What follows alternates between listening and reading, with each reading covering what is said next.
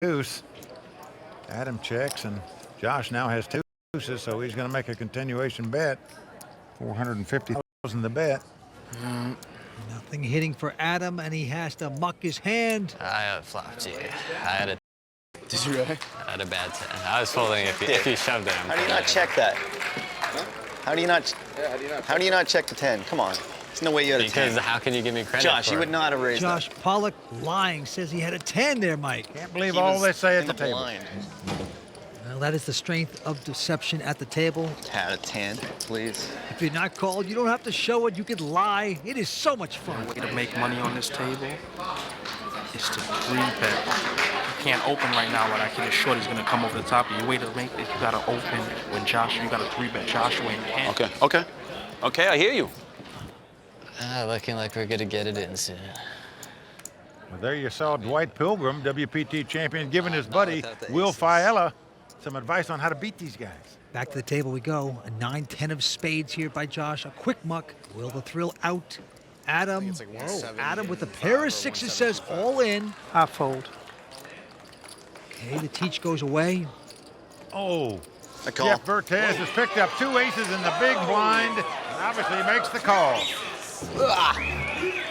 Just a great time to get him. The weapons of mass destruction by Jeff Vertes. Time to break his man. Just like you dream about, somebody moves all in, you look down the big blind, you find two aces. A lot of black cards. Now you got to make them stand up, though. Adam Aronson from Santa Monica, California. First time ever on the WPT. Gonna need some huge help here. Well, as you can see, Jeff about a 4-1 favorite to win this pot and eliminate Adam from this tournament. And here comes the flop. A 6 in the window. Oh no. 6 right in the door. Wow. Unbelievable tough luck for the McDonald's man from Canada, but it's not over. Hold on. Take a look at Jeff Vertes right now. The McDonald's man looks like he just closed up shop and found a counterfeit $100 bill in the cash register. Well, Adam didn't want to celebrate too early here. Dwight knows what's up. Well, remember last season, Dwight celebrated too early in one pot and ended up losing it. Adam just wants his hand to hold up.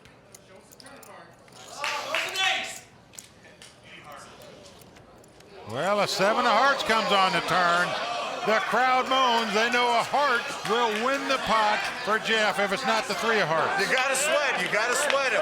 It's all about the heart. Gotta be a sweat. Gotta be a sweat. Oh, Adam.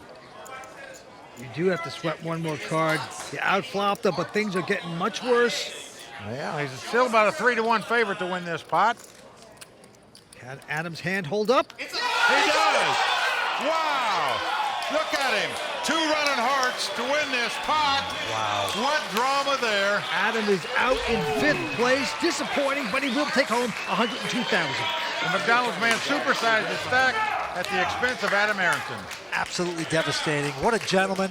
And he's going over right now to talk to Matt Savage. Adam, pretty tough beat there on the end. Yeah, Matt, that's a tough one right there. That's poker, though. You know, he was ahead the whole time. Well, he was ahead to start. I got real lucky. There's always got to be a sweat on the turn, and the best hand ended up winning on the river. That's it, man. I'm just happy to be here, you know. Well, you're taking home over $100,000. Do you think you're going to take the day off tomorrow? We'll see. We'll see what these guys want to do tonight, and I think they're the ones driving right now. So Good luck to you. Back to you, Kimberly. He went out with a sweat, but he still had a good time. With Adam Aronson out in 5th place, we're getting closer to adding a new name to the WPT Champions Cup. We'll be right back with more from the Legends of Poker, brought to you by ClubWPT.com in just a moment.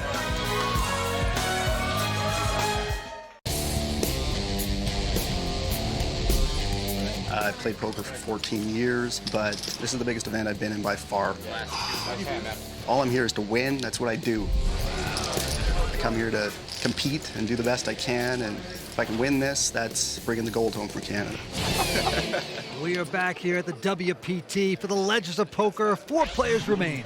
Well, Jeff Vertes is actually from the same town, Abbotsford, British Columbia, as WPT champ Sean Buchanan is. To bring a 2nd title back to this town. A lot of good poker players in Canada now. Well, he is the chip leader at this point with 7.8 million in chips.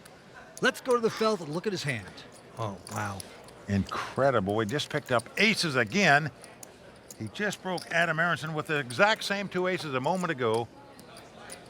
Well, he's raised to 400,000 with the weapons of mass destruction again, but Josh has piqued his interest with just a king 6. He's re-raised. He's going to 3-bet here, Vince. You just don't expect a guy to pick up another big hand when they just showed you aces the previous hand. You're only supposed to get those once every 220 hands, and here we see Jeff's got them back to back.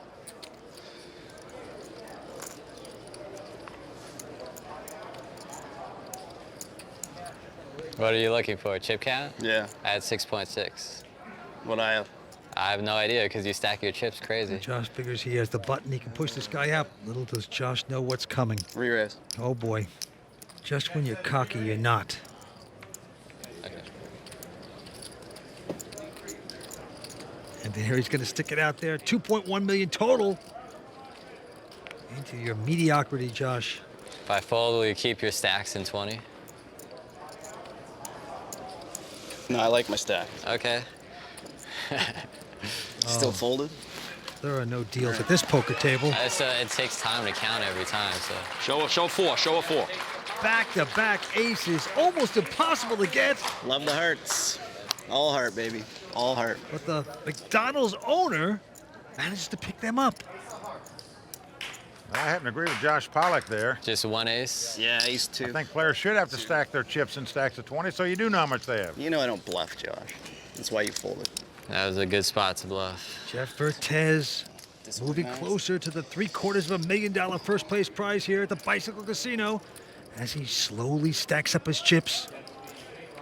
Action going to Josh, who felt that sting just a little bit. Josh from Las Vegas, 27 years old. This time he's going to fold. And now Will the Thrill has picked up a wired pair of 8s, and he's going to stick it all out there. He's gone all in. He's gone in for $3 million here. Ken out. Oh. Jeff Vertes with a pretty good hand here, Mike.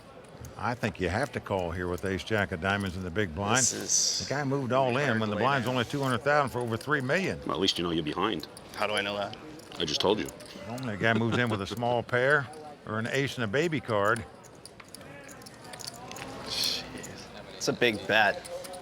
It's a pretty big bet. What's my chip stack at? I told you to keep them in 20s. I think you got about 8 million. Will the Thrill from New York trying to work his way, talking his way out of this one. Does he want the action or does he not? Well, I don't have a top 6 hand or anything here. It is suited. He is tempted. The Canadian with a big chance to break out Will the Thrill. I want to give you the benefit of the doubt, but I don't know. I think you have to play this hand in this situation with the big chip lead. It's a tough laydown. Chance to eliminate another player. What do you got? Can I even tell you that? I'm all in. I have no decision. Suited with an ace and a high card. Will the Thrill taking on tournament director job. Not the highest. Otherwise, He's it making would've been a decisions snap. here. He's talking, Third highest. laughing menacingly. It's not hearts, though. You're behind. Too much chatter going on for me, Vince. I believe you. Might look stupid on camera, but I don't think it's fair to the other players when you tell each other what you have. That's why it's against the rules to say exactly what you have during the play of a hand, because the other two guys at the table want them to clash. They want a guy to get broke so they can move up in prize money. So it affects them. He doesn't have ace-jack. I bet you I did. I bet you didn't You'll have see it ace-jack. on camera, and it was suited. And Will the Thrill is going to take this pot. I had a pair. Do I really want to get in a coin flip for Depends. If you 35% want to of my double up chips? the best player at the table, maybe you want to do that. If you don't, then you don't. Clearly I That's don't. all. Waiting for Josh to do something. He's a two-time WPT champion and former player of the year with over $3.5 million in earnings. Jonathan Little might not have the name recognition of a Negreanu or an Ivy, but Jonathan's on his way to becoming a poker legend for a new generation. Earlier this week, I sat down with him in our new Royal Flush Girls social bar to see if I could learn the secret to his success. When did you realize you could actually make a living being a poker player? That's a tough question. I'm not sure if I think I can make a living now. It's a tough game. The poker always gets tougher, so you always have to stay better than the competition, and you have to learn faster than the competition. You seem very stoic at the poker table. Do you ever show emotion? Jonathan, smile, son, it's over. You've won the 1.1 million. Whenever you play poker, you can't associate lots of money with doing well. I try to keep everything in perspective. I certainly get excited when I win, but I tend to not show it because I realize that that's not the greatest thing I'm ever going to do. Hopefully I'm going to do better in the future. Is there anyone you fear at a poker table? I fear a lot of people, but I don't let it really affect my play. I tend to try to avoid the good players at the table. For a lot of young guys, they always go after everyone at the table, but in reality, they're going to be losing money or breaking even against the good players, and that's just going to cause a lot of unnecessary variance most of the time. So the people at my table that I think are, pretty good, I just avoid them, and there's really nothing wrong with that. You've written a poker book where you've decided to give away most of or all of your secrets. Why would you do something like that? Well, I've been given a lot by the poker community, and in my book, it's called Secrets of Professional Tournament Poker. I basically try to give back to the poker community that helped me. It really just teaches you how to play good, sound poker and how to adjust to every situation. And if you can do that, you'll be able to make it. So what's the real secret that you haven't given up yet? I've given them all away. You just have to learn to think as well as I think. What does it mean for your poker career to win WPT Player of the Year? It's very difficult to win, and when you win the World Poker Tour Player of the Year, it's on the biggest stage in poker, and it sets you apart from the rest of the players, and it lets everyone know that you're very good at the game. While he didn't make tonight's final table, Jonathan did take 38th place, making this his 14th WPT cash. Jonathan wasn't the only WPT Player of the Year to cash. In fact, JC Tran and Gavin Smith also made the money.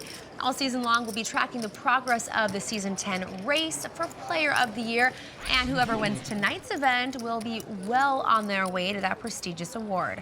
All right, the action's back in play here at the Bicycle Casino, so let's get down to Mike and Vince. Well, last year's champion of the Legends of Poker, Andy Frankenberger, went on to become the WPT Player of the Year. One of these four guys are hoping to do the same thing.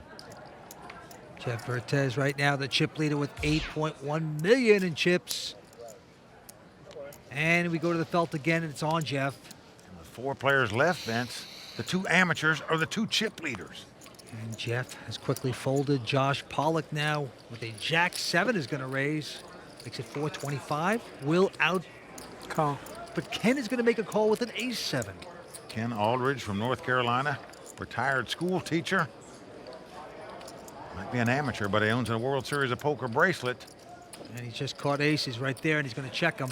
Well, Josh has a flush draw, so he is going to fire here. Yep, makes the continuation bet a $500,000. Right. Well, Ken is going to raise it up here with an Ace-7.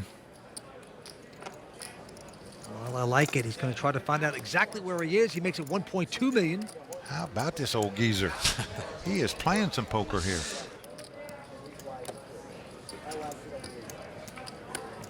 Josh with the flush draw. I'm all in. Wow. He's gone all in.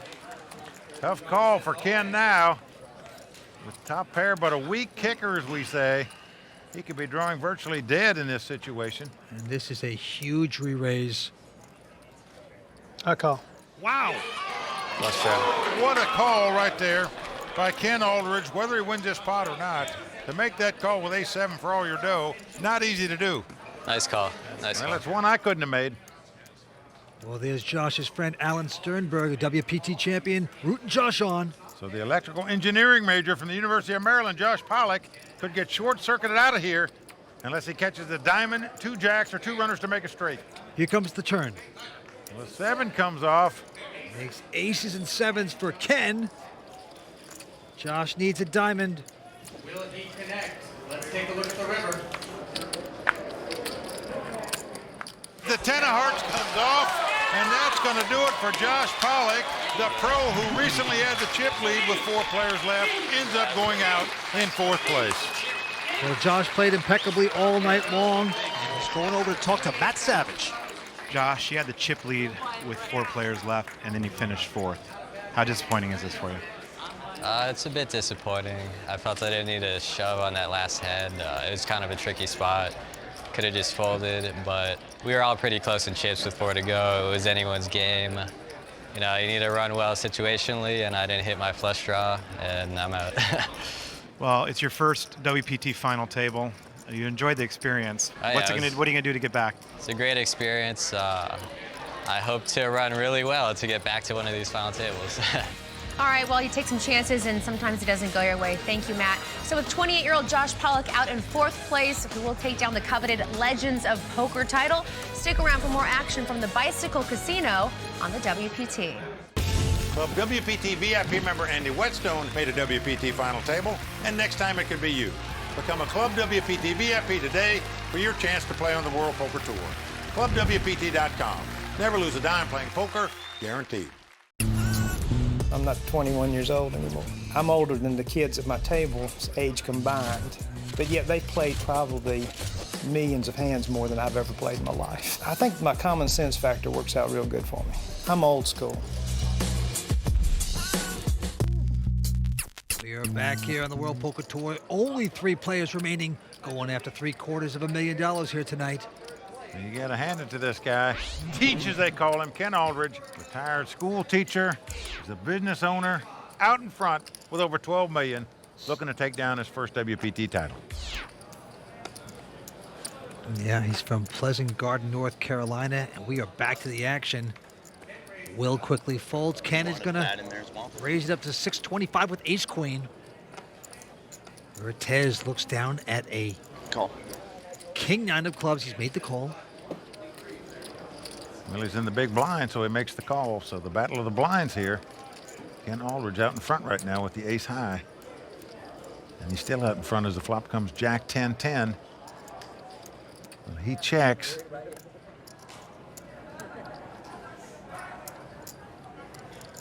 Now Jeff going to make a bet. Looks like 700 grand. Ken with the inside straight draw. Raised before the flop, but he's going to give this one up. Well, he's going to show the ace-queen. Now, Vince, there's a case that had he let out and bet on the flop, he's going to win that pot rather than lose it. Talking about Ken Aldridge there. Need to give you 2 pair with that flop. Yeah, I had a straight coming. Wow. Good hand. Well, lack of a continuation bet, Vince, I believe cost the school teacher that pot. Oh, man. All right. Next hand, Ken Aldridge. Well, the ace-queen didn't work out, so let's try the king-3. Okay, he's going to raise. Makes it 425. Jeff with an ace-king of clubs. Call. Big hand, just calling. Going to play it slow. Crazy about that play, because when you just call there, you entice the big blind to come into the pot. But he did not. He is folded. And the flop comes up 10-7 deuce. Well, this gives Ken Aldridge a flush draw. And Ken is going to bet 425,000.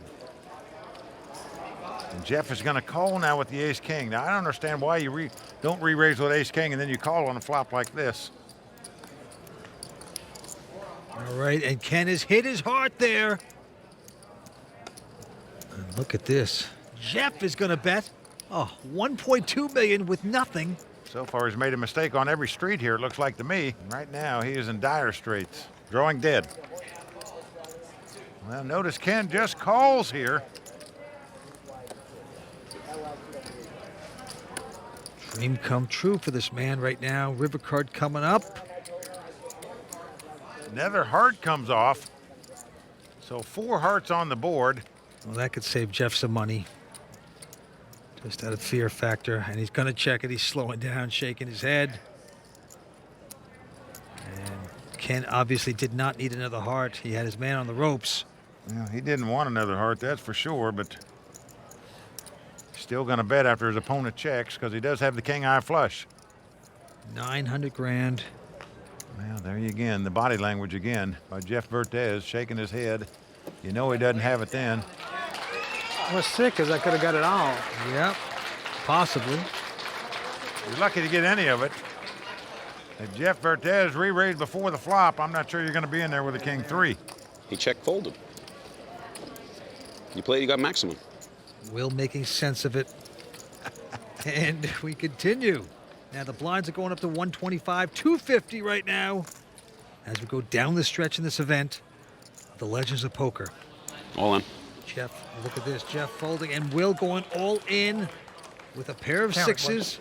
I have a happy meal. You have a big meal. That's right. I got the. You just got the burger. I got the whole meal. Right. Ken with just a 9-10. He can afford to make this call, but I wouldn't make it for $2.2 million to double up a tough player like Will the Thrill. It's gambling. I call.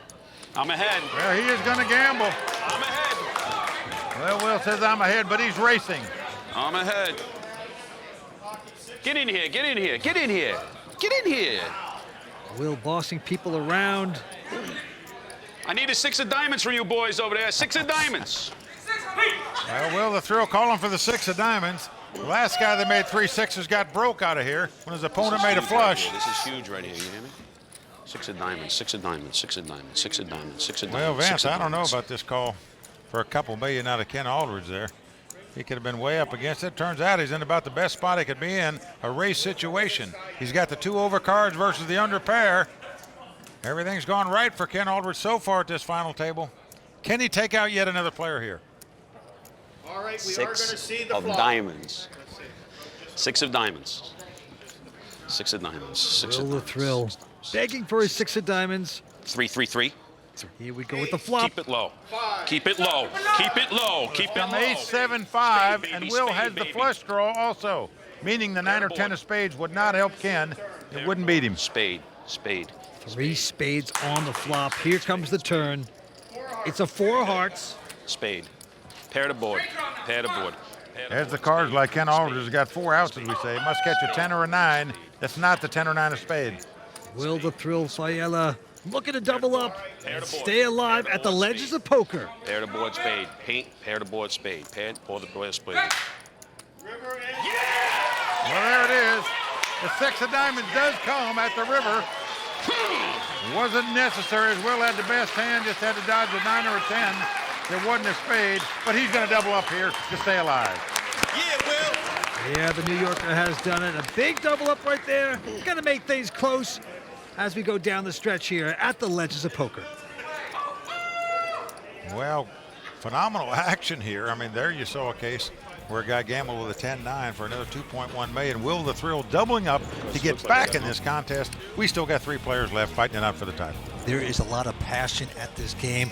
Will the Thrill from New York, he's got his mojo back. He's up against 2 so-called amateurs. One of them has a World Series bracelet. The other is a tough Canadian. We will see. This is getting very interesting. Well, gentlemen, this should be a fight to the very end as we come closer to crowning the first WPT champion of our historic 10th season. Please join us next time from the Bicycle Casino for WPT's continuing coverage, brought to you by ClubWPT.com. Until then, for Mike Sexton, Vince Van Patten, Tony Dunst, Matt Savage, the Royal Flush Girls, and the entire WPT team, I'm Kimberly Lansing saying thanks for watching. Good night. The World Poker Tour is brought to you by ClubWPT.com. Never lose a dime playing poker. Guaranteed. Tonight in Los Angeles, a legend will be crowned and another name etched onto the WPT's Champions Cup. The first tournament of Landmark Season 10 comes to its ultimate conclusion only on the WPT.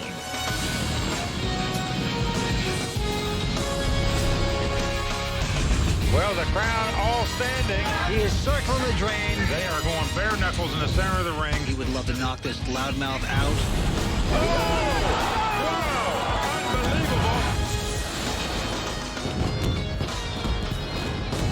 After 5 grueling days of hard-fought competition, the Legends of Poker here in Los Angeles is poised to name the first WPT champ of Season 10.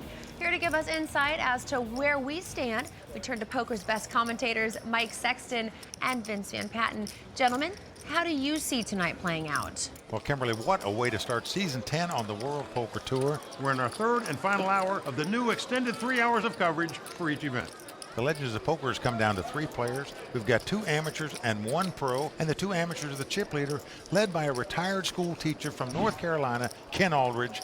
Now, Vince, remember a year ago, we had a businessman come into the poker world. His name was Andy Frankenberger. He not only won this tournament, he went on to become the WPT Player of the Year. That's it right. can be done. It can be done. And speaking of burgers, you know, Frankenberger, we have a burger guy. The guy that owns a McDonald's in Canada, that's Jeff Vertes in seat number 6, and he can play. But can he beat Will the Thrill from New York? Now, Will has played on the tournament circuit for years, and he is desperate to win his first major title, and he's tough. He's got his mojo back. This is going to be great. Thank you, gentlemen. $750,000 and a prestigious title on the line tonight. Looks like the game's ready to resume, so let's check the chip counts and get back to the game.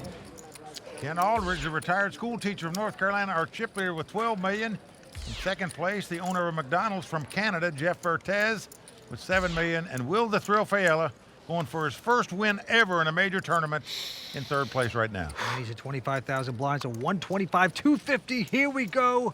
Jeff Vertes quickly folding his hand. Now Will the Thrill with a pair of 9s. And he's raised it to 600,000, Mike. A nice hand in the small blind when you pick up 2 9s, but Ken Aldridge is going to look him up with a King-7 offsuit here. And we are flopping. When Ken has out-flopped him as it comes King-10, 3. 800. Will going to make the continuation bet, but I don't see Ken going anywhere here after flopping top pair. I'm all in. $800,000 bet. And, of course, Ken puts the pressure on, re-raises all in. Well, Will quickly going all out. Glad you didn't move me in pre-flop because I beat you in the middle. My deal was I'm in all the way, so I might as well do it right there. I'm on a free roll. I'll take it. Ken Aldridge, the retired school teacher, taking down that pot. We started to look a little bit like he's been fishing. Well, right now he's fishing for a WPT title, I can tell you that. Tough amateur player. Right back to the action. It's on him. This time with a nothing hand. He's got the 8-4 spade. And he will not play that. Into Jeff from Canada. He's got a pretty good ace-9 offsuit. Certainly a hand you're going to raise. Out of the small blind, he has raised it. And Will quickly moved all in. How much more is it? I got 3. I think I got 3 million. All in with an ace-5 of diamonds. What is that about? I'm ahead. You can get there. I'm ahead. I want my chips counted too. Jeff wants his own chips counted. Now, I've never seen this before. The guy stands up to have his own chips counted. I don't need help. He needs help. He's a nice guy. What do I have left? Well, little does Will know, he is behind in this hand. He's telling the world he's ahead. I think he's hoping the man goes out of the pot. I call. I call. Wow. I don't have aces. Okay. I have an ace. Will tried to talk him out of that pot, but it didn't work. Now he's got to outdraw him to win it. Will looking a little humbled there. Diamonds. Diamonds. Ace-5 of diamonds. Well, Jeff's snorting like a bull right now. I bet he doesn't do that behind the McDonald's counter. 5 of diamonds. Jumping up and down 5 on of his clubs, toes 5 of here. spades. He's out front. 5 of clubs. 5 of clubs. Ace-9 up against ace-5. Diamonds! And the flop comes up 10, 8-5. A 5 right on the flop. He has caught some help. He has taken the lead. Keep it low. And now it's the Canadian, Jeff Vertes, that needs the help. 5 of hearts. 5 of hearts. Jeff can't believe it. Here we go with 4th straight. Well, a 7 comes off. Gives a few more outs for Jeff, and he knows it as he's got an open end straight draw. He will now win the pot with a 6, a 9, or a jack. Board, run better. Can Jeff knock the New Yorker out? Board. King paddleboard. King paddleboard. King paddleboard. King paddleboard. King paddleboard. King. And they paired the board with 10. Will the Thrill going to double up yet again? Right now he can outdraw Picasso. Beautifully done. He doubles up. And Jeff Vertes really disappointed. He is in a state of shock. Will the Thrill sits back down, taking off his jacket. He's still alive. We've got a lot planned for you tonight from the Bicycle Casino, including Tony Dunst with a new edition of the Raw Deal, and find out who are the season 10 ones to watch when the WPT's coverage of the Legends of Poker, brought to you by ClubWPT.com, continues. The WPT is brought to you by ClubWPT.com. where VIP members can watch the latest episodes online, get a free subscription to the WPT magazine, and so much more. ClubWPT.com. Never lose a dime playing poker, guaranteed.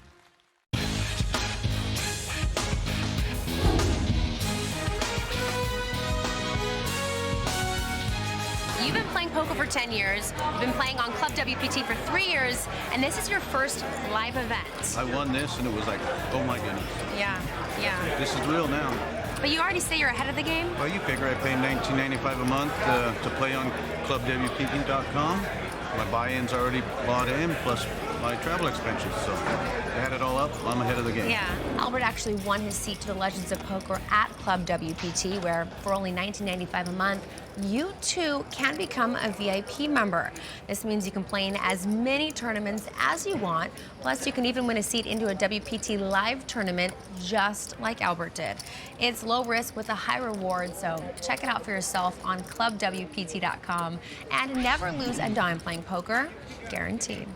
All right, it looks like the final table action is ready to start back up, so I'll hand it over to Mike and Vince to check the standings and get back to the game.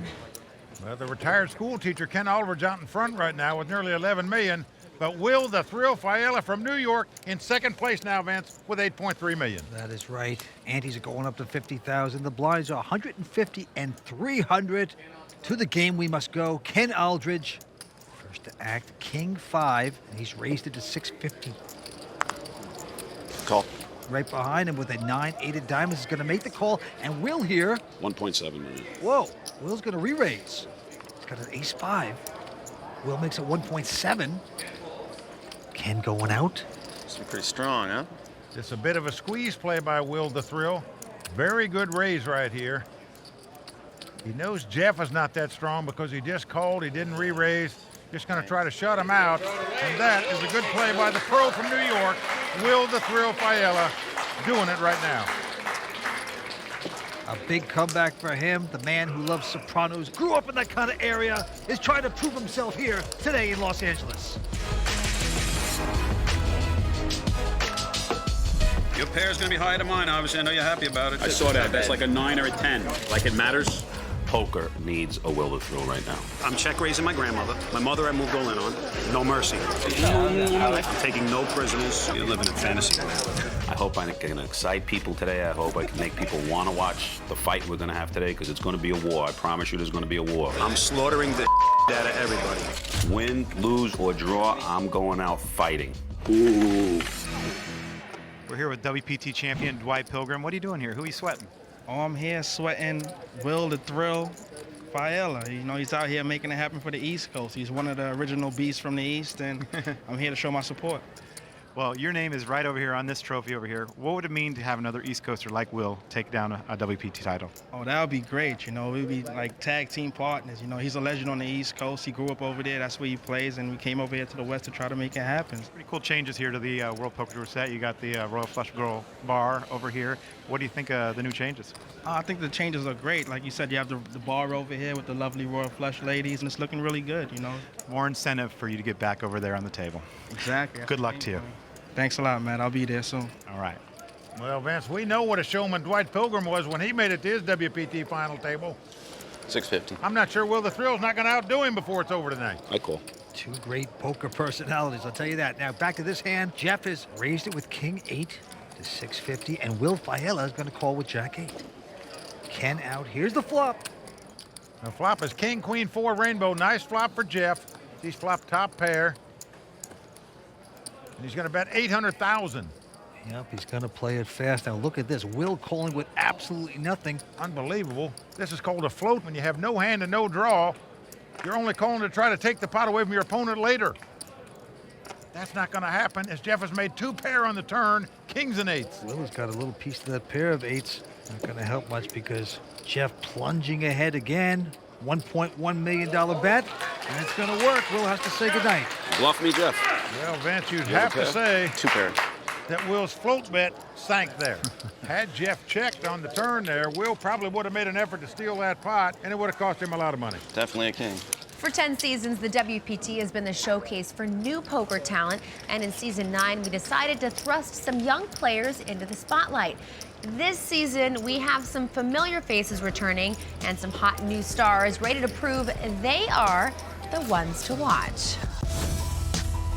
Poker to me is like my life. Both my #1 passion and my profession. If I take it seriously and I take it as something that I identify with, I want to be the best. You know, poker is this game and you never know where it's going to take you. One minute I'm reading Super System and the next minute I'm knocking Doyle Brunson out of the 40K. That gets the blood flowing, pumping, and that's what makes me show up. Okay, we might have said that last year was my year. No. I think this year is my year. I definitely have to want and be hungry to win. You know, you see hungry players that want it. The person that wants it the most is going to win. Not the best player, the person that wants it the most. You're either first or you're last, because if you don't have that competitive spirit and that confidence, then you're really not going to be able to win. Yeah, you have to be fearless. Fear is your enemy at the poker table. You need to be very aggressive. You need to put pressure on your opponents. You need to go for the win. You can't find that in any book. You just have to play and just kind of work the kinks out along the way. I think I do have a bright future in it. So hopefully you'll be seeing a lot of me. It could come next week, it could come next month, it could come next year. Just gonna keep working until I get that big live win.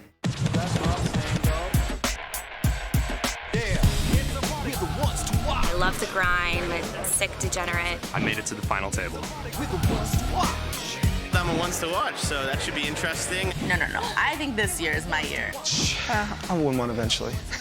This season on Ones to Watch. I'm a funny guy sometimes. I'm pretty obnoxious.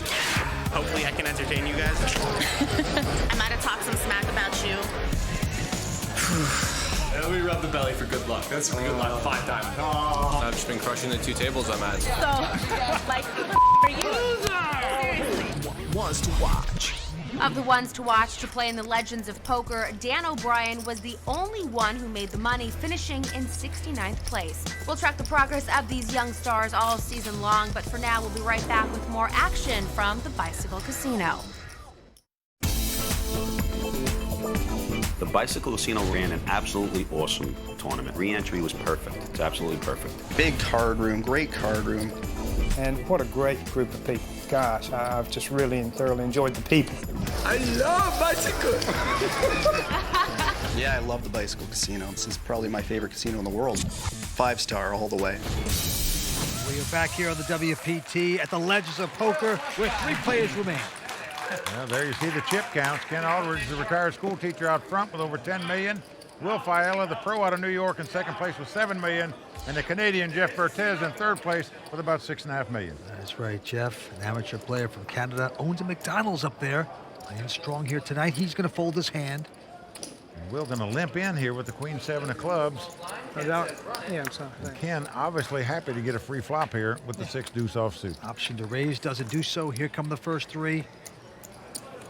Oh, what a flop for Ken as it comes 3, 4, 5. Ken has flopped a straight. Oh boy, and he's going to bet 300,000. Will's going to stick around for some reason. He's going to try to catch a 6 in the gut.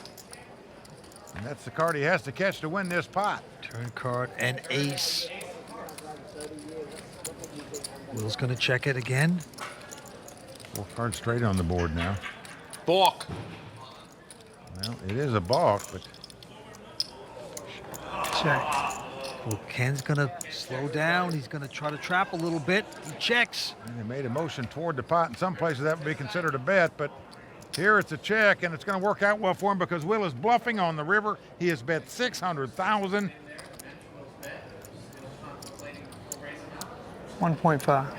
Oh boy. And there's the raise, and there's the exit by Will. Yep. 2-6 even. Oh, well, you got to think that Ken is making a mistake showing these hands when you're not called. Don't give these Vipers any more information than they deserve.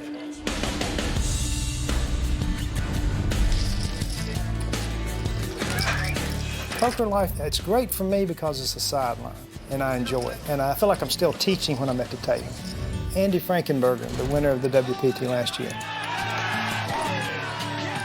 He worked 14, 15 years on Wall Street and then got into poker. He's got a resume, these young kids. It's a tough life if they choose to do it. It's not easy. They need to get some kind of resume as well as play poker. Well, there you heard Ken Aldridge mention last season's champ, and on day one of this event, the Season 9 WPT Player of the Year trophy was presented to Andy Frankenberger. Andy made his mark here at Legends 1 year ago by winning this event and starting a successful Season 9 on the WPT. Tonight's winner could easily follow Andy's lead. Check back here all season long as we'll track the progression of the Player of the Year race for Season 10. In the meantime, let's get back to the game with Mike and Vince. Oh, man.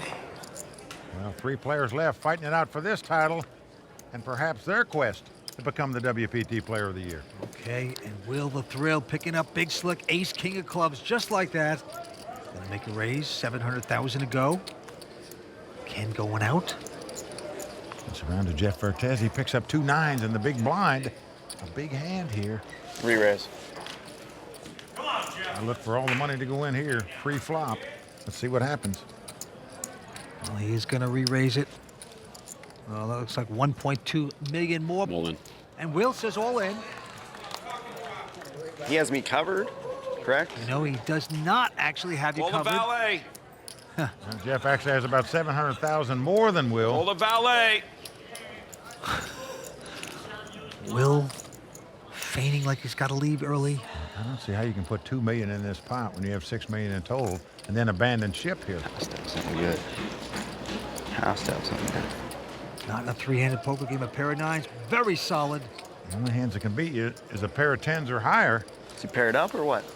I got a pair of balls. That is just At least I got you to laugh, Jeff. crude, New York style. Laughter and mirth at the table, always a good thing. Well, you know Will's going to make the same play probably with ace-king, ace-queen suited, 2 8s, 2 7s. There's a lot of hands that 2 9s are going to beat. This is really tough, 3-handed, to fold this. Let's see how you can fold it. Okay, hold on. So you bet. I re-raised. You went. You went. Right? What? You bet I re-raised, then you did that. Mm-hmm. Original bet was what, 700? Mm-hmm. 700. 700. This is a 700. tremendous moment in his poker life. Playing 3-handed poker, you just can't expect to pick up much better hands than this. If you play this hand and win it. Well, I know it's not a bluff. I mean, That I promise you. That I promise you. every time you've outdrawn me, every single hand in this entire tournament. Then just fold and wait for the next one. It's very obvious, Vince, that he owns the McDonald's franchise and that he doesn't clock in. He can move a little quicker. I just don't want him to have a bigger pair. And there's a very good chance he's a bigger pair of cards. Dolly Parton never said that line. I fold. Oh boy. He does lay it down. So Will the Thrill picking up a nice pot there. Well, I got to say, Vince, it surprises me that you put in 2 million. Fold that. Then you're going to throw away a pair of 9s in that spot. No, they might not have been good, but just too much money out there to lay it down, in my opinion. Ken Aldridge, the former school teacher, still out in front with close to 11 million. This is the event Doyle Brunson won a few years back. 750. And Will bounces right back, picks up ace-queen after winning the last pot with ace-king. But right behind him, Ken with king-queen says re-raise. And he is going to make that, it appears like... Sick bet there, Ken. Wow. Sick bet. 1.6 million. Trying to teach a lesson here. All right, Jeff. Is that what's going on? So look at my cards. Oh. Jeff Vertes has picked up 2 aces in the big blind. I'm all in. And he says all in, Mike. Will the Thrill standing up. He thought he had a premium hand, but he got re-raised and re-raised again.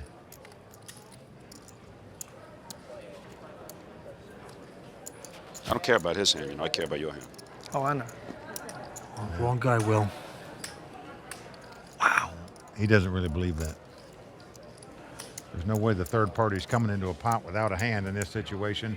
You're just going to hope the other 2 guys clash and one of them goes out. Unless you have a premium hand. And obviously, Jeff has the best hand possible. This would be a great escape if Will should make this fold. Now, the way the hand's played, I think you can get away from it pretty easy. Will thinking it through. I fold. And he's going to make a brilliant lay down. Very solid. Yeah, even if you don't put the guy on aces, you put him on ace-king or 2 kings. Well, this would be shocking to me if the teach called this bet. I mean, this is what we call a trap hand, a king-queen in this situation. You're very fearful your opponent's got ace-king, 2 kings, 2 queens, 2 aces. Nice hand. Nice bet. Either way. And Jeff has chased them both away with the aces. You're lucky he did that. No, I'm not. Oh, yes, you are. Why? I had a nuke. Huh? I had a nuclear missile aim in it. You had a nuclear missile? You had that? No. Did you have that? No. Yeah, you didn't have that. Well, he showed the aces. And Will seduces these guys to show them hands they're just not supposed to show. If he doesn't do that, I'm all in on you. Will the thrill. I folded ace-king. Best part of his game is his table talk. How did I not get a caller there? How did I not get a caller? We're sharing callers. Unreal. This is an overbet, but geez. 3 players left at the Legends of Poker. We're coming back with more action. Stay with us here on the WPT.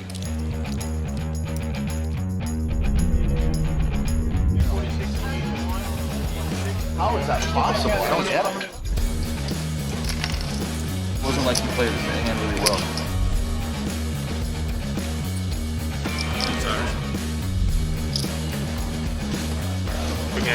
Sorry, 0.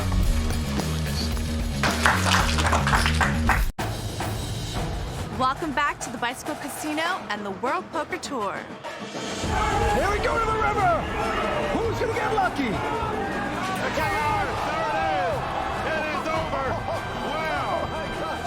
It was late into the night of the Season 4 Legends of Poker when the talented pro Kenna James had amateur player Alex Kahaner exhausted, defeated, and all in with Jack 10 versus Kenna's Ace 4.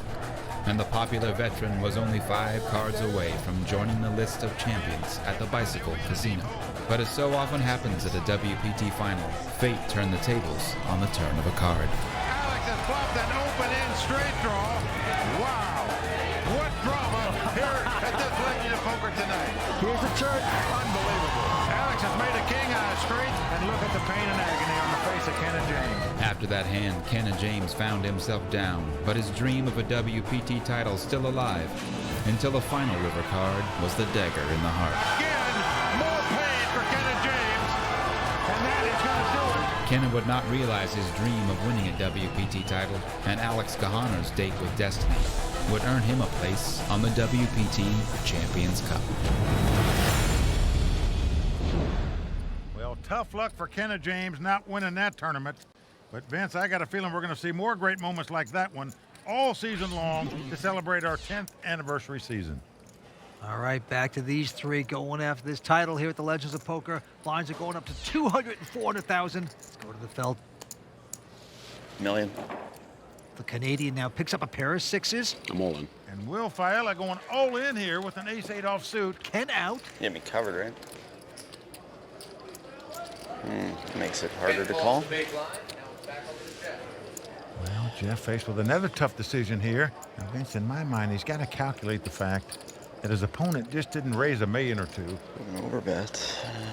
Where if he had a premium hand, that's what you think he would do. He went all in for $7 million in this spot. Do you really put him on a bigger pair than yours? You want to chat about it a bit? You look tired. You getting tired? You ready to go home? You could be correct, but I play 18 hours a day, so it's not a big thing to me. I always question people that say that they work 18, 19 hours a day. What come on, just doesn't seem right with the math. Not possible, Mike. You want to phone a friend? I'd like to. Is that an option? Yeah, we've seen numerous instances already. How am I talking myself out of this? He has laid down pairs. Because you know you beat. In this situation. Yeah, probably. Probably. I don't want to look bad on TV, though.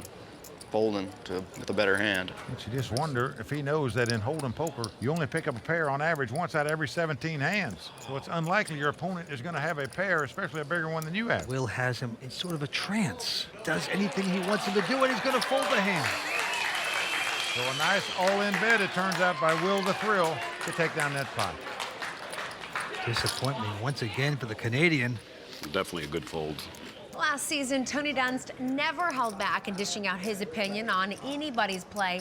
And this season, he's back to serve up some more in this edition of The Raw Deal.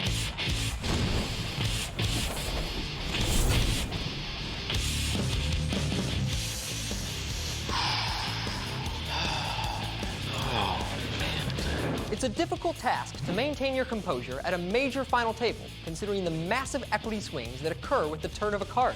Every time you've outdrawn me, every single hand. It's even more difficult if you're unaccustomed to playing for high stakes, and probably damn near impossible if it's your first major tournament. That's the situation Jeff Vertes finds himself in tonight. And although he's to be commended for maneuvering himself to the final table in his first high-stakes tournament, he definitely hasn't been the picture of composure while at it. Let's break him down. I don't want to look bad on TV, though. Jeff's problems begin when he finds pocket nines in the big blind against Will Failla three-handed. I went on quite the tirade last season when we witnessed Kia Mohajeri three-bet fold pocket jacks from 35 blinds deep three-handed. It's an absolute catastrophe. So you can imagine how I feel about Jeff's three-bet fold here with nines when holding 19 blinds to start the hand. While watching, I wished I could just lean into Jeff's ear and tell him,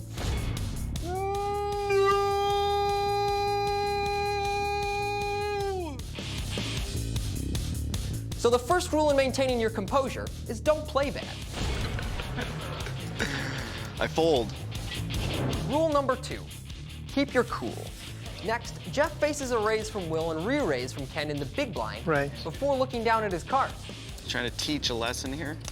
I think if there was one thing I wouldn't do when peeking down at a massive hand in a situation where I desperately want action, is mumble, Jesus, under my breath the moment everyone is paying the most attention to every nuance of my behavior. I'm all in. That's not to say I don't believe Will finds a fold anyway. I fold. But I'm sure that slip made his decision easier. Nice bet. How did I not get a caller there? Unreal. Rule number 3, shut the hell up.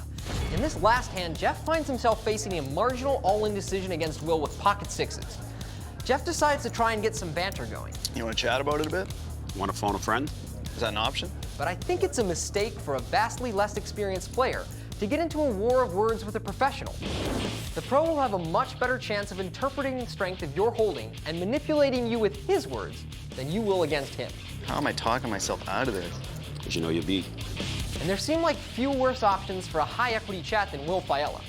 The guy's an old-school East Coast grinder. I mean, he's been talking total garbage at the table since before Jeff was born.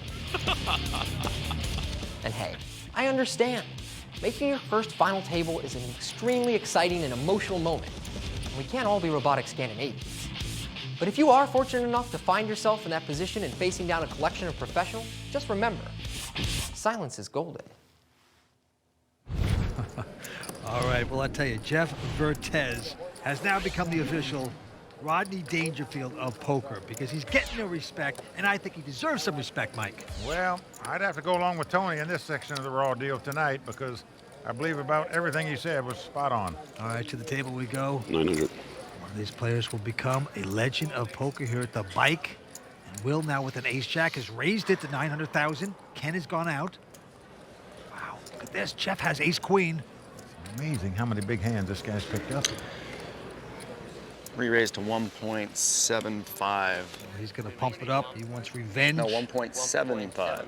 I'm all in. And Will coming back over the top all in. I call. Jeff is finally going to make the right decision. He's making the call. What do I do? Ace-jack. Well, Will has more chips than Jeff. Jeff has the best hand with a great chance to double up here. Right, we need a jack. Remember the last time he had him all in this spot, he had ace-9 against ace-5. Will escaped that time. Could he possibly escape again? Where's the jack of clubs in the window? One time, bro. Jack of hearts. What spades? Jack of spades. Well, Will's talking to the dealer. We got one more in us? One time? One time, One Will time? says. Well, there's a will, there's a way. Jack, jack, jack, jack, jack. Ace, queen, ace, queen. Hit the ace, queen. Both. 2 pairs. There you go. He's getting his confidence back. Here comes the flop. More jack, just like that. Aces and jacks. Well, Jeff was rooting for 2 pair, but it was Will that hit him. Keep it low. 3. Did you have a king? A king or a queen. Hit the king. Wouldn't do it for Jeff, but he's going to have help. to stay alive here. Holy Christ almighty. Hit me with the king. One time. One time with the king. Holy Christ almighty. Jeff needs some help. He's begging for it. Not the big. Well, that's a 9. That gives him an 8 as an out as well. Now he can catch a king, a queen, or an 8. King, queen. Come on. Deuce, deuce, Jeff deuce. dream of becoming a WPT champion. All coming down to this card. Come on. Let's catch a king, queen, or an 8 to stay alive. It's an ace. Will the Thrill has sucked out again. You gotta feel the pain for Jeff Vertes there. Wait. The McDonald's owner gonna pick up $186,000, and it's back to the kitchen for him. Out in third place. That is sick. He won't sleep for 2 weeks, man. Well, Vince, he was very unlucky a couple times when he had Will all in, when he did have him dominated. But in truth, he might look back at some of those other hands that he could have possibly busted Will along the way, and he didn't take a shot to do it. Jeff Vertes from Canada, the McDonald's owner and manager, has to say goodnight. And right now, he's going over to talk to Matt Savage. Jeff, that's a very tough beat. Obviously, you got your money in good twice against Will, and he beat you both times. It's poker. It happens. I've done it to other players numerous times. It's very disappointing. I came here to win this thing, and I did everything I could to do that. It's just the way it goes sometimes. I'm glad I made it to third place in my first major tournament, and I hope I gained the respect of the poker world a little bit, and I don't know. You sure did with me, and congratulations. I'm sure we're going to see you at another World Poker Tour final table. Absolutely. All right, congratulations. Thanks, guys. Kimberly, over to you. Very well said. He really did play his heart out. With Jeff Vertes out in third place, we are very close to crowning the Season 10 Legends of Poker champion. Will it be Will Failla or Ken Aldridge who takes the WPT Champions Cup? We'll be right back with Heads Up Action on the World Poker Tour, brought to you by ClubWPT.com. And I'll be back. I'll be back for sure.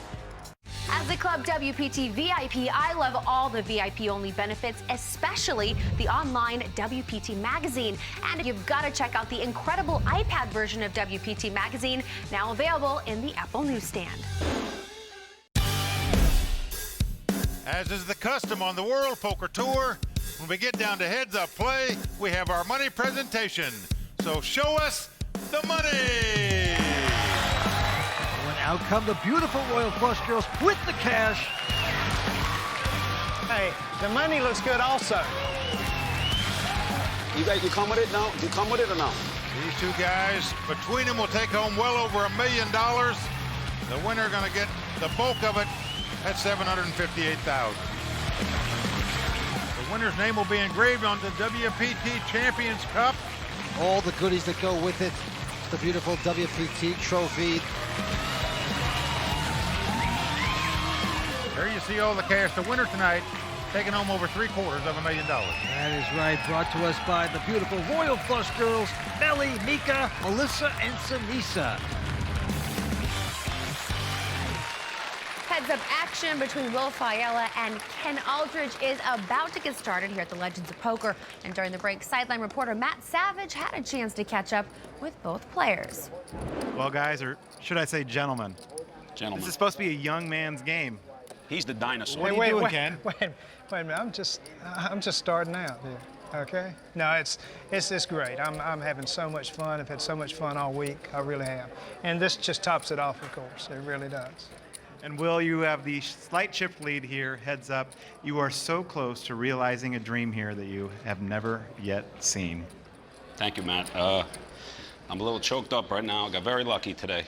I just hope it works out. This is great competition. I know I'm not the pro, but I love playing this guy. This is going to be great. It really is. Right. Regardless of the outcome, this is wonderful. Really Well, is. We're all winners now.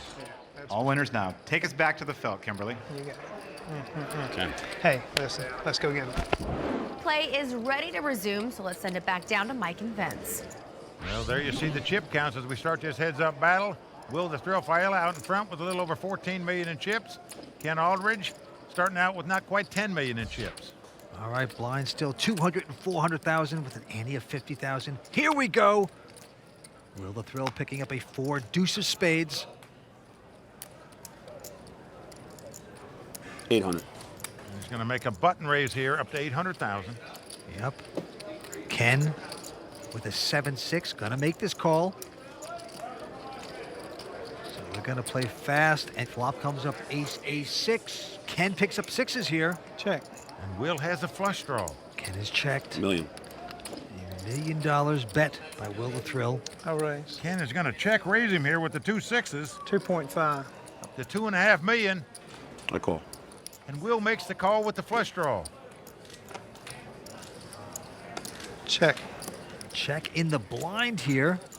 Vince, you don't see a check raise and then a check in the dark very often in poker. You got to admit that. Well, they certainly do. Let's see how it turns out for him. A 4 comes off. Now this gives Will a pair as well as a flush draw. 1.5. Will he take the free card? No. He is betting 1.5 million. Not a big bet into a pot that's got almost 7 million in it. Ken, is he thinking to himself, this guy might have an ace? All Ken has is sixes. I guess your kicker could be better. But I'm committed. I'm all in. But now he's saying all in with just sixes and aces. Can't believe you flop sixes full. I fold. Whoa. Whoa, boy, good job. Good job. And he gets the fold. Great re-raise there by Ken. He's got 2 sixes. Trust me, he's got 2 sixes. Well, a very daring bet right there. How did Ken know that his man did not have an ace? He reads players pretty well. All right, back to the next hand. Look at this. Ken has picked up the weapons of mass destruction. Amazing how many times that's popped up tonight. He's got the pair of aces in the best situation ever. Cool. Notice he has the chip lead right now as well. Ken's made it 900,000. A call by Will. He's getting action. And flop comes Jack 5 deuce. No help for Will. He checks. Ken way out in front with the 2 aces. He's going to bet 500,000 here. And there's only about 2 million in the pot, so this is a small bet into that pot. And Will's going to make the call. Prospecting, I suppose. Here comes the turn card. Well, the 9 of hearts comes off. That's a great card for Will because it gives him a flush draw and a gut shot straight draw. He's going to check now. Doesn't have to bluff at this pot. Don't bet too much. You won't get paid. 2 million. And Will begging, don't bet too much. Now, 2 million is the bet. Obviously, Will is going to call here since he made the flush draw and the straight draw on the turn. Exactly what Will wanted to happen because now he can call this and possibly pick him off if he happens to hit. Down to the river we go. Little does he know that how far behind. And Will does hit the hand. He hits a heart. Will is backdoor to flush here. 4 million. And Will leads out and bets 4 million. I'm all in. I call. Wow. And Ken goes all in and called. That is a total amateur play there. Vince, there's no sense in going in. The guy's not going to call you with just one pair there if you move all in. Pretty dang lucky. Runner, runner. The retired school teacher loses that pot to running hearts. That is a tough beat. I'll let you get there. Huge hand. What a turnaround for Will the Thrill. Hitting the flush. It's ironic to end this tournament like that, right? And the blinds are going up to 250, 500. Right back on Will. I'm all in. He's gone all in with just a jack 6. Can I get lucky? Call the valet. Ken just has a 6-4. Well, I don't know that I can wait. Because I won't have any chips to win in a minute. Put 250. It's 850,000 in blinds and antes, Vince. I mean, you have to play something. It doesn't matter what it is, even if you have to get lucky to win the pot. And right now I got live cards. Maybe. Maybe. That's right. Yeah. Maybe. And Ken looks like he's going to go for it. And Will has him dominated with a jack 6 here. I got my favorite card. I got a jack. And he is going to love looking at Ken's hand. Oh, jack 6. Jack 6. Oh, my God. I figured I was live. I was live. What are you gonna do? You gonna fold a jack? Your name is Jack in the Box. Jack in the box. I need a jack in the box. It's my turn. It's my turn. Oh, boy. No matter where it goes, it was a great tournament, bro. Yeah, I didn't have anything left there. Will the Thrill was 5 cards away from taking a WPT title down. He's never won a major event before. Look at Jeff. Look at Jeff's face. Look at Jeff's face. And the 3rd place finisher, Jeff Vertes. Well, he knows it could have been him with that trophy, Vince. 4s. 2 of them. Jack of clubs. I tip bigger than him. Please, Lord Jesus Christ. And you play poker for a living and you chase this dream and you finally have a shot at it. you know and appreciate how much it means to you. Jack. Yeah. Well, the flop is king, king, 7. That is good for Will. Ken Musk has 2 runners to make a straight or a 4. I do. Jack, it's over. Oh, he'd love to get a jack and just be done with this event. Can he get his jack? Well, a queen comes off. That's pretty good, too. Well, if the board pairs 7s now, they would split this pot. Ken needs a 4 to win the pot. Nothing else will do for him. Heavy favorite for the thrill as these guys hug. Please, Lord. Please, Lord. Let's see the last card. 3.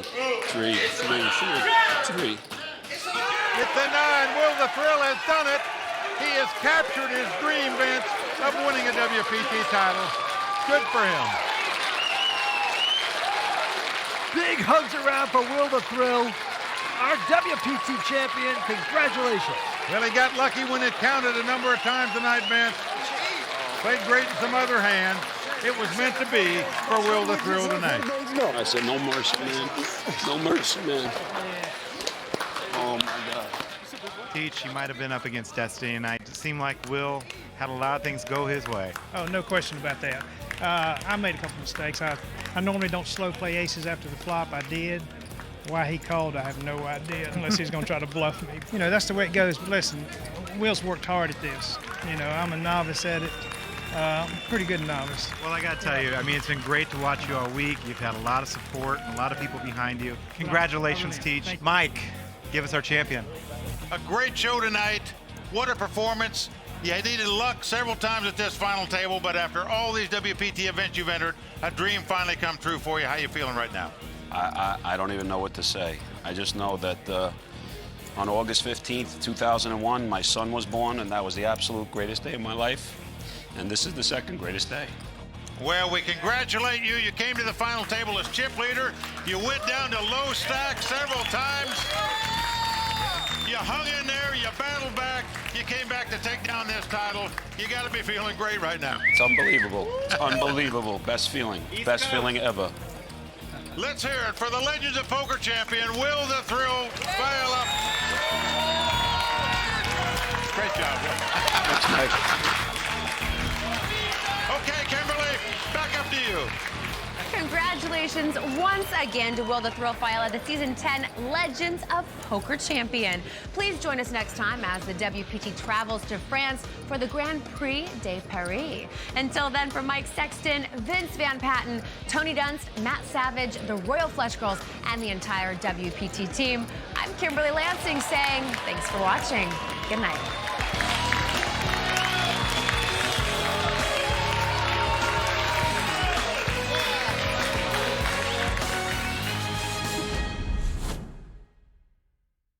The World Poker Tour is brought to you by ClubWPT.com. Never lose a dime playing poker. Guaranteed. City in the world, an international field of young pros put their national pride on the line to win the prestigious Grand Prix de Paris and the coveted WPT Champions Cup. And it's only on the World Poker Tour.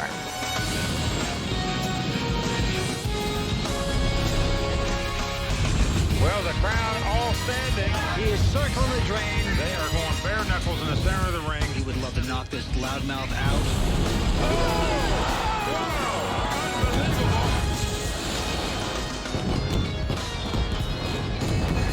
The Aviation Club in France is one of the original charter members of the World Poker Tour, but the elegance and exclusivity that mark this historic venue stand in contrast to the explosive finals the WPT has witnessed here over the years. This, folks, is unbelievable. It's an ace-7 against 2 aces. George the Greek has come back and defeated 2 aces here. Yeah! Oh, it's a queen. Tony G has outdrawn the American. I'm gonna rip you apart so hard, and you're gonna suffer so much. Man, you will never want to play poker again with me, ever. A karate chop by surrender. He is our champion. And it's a 10. Christian Grunberg has done it. Now in our 10th season, the faces may have changed, but the passion remains, as 5 days ago, a field from around the globe arrived in Paris, ready to prove they have what it takes to win the Champions Cup. Since season 1, the Aviation Club de France has been and continues to be one of the WPT's premier destinations for poker. Located on the Champs-Élysées, just down the avenue from the Arc de Triomphe, the club attracts the best and the brightest among poker's elite. We are here at the Aviation Club, and this is the exact room that Mike and I used to call the final table, was right here, but no longer. But what we do have now is this fantastic trophy, and all the champions of the World Poker Tour, their names are on this, engraved. We welcome all the players. We appreciate their support on the World Poker Tour. And players, bon chance to all of you in making it to the final table. And now, let's shuffle up and deal. As play got underway, American pros such as Season 9 ones to watch, Joseph Chung, WPT finalist Michael Benvenuti, and Matthew Waxman took their seats, hoping to take advantage of a field featuring plenty of online qualifiers and satellite seat winners. Keeping in mind that European players have dominated the WPT events in Paris, with no player outside of the continent having won and having had their name etched on the Champions Cup. I've seen some interesting plays for sure, but yeah, I mean, there's a lot of tough players here too, so can't get off my guard too much. Our own Mike Sexton found himself seated at one of the tougher tables that featured WPT champion and Season 4 Paris runner-up Juha Helppi, Season 9 Amityville runner-up Franck Pepe, and former WPT finalist Ludovic Lequet. Mike got involved in a big pot early in the day with Jerome Briand. With a pair of deuces on the flop, Jerome fired out with a bet that was called by Mike Sexton. A jack on the turn induced another bet by Jerome and was instantly called by Mike. A 4 of hearts on the river got Jerome to fire a third barrel for 11,000 in chips. Mike called and was happy to see his 2-pair best Jerome's ace high and scooped a nice pot. Really, it's a tough table. I'm not just saying that. These guys play aggressive, they play fast, and it's tough. But I'm thrilled to be here, got a shot, and just want to get through day one in decent shape and come back again and see what happens. Despite the best efforts of the American pros, when play ended for the day, it was the European players who made the biggest impact. Finnish player Mikko Sundell was atop of the chip counts with 203,800. French players Jean-Noël Thorel and Frederic Magen were in 3rd and 4th place. Season 5 Grand Prix de Paris runner-up Yanni Santula was in 5th place with over 135,000. While the day saw the exit of 70 of the 140 registered entrants, the American players did find some success, as Season 9 Bay 101 runner-up Stephen Kelly ended in 22nd place and Mike Sexton in 23rd. With registration split into 2 days, 172 new players entered the Aviation Club on Day 1B, bringing the total number of registered players to a record-breaking 312. Day 1B hopefuls included good friends and fellow Season 9 ones to watch, Phil Collins and Jason Mercier, who after traveling across the Atlantic, found themselves seated at the same table. But it didn't last very long, as Phil was able to free up his schedule for some sightseeing early into Day 1. After getting aces in his first hand, he lost a huge pot after he flopped a set and his opponent turned a straight. He was quickly all in with a pair of 8s versus ace-jack of diamonds of Russian player Max Lykov. A jack on the turn sent Phil to the rail to enjoy Paris with his friend Matthew Waxman, who had the day off after surviving Day 1A. Phil suffered another bad beat shortly after. One player feeling optimistic was the always charismatic Jean-Robert Belland. Here in France, the guys just love to gamble. You know, back home, people kind of knit it up. They want to play properly. They want to play by the book. The table that I have, I feel like there's probably 2 really, really good players at my table, but there's so many players that are here just having fun, having a blast, and happy to get the money in. But the day didn't turn out as planned for Jean-Robert. Extra disappointed right now just because this was such a great tournament. I played very, very well, and sometimes it doesn't matter how well you play. You just need the cards to hold up. The one player you could not miss in the tournament room was WPT champion Guillaume Darcourt. Guillaume's shocking pink hair, coupled with his ever-increasing chip stack, caught the notice of all the players in the room. At the end of the day, it was Guillaume at the top of the chip counts with over 198,000. American pro Joe Ebanks in second with 142,000. Season 8 Bay 101 champion McLean Carr in third with 133,000.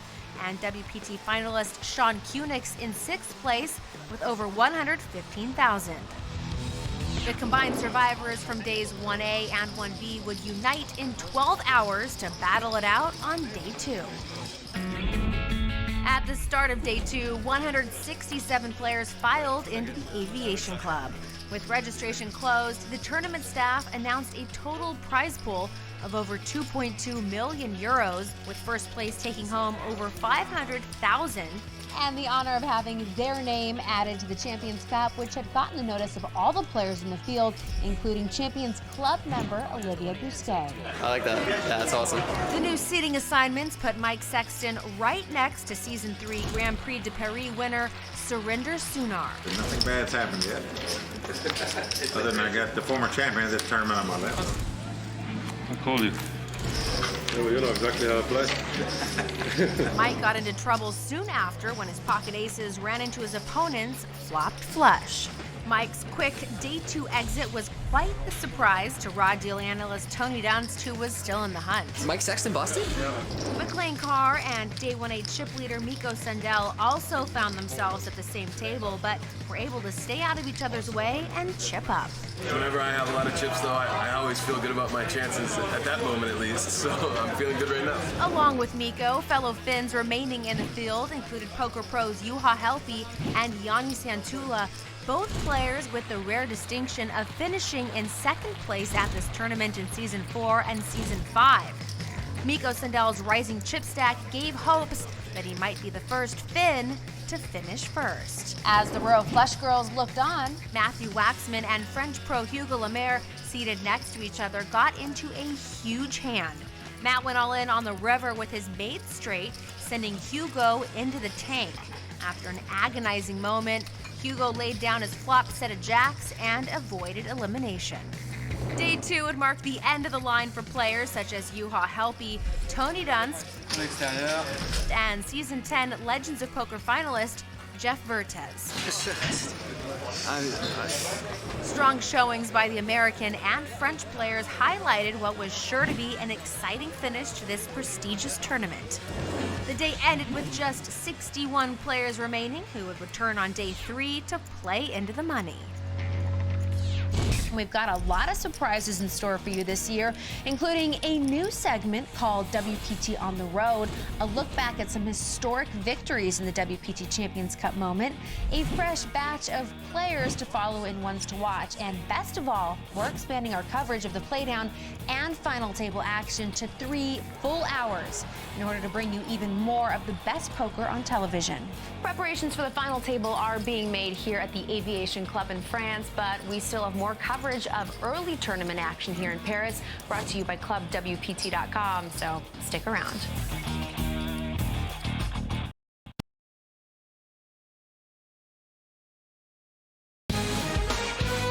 Welcome back to the WPT's coverage of the Grand Prix de Paris, where we're in the midst of seeing how tonight's players made their way to the final table.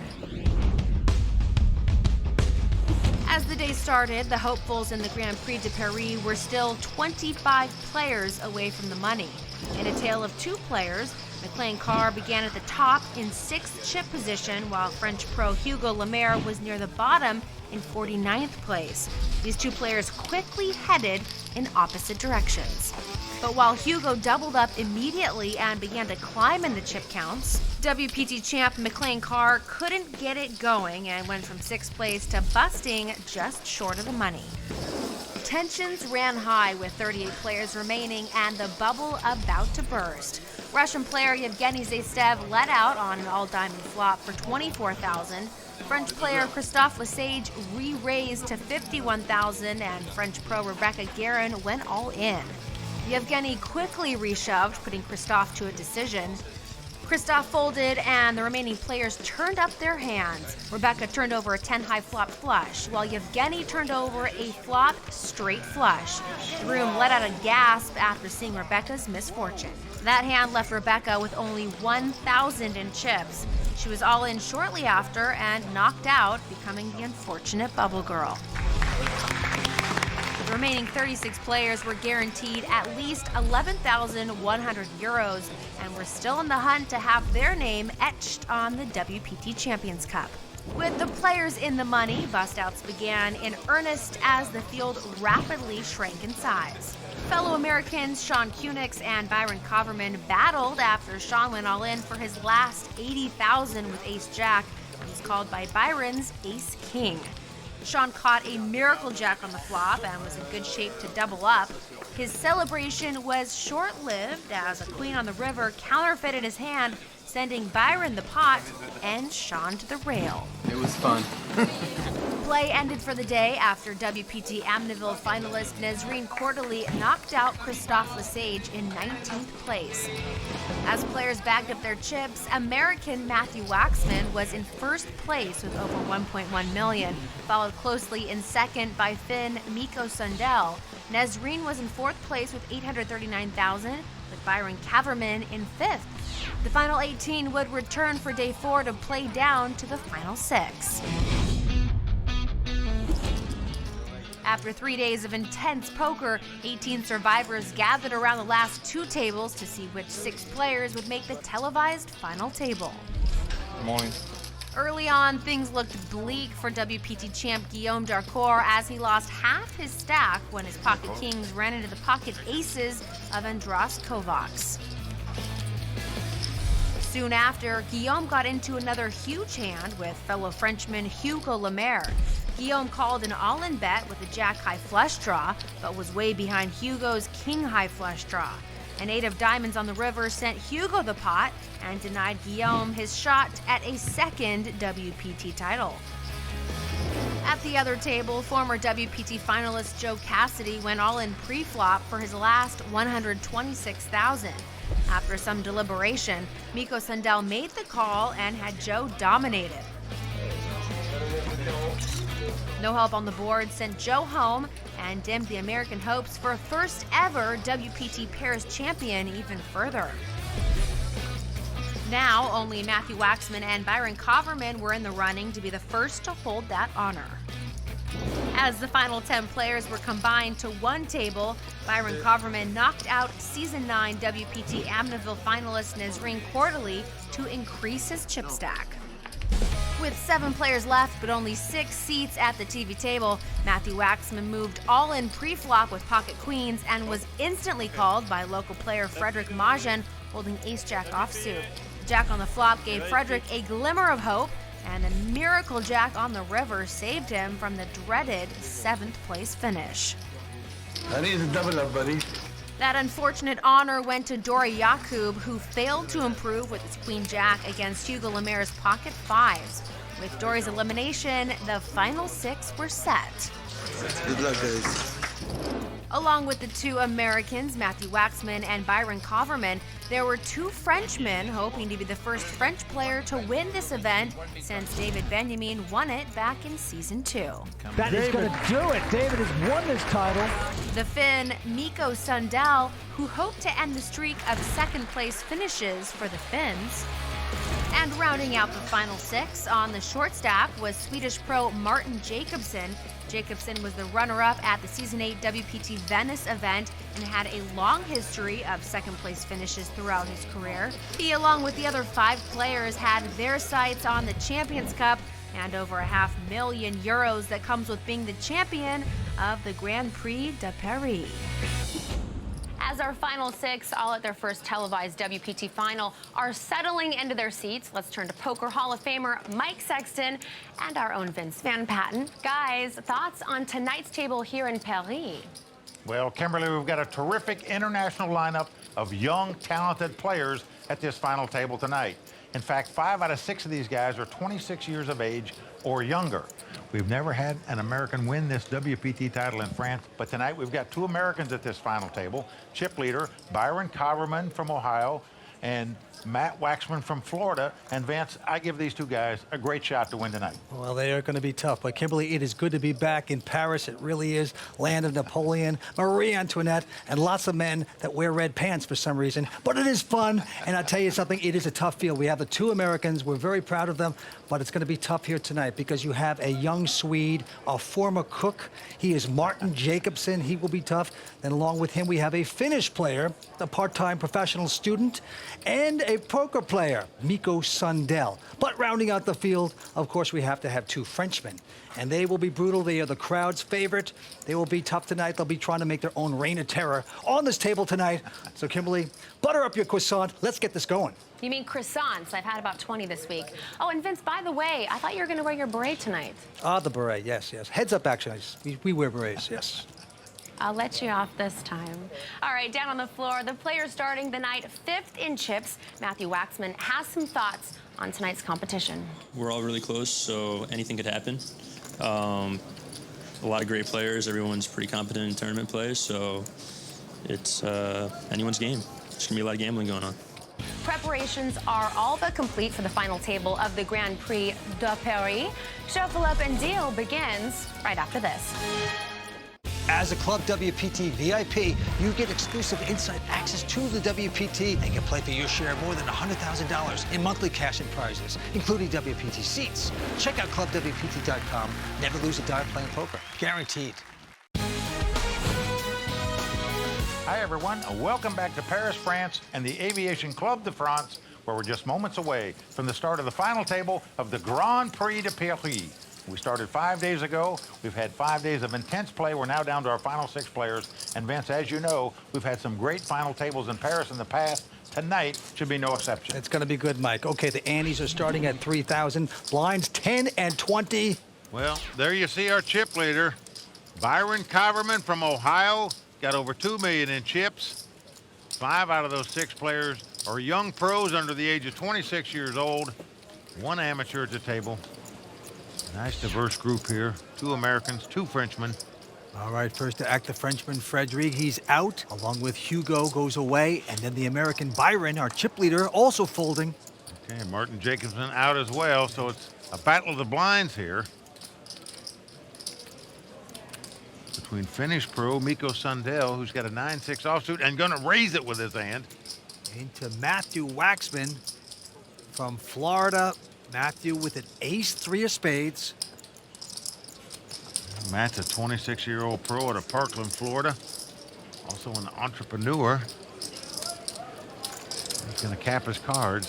A signal he's gonna play the pot. The question is he just gonna call or is he gonna re-raise? He's just gonna call.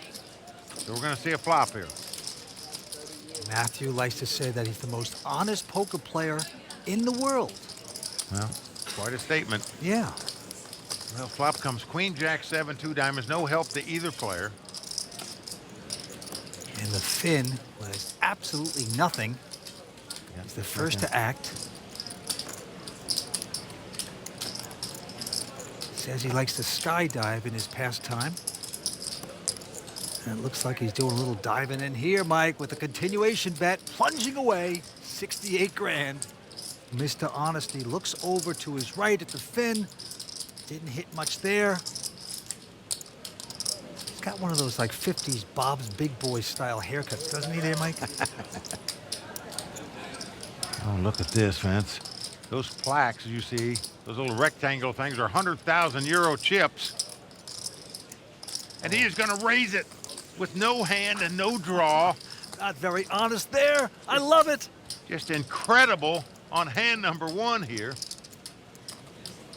One guy bets with nothing, and Matt Waxman raises him with nothing. Pull the ripcord. I'm out of there.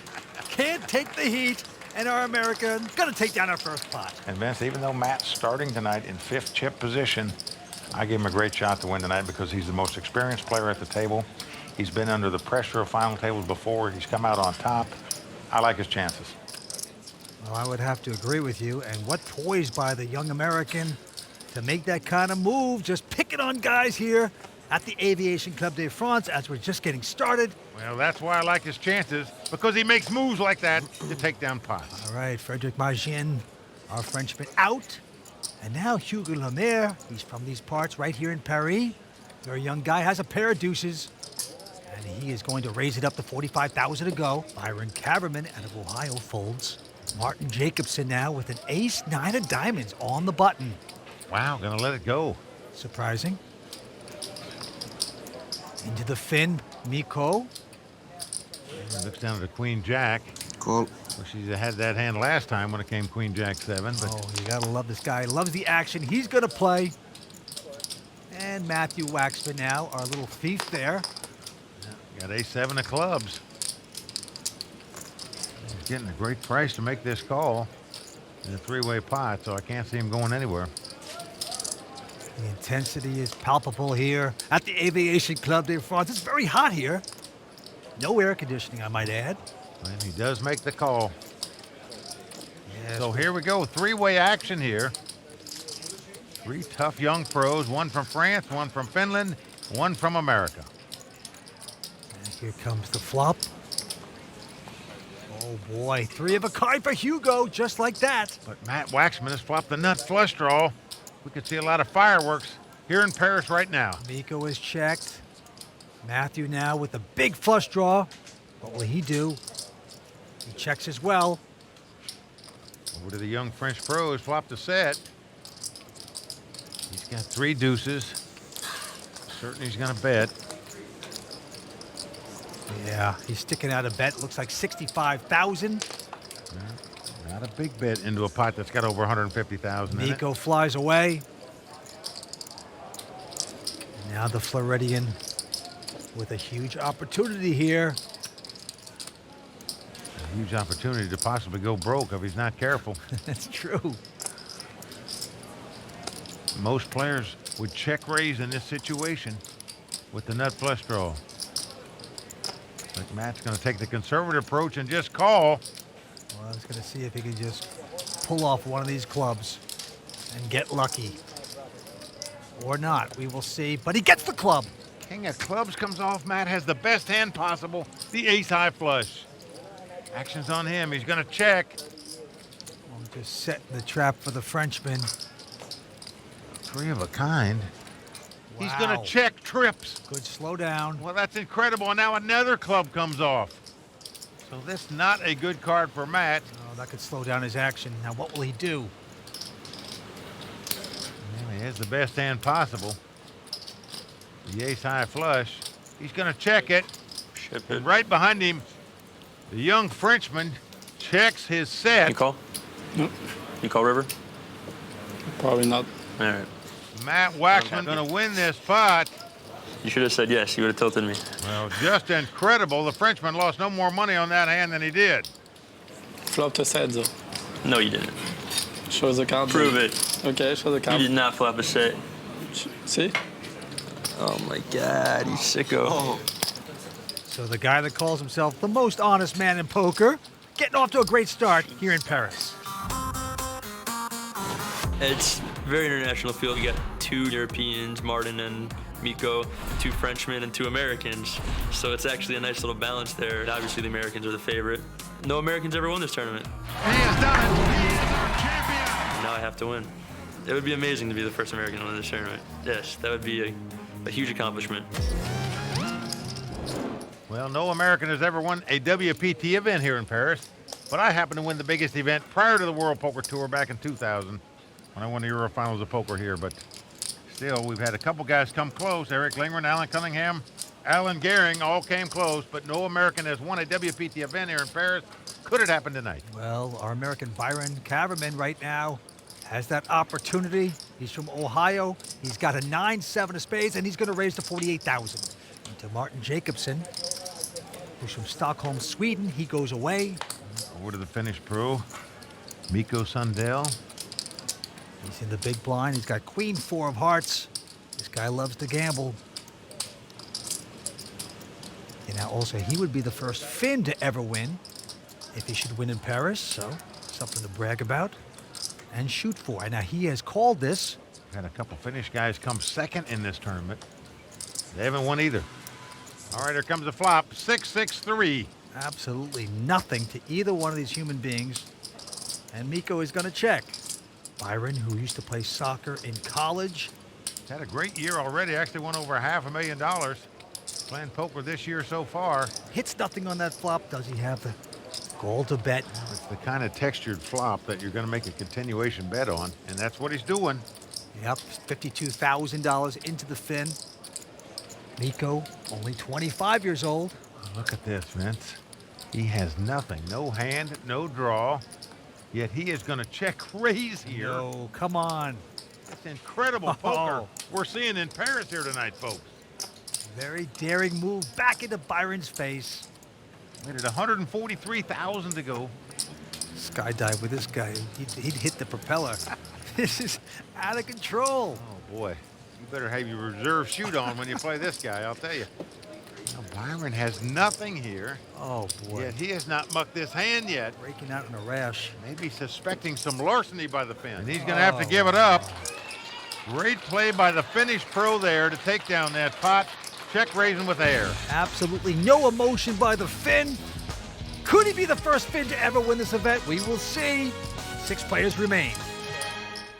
Season 10 of the World Poker Tour is brought to you by ClubWPT.com, where VIP members can win their share of $100,000 in cash and prizes every month.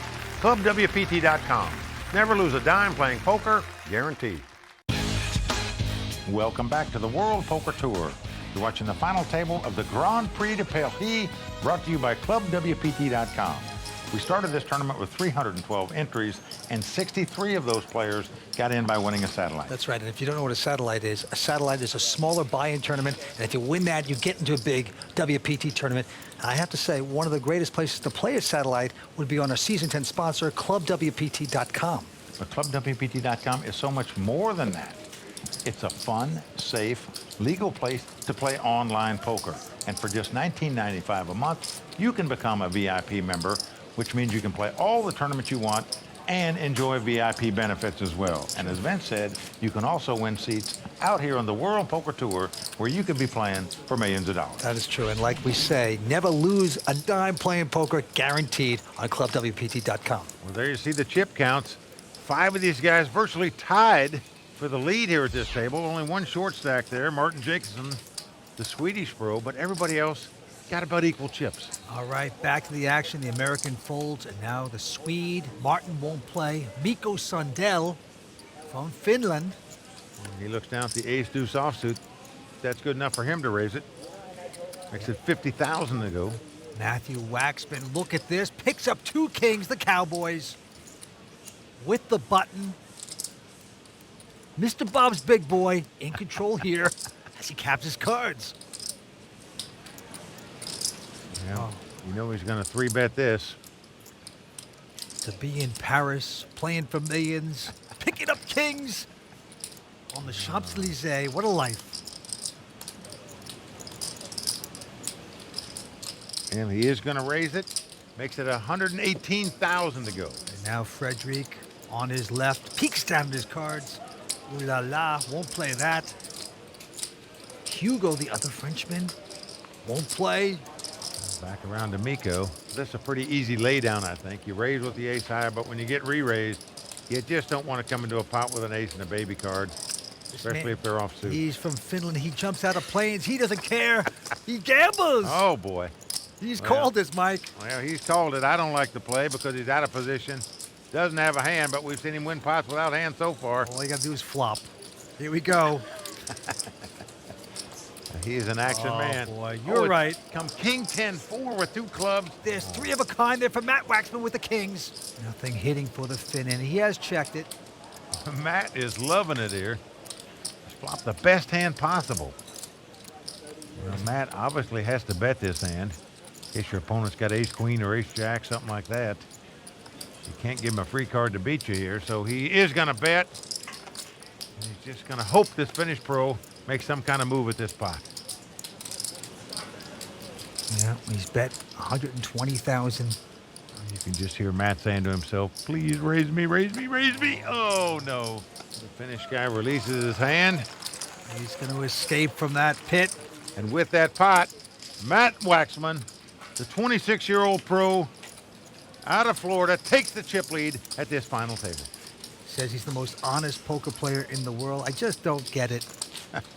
You gotta, I don't know. A lot of sneaky plays by that honest guy, but well done. All right, back to the action.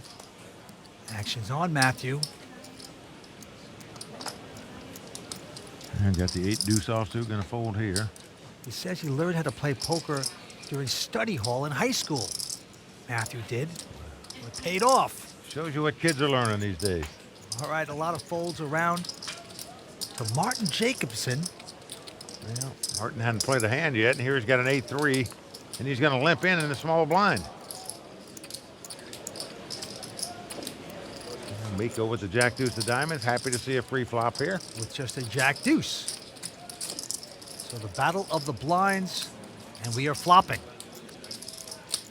It's come ace, queen, 7, 2 diamonds. Nothing hitting for the man from Sweden, but look at this. He is reaching for chips, and Vince, we are seeing everybody fighting for pots here so far. Yeah, 24 grand with nothing. Well, Miko's got the flush draw. The question is, do you just call here or do you raise it? Take the conservative approach and just call. Yep, gonna play it sneaky.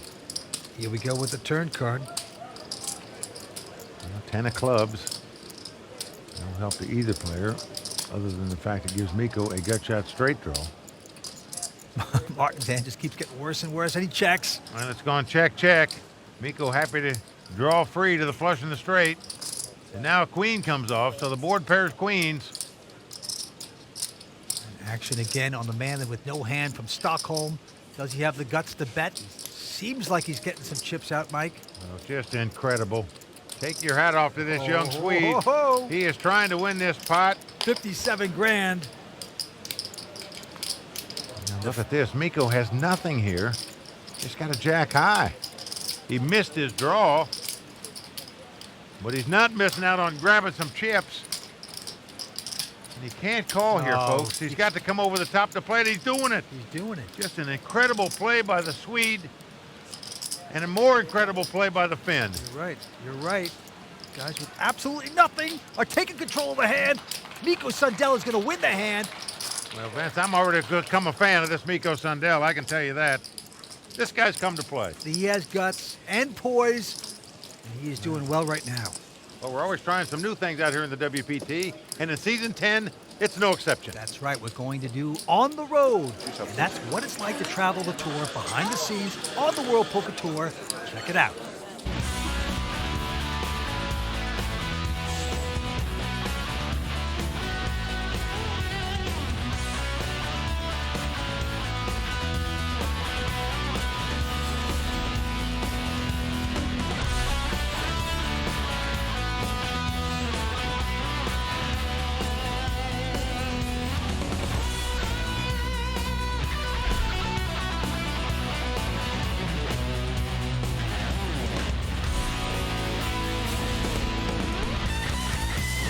Poker Tour at the Aviation Club de France at the Grand Prix de Paris. The very huge explosion of the Aviation Club de France was for sure when we get the chance of having the first ever WPT event here. I'm very proud of that, actually. Aviation Club de France, as they like to say, is really spectacular. It has a great look to it, old world charm, James Bond-like. Right here is the bar area, and it's terrific. You can get anything you want. It will just take you a long time to get it. This is the room that Mike and I will be in today. We're usually in the same room. We're right next door. Is this? These are a couple players that lost that get stuff to me. Well, the Aviation Club de Paris, as we call it, you know, is one of my favorite places in the world to play poker, maybe because I've had great success there. And I was the first American to win the $10,000 buy-in Euro Finals of Poker back in 2000. You know, as a poker player, you know, you're always very fond of the places you won at. You know, so to me, the Aviation Club and Foxwoods are two of the places I've had the most success at personally. So I love those places.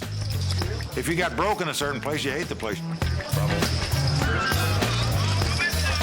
First First of all, I'm going to show you like the 5 last winner of the WPT. Okay. And I hope to see next year your picture on it. I make no promises. I got to the aviation club. I met up with one of their representatives. We took a tour of the building. The club is not only like a poker club, but it's also like a real gaming club. So you have very nice room where you can play blackjack, you can play 3-card poker, carabin stud poker, and punto banco. It was only gentlemen in that place, and No women were allowed at that time? no woman at that time, and it was like very private, and people, the gentlemen has to wear a tie. So we have a lot of like young poker player, and we cannot expect them to come and play a big tournament and wearing tie during 12 hours playing. So. No, that would be ridiculous to expect of a young person. I think I'm the only young American poker player who likes the idea of a dress code. This is, I think, one of the only poker rooms I've ever been in where I walk around like this and I don't feel like an absolute freak. So we're going to have more and more World Poker Tour in France, and I think it's a great thing. Poker in France will continue to grow, so I think there is a bright future. Well, Mike, I tell you, I really love Tony Dunst, but if you want to make him really mad, don't just knock him out of the tournament, take away his GQ magazine. That'll upset him. Well, we're going to be seeing a lot more Tony and others on the On the Road segment all season long. You know it. We're coming back with more action from the WPT in just a moment. Stay with us. Welcome back to the World Poker Tour, brought to you by ClubWPT.com. The winner of tonight's Grand Prix de Paris will vault into a tie for first place in the WPT Player of the Year race. But with over 20 qualifying events during Season 10, the latest standings will continually be updated on WPT.com as well as right here on the WPT broadcast. All right, right now let's get back to the action here in Paris with Mike and Vince. Well, there you can see the leaderboard. Matt Waxman from the U.S. out in front with over $2 million in chips. Can an American take down the WPT title here in Paris for the first time? 6 players remain, going out at over €500,000. First place prize. Action's on Hugo. He's got a queen 5. He won't play that. Byron Caverman from Ohio, though, with an ace 9. Will raise. Makes it $48,000 to go. Into the former Cook. Martin, he goes away. Yeah, over to Miko Sundell. The Finnish pro, he's going out. Matt Waxman, our chip leader, out as well. So around to the big blind. This the lone amateur player at the table, Frederic Majin from France. He looks at the jack-8 of spade. Looks like he wants to play. He's going to make the call. This guy's amazing, Vince. He got in this tournament on a satellite, and yet he's gone to work every day at 7 in the morning before the tournament started. And then he comes in and plays the tournament, and he's made it to the final table. Even worked today of the final table. That is great. Well, nothing worked with that flop. He has checked it. Hits nothing, but neither did Byron. But Byron looks aggressive. Will make the continuation, bet 61,000. And look at this, Vince. Now, the Frenchman's got no hand and no draw, as we say. He is floating here. He is calling here. I suppose to try to take this pot away from his opponent later. It's the only reason you'd make this call. 6 of diamonds comes off. Let's see what he's going to do. And he is doing that. Wow. He floated on the flop to try to steal this pot on the turn, and that's what he's doing. Incredible. Folks, this is the kind of play you see top pros make. You just don't see amateur guys that go to work every day that play in these WPT events make these kind of plays. 105,000 there by the bluffer. And Byron can't take the heat. He's got to fold the hand. Brilliantly done by the amateur Frenchman. Frederic playing his first ever WPT event, and wow, is he performing well. 5 tough young pros at this table and 1 amateur, but Vince, they all know how to play. They are all making moves, fighting for pots here. That's what you like to see in a poker final.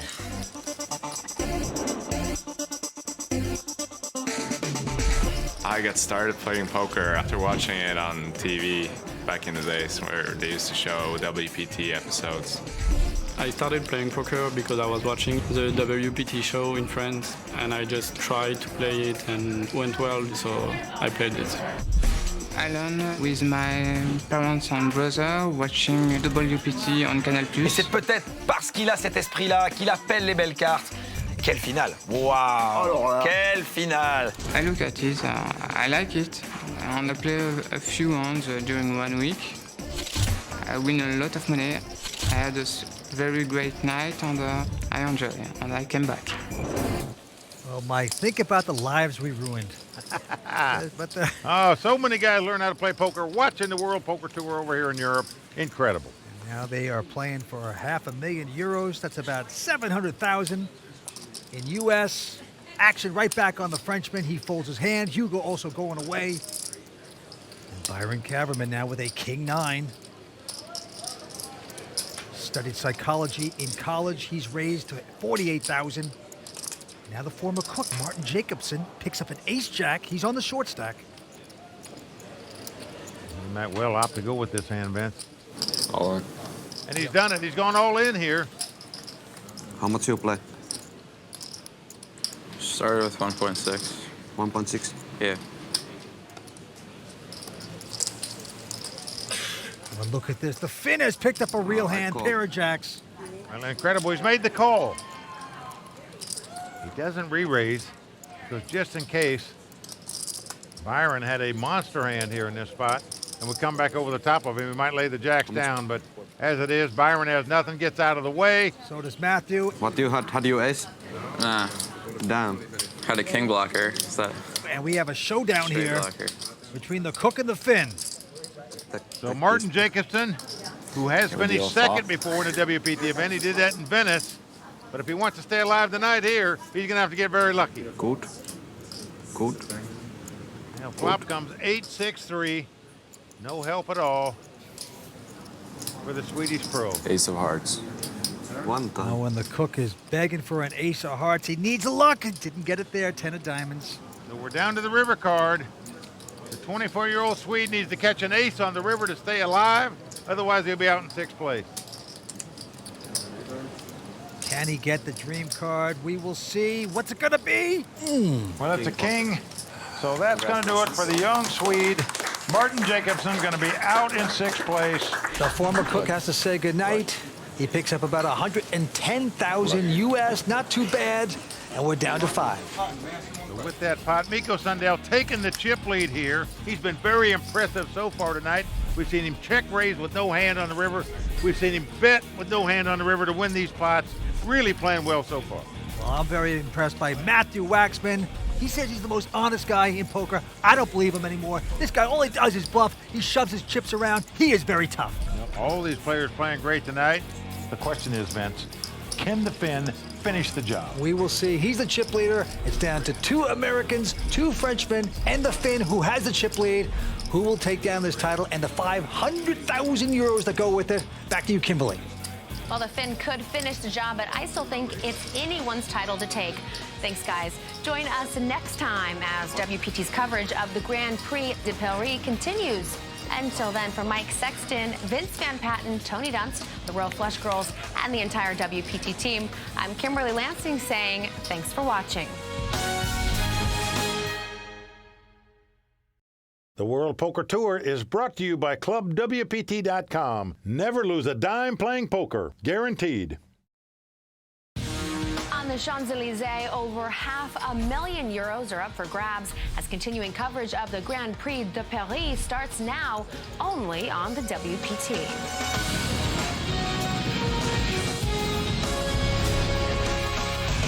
Well, the crowd all standing. He is circling the drain. They are going bare knuckles in the center of the ring. He would love to knock this loudmouth out.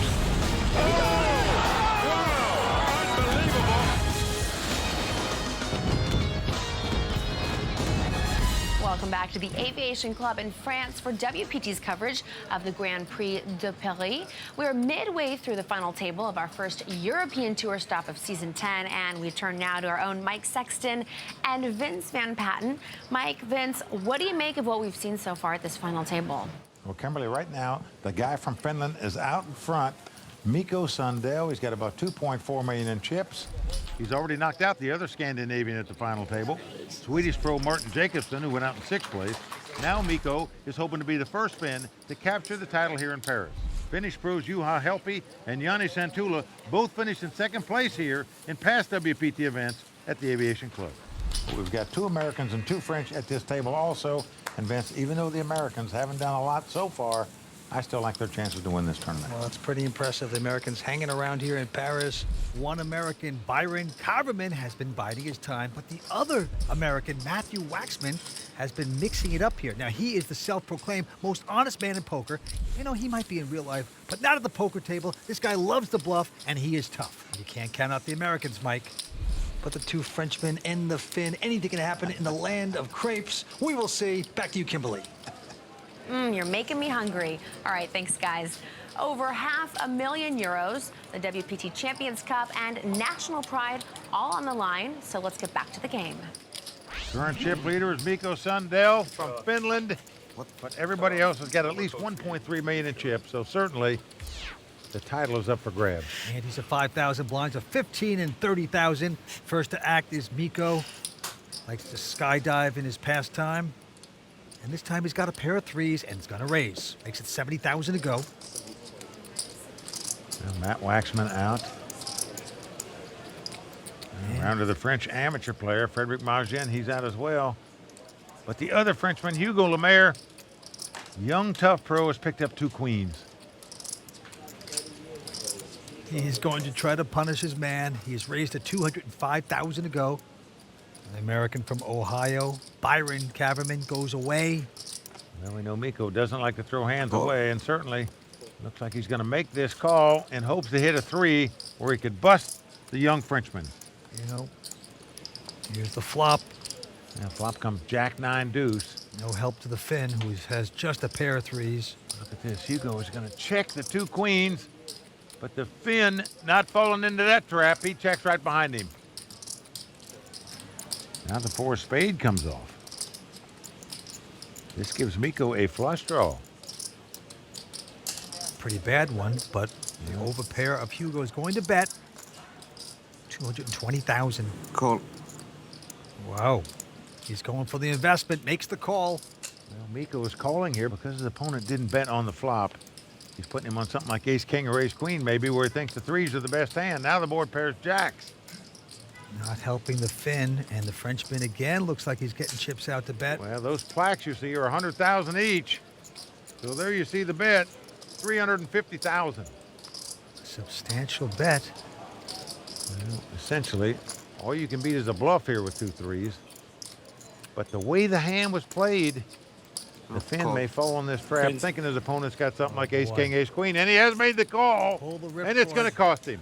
Yes, sirree. And with that pot, Hugo Lemaire, the young French pro, has taken the chip lead.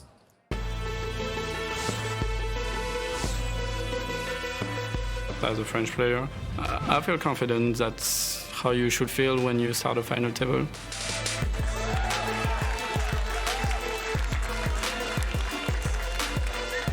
I've been looking for a final table of a major event for a long time.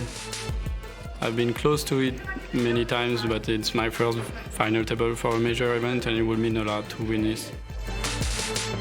That is Hugo Lemaire, only 24 years old. We're going to try to duplicate the feat of the guy you're looking at right there, David Benjamin, the lone French player to take down this WPT title in Paris. This is Hugo's hometown club right here in Paris, the Aviation Club. He has got a shot here tonight. Well, all the French players tell me this guy is a tough young pro player, no doubt about it. All right, back to the action. Frederick folding his hand. Hugo with a Motown hand. Jackson 5s goes away. Byron from Ohio not going to play. Around to the battle of the blinds here, and Mikko Sundell has picked up ace king, a premium hand here. And he's going to make it 75,000 to go. With a quality hand. Now Matthew Waxman from Florida says he's the most honest man in poker. And he's got a seductive little 6-5 of clubs. One of those hands you like to see flops with. The suited connectors. He's also got one of like 50s big boy haircuts. Bob's Big Boy, remember? He looks like Opie to me, the Andy Griffith Show. Something like that. Opie grown up a little. Meantime, he's going to call. Yeah. So we're going to have a flop here. Finn against the American. Oh, and it's come 9-7-4. Amazing. The dream flop for Matt Waxman here as he's flopped a flush with a straight flush draw. And he's not even looking down. He's just looking at his man, the Finn. Well, Mikko's got the king of clubs here. So he's got the ace-king with the king of clubs, and he's going to make a continuation bet. He is begging for punishment. He bets 85,000. It's the American who with the flush. Everyone's going to bet in that spot with the ace-king and the king of clubs with that flop. Oh, yeah. Little does he know his opponent's got a flush already. But he's going to find it out pretty soon, I think. We saw Matt Waxham slow play the nut flush earlier at this final table. It cost him some chips. Not slow playing it here. Comes right over the top. Makes it 210,000 to go. How much you started? This is over 1.7. Okay. Both players started with virtually an equal amount of chips. So if Mikko makes a move here, we could see by far the biggest pot of the night. 680. Oh, wow. He has stepped in it. He is re-raising, Matthew.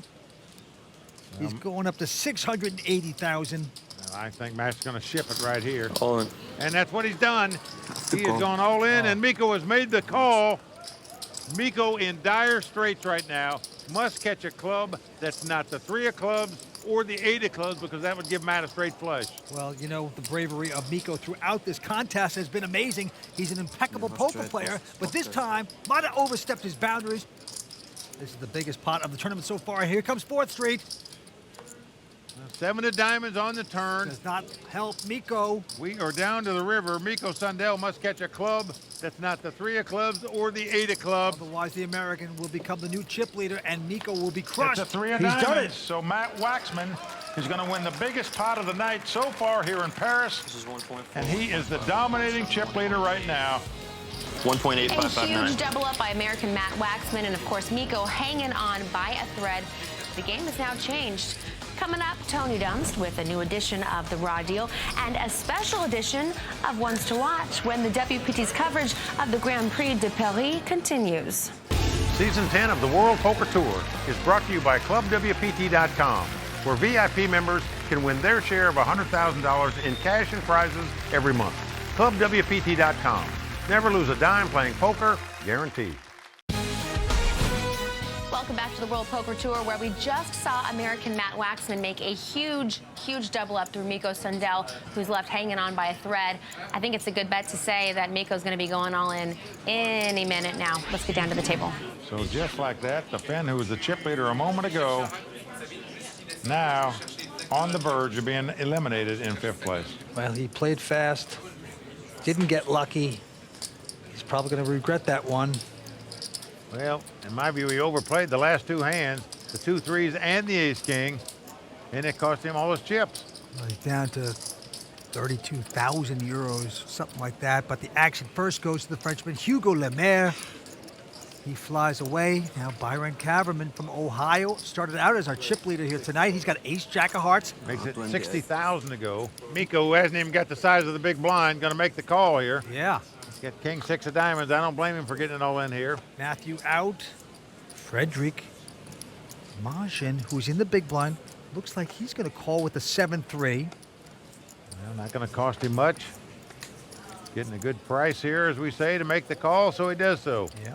So there's a little side pot, but they just want to knock out the Finn. And here's the flop, 5-5-8.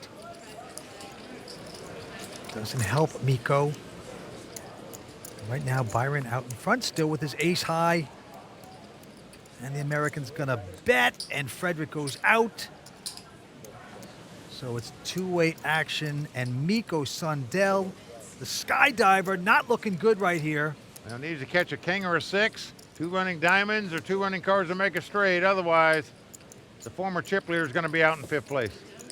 Mikko would love to hit a miracle and stick around. Not there. Well, a jack comes off. That eliminates the 6, the diamond, and the straight card. Yeah, Byron so we are hitting down to jacks. the river. Mikko Sundell must catch a king on the river. Otherwise, he'll be our 5th place finisher. River card will be. Well, it's a deuce of clubs. So that's going to do it for the Finn and Vince. He came to this final table tonight as our chip leader and quickly goes out in 5th place. Well, he plays fast, he played well, but he's got to be disappointed the way he went out. He'll take home 133,000 euros. That's about 170,000 US. That's a big accomplishment, but we're down to 4. All right, so with the Finn, Mikko Sundell out in 5th place. We're getting closer to adding a new name to the WPT Champions Cup. In Season 10, the WPT is following a cross-section of poker players we feel have what it takes to become the next breakout superstars in poker. And while we've rolled into Paris for our first European televised event of Season 10, back in Los Angeles, we spent some time with Ones to Watch Maria Ho to see what life is like for this professional player away from the felt.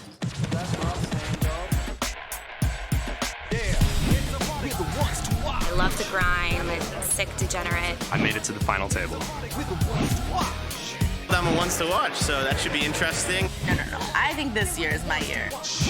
I'll win one eventually. Ones to Watch. My poker playing lifestyle has kind of found a way to intersect with the LA lifestyle. I didn't realize it would lead to all of these different opportunities. Maria Ho, she's a beautiful girl and happens to be pretty good at poker. There are a few girls in poker with her talent, so it's smart of her to market that. And, you know, she's in a way making a business out of her career. The whole entertainment thing, just something that I stumbled upon, as far as, Amazing Race goes and any of that other mainstream stuff goes. I'm kind of, in a place where it's nice to get to experience these things, but, I'm just open to whatever comes my way. When someone like Maria Ho transcends into mainstream media, it's good for everyone in poker because she's only going to bring more people and more interest. It's a win-win situation for us all. It's like more power to her. I've never been on network television show, so good for her. Not only is Maria a good poker player, but she can sing as well, so she's definitely a force to be reckoned with. I have no idea about her singing. She's a singer? When I was standing on the line, you pushed me right off that wall, and after all this time. Something like singing, I feel like I would definitely give up poker for, just because that's been a passion of mine for so long, and I just never really had the opportunity to do that. I think the most important thing in deciding what you do with your life is absolutely just being as passionate as possible about what it is. Like in a person like Maria's instance, I think it's really important to follow your heart. I don't want to turn my back on poker because it's got me here, but life is too short to kind of not try everything when you have the opportunity to do that. Well, that is the very exciting Maria Ho. She is fun to be around. And there are the standings for the Ones to Watch. And by the way, none of the players on the Ones to Watch made Paris. They didn't come over to Paris, so that's the way it goes. We won't be watching them here in Paris, but we will be watching them the rest of the season on the World Poker Tour. All right, back to four-way action here at the final table at the Aviation Club. Hugo Lemaire, first to play. He's got ace-8, and he's going to raise $65,000. He makes it. Byron Coverman out. Over to Matt Waxman. Tough pro out of Florida. Looks down at the Jack-9 of diamonds. Four-handed poker in Paris. Yeah. You like to see a flop with this kind of hand. See what Matt's going to do. Well, maybe he doesn't want to see a flop because he is 3-betting here, re-raising with the Jack-9. 175 now. Frederic behind him. Gets out of their way. Back on Hugo. We talk about power poker. This is what we're talking about. 3-betting with hands like this. Well, Hugo's going to make the call. So we're going to see a flop here. The flop comes Queen 10 deuce with 2 spades. So Matt has flopped an open-end straight draw. Hugo hitting nothing there.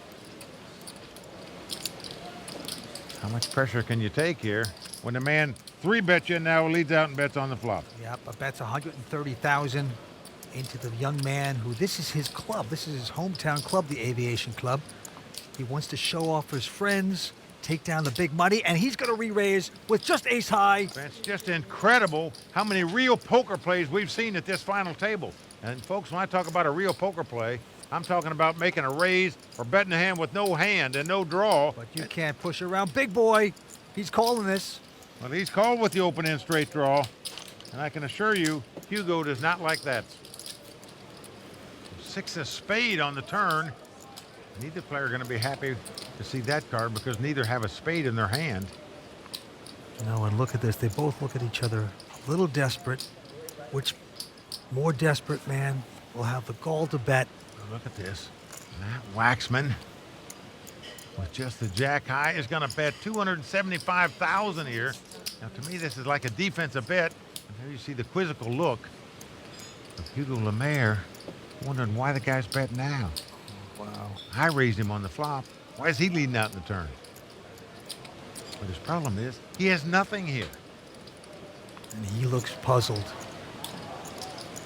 And the Frenchman is going to say, "Fini." He's out of there. So Matt Waxman taking down yet another big pot to extend his chip lead. The American having a big time in Paris right now. And how Matthew Waxman from Florida shining right now. These lights are not helping. And of course, there are the Royal Flush Girls also shining beautifully. The heat situation.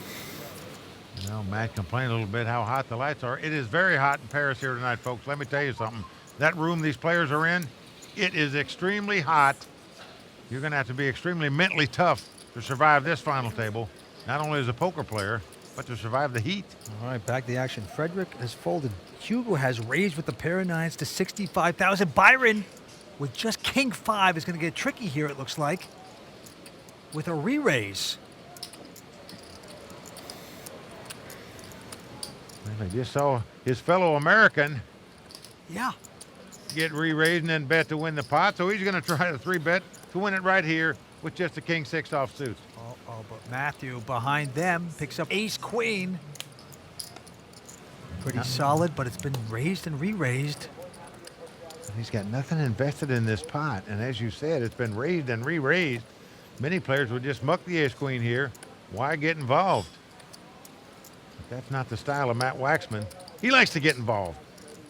He's going to 4-bet it here with just the ace queen. Hugo says, "Fini, I've had enough."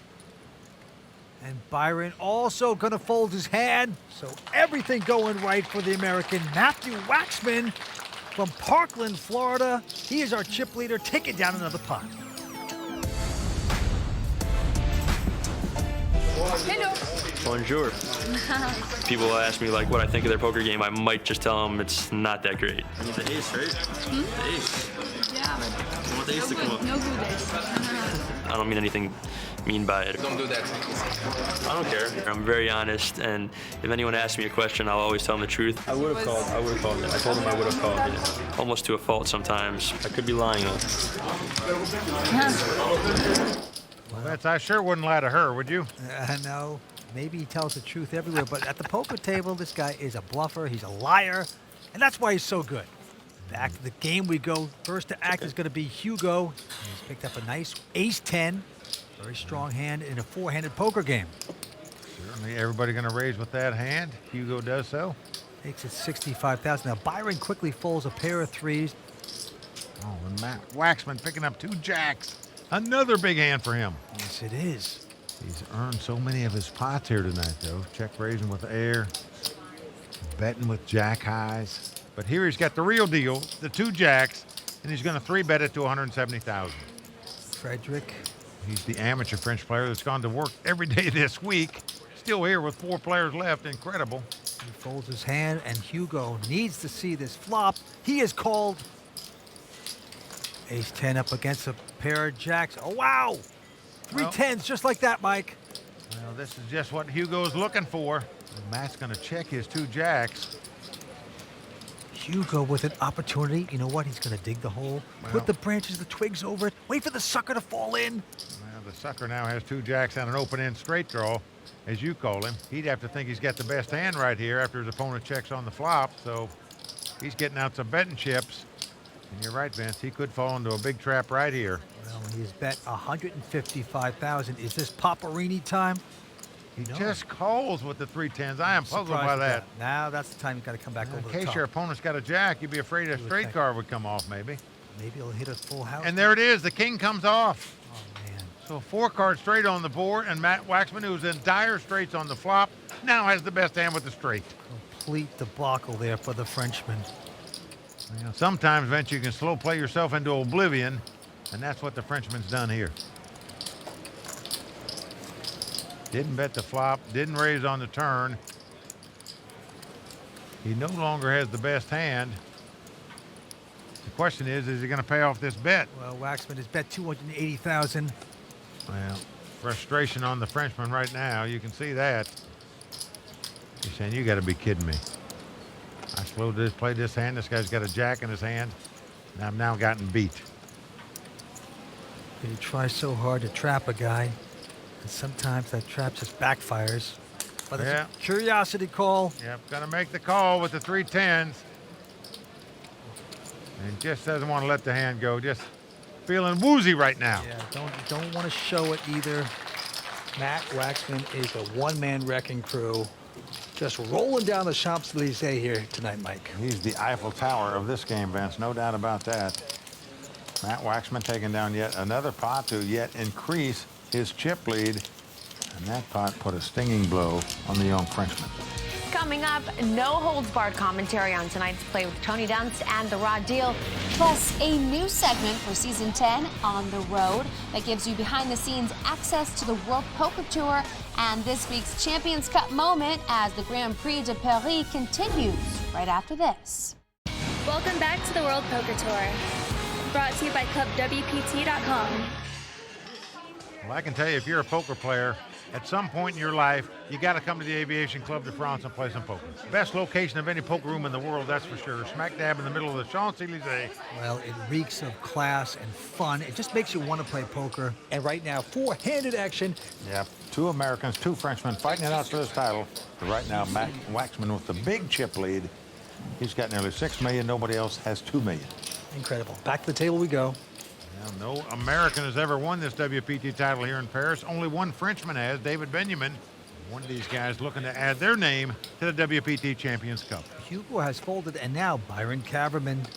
He has been whittled down here tonight. Well, nothing's gone right for him so far, but looks like this hand might go right for him. As he picks up the ace-king, he's going to raise it. Makes it 80,000 to go. Into Matthew Waxman, who also has a quality hand, ace-queen. Well, the last time he picked up ace-queen, it was raised and re-raised to him, and he 4-bet on top of it and took the pot down. So I feel certain he's going to 3-bet here with this hand. If he 4-bets with it, surely he's going to 3-bet with it, and he does. 205,000. Frederick, the Frenchman, the amateur player who's played very solid, tight tonight, goes away. Back up Byron. Yeah, with his chip stack, I think he just got to ship it here. All in. He's going to do so. Now, will he get the call by Matthew? I call. Yes, yes, he does. Well, he's called, and Byron in great shape to double up here, to get a much-needed double up, I might add. Yeah, it's decent damage against our chip leader, Matthew. You got to love it when your ace-king is up against ace-queen. Byron, you went to college, studied psychology in college, a fine soccer player. Hasn't had much luck here tonight. Let's see if this hand will bring him some. So far, so good. Well, a king right on the flop as it's Chop come it king up. 4 deuce. Well, Matt hollering chop it up, meaning he'd like to see 2 more clubs come out there, but I no. don't want the whole thing. A queen comes Sorry, off. bro. Meaning if another queen comes off, this would be a savagely brutal beat. Yes, it Brutal. would. For Byron, but still a big favorite. River card, it's a 6 of hearts. Byron's hand's going to hold up. So that's the boost that Byron Carverman was looking for. He's been a pro for 6 years. Had a great year already. Actually won over $500,000 playing poker this year so far. He's played 9 WPT events, his first cash. Taking a look at the Player of the Year race early on, it's Legends of Poker champ Will the Thrill Failla currently in the lead, but tonight's winner in Paris jumps into a tie for first as this race continues. In the meantime, let's get back to the call of the game with Mike and Vince. Well, 4 players remain, and Matthew Waxman is still the chip leader with about 5.1. Action going to Hugo. He's going to fold his hand. Byron Kaverman now with an ace-6. And he's on the button with the ace high, gonna raise it up. Makes it 80,000 to go. Matthew out. Frederick Magin, look at that. And he has got 2 queens. Beautiful hand, not gonna re-raise. Slow playing them. Yep, trying to trap. Let's see how it works out for him. Oh, maybe he's smart because he hits 3 queens on the flop just like that. Well, it's come king, queen, jack. He's checking again. And Byron checking behind him. Byron trying to catch that 10 to give him a straight. Doesn't happen as the king comes off. Full house for the Frenchman. Just queens full. He's going to check again. Let's see if Byron will bite. No. Good resistance. Not falling any traps here so far. He's got the kind of hand you don't mind checking it down with, an ace high. River card, irrelevant. 5 of clubs. He's still not going to bet. Now this guy is slow play king of the world. Love him. Ace. Now, Byron says yes. The Frenchman says no good as he turns up a full house here. So no, it's not. Oh, No, it's boy. not good. Frederick Magin with queen full. Well, maybe better keep that day job, Vince. Well, he has a tight perception at the table. If you're going to check, a lot of guys aren't going to bet your hands, so it backfires for the Frenchman, even though he takes down that pot. Well, Vince, we've had a great time all week long here in Paris, but now it's time for the viewers to get a glimpse of what happens behind the scenes on the World Poker Tour with this segment of On the Road.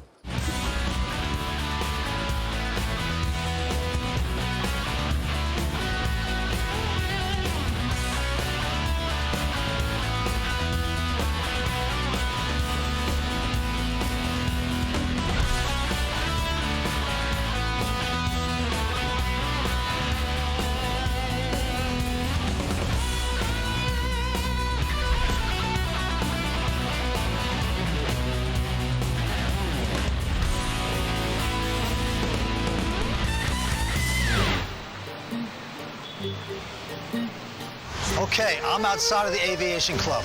No more cards for me. No more smoking inside. I've had it. What I like to do in Paris is see the sights. Today I'm going to Montmartre. It is so beautiful there. It's about a 5-mile jog. It's uphill, it's downhill. I'll be having espresso with the French people. They love me here. I'm going to put on the bandana and get out of here. Join me. All right, going by the Arc de Triomphe. Pretty good so far, huh? People might not know it about him, you know. He's the most vain guy in the world. I think that's why we get along so good together, because I'm not the Hollywood well-built guy and the good-looking guy like Betts is, so I'm no competition for him there. This is the Opera House. Makes you want to sing, but I won't. Vince is my favorite. We hang out quite a lot. We have the same birthday, so guy is maintaining, isn't he? First time that I met Vince Van Patten was on a poker cruise. Somehow I found myself against Vince doing a lap around the entire top deck of the boat in under a certain number of seconds. You want him around. That's who Vince is to me. But you don't want to gamble with him. Don't do it. Oh my, it's fantastic. Oh, how do you beat this? It makes me want to drink that water, but you can't do that. There's a lot of pigeons in there and things like that, so.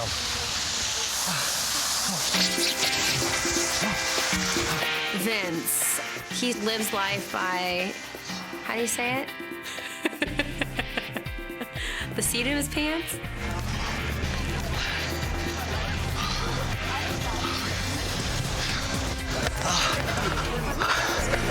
Hello, Lamont. All right, that's it. So that's the run. I feel absolutely exhausted, but it's fantastic. All the beautiful monuments of Paris. This is it. You can't beat this in a card game. You can't get this feeling unless you're winning a lot of money.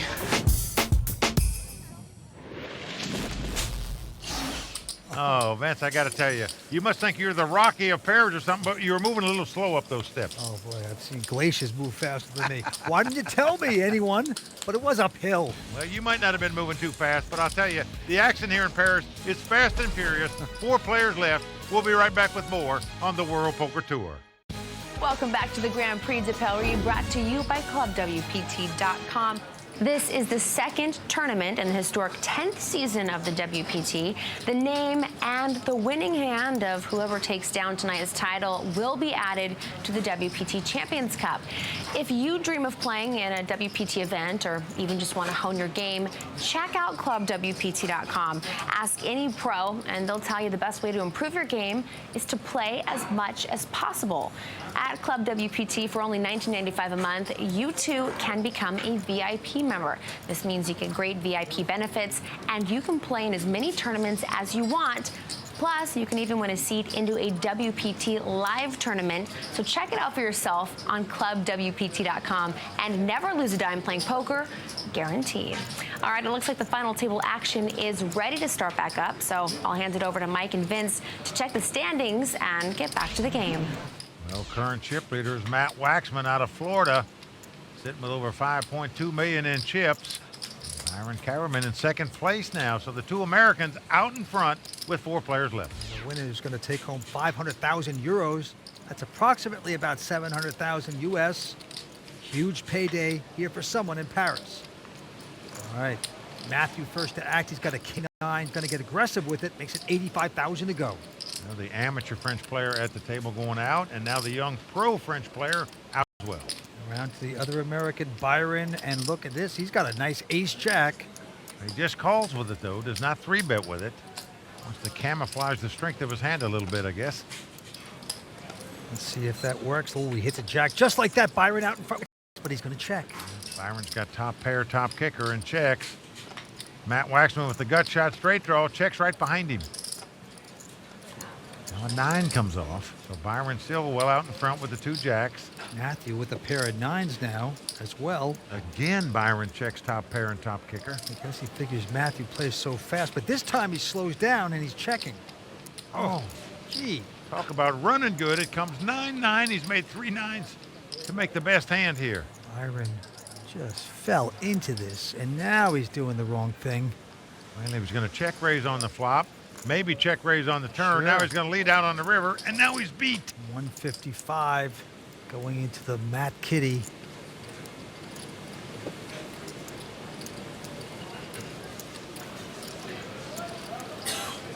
And you get some extra chips in there if you're Matthew with your 3 of a kind. I think you do. When it's checked on the flop, Yep. checked on the turn, you make running 9s to make trips.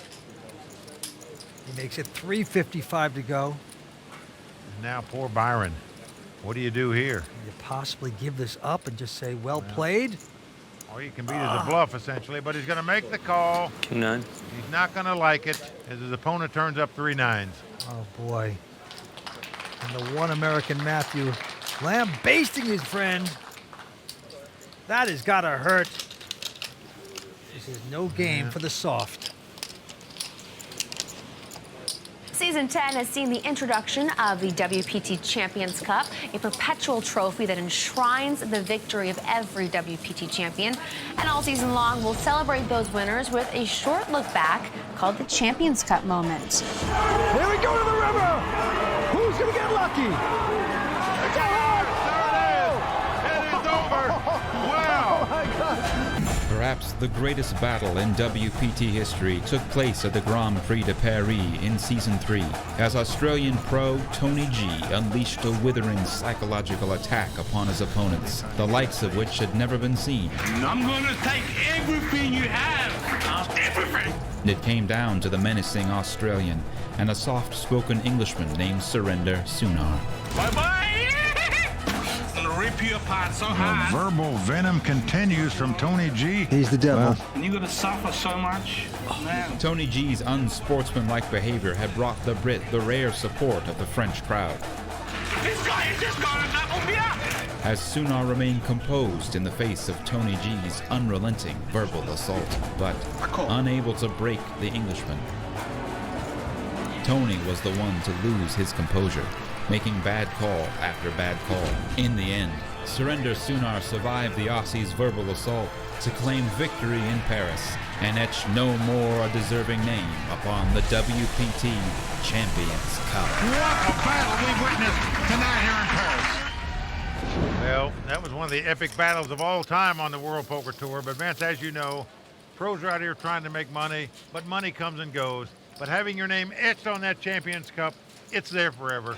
That's what you dream about as a poker player. Yeah, just going back to seeing Tony G play. Wonder if he ever got out of that insane asylum that he went to. I don't know. But he was fun to watch. 4 players here battle for this title tonight. Well, Matt Waxman raising it here with a 10-7. He's the chip leader. He makes it 85,000 to go. The 2 Frenchmen going out. And now Byron with a king-jack came in final table as the chip leader. He's been whittled down, and he has made the call. So 10-7 up against king-jack. Here's the first 3. Now flop comes jack 6-4. Great flop for Byron. He's got top pair with a king kicker. Always catches jacks, it seems like, and he's going to check again. He knows how aggressive Matthew is, and he's proving it here once again. Well, Matt going to make the continuation bet. He's got no hand and no draw, so Just hoping to bet and steal it right here. 65 grand. Byron now with the check raise opportunity, but no, just going to call it. And he does make the call. Doesn't raise with the 2 jacks. Let's see if that backfires again for Byron. Here comes the turn card. Well, an ace comes off. That's not the card Byron wanted to see, I can assure you. He's fearful now his opponent made aces on the turn, but it goes check, check. He's got to feel better about that. Now a deuce comes off. So since his opponent didn't bet on the turn, you don't put him on aces, so you try to get a little value bet in here with the 2 jacks and a king kicker. And that's what he's done, 125,000. Byron used to play soccer in college, also studied psychology, and he thinks that maybe he can get a call here. Well, even though Matt only has a 10 high, in his mind, he's put his opponent on a straight draw. You're sweating, man. Is that a tell? Wow. Still in face. Well, that's true. Byron is sweating a lot, but it's boiling in here. But in the meantime, Matt Waxman actually considering calling with just a 10 high here. This will be one of the looser calls on the WPT. And that's what he's done. Yes. He's made a hero call, and had he been right about that, the whole world would have been raving about that call. As it is, doesn't look too bright. Information call. Well, I give him a lot for creativity and imagination, but sometimes you're either the hero with that kind of call or you're the bum. Would have called much better. Needless to say, he's the bum.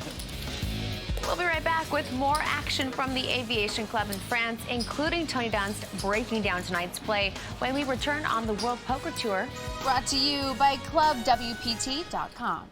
Being a Club WPT VIP is like having a backstage pass to the WPT because you get to interact with me and Matt. That's right. You also get to play for your share of more than $100,000 in cash and prizes up for grabs every month. ClubWPT.com. Never lose a dime playing poker, guaranteed. We are back at the Grand Prix de Paris, where any mistake from here on out could literally cost a fortune. To break down tonight's highs and lows is Tony Dunst in this edition of The Raw Deal.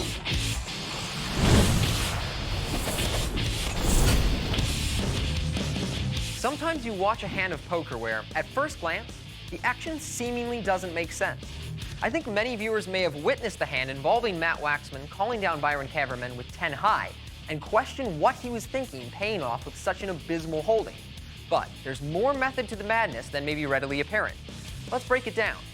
Matt raises the cutoff with 10-7 suited, and Byron defends in the big. Not surprisingly, Matt elects to bet the fairly uncoordinated flop.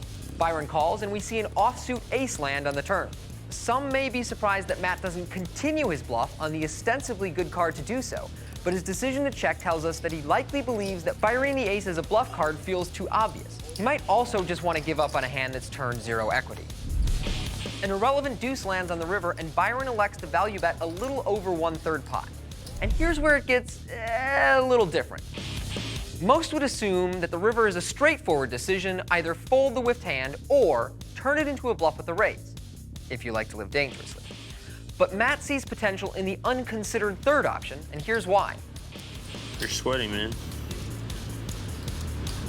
Is that a tell? Number 1, Matt seems to detect what he feels may be a physical tell in Byron's sweating. It's difficult to grasp how reliable something like this is with each person, but I do find it strange that Matt gives it such consideration, seeing as everyone at the final table can attest that it's about 8 million degrees in the Aviation Club today. I don't know the French word for air conditioning, but neither do the French. Number 2, Matt likely believes Byron's value betting range isn't that wide. He knows Byron will call the flop with any pair, but the portion of that range that will value bet the river is likely just stronger jacks, a 4 or a 6 that made 2 pair with the ace, or sets. And sets are hard to make. Number 3, there are in fact a number of hands Byron could be turning into a bluff here, and Matt is aware that Byron is skillful enough to take advantage of his currently tight image and get creative. It's not crazy to think that Byron may have called on the flop with something like 7-5, 8-7, or 9-8 suited with a backdoor flush draw, aware that on such a dry board, Matt will often have to shut down on the turn. allowing Byron to frequently pick up the pot with a river bet if his draws miss. So, do I agree with the call? No, but I think it's more sensible than it seems on face level. And besides, if Matt's call ends up being right, he gets to experience that rare, perfect sensation that is the owned him moment. A moment where you've blatantly crushed your opponent's soul, then glance around the table with the steely glare of Clint Eastwood right before he kills a bunch of people. I like to think all we poker players live for that moment. Hey, Mitch, I'll tell you the truth. I've seen Stu Unger, the legendary poker player, make those kind of calls, but he won the pot when he did it. But Matthew is still the chip leader with 5.2 million in euros. And the blinds are going up to 25 and 50,000. Action going to Byron Caverman from Ohio. Byron out. And now Matthew with a pair of nines. He's the chip leader. He's got all the momentum. And he's getting out the raising chips, makes it 105,000 to go. But Frederick behind it with ace-king says all in. Now quickly goes Tappy. Hugo out. Call. And Matt quickly makes the call. We got the classic race situation. The under pair versus the two overcards. And for the Frenchman to stay alive, he's going to need some help here. Yes. Man works in computers, has a real job. Frederick Magin. As you can see, all the French here at the Aviation Club holding their breath for their partner. An ace right in the door. Oh, it certainly is. Ace 10, 8, all diamonds. This gives the American a flush draw. So he needs a 9 or a diamond to win this pot. It is never easy. The Frenchman has to, well, he's gotten lucky there. A 10 on the turn. The board pairs 10. So again, Matt Waxman looking for a diamond or a 9 to eliminate this Frenchman. The guy holding his breath. He doesn't want to go back to work yet, and he doesn't have to as the 5 comes off. But what a story it is with this guy, Vince. He got in this tournament by winning a satellite. He's gone to work every day since this tournament started at 7 in the morning. Then he's come in and played poker, and here he is with 4 players left and a shot to win this thing. Plays his poker down here at the Aviation Club. 4 players remain. He has doubled up, and he is back in action. Vince, we've got 2 Americans and 2 French fighting it out for this title in Paris. The American, however, Matt Waxman, has the chip lead. The question is, Vince, can he be the first American to ever take a WPT title in Paris? Well, I think he's the best player at the table right now. I think he can, but voila, the battle for Bastille is not over. Can the American defeat the Frenchman? We will see. Back to you, Kimberly. Thank you, gentlemen. And please join us next time from the Aviation Club in France for WPT's continuing coverage. Until then, for Mike Sexton, Vince Van Patten, Tony Dunst, the Royal Flush Girls, and the entire WPT team, I'm Kimberly Lansing saying thanks for watching. Good night.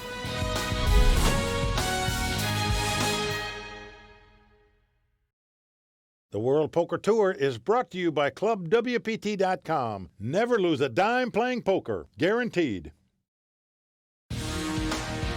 Tonight at the exclusive Aviation Club in France, the WPT Champions Cup and over €500,000 will go to the survivor of a high-stakes poker tournament played in one of the greatest cities in the world.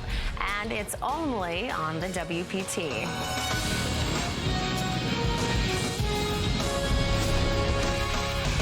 Well, the crowd all standing. He is circling the drain. They are going bare knuckles in the center of the ring. He would love to knock this loudmouth out.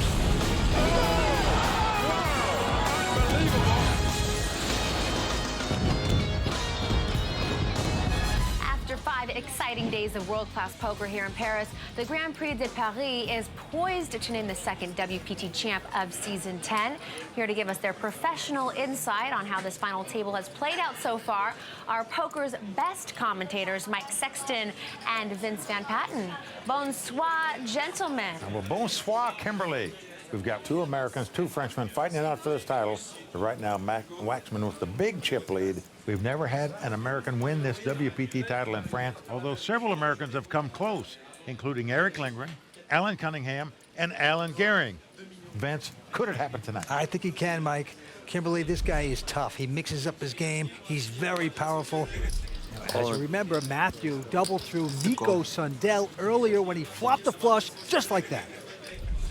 Now he's up against the other American, Byron Caverman, and 2 tough players, the Frenchmen. They are the reign of terror. So can the American do it? We will see. Back to you, Kimberly. All right, sounds like you have a lot of faith in American Matthew Waxman tonight. Thanks, guys. Half 1 million euros, an entry into the season-ending WPT World Championship in Las Vegas, and the prestigious WPT Champions Cup all on the line tonight. Looks like the game is ready to resume, so let's get back over to the final table. Okay, Matthew Waxman from Florida, 4.7 million in euros, is the chip leader. And he's going to start at 5,000. Blinds at 25 and 50 as we resume play. Action's on Matthew. Everything's gone well so far at this final table for Matt Waxman. And this time he looks down at a pair of deuces, caps his cards. Likes to say he's the most honest man in poker. But of course, at the table, he likes to bluff a lot, so that contradicts that. As the Frenchman goes out, Frederic, as does Hugo, the other Frenchman. Back to the other American, Byron Coverman. He looks down to 2 threes. Has his opponents dominated here. Gotta love it. He is on a short stack, relatively. All in. And he's gonna push all in. Well, that's what a lot of guys like to do with small pairs, including me. You're on the short stack, just move in with them. Byron Coverman studied psychology in college. Helps a lot at the poker table. You might have been able to induce this one if you wanted to. He'd love to get the action, but no, Matthew escapes. Lays his hand down. Quite a lay down by Matt, and a good all-in bet by Byron to take down that pot. Byron Coverman from Fort Jennings, Ohio. You know, he played soccer in college, Vince. Yep. I happened to be at the Aviation Club de France in 1998 on the exact day that France won the World Cup, and we celebrated right outside on the Champs-Élysées. And let me tell you, if one of these 2 French guys win here tonight, we could have another celebration like that one when they won the World Cup. You guys can back to play. Matthew out. Now Frederic Margin, who holds down a steady job here in France in computers, taking a shot at this title here tonight. He's got ace-7 here, Mike. And in this tournament, by winning a satellite, they're going to have a great payday no matter where he finishes. He's made it 250,000 to go, and that's enough for Hugo to go. And now Byron, the only man to beat. Byron's got a queen-9 offsuit. Well, Byron's in 4th place right now. All in. And he is going all in with the queen-9 offsuit. He is playing fast with just a queen-9. I call. Wow, the Frenchman has made the call. What an excellent call Now, this is. Vince, for another 800,000, I couldn't have made this call with an ace-7 offsuit. I just fearful that it'd be dominated. I just wouldn't like it, but he made the call. He's got the best hand right now. The question is, will it stand up? Ooh la la, as they say in France. How did he know? And here's a flop for Byron. He has out-flopped the Frenchman just like that. Well, it's come king, queen, 10. What that means is, for the Frenchman to take the lead, he's got to catch an ace. He can shut him out, at least with a tie, if a jack comes off where he'll make a straight. Mike, these guys got about the same amount of chips. Here we go with the turn card. And a jack comes off. He has done it. Chop it up. King, queen, jack, 10. He cannot lose the pot. An ace has to come up to give him the tie. I think this is going to An be it. amazing call by the Frenchman here has paid off in dividends for him. 7 of hearts on the river. So that's going to do it. Byron Coverman, who came to this final table as the chip leader, out in 4th place. That's right. Tough beat right there. And he's out. He's going to pick up 155,000 euros for his effort. He's an American that has to say good night. We are down to 3 players. Let's go see what he has to say. It was a rough day. I just got some bad spots, I guess. Felt like I played well. I don't know, a little unlucky in the end, I guess. Made a good call and got there. Matt's a friend, and I hope he takes it down. With American Byron Coverman out in 4th place, that leaves 1 American and 2 Frenchmen left. There's plenty more in store from the Aviation Club in France, including 5 questions with a WPT champion from our very first season. Plus, a new segment for Season 10, On the Road, that gives you behind-the-scenes access to the World Poker Tour. And tonight's action gets the raw deal with the one and only Tony Dunst. There's much more from Paris, so stay tuned.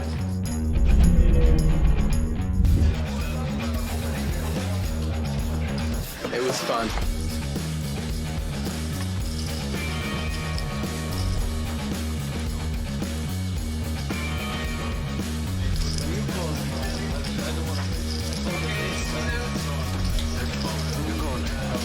Okay, monsieur. Welcome back to the World Poker Tour, brought to you by ClubWPT.com. Poker players come from around the world to play at the exclusive Aviation Club in France, but there's another great place to play poker, and you don't need your passport to get there. I'm talking, of course, about ClubWPT.com. ClubWPT.com gives players from all over the opportunity to sharpen their poker skills for only $19.95 a month. You can become a VIP member and get great VIP benefits, and you can play in as many tournaments as you want. Plus, maybe win your share of over $100,000 in cash and prizes every month, including seats into WPT tournaments. Check it out for yourself at ClubWPT.com and never lose a dime playing poker, guaranteed. All right, it looks like the final table action is ready to start back up, so I'll hand it over to Mike and Vince to check the standings and get back to the game. Well, thanks, Kimberly.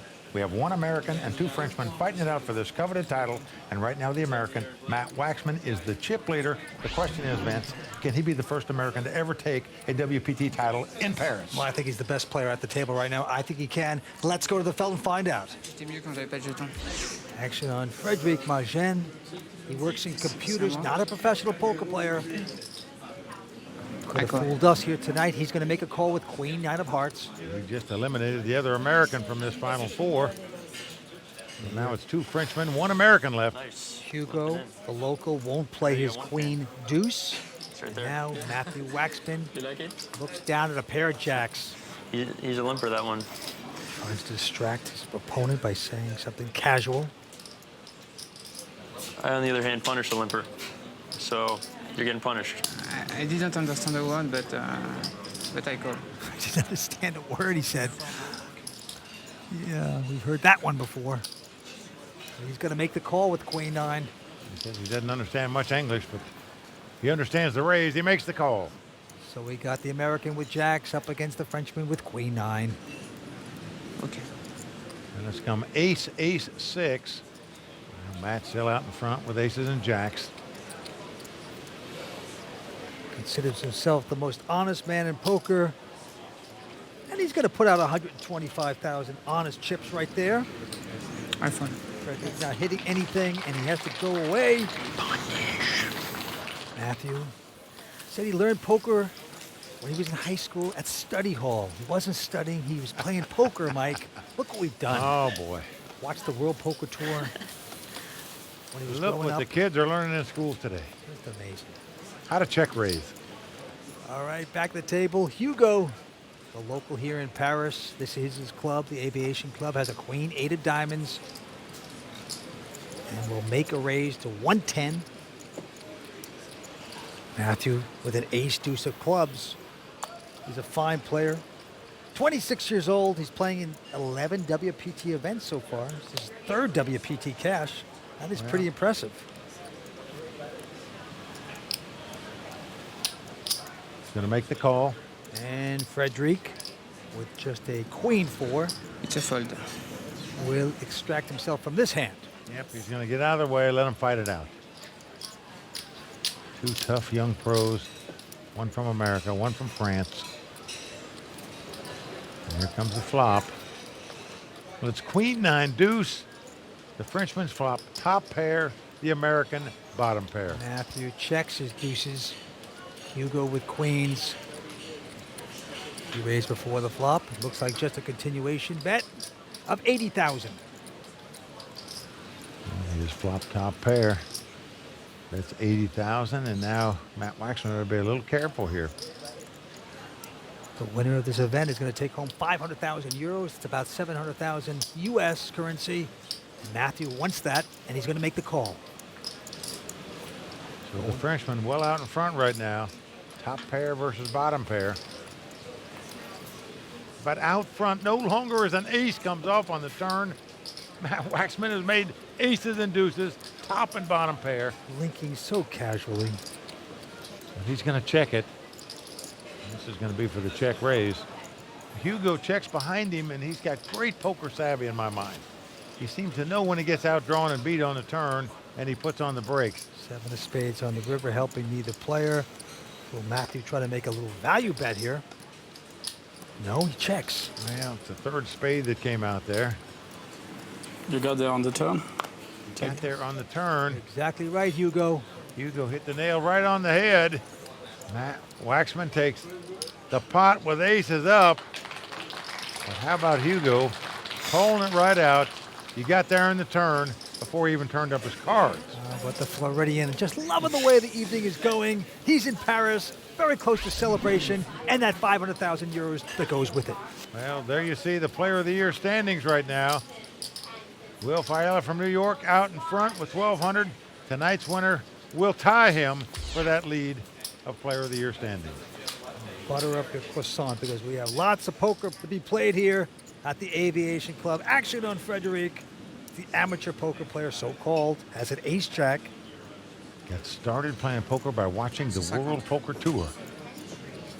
And here he is fighting it out for a WPT title. He certainly is. He makes it 150 to go. Hugo going away. And now Matthew, our American, has a pair of fives.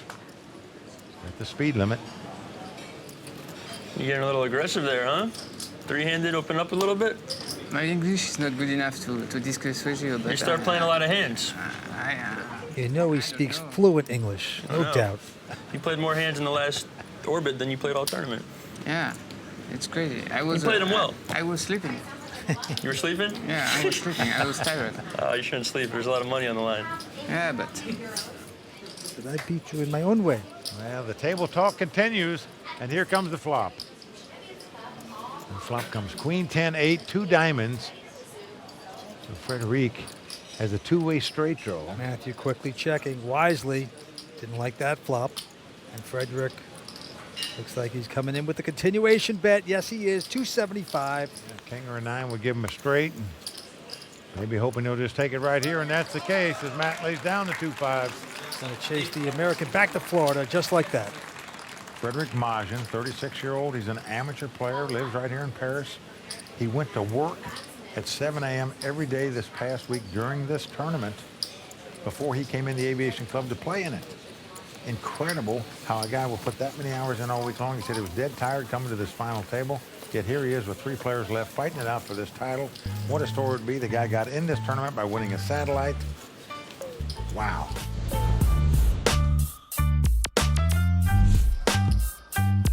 On Thursday, I was working at 7 o'clock. I didn't sleep well on a Wednesday night.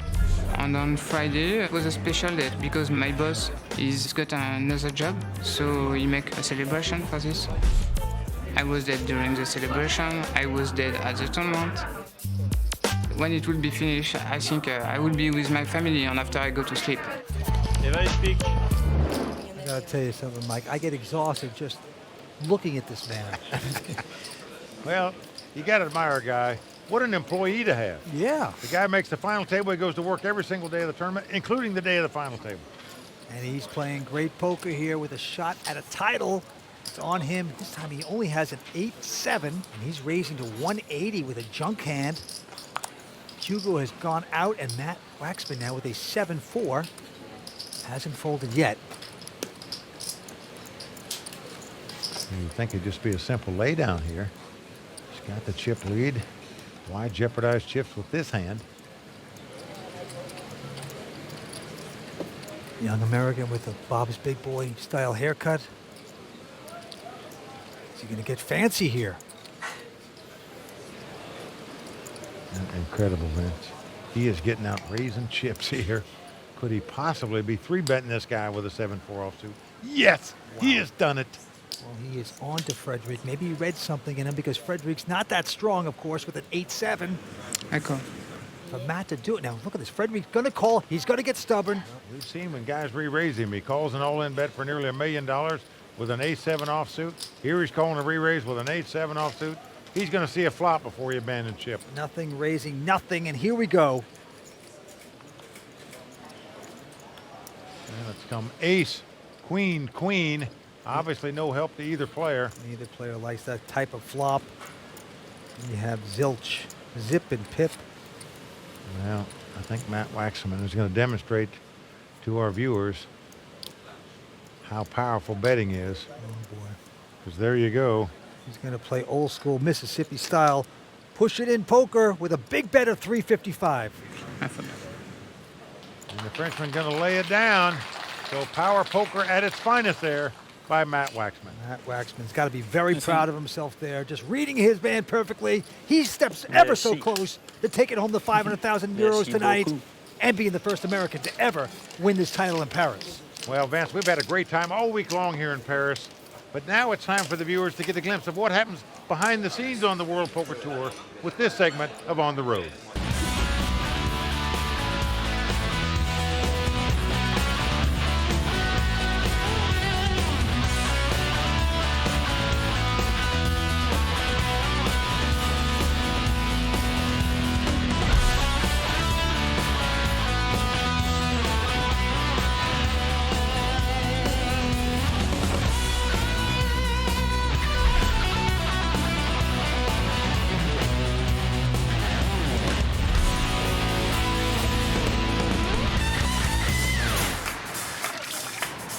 Vince and I invited the girls out to a yacht, which I constantly made cracks about being my yacht, though it's not. We got the boat. To the World Poker Tour! Vince showed up. You know my brother? Fashionably late with his posse. What's happening? What's happening? Thanks, man. Vince and his brother are pretty funny together. Yeah, we're having a good time, right? Good time. Great time. They both have the same hair. I think they go to the same stylist. This is the first time you met the Royal Flush Girls. Royal Flush Girls. Love them, right? Love You're them. a single man, so. Single? And the same tanning salon. Oh, we're moving. Yeah, this is great. Yeah. Chipotle. We set sail for a 2-hour evening cruise.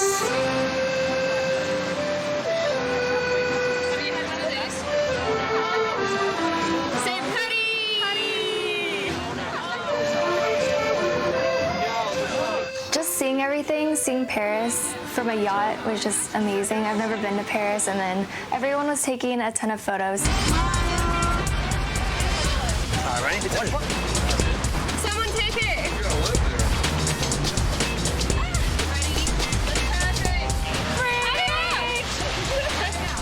Just to experience it all on a yacht and see the Eiffel Tower so close, I think that was the best part.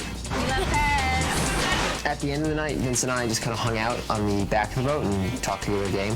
What do you think of the beautiful women in France? You having a good time? You know, I'll say the women of France are really stylish and elegant. Yeah. Above everything else, you know, you see beautiful women in almost every country you go to, but in France in particular, you see stylish women. You are a single man. I'm not. I'm in love with my wife. Yep. So I cannot, work out here like you do. Right. Work out, interesting turn of phrase for it. Horrible laugh at me and some. I'm not laughing at you. You are here. I am laughing with your joke.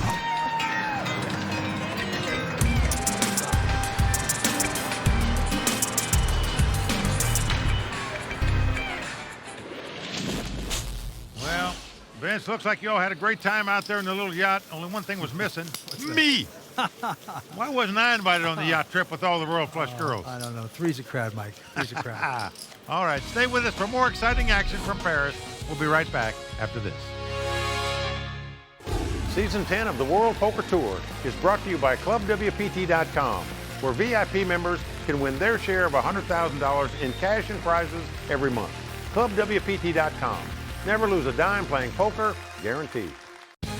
Welcome back to the World Poker Tour, brought to you by ClubWPT.com.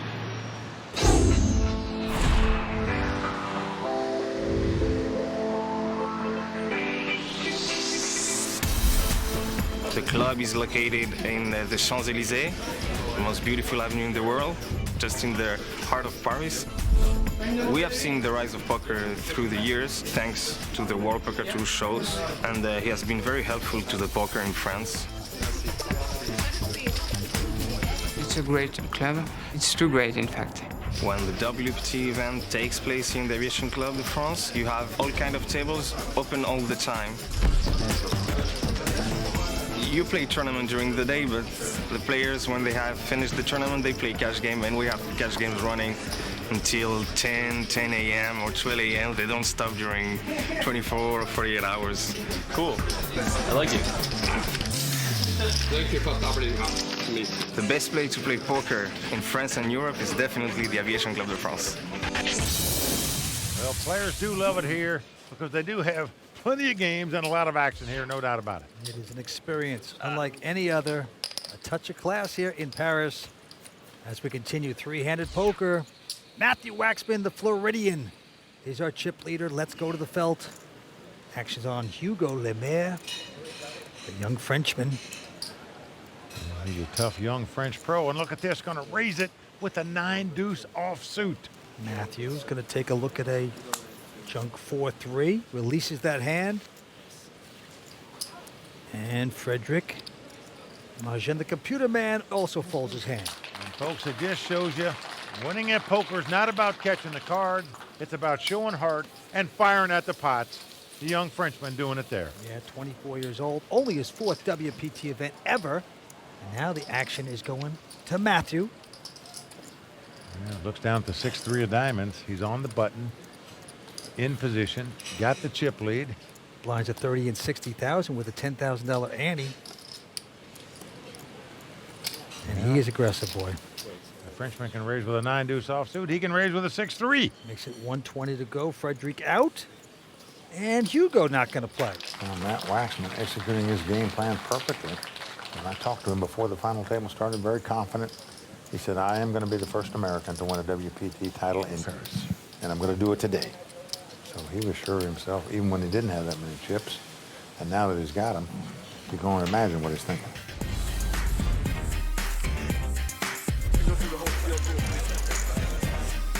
It's been a goal of mine to make a World Poker Tour final table for quite some time. I guess the next goal would be winning one. I'm feeling great. I got a good stack, so I'm actually feeling pretty good about it. And we'll see. I'm really pumped. I think I have a really good feel for how everyone's playing. I call. But no way in a million years is he betting kings or aces on that flop. And I'm not taking any prisoners. It's going to take a sick one to get me out of this one. Now, Vance, remember when you were young and confident, could predict that you were going to win things? No. Well, so far, so good for Matt Waxman, no doubt about it. There you see two of the toughest pros in the world, Jason Mercier and Phil Collins, watching their buddy Matt Waxman go to work on these Frenchmen. All right, action's going to Frederick Margin, Mr. Computer Man from France. Remember, folks, he's an amateur businessman, a guy that won a satellite to get into this tournament.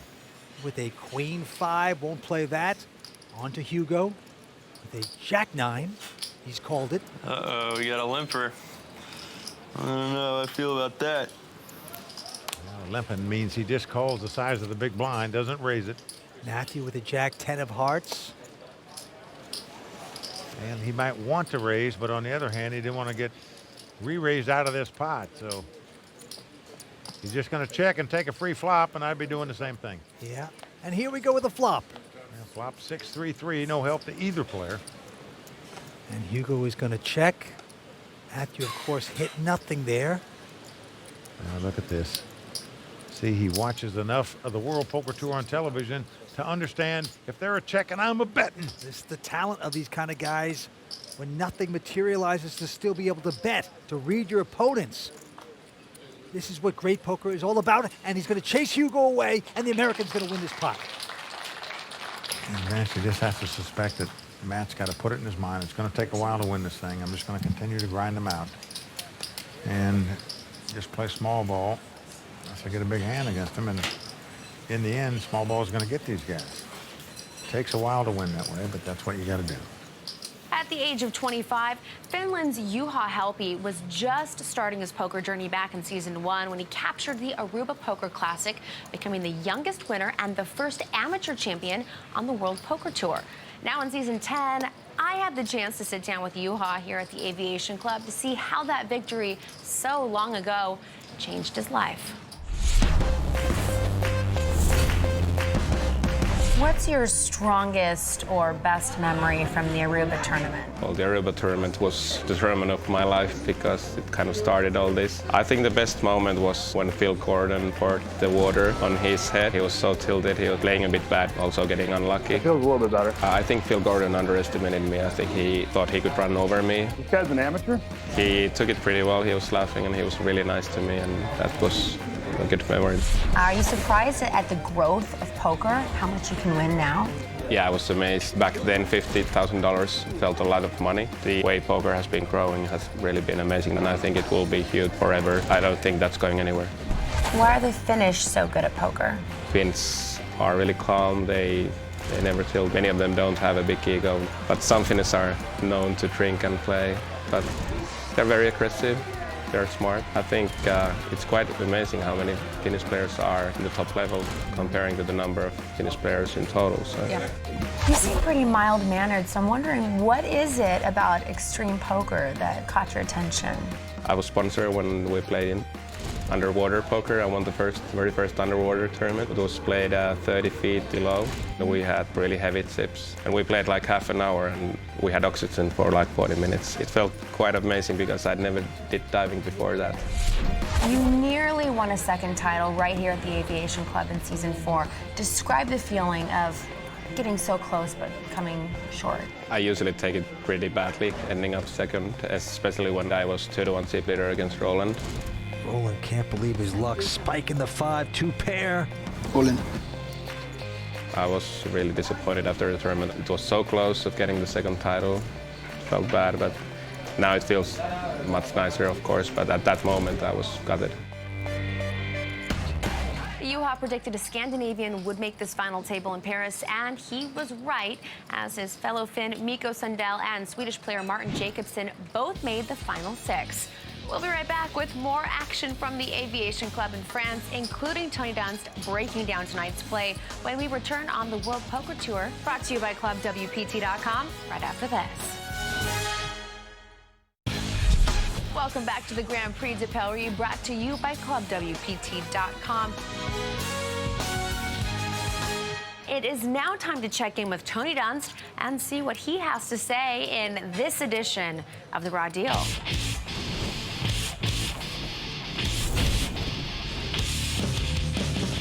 While poker is no doubt a solo player game, modern final tables are increasingly becoming a group effort. For many years in poker's history, friends could be seated in the audience, but only decipher so much of the action from their vantage point. However, all the relevant details and information during final tables are often now available to many members of the audience, and it allows them to add valuable insight to the person they're supporting. Matt Waxman could hardly ask for a better panel, with elite pro Jason Mercier and November 9er Phil Collins in his corner. Naturally, it seems like a pretty major advantage to have access to a collection of top-tier players to bounce thoughts off between hands. Oh my God, I had 5 and 6 of clubs. That's 7 to 1. Oh yeah. I thought he had 7 outs. You got it in pretty good. I forgot about my own cards. Yeah. Previous final tablists have often made use of their gallery when they need cooler heads to prevail. I'm all in for like 2.8. Back in Season 6, Nick Schulman found himself facing a major coin flip immediately after running a failed bluff. Waiting to console him on the rail was WPT champion Eugene Peck. Well, I'm trying to like outplay him. No, I like my river bet, by the way. No, river bet's fine. Who talked Nick down and back into a state of mind conducive to playing sharp poker. However, there is certainly some risk in applying the insights of those who have far less information than you do. Even highly devoted members of your entourage won't have near the focus and intensity of anyone on the table. And without being the one making the decisions, it's difficult to detect the flow of it all. Sometimes they may inadvertently provide inaccurate or detrimental advice that can be pretty harmful if you don't have a discerning filter. Last season, Phil Hellmuth was attempting to help his friend Mike Matisow at the final table with info about what he believed was the tell Alan Sternberg was giving off. He was looking down and left. Whenever he was strong, he was looking down and left. Yeah, but moments later, Matisow was eliminated when he curiously decided to shove 12 blinds over Alan's button raise with 9-2 offsuit. I'm all in. Based on what he thought he saw. Then again, I know it's a little unfair to pull out some obscure clip of Phil making a misread just to take the easy shot. Because hey, if it weren't for tells I hallucinated, I'd win them all too. Well, there you see two of the best players in the world rooting Matt Waxman on, Jason Mercier and Phil Collins. But all I know is this. Forget the rail birds. They're on the rail. You're playing at the final table. What a night for Matthew Waxman. Well out in front with 5.3. He's from Florida. He's only 26 years old. He's got to take on these two Frenchmen and take home a title here for America. All right, it's on Matthew right now. He's got the button. He's got the momentum. Blinds at 30 and 60,000. Let's take a look at Matthew's hand. Oh, wow, a good one. He's got the goods. Yeah, pair of jacks. And he's made so many great plays at this final table without hands, yet it seems like he's had his share of cards as well, Vince. And let me tell you, when you're catching good and playing good, it's pretty much an unbeatable combination. Makes it 120 to go. Frederick with just a 6 deuce. Looks uninterested, folds his hand, and Hugo has to say goodnight too, so that's going to be a quick one. That's your cue. You don't always want that when you have a quality hand, though. You feel like you wanted to punish them for some more money, but not to be for Matthew. How often do you think Hugo Lemaire gets ID'd before he goes to a poker tournament? So true. He looks about 12, but he's playing well. Very tough. This is his club, by the way. He's a big crowd favorite here tonight. All right, back to the play. Frederick now first to act. And he's going to look at an attractive king, queen of spades. 150. He's going to make it with a raise. Looks like a $160 to go. Over to Hugo. He's going to get out. And now Matthew. Oh, and another giant hand for Matt Waxman. And that couldn't come at a better time when he's got his opponent dominated.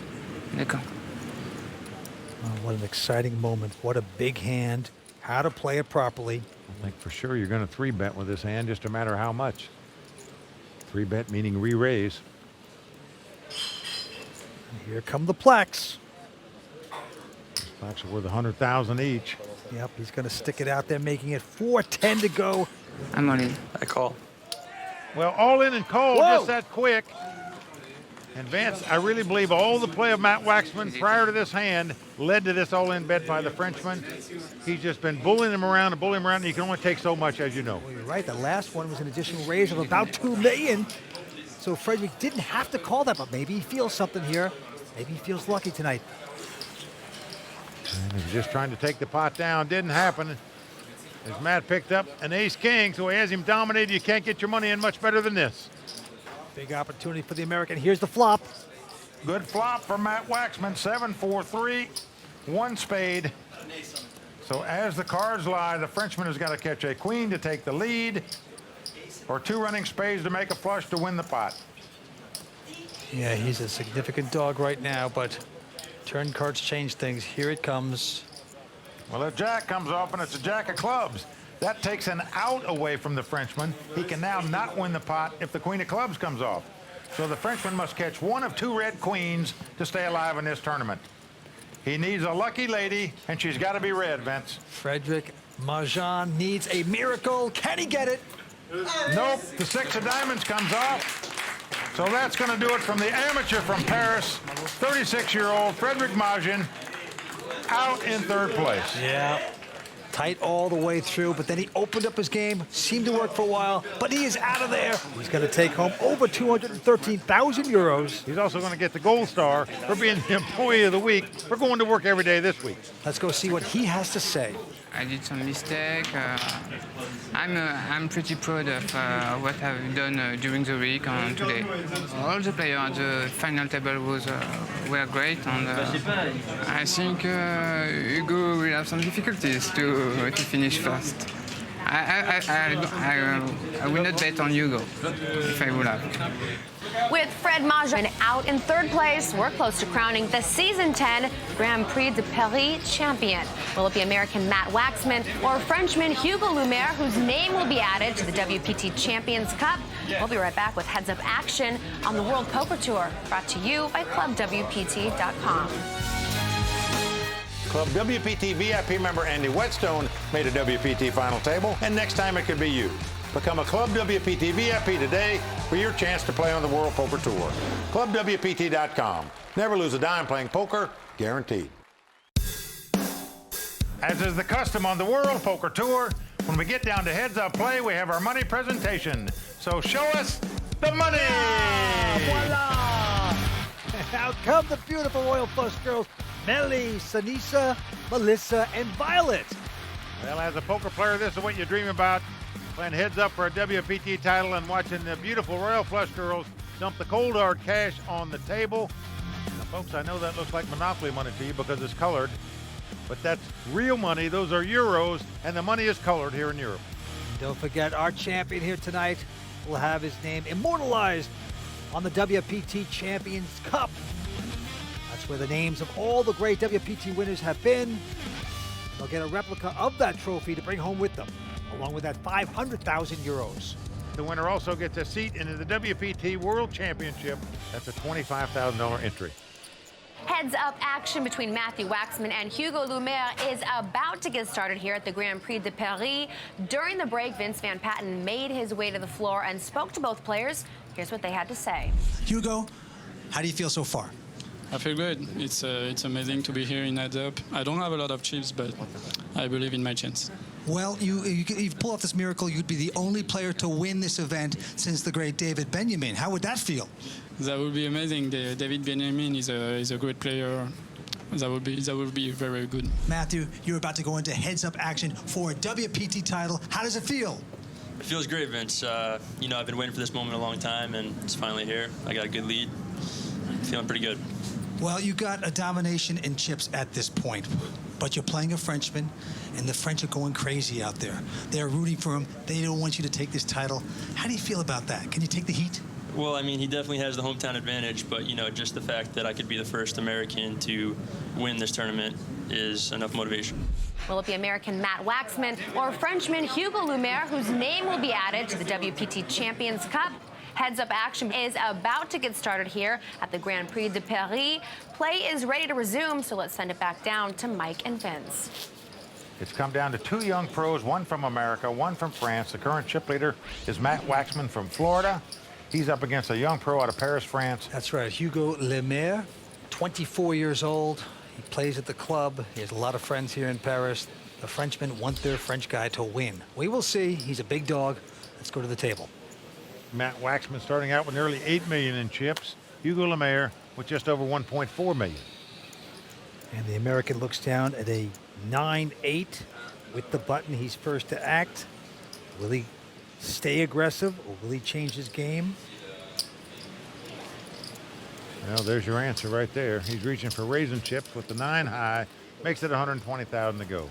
Double the size of the blind, and it's going to work. Hugo releases that hand. Matt Waxman getting closer to the title.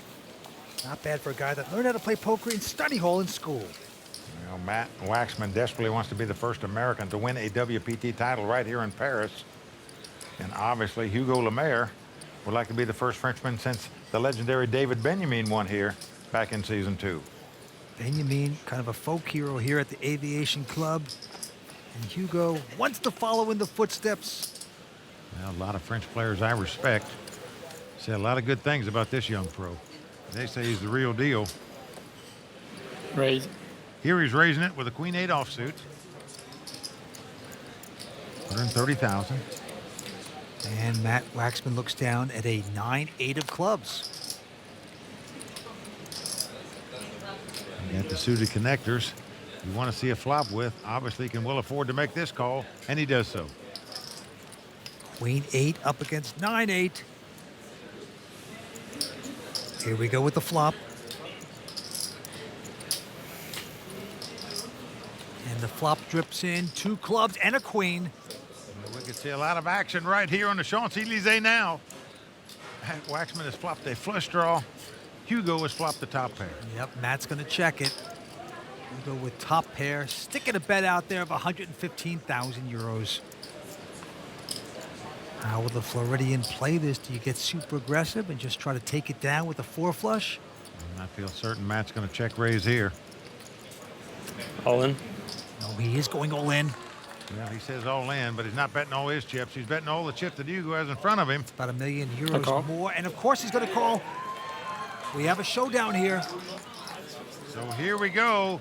Hugo in good shape to double up here and tighten this match up a bit. Yep, his queen's out in front.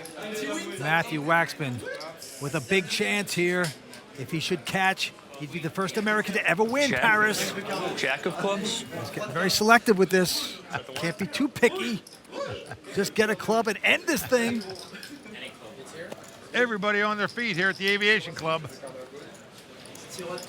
One of these guys becoming a very rich man. Could it be Matthew right now? Here comes the turn card. Well, the 6 of hearts comes off. American didn't get there yet. Well, it gives him a straight draw, though. A 7 would win the pot for him now, as well as a club. Sit. Well, Matt asking for a set. That's 7 in French. Matt has to sweat out one card. Hugo still out in front. It is a club. He has done it. Clubs have been lucky for the American twice at this final table. He made a club flush to win the 2 biggest pots of the night. Wow, what drama, what an ending. What fortune for Matt Waxman right there to make the club flush to take this title. The young American is the first one ever to win the WPT title in France. Well done. He's going to take home 500,000 euros. Matthew Waxman is our champion. I want a WPT. Now you got something that I don't, finally. Yeah. Well, a big effort by Hugo Lemaire. He's going to take home over 314,000 euros for his second place finish. I played pretty tight. I think I played okay. I'm happy about my play and happy about the second place, even though it's really disappointing to get so close and to not win it. I want to win one, so I'll come back. Congratulations, Joe. Thank you. Well done. Well done.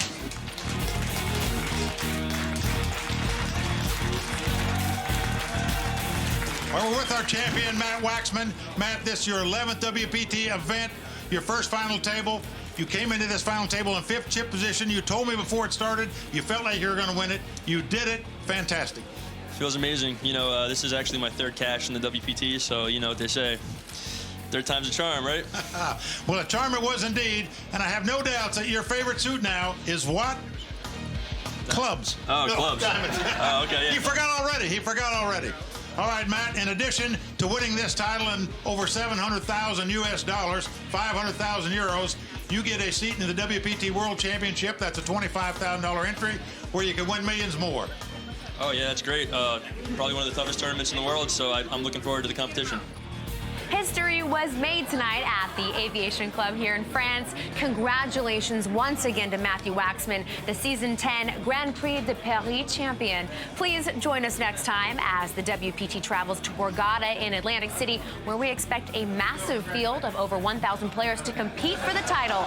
Until then, for Mike Sexton, Vince Van Patten, Tony Dunst, the Royal Flush Girls, and the entire WPT team, I'm Kimberly Lansing saying thanks for watching.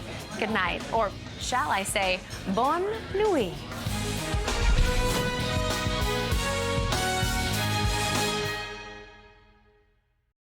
The World Poker Tour is brought to you by ClubWPT.com. Never lose a dime playing poker. Guaranteed. 2 seasons ago, Borgata set a WPT record for entries. Last season, they broke that record, and this year, they shattered it. Now, 1,313 entries have come down to the final 6. In Atlantic City, who will survive the largest WPT in history? The Borgata Poker Open starts now, and it's only on the WPT.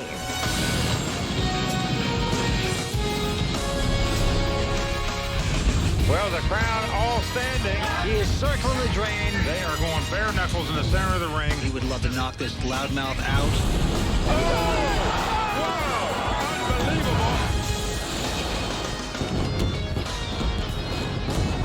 Borgata in Atlantic City. Every year, like clockwork, this beautiful resort and casino attracts hundreds of talented poker pros from around the world to their signature event, the Borgata Poker Open. But thanks to the determination of a huge local player base and a first-place prize of over $900,000, the established pros who flocked to this tournament found there's no safety in numbers. So players, good luck to all of you. Enjoy your week, and let's shuffle up and deal. 460 players put up their $3,500 buy-in on day 1A, and in this re-entry tournament, any player who busted today could take a second shot on day 1B, meaning everyone was amped up to play, including reigning champion Dwight Pilgrim. Everybody can win a title. It's all about defending. It's going to be crazy. It's going to be exciting, but back-to-back is what it's about. Another player looking to add a second WPT title to his resume was Season 10 WPT champ Will Failla. He's here. Will had just flown in from France, then was operating on no sleep, but still riding the momentum from his Legends of Poker victory as he continued to give the dealers instructions. Nothing higher than a 5, dealer. Keep it low and red, dealer. And also continued to rake in pots. Only in America. Season 10 one to watch Ebony Kenny joined Will in getting off to a good start by eliminating a player early on. But other familiar faces would hit the rail, including Jeff Madsen, Kathy Liebert, and Brent Hanks. Across the room, New Jersey pro Darren Elias found himself in a great spot when he turned a straight versus Dwight Pilgrim's overpair. Darren check-raised Dwight all in, and Dwight made the call drawing dead and gracefully exited the table and left Darren adding to his chip stack. It got me out today. I got another shot tomorrow. In the heated atmosphere of this championship event, not all bust-outs were as cordial. And I think this guy behind me is talking smack, actually, but Maria Ho had words with the player who eliminated her. You want to tell me it's a good check on the flop? Well, I'm never getting any money from you if I don't check the flop, so you're just lucky you hit a gutter. But if you have 20 bigs and you're just going to flat somebody before 3 hearts, you might as well shove. So, like... Seriously. That's the truth, and you know it. I'm like angry. Like, who just talks crap after they bust somebody out? Play wound down for the evening, and accumulating the big stack in the room was the goal, as the chip leader at the end of days 1A and 1B would receive a $5,000 bonus for the honor. When the dust cleared, it was local player Abraham Kuroki who had the top stack of the 228 remaining players. But on his heels were a talented group of players, including Vanessa Selbst, Darren Elias, and Season 10 WPT champ Will Failla, who would have a day off tomorrow along with the rest of the Day 1A survivors, as a fresh group of players would take their shot at a place on the WPT Champions Cup on Day 1B. A huge field was expected to play on Day 1B, and the East Coast locals and professional players showed up to pack the Borgata with over 90 tables of play. Today's a new day. And while players such as Season 8 and 9 Borgata Poker Open champs Olivier Bousquet and Dwight Pilgrim were putting in the work to be in contention for a second WPT title at Borgata. 12 hours, one hand at a time. Season 10 champ Will Failla, who ended Day 1A fourth in chips, spent his time off with a little wager on the racquetball court with Vince Van Patten.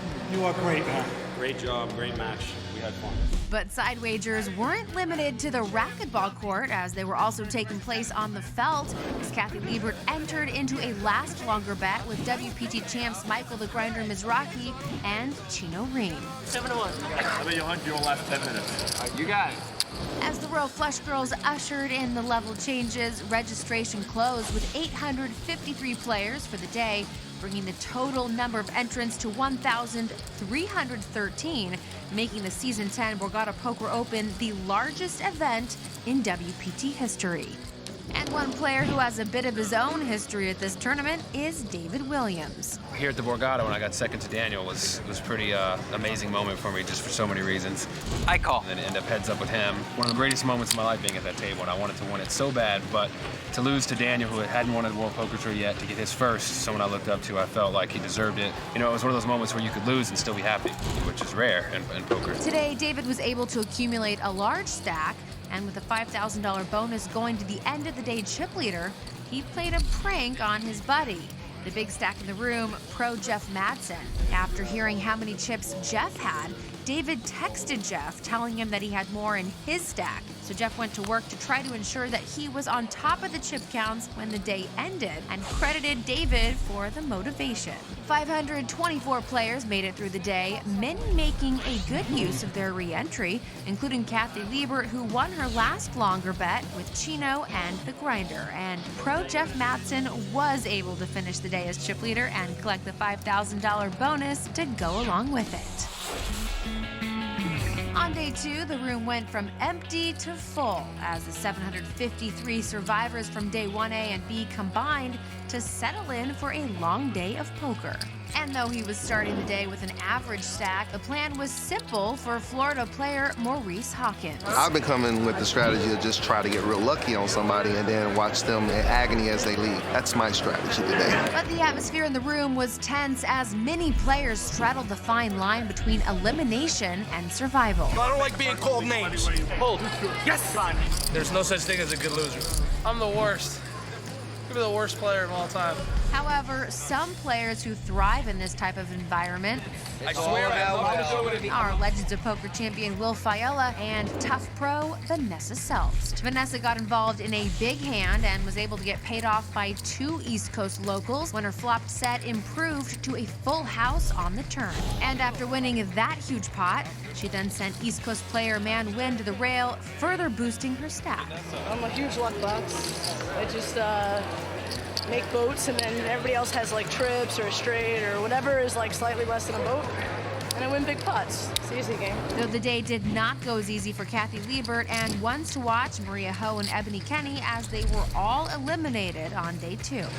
But Vanessa would have to watch out as former WPT World Champion David Williams was hot on her trail and she seemed to enjoy the challenge. It's like a little friendly competition and see who's doing better, but I think he's the chip leader right now, so I guess it's time to catch him. But no player in the room was able to catch David Williams as he finished the day as the overwhelming chip leader and shared what led to his success with WPT Live Updates hostess Jess Wellman. You know, I'm able to put the fear in with these players and they're laying down to me, and that's good. And I was making hands at the right moments and folding when I should and bluffing when I should. I mean, it was just a perfect day. Yet David was not the only player to finish on a high note, as Maurice Hawkins employed skill as well as luck to amass the second largest stack in the room, and WPT champ Will Failla remained focused on a second WPT title. We mean business. There ain't no games this year. 170 players survived to play another day, including Champions Club members Cornel Simpan, Lee Markholt, and Yevgeny Timoshenko. But everyone was looking up at the stack of WPT World Champ David Williams.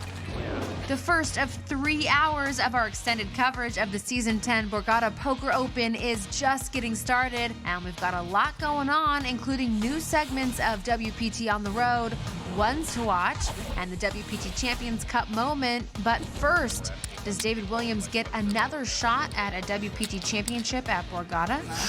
I want it bad. I mean, more than the money, I want this title. Find out who makes it to the Borgata Poker Open final table in the largest event in WPT history when we return, brought to you by ClubWPT.com. Welcome back to Season 10 of the World Poker Tour. We're in the middle of our expanded playdown coverage of the largest event in WPT history as we track the action leading up to this historic Borgata Poker Open final table.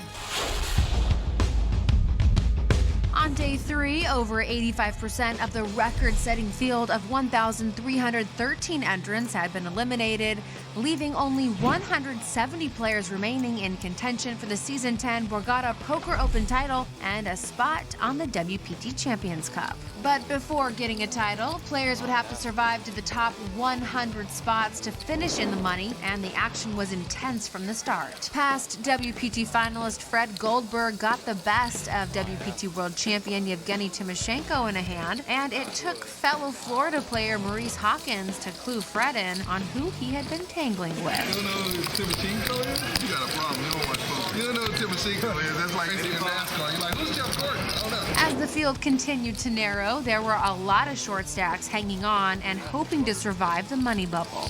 And a huge hand was brewing between David Williams and Brit Mark Bramley, who had both made a big hand on the river. David moved all in with kings full and put Mark to the test, holding the nut straight. After long deliberation, Mark made the call and would find himself out one short of the money at Borgata.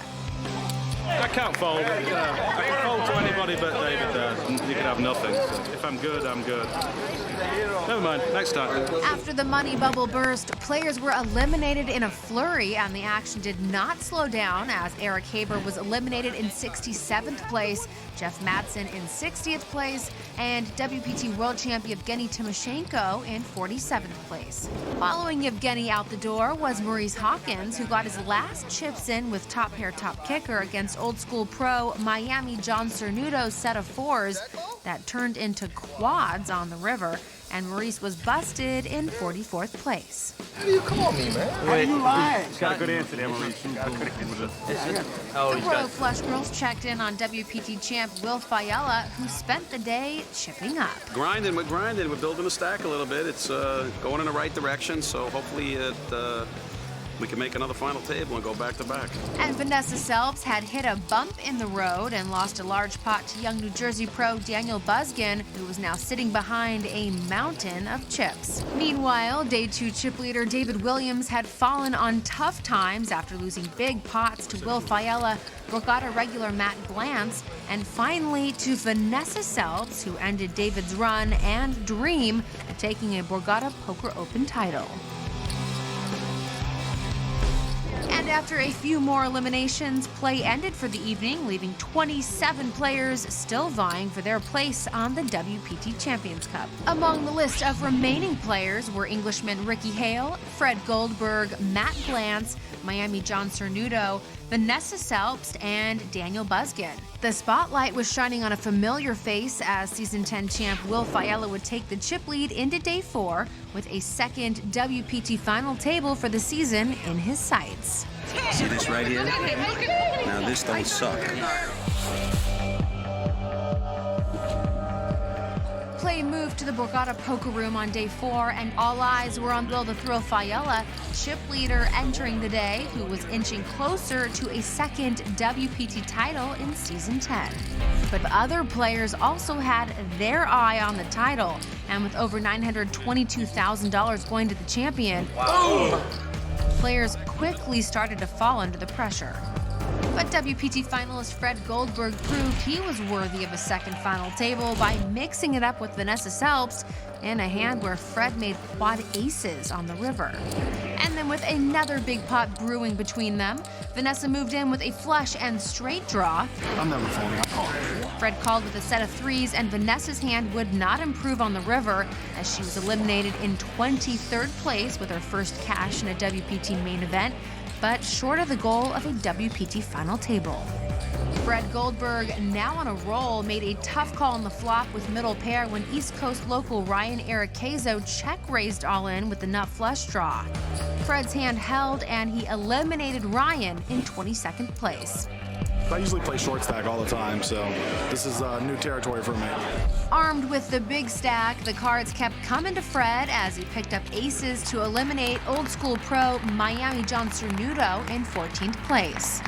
And it was all good up until this minute. Will the Thrill consoled his good buddy, explaining he would have made the same play Right, WPT? in that situation. Now the dinosaurs are even coming to me for advice. You know that's big trouble. With players fighting for survival, it looked like high-stakes cash game pro Matt Glantz would double up, holding jacks against Englishman Ricky Hale's tens. But a 10 fell on the flop, and with no help on the turn and river, Matt's tournament run ended in 12th place. Pocket pairs would collide again as Jin Huang moved all in with pocket jacks versus Will Failla's pocket queens. Will thought it out long and hard, and after the chips were counted down, Will made the call, I call. having Jin covered by one big blind. Come on, one time! Will did not get his one time as Jin hit a jack on the flop and quads on the turn, leaving the WPT champ devastated as his shot at a second title was slipping away.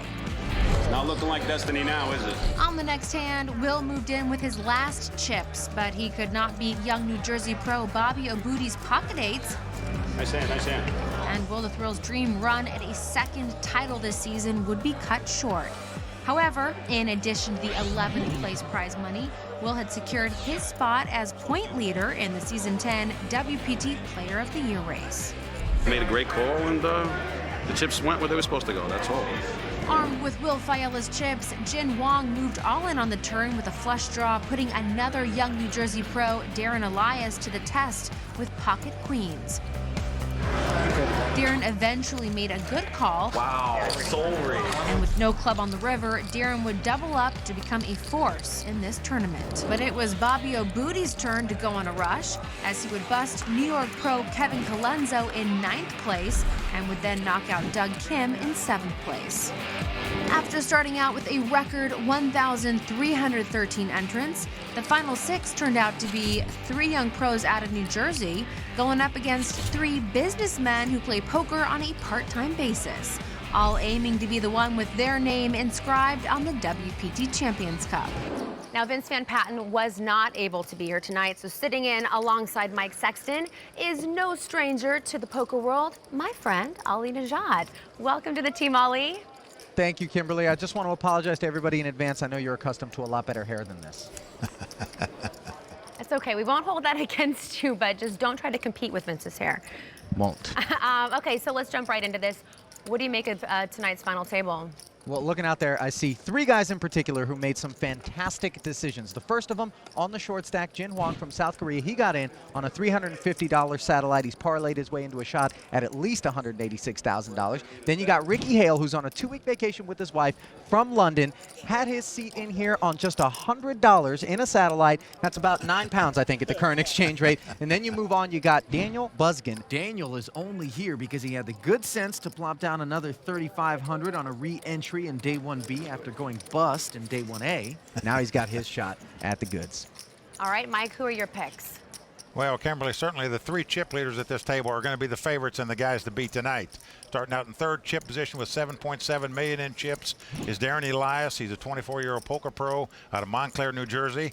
In 2nd chip position with $11.1 million in chips is another 24-year-old poker pro out of New Jersey. That'd be Bobby O'Booty. Our chip leader tonight is Fred Goldberg from Hollywood, Florida. Fred's a tough player. He's got a World Series of Poker bracelet to his credit, and he's the only player at this table to have made a final table before on the WPT. And Kimberly, I'll be very surprised if one of our 3 chip leaders don't take the title tonight. I got to agree with you. Fred is looking good tonight. All right, just before the players took their seats, we grabbed a quick word with chip leader Fred Goldberg. I'm very emotional. I lost my mom at the beginning of the year, and I just had a new baby, so it's been an emotional year. So I'm going to bring this and hopefully can feed off of that energy and make it to the top. I was playing very tight yesterday, even though I got some big hands. They saw all my showdown, so might be pretty aggressive today. I really want to win this trophy for my daughter, so it'll be nice. These 6 have come so far, but only one can complete this journey and emerge as WPT champion. The battle begins when the final table of the Season 10 Borgata Poker Open begins right after this.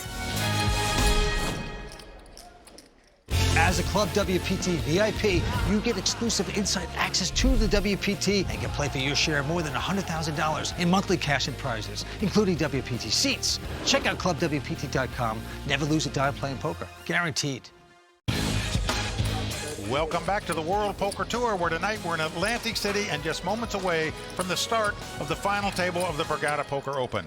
Now, Vince Van Patten couldn't be with us tonight, but sitting in for Vince is someone well known in the poker world, Ali Najad. Ali, great to be working with you tonight. Likewise, Mike. And I want to say, when we say Vince couldn't be here with us tonight, if I know him, he's in a tennis resort somewhere sipping Mai Tais in a Tommy Bahama shirt. But some of us, Vince, have got to throw a suit on and get down to business. So why don't we send it over to our tournament director, Tab Duchateau, to kick things off. Okay, the blinds are 8160, 20,000 ante. Shuffle up and deal. So here we go. There you see the chip leaders. Fred Goldberg out in front with 11.4 million. Bobby O'Booty right behind him with 11.1. Yeah, I like O'Booty, 24-year-old from Morris Plains, New Jersey. He actually plays with a bunch of Jersey guys, including Alan Berry, who's made a splash on the scene. What I like is that first place prize of over $922,000. That's what they're playing for here tonight. And let's not forget, of course, your name on the Champions Cup. That's forever. Well, Ricky Hale from England. He's a builder there. He's going to lay this hand down. Jin Hwang, convenience store owner from South Korea, 52 years old. He goes away as well. Darren Elias out. Now we're over to our chip leader on the button, Fred Goldberg. He's going out, so it's a battle of the blinds here. I'll be 24 years old from Morris Plains, New Jersey. You'd think O'Booty was in construction too. Look at that stack. It's impressive. Looks sturdy, Mike. Billy's going to limp in and make the call out of the small blind. Daniel with ace-5. Daniel Buskin's a 26-year-old pro out of Marlton, New Jersey. and just knocks the table, does not raise with the ace high. He probably could have taken that pot down pre-flop by just rattling his chips. Now flop comes Jack 9-4. So Bobby has outflopped him. He's got bottom pair, and he is going to bet. Bottom pair and some heart. That makes the min bet of 160,000. You must always bet at least the size of the big blind. And that's going to be enough to take down the first pot of the night. Well, they're booing because his name is Booty, so we're going to hear a lot of that tonight. Ali, as you know, he's got a lot of fans and friends in the house tonight rooting him on. And Bobby wanted me to say hello to his mother, Goli, and his dad, Reza, who couldn't be here tonight. I get the feeling Mom and Dad might not have blended in with that peanut gallery all too well. You got to love this guy's look, you know, the backward hat on, the young, cocky, brazen confidence that these guys have. Yeah, he's not worried about what he looks like. He's focused on the game. Well, Darren Elias goes out. Action over to Fred Goldberg. Going to raise it up here. Fred's made it 350,000 with the queen 9 offsuit here. Bobby going out. Buzzkin out as well. Ricky Hale going out. Fred's got a customer mic, King Jack offsuit for Jin Wong, the convenience store owner. Flop is ace 10-8. Broadway draw for Jin, gut shot straight draw for Fred. Jin has the best hand with King Jack, and it goes check, check. So Fred does not make the continuation bet.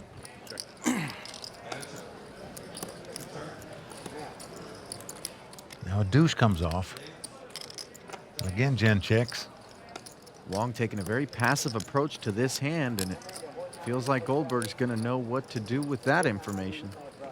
And he's going to say, if you don't want the pot, I'll go ahead and take it.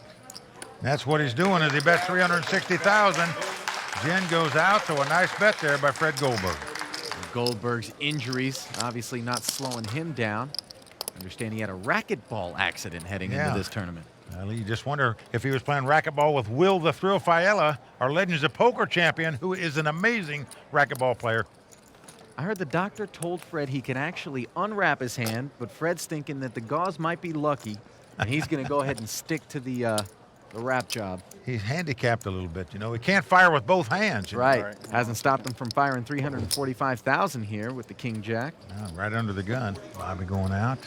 Buzzkin out as well. Ace-4 suited for the Englishman Ricky Hale. Well, Ricky's a builder. Has been for 25 years. Got in this tournament on a $100 satellite. That is not a bad parlay.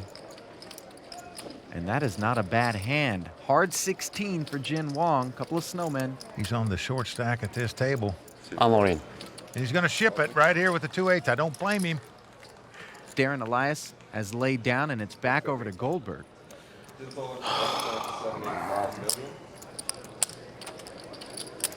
Well, there you see Jin's son and friend watching him. Well, if Fred knew he had 2 overcards, he'd make the call.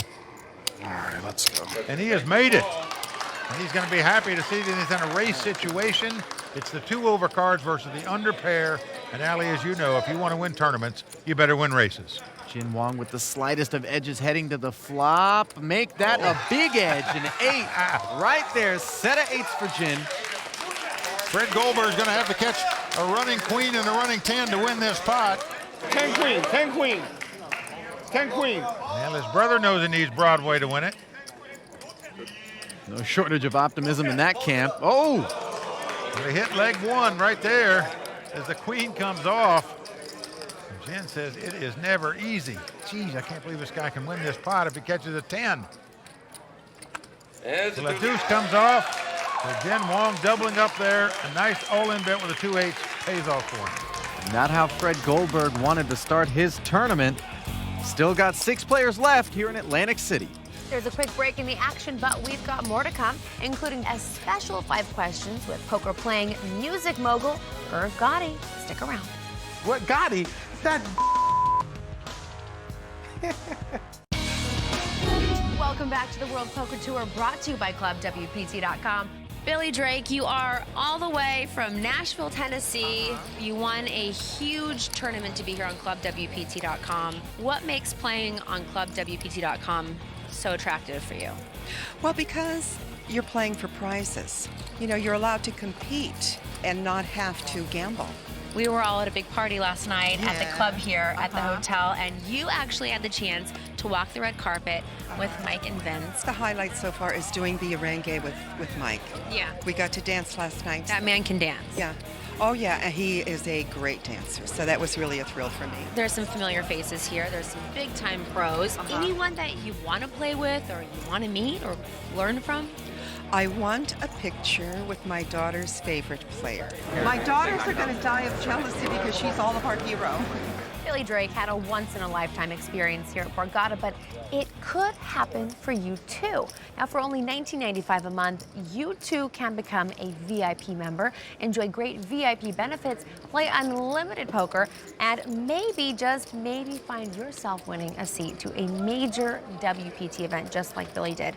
Now, we can't guarantee you'll end up dancing with Mike Sexton, but check out clubwpt.com for yourself and never lose a dime playing poker.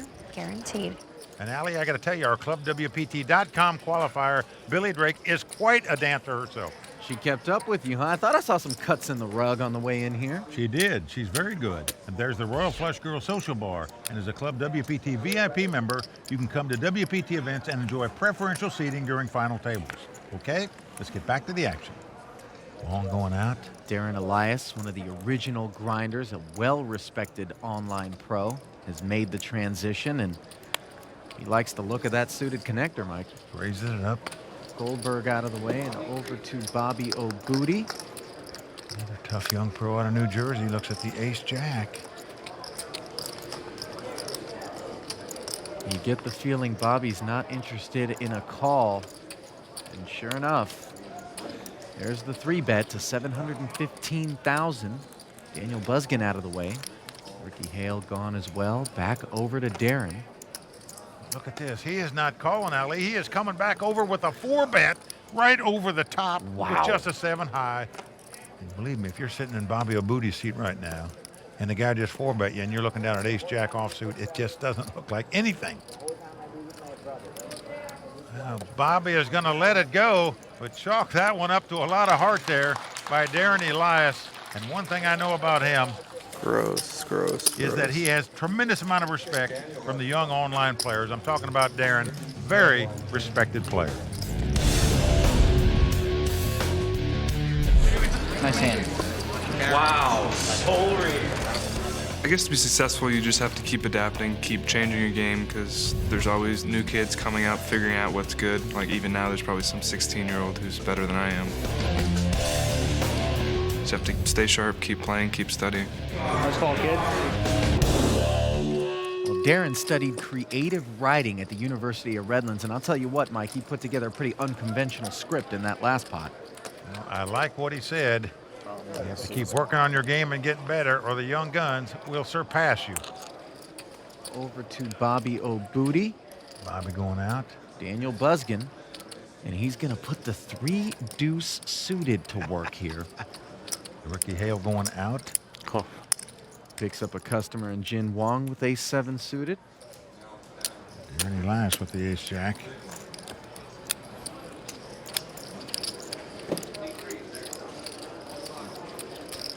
No heroics this time. He's content to just call a couple of $100,000, stay involved. 3-way action. Big pot brewing here. 1.2 million in the middle as we head to the flop. I love the poker face of Darren Elias. Well, what a flop for Darren. Comes jack, 6 deuce. Got top pair, top kicker. Jen checks. That's the kind of board you dream of with ace-jack. Oh, and he's going to slip it to the pre-flop razor. Give him a little rope. And he takes it, betting $560,000 is Daniel Buskin with bottom pair. Long going out.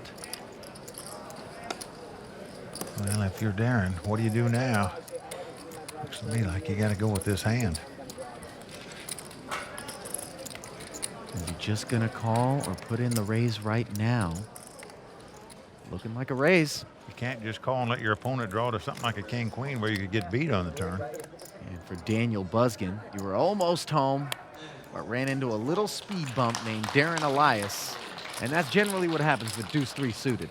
The World Poker Tour has seen its share of avid players from the world of entertainment, like actress Jennifer Tilly and movie director Todd Phillips. Now, here in Atlantic City, I got the chance to sit down with top-selling music mogul Irv Gotti to talk about his love for the game in this edition of 5 Questions. Irv, we get to see you at poker tournaments, but tell us what you do for a living. Just music business. That's where everyone knows me from. I owned a label, and I made records for J-Lo, I made records for Ja, for Ashanti, Jay-Z, DMX. The music or the entertainment. It's something that's deeply, deeply in me. What is it about poker that appeals to creative types? What drives me is the competitive part and just to match wits with the players. You'd be surprised. Poker's like great for networking. Todd Phillips is a very good friend and he's a thing. Nick Cassavetes, he has a great game. Like Tobey Maguire, I play with him a lot. I always tell him his spidey senses is always tingling. He's a really good player too, by the way. You built an image in the hip-hop world. What is your image at a poker table? If you ask anybody who knows me, they're gonna call me every derogatory term that you could use for a tight ass. They're gonna say, what, Gotti?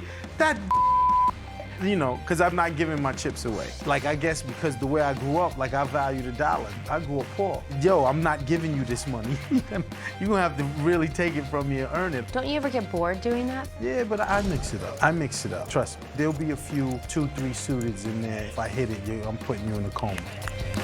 Because you're never putting me on that hand, and your soul is crushed right after that. How could you play that? Yeah, ship it. How did you become friends with Phil Ivey? Phil Ivey, we met, I think at casinos or in the club or whatever in Vegas. And just, you know, me being Gotti and him being Phil, and then we hooked up, and we're like brothers now. It doesn't hurt being brothers with one of the best poker players alive. He definitely helped me. He used to let me just sweat him, and he would explain things to me, why he's raising, why he's doing this. This is a good place to steal. And after I did that and him giving me tips, my game changed.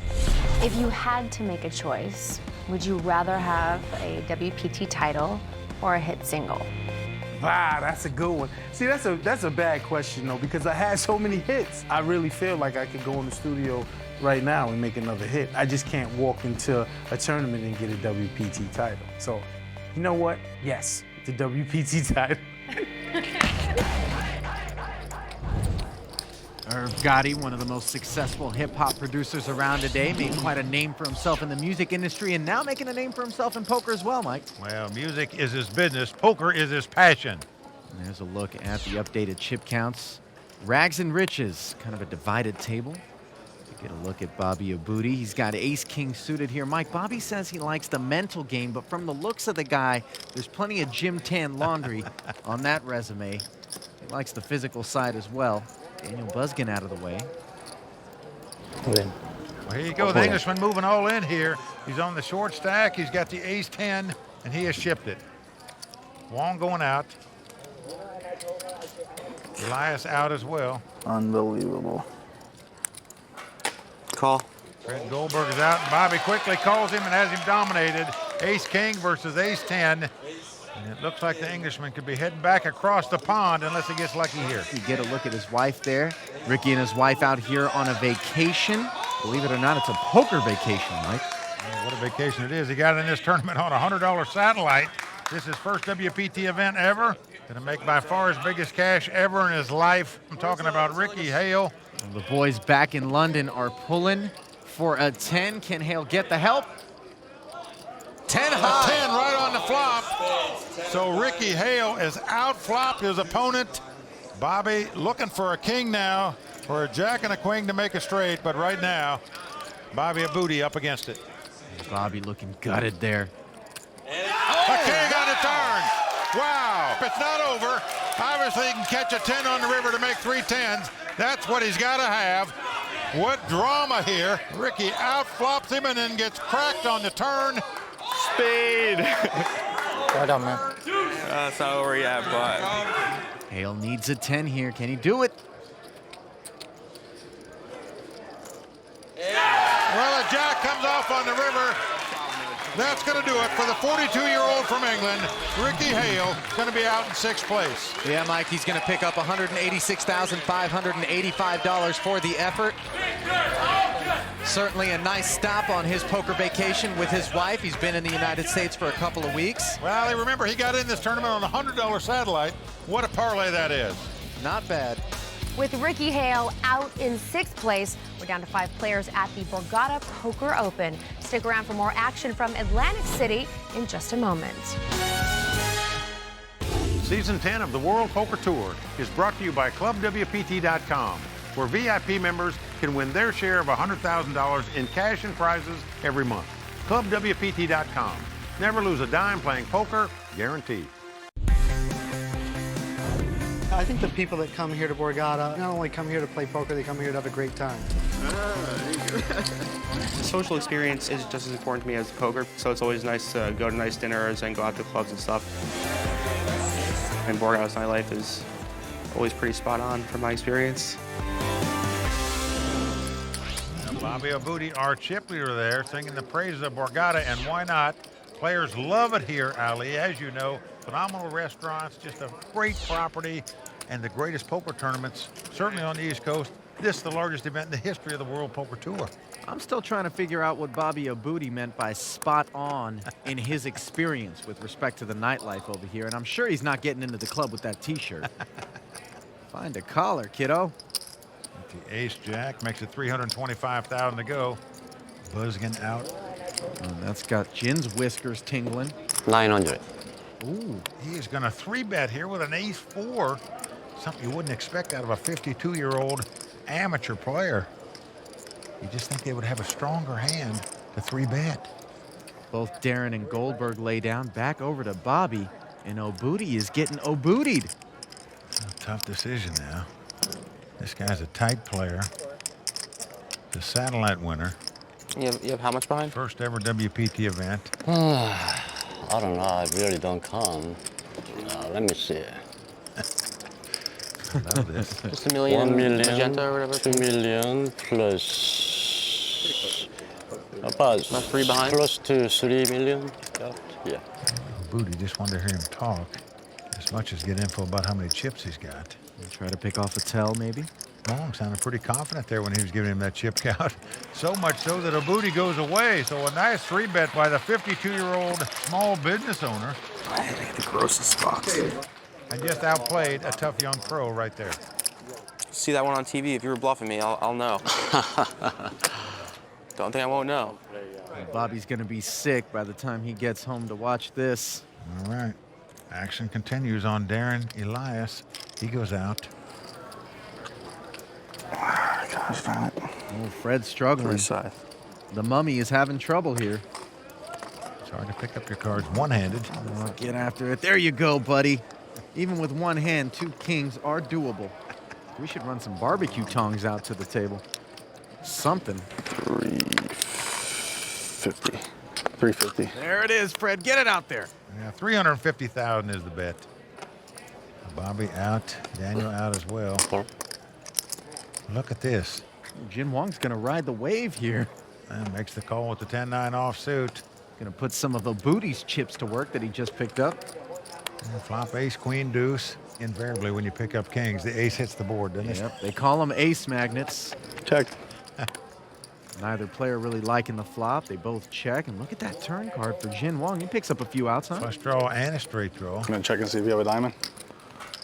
Let's look together. Come on, the TV, they want a little action.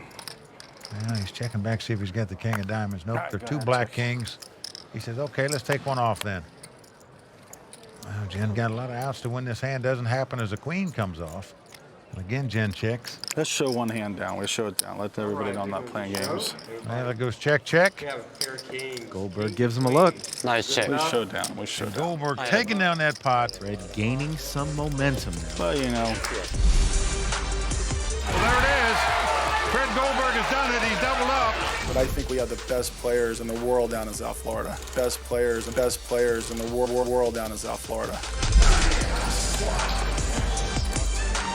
Well, I said it back in 2006 that some of the best players are from South Florida, and I still say it. Just some really good players, and hopefully we can keep winning events.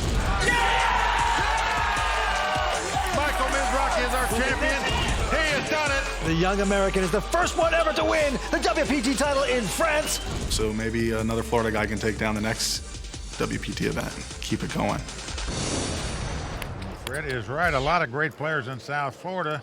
The winner of our last WPT event in Paris, Matt Waxman from South Florida. Fred trying to make it back-to-back for the Floridians. Being a professional poker player in South Florida is like already being retired. Life is good down there. The blinds have gone up to 100, 200,000 with a 20K ante. Folded around to Fred Goldberg. Picks up another premium hand, an ace-queen. 475. On the button, he's going to open for a raise to 475,000. Deck is definitely favoring him, and Obuti's going to look him up with Jack 10 off. Daniel Buskin out of the way. Comes the flop. Ace, ace, 4. Great flop for Goldberg as he flops 3 aces. Mike, we're going to have to run some more gauze out to the table because the deck is slapping Fred right in the face. Yeah, Obuti is checked. Fred going to bet 600,000. Nothing doing for Bobby Obuti, but he is the kind of player that I could see make him a move on a board like this. Obuti is going to make this call, Ali. Well, if anybody was going to float at this table, it'd be Bobby Obuti. Oh, and look at this, an ace on the turn. All Obuti is going to do is sink here, not float on this hand. And he's going to check it. Fred Goldberg has quad aces. He cannot be beat. No reason to bet in position. Knuckling, trying to give Bobby a little rope. 4 comes off, so a full house on the board. 1.3. When Obuti falls into the trap, he bets 1.3 million. And that smell in your living room is Bobby's chips on fire, just going up in smoke. Yeah, Fred Goldberg. 4 million. Now it says 4 million. And Obuti knows he's had his booty kicked in this hand. He sure has. And Bobby quickly going out. And how sweet it is when you've got quads and your opponent is betting at you on the river.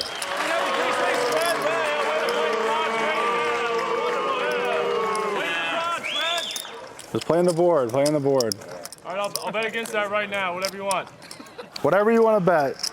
So Fred Goldberg takes down that pot. We've still got 5 players left fighting it out for the $922,000 first place prize here at the record-breaking Borgata Poker Open. Yeah, fighting is correct. Chip leader Fred Goldberg started the evening off in the chip lead, lost it to Bobby Obuti, who is currently in second, but he's since regained it. And I think the man to watch out for right now, Mike, is the guy who's in third, quietly.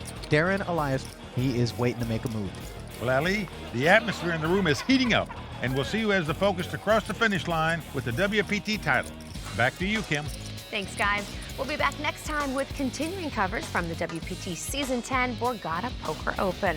Until then, from Mike Sexton, Ali Najad, the Royal Flush Girls, Tony Dunst, and the entire WPT team, I'm Kimberly Lansing saying thanks for watching. Good night.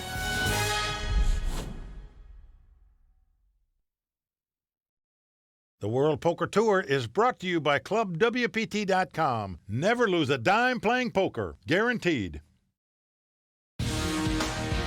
In Atlantic City, over $900,000 and the Champions Cup all goes to the winner of the biggest WPT in history. Continuing coverage of the record-breaking Borgata Poker Open starts now, only on the WPT.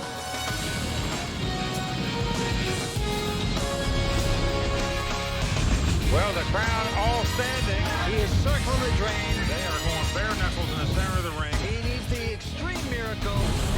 Oh! Wow! Unbelievable. The second hour of WPT's extended coverage of the Borgata Poker Open is about to get underway. So we turn to Mike Sexton and Ali Najad, who's sitting in tonight for Vince Van Patten. Mike, what do you make of what we've seen so far? Well, Kimberly, we've seen some good poker so far at this final table. Chip leader Fred Goldberg took a few hits early on, but got back on track when he made quad aces versus Bobby Obuti. And then he got into some playful banter with Bobby's raise. Just playing the board, playing the board. I'll bet against that right now, whatever you want. Whatever you want to bet. But let me tell you, even though he lost that last hand, I've been impressed with the play of Bobby Obuti. He's a 24-year-old poker pro out of New Jersey. He busted the missing man at the table, Ricky Hale, who went out in 6th place. But 3 of these 5 guys are from New Jersey. Local guys look like they got it going tonight. Ali, what can we expect moving forward? Well, as the blinds and antes go up, you're going to see the pressure start to affect the short stacks of Jin Huang and Daniel Buzgen. One of those two are going to have to go all in. And if you see a bust out there and we get down to four-handed, I think that's when you'll see Darren Elias start to finally come alive. Okay, thanks, guys. We also just caught up with Bobby Abudi. Let's see what he had to say. I feel pretty good. I feel like I'm playing pretty well in the zone. I'm not going to let anything rattle me right now, including my rail, which seems to be a little bit obnoxious. No, I'm just kidding. But yeah, I'm just going to play solid and hopefully, win the hands where I'm the favorite. And if everything goes my way, then I feel pretty good about winning the title. Now, you heard Bobby mention his rail. They have been very vocal here tonight, heckling Bobby's opponents, especially Fred Goldberg. We'll see if that becomes a factor here tonight. There is so much money on the line, and that WPT Champions Cup is still up for grabs. So let's not waste any time and check the chip counts and get back to the game. There you see our chip leaders. Fred Goldberg out in front. He came to this final table as chip leader. He's still the chip leader. Bobby Abudi, tough young pro of New Jersey, in second place. Yeah, those are the guys that are looking best to take down the $922,000 first place prize and get their names engraved on that WPT Champions Cup. Well, remember, this is the record-setting field in the history of the WPT, 1,313 entrants. Okay, Daniel Buzgen going out here. Jin Huang, the elder statesman at the table, hailing from Maryland by way of South Korea. He's going to pitch his hand. Darren Elias out of the way as well, another Jersey native. Over to the one-arm bandit, Fred Goldberg, suffered a racquetball accident just before this tournament. Not going to stop him from putting $500,000 into the pot with Jack 10 off from the small. And Bobby Abudi is going to look him up here with a 10-9 offsuit. So the two chip leaders going at it in the blinds. 1.1 million in the middle. The flop is 8-5-6 rainbow. Bobby's got the straight draw and 2 overs. Pretty much air for Fred. Not going to stop him from firing the continuation bet. 575,000. Abudi is going to gamble here for the bet shot straight. He makes the call. He does have position on Fred. Now a 3 comes off. Obviously no help to either player. Quick check from Fred there, giving control to Bobby. Looks like he's going to take a shot here, Mike. Now, this is a very good bet by Bobby Abudi. He's going to take it down. A lot of players would have just checked there to get the free card off. Not Bobby Abudi. And his fans in the Royal Flush Grill Social Bar are loving it tonight as he takes down that pot, and with it the chip lead. And Ali, our fans will be happy to know that they too can come to a WPT final table and enjoy the action from the best seats in the house. And as a Club WPT VIP member, you can get priority seating right next to the Royal Flush Girls. Like to keep the atmosphere festive. And Fred Goldberg, the one-arm bandit, a little annoyed at that, but holding it together. He'll be first to act here. Lines at 100, 200,000 with a 20K ante. Here he picks up 2 8s.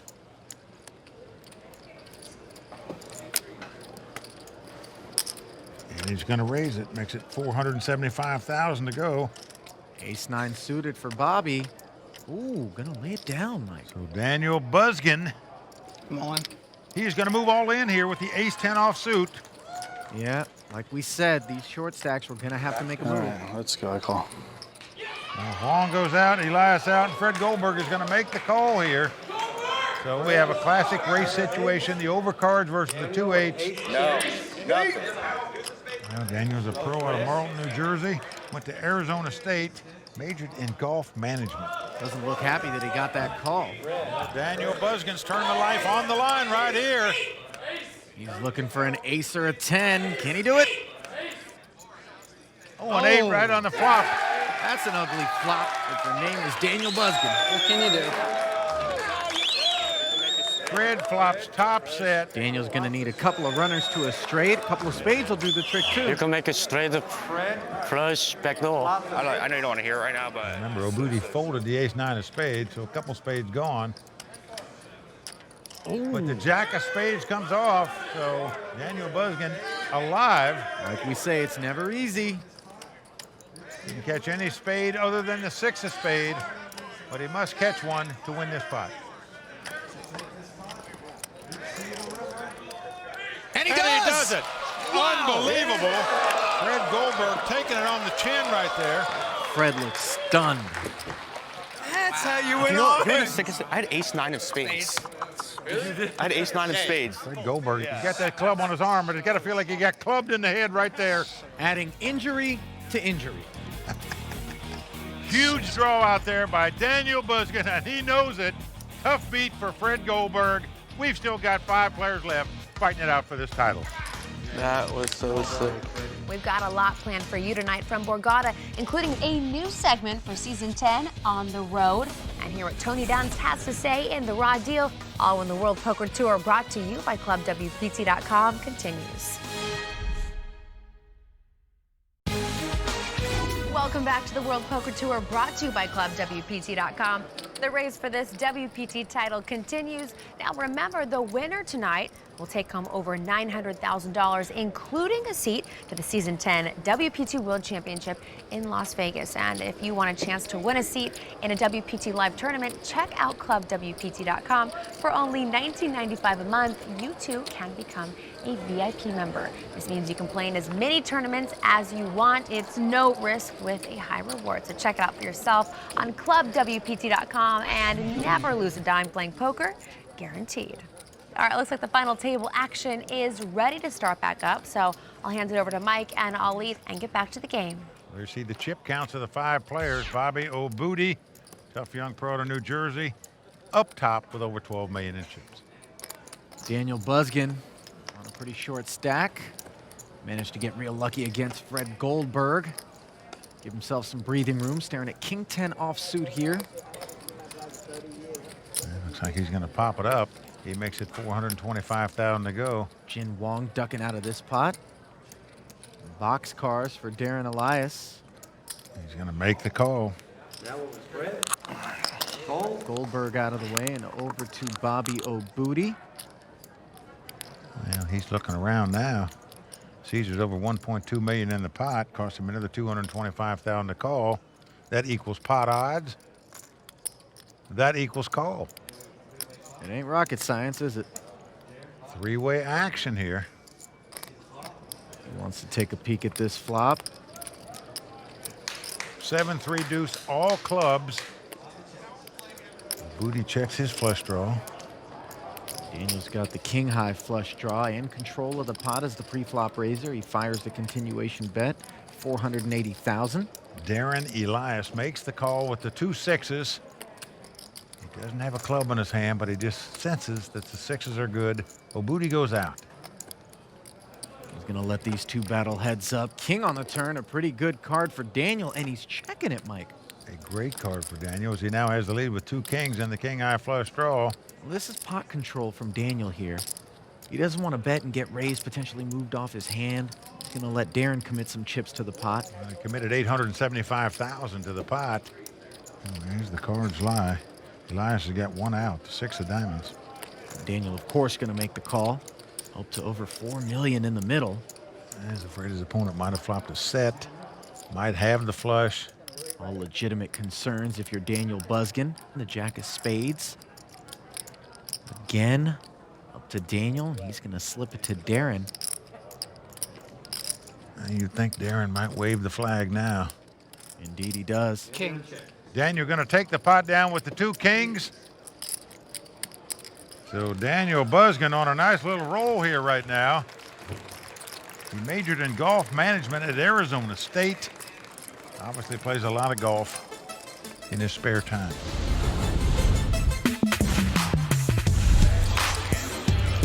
There's many similarities between poker and golf. It's not a team sport like basketball, baseball. Like, you rely on yourself. You have to make a putt on the last hole for all the money, or when you're sitting there just in the tank thinking, should I call, should I do this? It's so nerve-wracking, both of them, and you can just feel your hand shaking, your heart beating, and it's exhilarating, and that's why a lot of people love poker. He's making more money on the green felt than he would on the green grass. You know a little something about golf, Mr. Sexton? Well, see, he majored in golf management, but to most gamblers like myself, golf management means getting your bets right on the first tee. Making sure you get the right handicap in there, huh? Queen 5 offsuit for Jin Wong. The South Korean lays it down. Elias out as well. Round to Fred Goldberg now. Soft 14. Fred, a 36-year-old contractor and pro poker player out of Hollywood, Florida. We're going to raise on the button here with an ace-3 offsuit. Couple of 9s for Bobby Obuti in the small blind. These two have played quite a few heads-up pots at this final table. Well, they have. And Obuti just calling with the 2 9s. Does not re-raise. When you just call, you allow the big blind to get priced in, so to speak. Daniel wasn't biting, though. Slips out of the way with the ace-7, and here comes the flop. Heads up. The flop comes 10-8-8. So Obuti out in front with the 2 9s. He checks. Here comes the continuation bet by Goldberg. 775,000. Interesting flop texture for Bobby. And he's going to make the call. You know Goldberg doesn't like that. 4 diamonds comes off. 2 9s still in front, but still checking. Almost 3 million in the middle. Oh, look at this, Mike. Fred Goldberg's going to fire 1.325 million. I'll tell you, folks, it's tough to call that much money with just 2 9s in this situation. Especially because you got to worry about what happens on the river if you check again. And that's part of your problem. You're calling 1.3 million here. What are you going to do now if the guy fires a huge bet on the river? Well, 5 of diamonds comes off, so 3 diamonds out there. Now again, Obuti checks, and you just wonder if it's time for Fred to give up the ship here. Does he have a 3rd barrel in his arsenal? We're about to find out. And if his opponent had a straight draw to start with, he would have the best hand with ace high.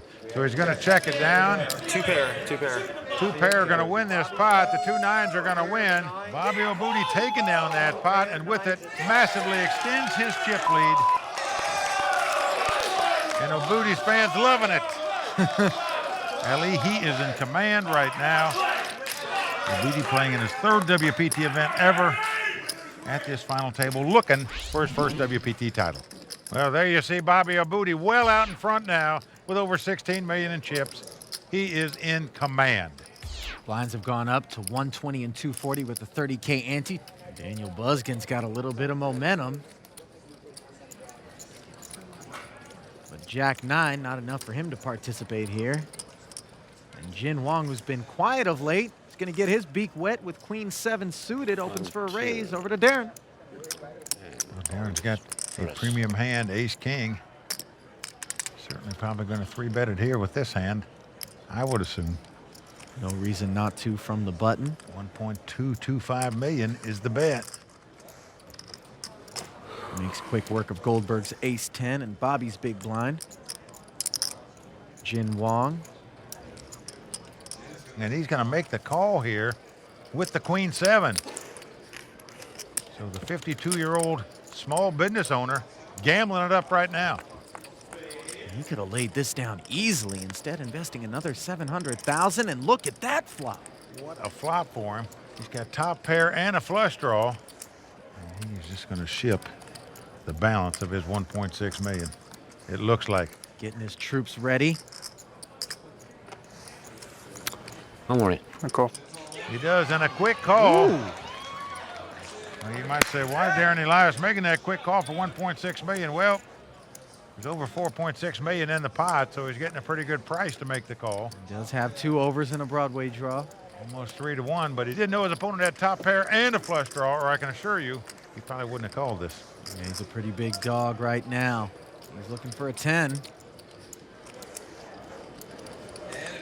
Well, 3 of spade comes off.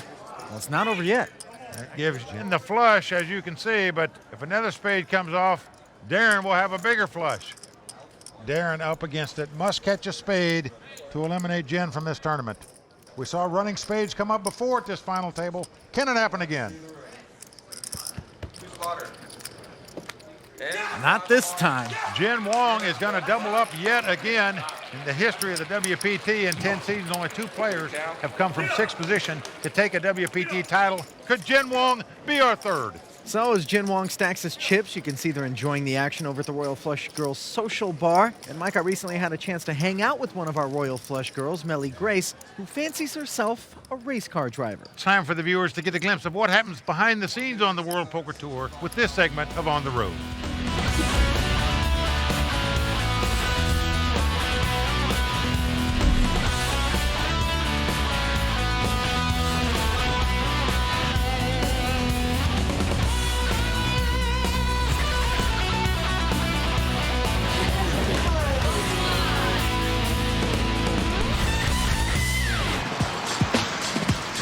So I am driving through Paris to go pick up Melly, who's supposedly a big stud when it comes to racing. We're gonna go butt heads on the go-kart track. So Aline came to pick me up before we went to the racetrack, and he was talking so much game. You look tired. So how often do you go road racing? Well, I don't race, but I'm at the track about 2-3 times a week. Are you serious? That's nuts. See, you don't know anything about how much driving I've done. None. Yeah? You know nothing. You're still gonna get spanked in go-karting. Wow, really? Yeah. You have so much confidence. You know Humpty Dumpty takes a big fall, right? Like you don't. Yeah, but too bad I'm not Humpty Dumpty. That is for sure. We got to the track, and I was so ready to get out there and show them what's up. I'm ready. Well, before we hit the track, we had to get kitted up the right way, and that involved these racing suits. You know, I wasn't gonna let her try to woo me with the whole, like, sexy girl routine. That wasn't gonna affect me. Let's go, I'm ready. Wait. Dude, if I lose to Melissa Grace in a freaking road race, that'll be unbelievably emasculating. That's crazy. Not to mention, it'll probably cost me some money, which is never good. We had a couple of warm-up rounds, and then they dropped the flag, and we were off. We both were at the starting line, and we both hit the gas at the same time. And in pretty short order, I passed her and left her behind. So I decided, you know, what better time to slow my go-kart down, lace my fingers behind my helmet, and just sort of relax and kick back and wait for her. So then I caught right back up to her instantly and then passed her again, and then stopped and let her catch up and then did the same thing over and over. I think I might have pissed her off. He claims he kept stopping for me because I kept hitting walls. But I don't really remember it that way. Not too many laps after that, it was a 40-mile-an-hour T-bone right into my left side. She did not like being toyed with. I'm not gonna drive like a grandma around the track. Ollie was fast because he ran the lines, but I think I win overall style because I drifted the turns and showed some aggression. You race dirty! I certainly won the race. Won is kind of an understatement. I mean, I ravaged that girl on the track. She certainly didn't seem prepared to stand just a notch below in the silver medalist platform. I seriously couldn't wait to take off that race suit because it was so stinky, and then in came Ollie gloating some more. Assistance, s'il vous plaît. Assistance. Oh God.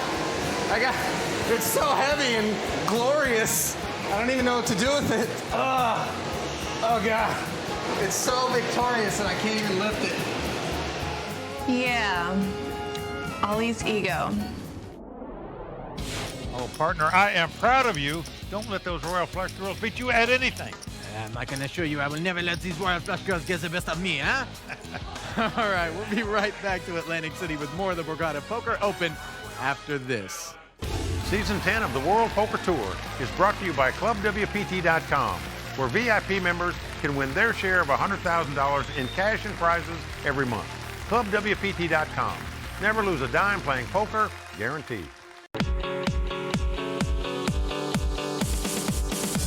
I'm at one of Borgata's many fabulous restaurants, Wolfgang Puck American Grill, where head chef Aaron's going to teach me how to make gnocchi. Let's get started. Here at Borgata, we have a wide variety of amenities. Great entertainment, great food and beverage with the likes of Wolfgang Puck and Bobby Flay. Our food and beverage program is probably the best on the East Coast, east of the Mississippi. Beautiful sauce here that we're using for Is that a bolognese? Yes, it is. It's an Italian sausage bolognese. Has pork and veal and beef in it. We look at Borgata as a full-scale resort where you really don't have to leave the property. And from morning till night, there's always something to do, and then a great room to relax in when you need to catch a couple hours of sleep between poker tournaments. Okay, here we go. Ready? Boom. Watch out, it's a little hot. Yeah. Yeah, right? Molto delicioso. Molto bene. Great food is just one of the many things happening here at Borgata. Tonight, the main event is the Borgata Poker Open, and action resumes. So let's get back to Mike and Ollie. Yeah, great food is happening for some people, Kimberly. Mike and I are over here noshing on carrots and ranch dip. Yeah, she goes to these fancy restaurants. They give us a coupon to the buffet. We're going to have to see someone about that. Well, Bobby O'Booty well out in front with $16.5 million. Everybody else sort of grouped together. Daniel Buskin in second place with $6.8 million. Darren Elias pitches it. Not the same for Fred Goldberg with 9 high. He makes it 600 to go. So one imagination. Bobby O'Booty in position with the chip lead. Gonna look him up. Makes the call with the king 10. Look at this. Daniel Buskin with ace king off suit. Well, you can look for fireworks here. He is not just going to call this, folks. Guarantee he's going to 3-bet it. Just a matter of how much. Yeah, perfect situation for that play. One guy's raised, the other guy's called. You're sitting on ace king. I'm all in. Well, he went big, Ali. He moved Yeah, all he in. did. Jin Wong, the South Korean, lays it down. I don't believe either one of them can stand the pressure. The 9 high is gone. The king high is gone. So a nice all-in bet by Daniel there, understanding the situation, taking advantage of it. 2 jacks. 2 jacks. Daniel Buskin taking down the pot, uncontested. 2 deuces. 2 jacks. Come on. I'm gonna take it right there with the deuces. End it. I like it. End it. I like it. Making full fives, just end it. All right, back to the action. It's on Jin Wong. Got a master's in special education. Didn't need that to learn to lay that hand down. Darren Elias has a degree in creative writing. Well, it would have taken plenty of creativity for Darren to get involved with that 6-3 offsuit. Meanwhile, Fred Goldberg looks down at a couple of 9s. And he's going to raise it up. And uh-oh, Bobby O'Booty's got 2 10s. And I'll tell you, if you're sitting in Fred Goldberg's seat, this guy's becoming a real pain in your side here. You'd better go to the dentist office than have Bobby O'Booty sitting behind you with chips. Give me a root canal before you give me a seat on his right. Well, that's the truth. And there it is, the 3-bet. Now action on Daniel Buskin. He's only got a 9-4, and it's been 3-bet to him, so just posturing here, I'm sure. Trying to get a little airtime. Well, mission accomplished.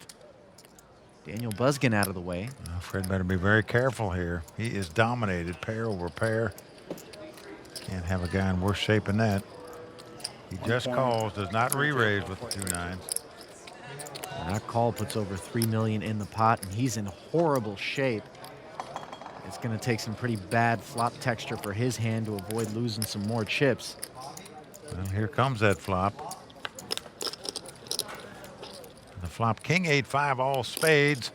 Bobby with the best hand and the flush draw. 920. 920,000, not a big bet into a pot that's got over 3 million in it, but I'm sure big enough to find out what he wants to know. And that's that he has the best hand. And he takes down the pot. Good lay down by Fred. You have no care. I swear, you'll see it on TV. And Bobby O'Booty telling him the truth, but Israel thinks that he's needling his opponent. Dude, come on.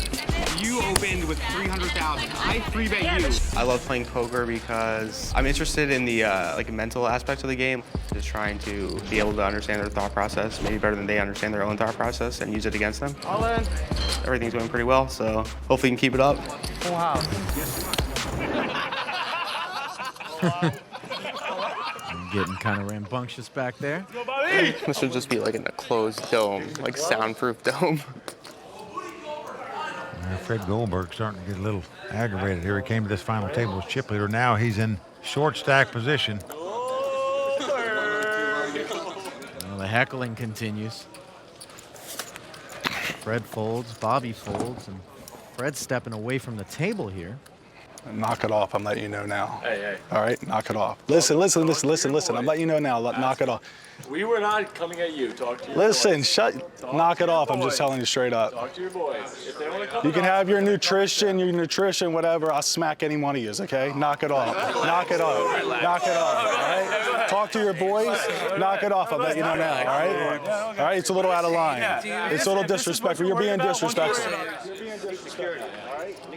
Action continues as tensions run high here at Borgata. Visit the rail. Talk to your boys. So what seems to be going on is Freddie Goldberg has had about enough of Bobby Abuti's peanut gallery. Just knock it off. I'm telling you right now. All right? Visit the rail again. Visit the rail? Yeah. Talk to your boys. They want to talk to us. He was on the rail. Wait till I double up. Bobby Abuti embarrassed by all this, of course. I don't need to listen to this. They're being disrespectful. We're going to work on it. They're being disrespectful. I promise you. All right? Security stepping in here. We'll take care of them. Jin Wong.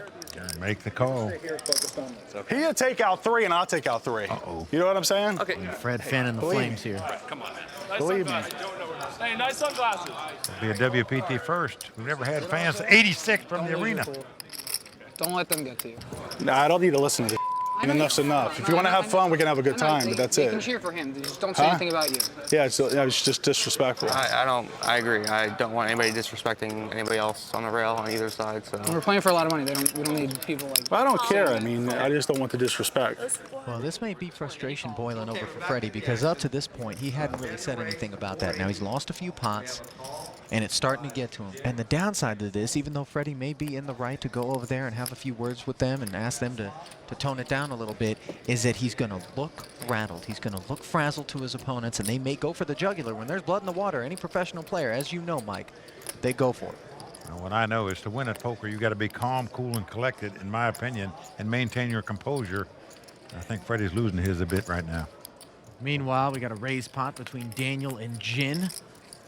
Queen 10 suited against ace queen on a flop of jack 8-5. Jin checks the flop, as does Daniel. Daniel's got the gut shot straight draw. He could have fired there. And the board pairs 8s. And again, Jin checks. Now Daniel fires the bet in position, 530,000. Well, if he wasn't beat on the flop, Jin knows he's not beat on the turn, and he's going to call with the ace high here. He's not that much of an amateur. Now, deuce of clubs on the river. Safe looking card. It's going check, check. And Jin Wong Jin shows ace of spades. is going to take down this pot with the ace high. And he's hanging around, Mike. Got himself up to over 7.8 million in chips. He got in this tournament by winning a $350 satellite. Listen, just get him out of here. I don't need to listen to I don't need to listen to this. Get him out of here. Honestly. Get the whole crew out of there. Honestly, get them all out of here. I don't want to listen to this. Show respect. You already warned them once. Yeah, they've been drinking, so they can't really control themselves. Disrespectful. Well, tensions remain high here at Borgata. We'll be right back with more on the World Poker Tour. So look. There you go. Look at it. You got lucky.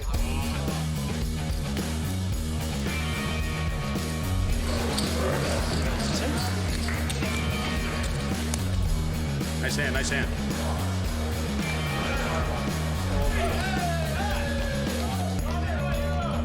Welcome back to the World Poker Tour, brought to you by ClubWPT.com, where 5 players are battling it out for the Borgata Poker Open title.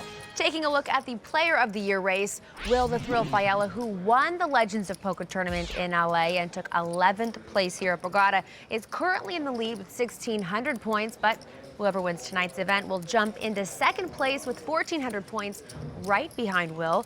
And remember, we will be tracking the POY race all season long, so be sure to check back with us each week. Poker isn't the only game being played here in Atlantic City. While Vince couldn't be here tonight, he did stop by earlier this week to play some racquetball with WPT champ Will Failla. Take a look. We're in Atlantic City between poker sessions, and right now we're going to have a little wager here between Will the Thrill, the guy's a former professional racquetball player, And my man Vince here, former professional tennis player. He will need a defibrillator when I'm done with him. He's got first serve too? He's got serve too? All right, you got serve, I guess.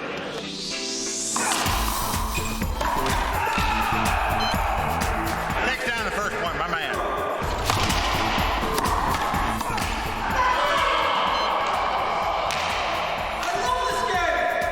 Vince is improving as we go, but got his hands full.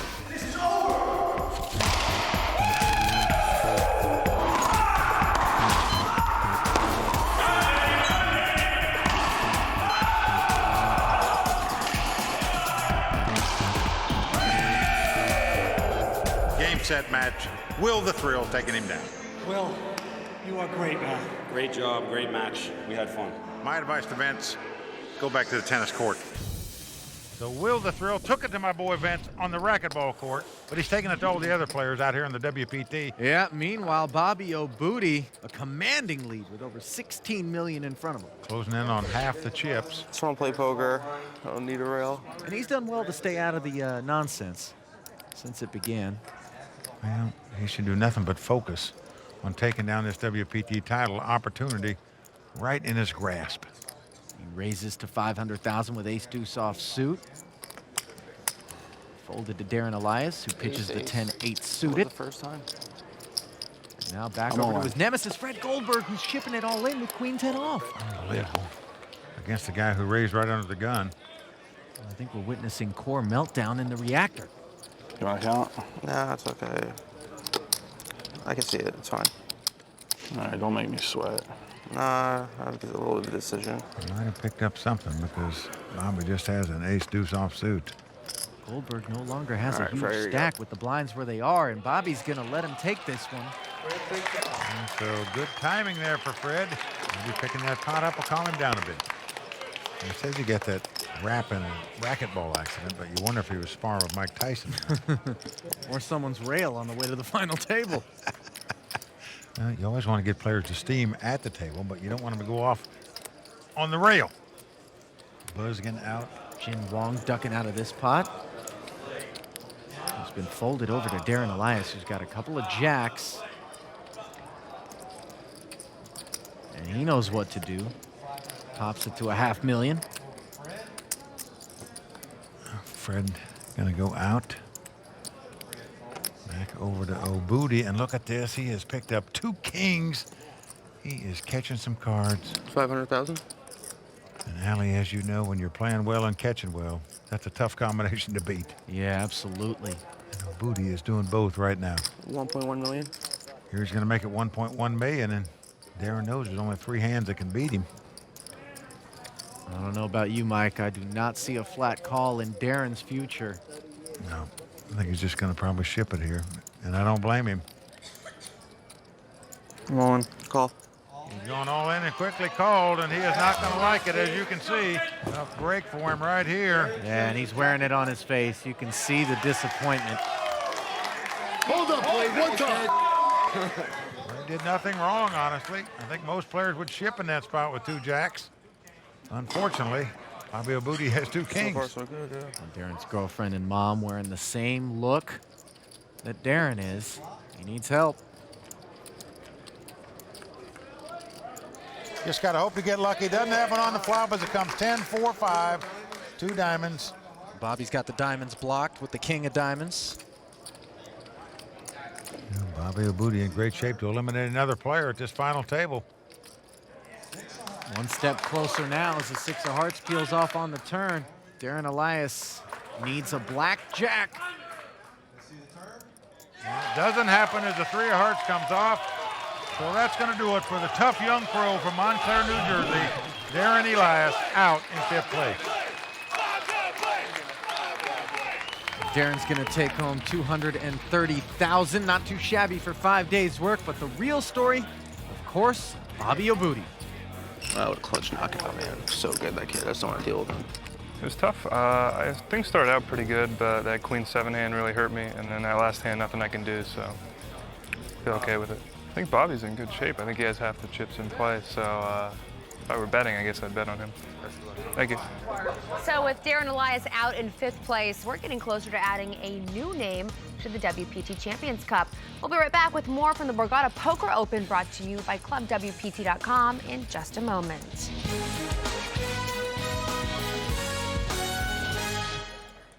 Want to improve your game? As a Club WPT VIP, you get exclusive access to past WPT episodes and the chance to win your share of more than $100,000 in cash and prizes every month. ClubWPT.com. Never lose a dime playing poker, guaranteed. Welcome back to the WPT's coverage of the Borgata Poker Open, brought to you by ClubWPT.com. Let's take a look back at the Season 2 Borgata Poker Open final table with Tony Dunst in this edition of The Raw Deal.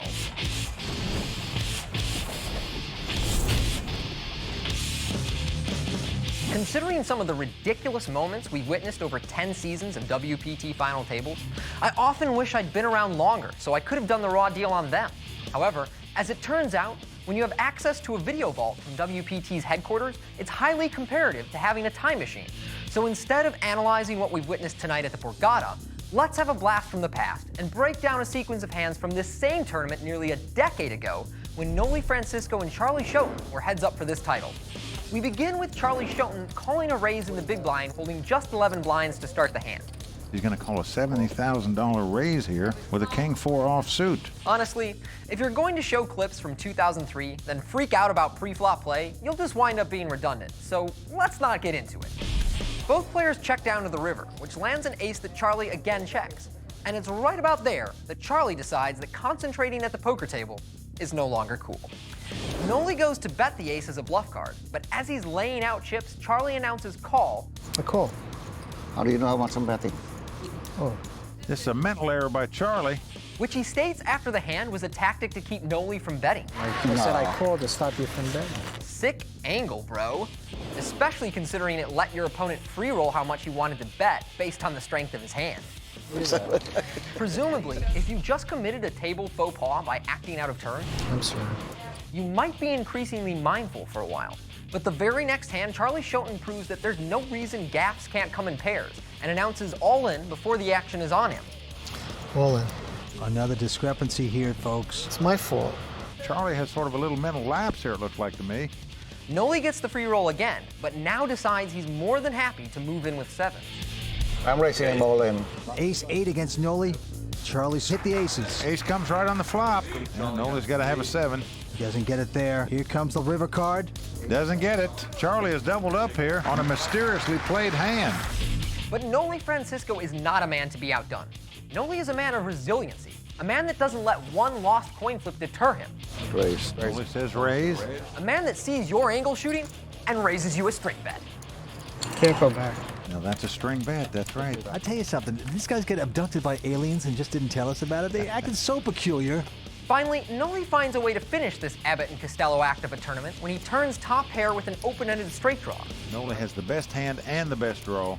But these two know how to put on a finale, which climaxes with Charlie Schoten bet 3-betting the turn all in, I'm all in. holding third pair. Charlie went over the top. He's going to go all in on him.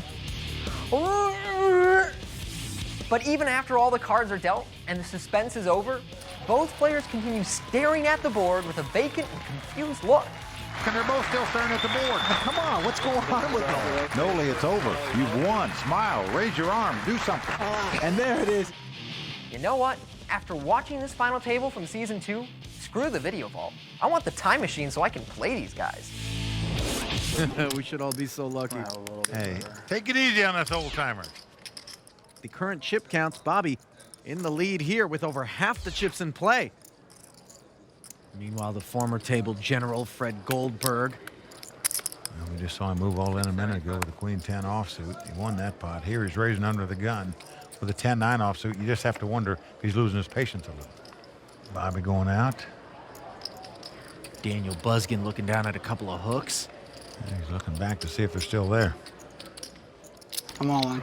He is going all in here. That's a pretty darn big 3-bet, almost 10 million. Well, Jen goes out, and no chance Fred is going to make the call here with 10 high. All right, I'll pick one more. So he gives it up, and Maybe Daniel just realized that Darren Elias just got broke with 2 jacks and didn't want the same thing to happen to him. Darren's buddy Chris Klodnicki hanging out at the social media bar with the Royal Flush Girls. Not a bad seat, is it? It's a flip for sure. Which way? Do you have the pair? Huh? Daniel, another tough pro out of New Jersey. Started playing poker in his dorm room. Went to Arizona State. Majored in golf management. Now back to O'Booty. He's going to fold. Oh, and look at this. Daniel Buskin has picked up 2 jacks again in back-to-back hands. Did not adjust your sets. Look at this, king, queen for Jin. And he's going to call. Goldberg ducks out of the way, leaves him to battle heads up.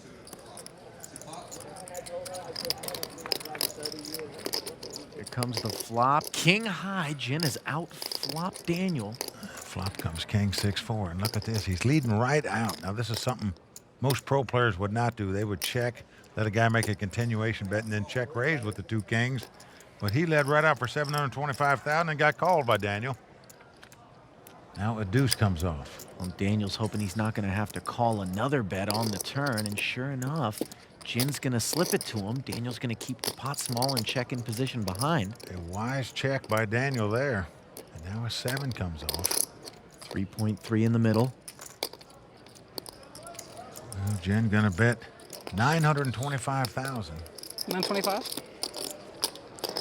And I'm telling you, if you're in Daniel's seat, you don't know what's going on here, and you can see the look on his face. That's the case. The guy didn't raise before the flop. You're not going to put him on ace-king. He didn't check raise you on the flop. He just let out and bet. Then he checked on the turn. Now all of a sudden he's betting at the river. Sometimes you're just confused, and you just got to pay off to see what's happening. And I think that's going to be exactly the case here. Curiosity can be costly. There's over $4.2 million in the pot. Going to cost him $925,000 to call, so a lot of money out there, especially when you don't know what's going on. He does make the call. I got a king, that's it. He said, I got a king, that's it now. Did you really think the guy could beat 2 kings going through all that anguish? If king queen was a loser, Jin would have heard from Daniel earlier than that. So we didn't get it on crew. So Jin Wong is on the upswing there. He entered this final table as the short stack, and he's worked his way up to second in chips. He is becoming a true contender for this title. And going in the opposite direction is one-time chip leader Fred Goldberg. He'll need to accumulate some chips when play starts back up if he's going to realize his dream of seeing his name on the WPT Champions Cup. Well, you're right, Mike, but the real story, though, right now is 24-year-old Bobby Abudi. He is running away with this thing, but there's a few players still left at the table who might have something to say about that. Well, gentlemen, with the WPT Champions Cup and over $900,000 going to the winner, the stakes are high as we enter the home stretch of this record-setting tournament. Please join us next time from Atlantic City as continuing coverage of the Borgata Poker Open, brought to you by ClubWPT.com, continues. Until then, from Mike Sexton, Ali Najad, Tony Dunst, the Royal Flush Girls, and the entire WPT team, I'm Kimberly Lansing saying thanks for watching. Good night. The World Poker Tour is brought to you by ClubWPT.com. Never lose a dime playing poker. Guaranteed. Tonight in Atlantic City, the shattered records and shattered dreams are finally put to rest as we crown the champion of the largest field in WPT history. The conclusion of the Season 10 Borgata Poker Open starts now, only on the WPT.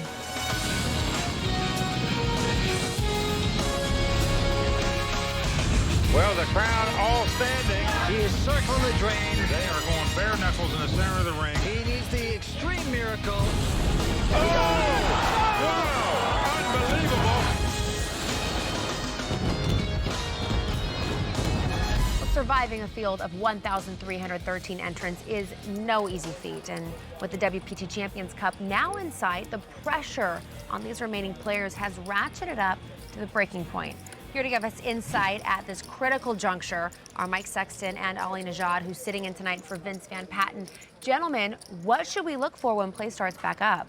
Well, Kimberly, with 4 players left, the story of this final table so far has been Bobby Obuti, the 24-year-old poker pro out of New Jersey. He has booted the 2 missing players out of this table. He's got the big chip lead. Yeah, but don't forget about Jin Huang. He's ginned it so far. $350 satellite. He's parlayed it into at least 4th place prize money, which is $280,000 in change. He is hanging around. Also still in the mix is Daniel Busgin, the poker pro out of New Jersey, but we'll be keeping an eye on Fred Goldberg, who's been on the slide as of late and is currently the short stack. Well, he hadn't picked up a lot of hands at this final table. Nothing's gone right for him, but he's still got enough chips to get back in the hunt here. Thank you, guys. So who will end up the champion of the largest field in WPT history? The wait is over as the action is ready to resume here at Borgata. So let's look at the chip counts and get back to the game. There you see Bobby Obuti well out in front, nearly half the chips in play with 4 players left. More than double 2nd place Jin Huang. All these players going for their first ever WPT title.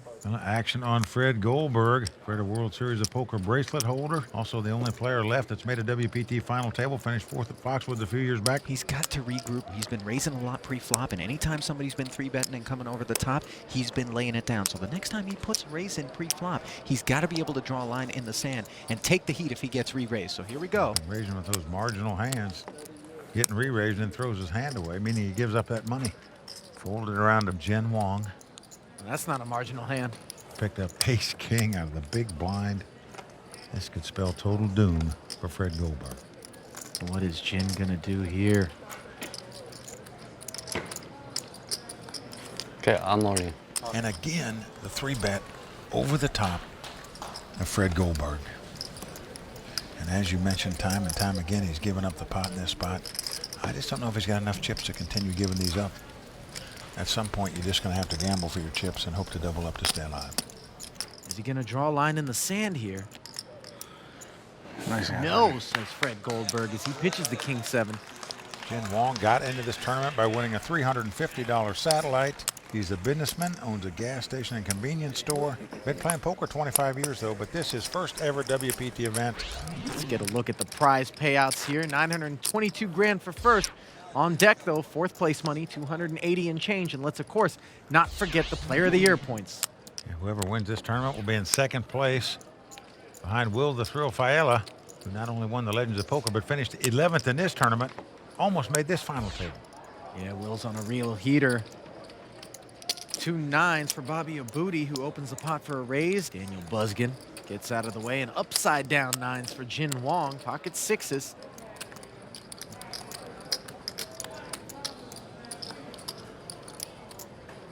$450 to call, which Jin does. And look at this, another pocket pair, Mike. Well, Fred Goldberg with the 2 deuces, so 3 players out of 4 in this pot, they all have a pair. It's 2 9s, 2 6s, 2 deuces. And flop comes 10-8-3 with 2 spades. Bobby Obuti still out in front with the 2 9s. It's check to him. Wow, I am surprised he would check 2 9s there. That looks like a good flop to me for 2 9s. Now the board pair's on the turn. Why would you want an ace, king, queen, or jack to come off there? Well, if a guy bets, you got to give this hand up. I would have bet the flop if I'd have been Bobby. And Jin Huang betting on the turn now, and you don't blame me, he thinks the 6s are the best hand. Yeah, firing about 1/3 of the pot, and Fred Goldberg can't help but call, and that lets Bobby Obuti fold the best hand. Both of these guys thought Obuti had 2 big cards, something like king, jack, or ace, queen. Oh, look at that river. Well, this counterfeits both players, actually. Both players are playing 10s and 8s. Jin's kicker, the 6, is the best hand. Yeah, his kicker actually plays, Mike. Fred is playing the board. 10s and 8s for the 3. Jesus Christ. So Jin Huang with just a 6 high, going to bet $1.1 million. I hate to say it, but I wonder whether or not Jin knows he's been counterfeited, if he's paying enough attention here, if he's just firing on autopilot. Oh, why didn't I shove the flop? Well, we don't know that. This is first tournament cash ever, first WPT event. It doesn't matter now. Goldberg lays down the deuces, obviously. And Jin takes the pot. Jin Huang got in this tournament by winning a satellite, and he is doing quite well.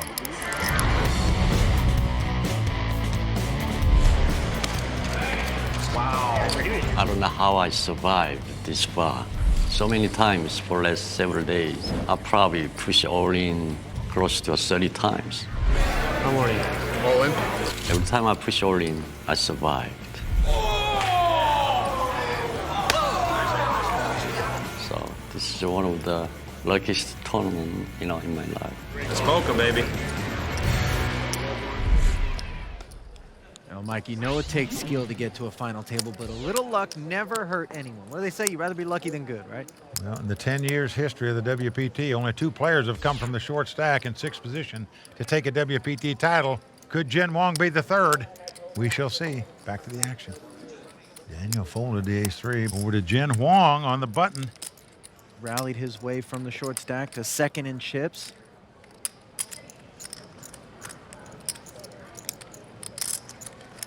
Looks down at ace, deuce of spade. He's going to raise it up. Makes it 675,000 to go.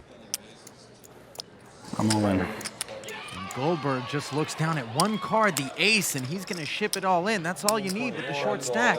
But if you're the other players and notice they only looked at one card, you might presume it's an ace, but... I call. Look at this. Bobby Abudi is going to call. He wants to get involved here with King 10 suited. I think Bobby saw he only looked at one card, number 1, and number 2. He figures if he calls, they've got 2 chances to knock the guy out. But no, shockingly, Jin folds his hand. Wow. I got an ace right there. I don't know what this is. Come on. He's getting over 6-1 on his money. Bobby left the door wide open for Jin, and Jin didn't come in. I had an ace. What was your other card? Well, Buskin looks confused. Those guys can't believe that he folded. Yeah, ace with a 2 spades. Because an unwritten rule in tournament poker, as you know, Ali, is when one guy's all in on the short stack and 2 guys call, they're not going to bet into a dry side pot unless they really make a hit, and therefore they're going to check it down to give themselves 2 chances to knock him out. Let's see if it would make a difference here. Flop comes 8-8-3. So far, Fred out in front with the ace-queen. Ace-3. Ace-3. Really? Bobby's got 6 outs twice here, fishing for a king or a 10. Just like checkers, king to turn. Let's go. Yeah, let's put it up there. 10. Here comes that turn card. The 4 comes off. So far, so good for Fred Goldberg. A chance to more than double up here.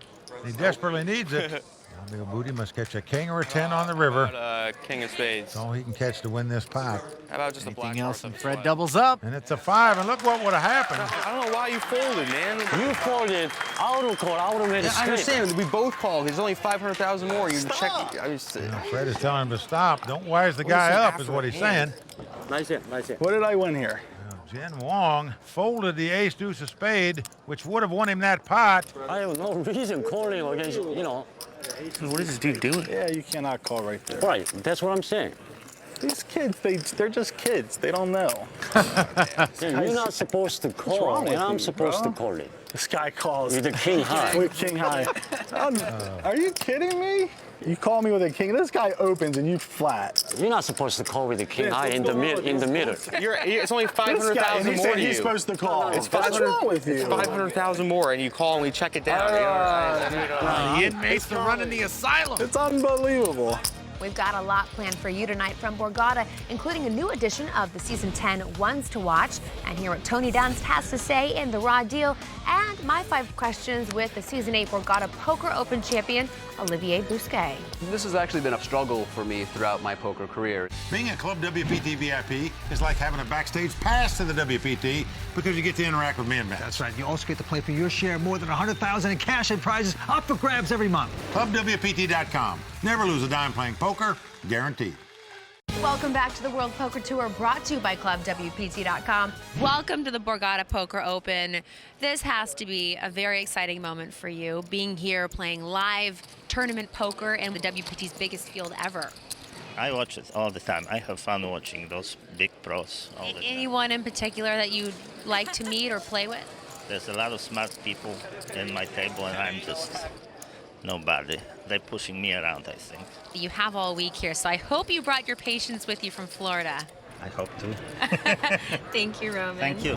Roman Dvorakowski, a truck driver living in Florida, is the latest member of Club WPT to make his poker dreams come true. Roman had a fantastic experience here at Borgata, and it was all because he is a ClubWPT.com VIP member.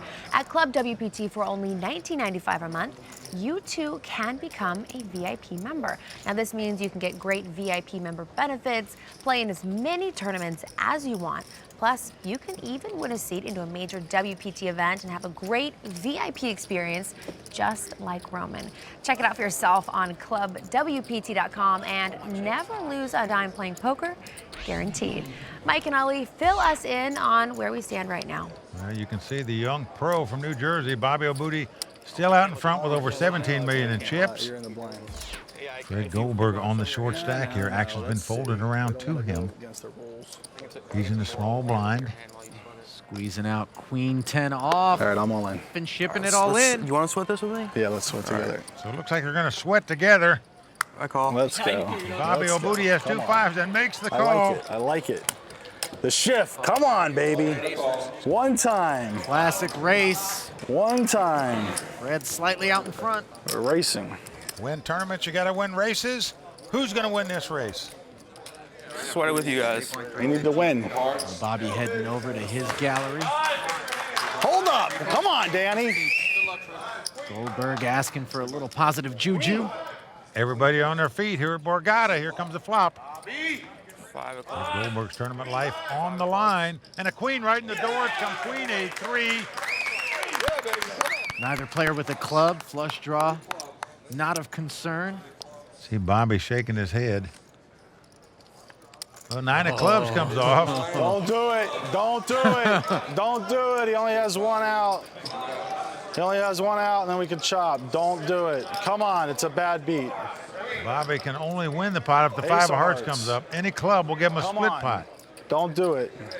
Goldberg thinking red here on the river. Don't do it. Well, here comes the river card. It's the 4 of clubs. They are both going to make a club flush and split this pot. Heartbreak once again for Fred Goldberg. No, he didn't get knocked out, but it feels like it when you lose with that hand. Chop it up, all that. Well, we may be in Jersey, but Goldberg just gave us a little French there under his breath. He is displeased. That's not a win, buddy. That's not a win at all. That's a bad loss. It's a seriously bad loss. Tension in the arena is rising as we get closer to crowning a WPT champion. But right now, let's break down tonight's action with Tony Dunst in this edition of The Raw Deal.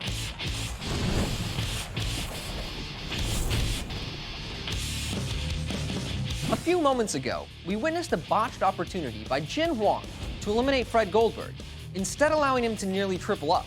What did I win here? But what's really interesting is the table talk that develops after the hand, where 2 players believe the play is justified. Yeah, you cannot call right there. Right, that's what I'm saying. And the other 2 are shocked this could happen so deep in a tournament. It's only 500,000 more to you. So, who's right? Let's break it down. The hand begins with Jin Huang and Bobby Obuti holding the 2 largest stacks on the table. Fred Goldberg is stuck between them with a mere 4 blinds left. And when Jin raises the button to 675,000, and Fred moves in for about $500,000 more, I'm all in. Bobby makes the call from the big blind. I call. Although his call is later questioned, You're not supposed to call with the king high in the middle. Bobby makes this call for 2 reasons.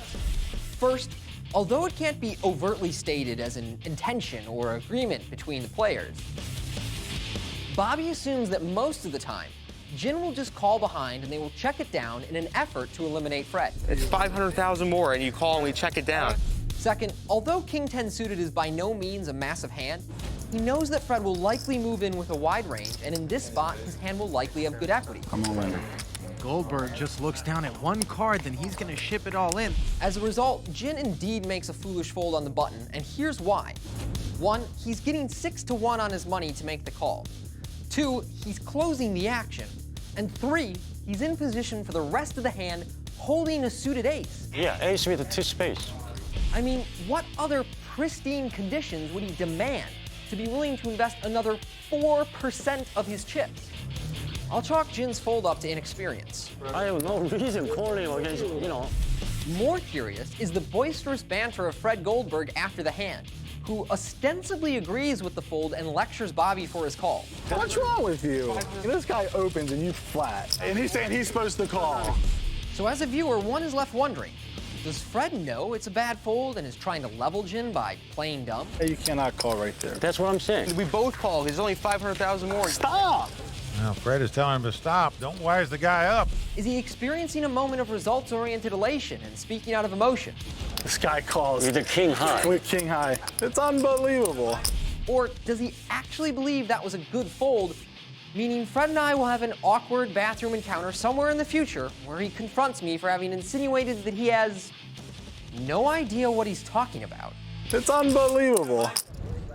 Well, we agree with Tony. Jin Wong should have made that call with the A2s of spade, but the guy's an amateur player, doesn't play any tournaments, his first WPT event ever. He's just not going to know proper tournament strategies. All in. Fred Goldberg with the ace-jack of diamonds is shipping it all in. Cannot tango with you this time, man. I'm sorry. Sorry, I can't call you. All right, let's go. I got 10 eye on you. Jin knows enough to pitch that 10-7 off suit here. Goldberg gets a little boost to his stack, but he still needs plenty of help as you see the chip counts there. He's sitting with less than 4 million and the blinds at 150 and 300. Never mind the ante of 30,000 every hand. All four of these guys going for their first ever WPT title. In the front table Those bowl, opportunities don't come along very often. You got to take advantage of it if you get here. Bobby's taking advantage of an ace-9 offsuit four-handed. Makes it 600 to go. Daniel and Jin go out. Let's just throw it off a little bit and call. Oh, we're going to see a flop without the cards being... Fred defends 10-9, dominated heading to the flop. You know what? Go ahead, take it away, kid. Check dark? Yeah, absolutely. Fred checks dark, and he's flopped top pair and a gut shot straight draw. 600,000. All right, let's go all in. And 600,000. Fred quickly goes all in, and Bobby quickly calls.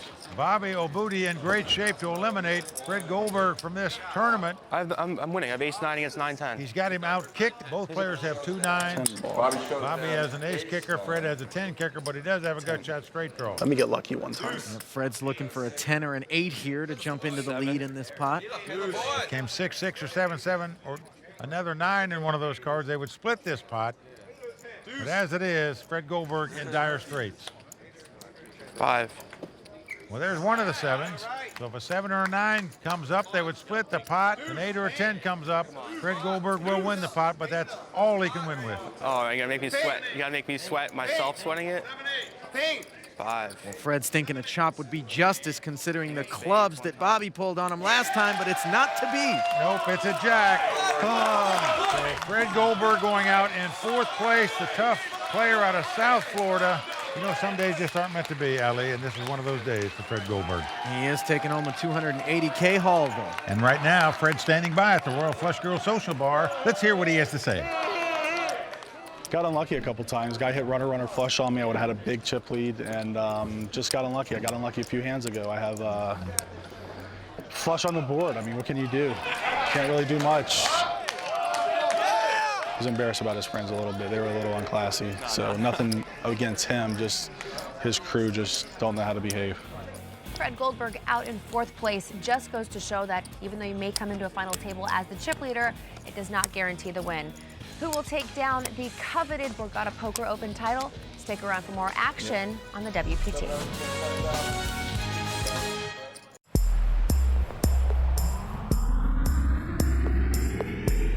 Borgata really is amazing. Every time I come here, I have a great time. They make us feel like stars when we're here. How are you? This week, we went over to the Mixed nightclub.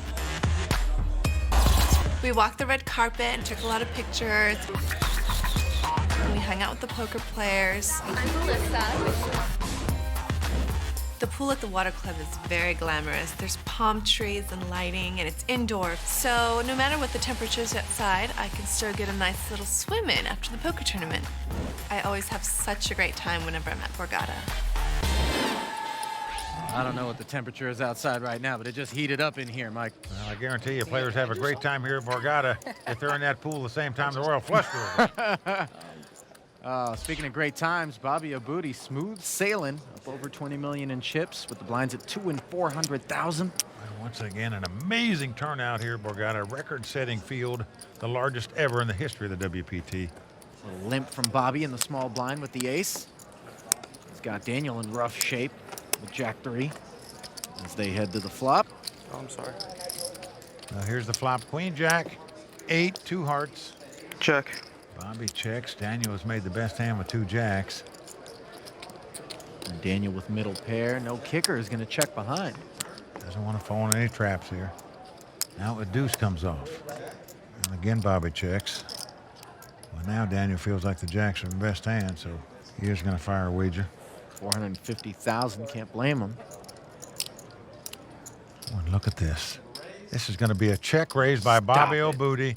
Wow. Folks, I guarantee you, if you're sitting in Daniel's seat right now, you're saying, oh, I can't believe it. And if I call this bet, what's he going to do to me on the river? Is he going to bomb the pot with more millions? I just can't take it. That's right.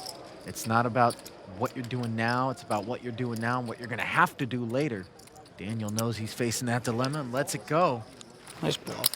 Well, this is the case that Daniel just got outplayed by Bobby O'Booty. No doubt about it. Great check raise there on the turn. Bobby and Daniel are 2 young players going after this title, but included in this record-breaking field of 1,313 here at Borgata were some of the 7 young pros the WPT has singled out as having the combination of talent and charisma that can make them the next breakout stars in the game. Dan O'Brien, Maria Ho, Dylan Horton, and Ebony Kinney all competed this week in Atlantic City. So let's see how they fared in this edition of Ones to Watch.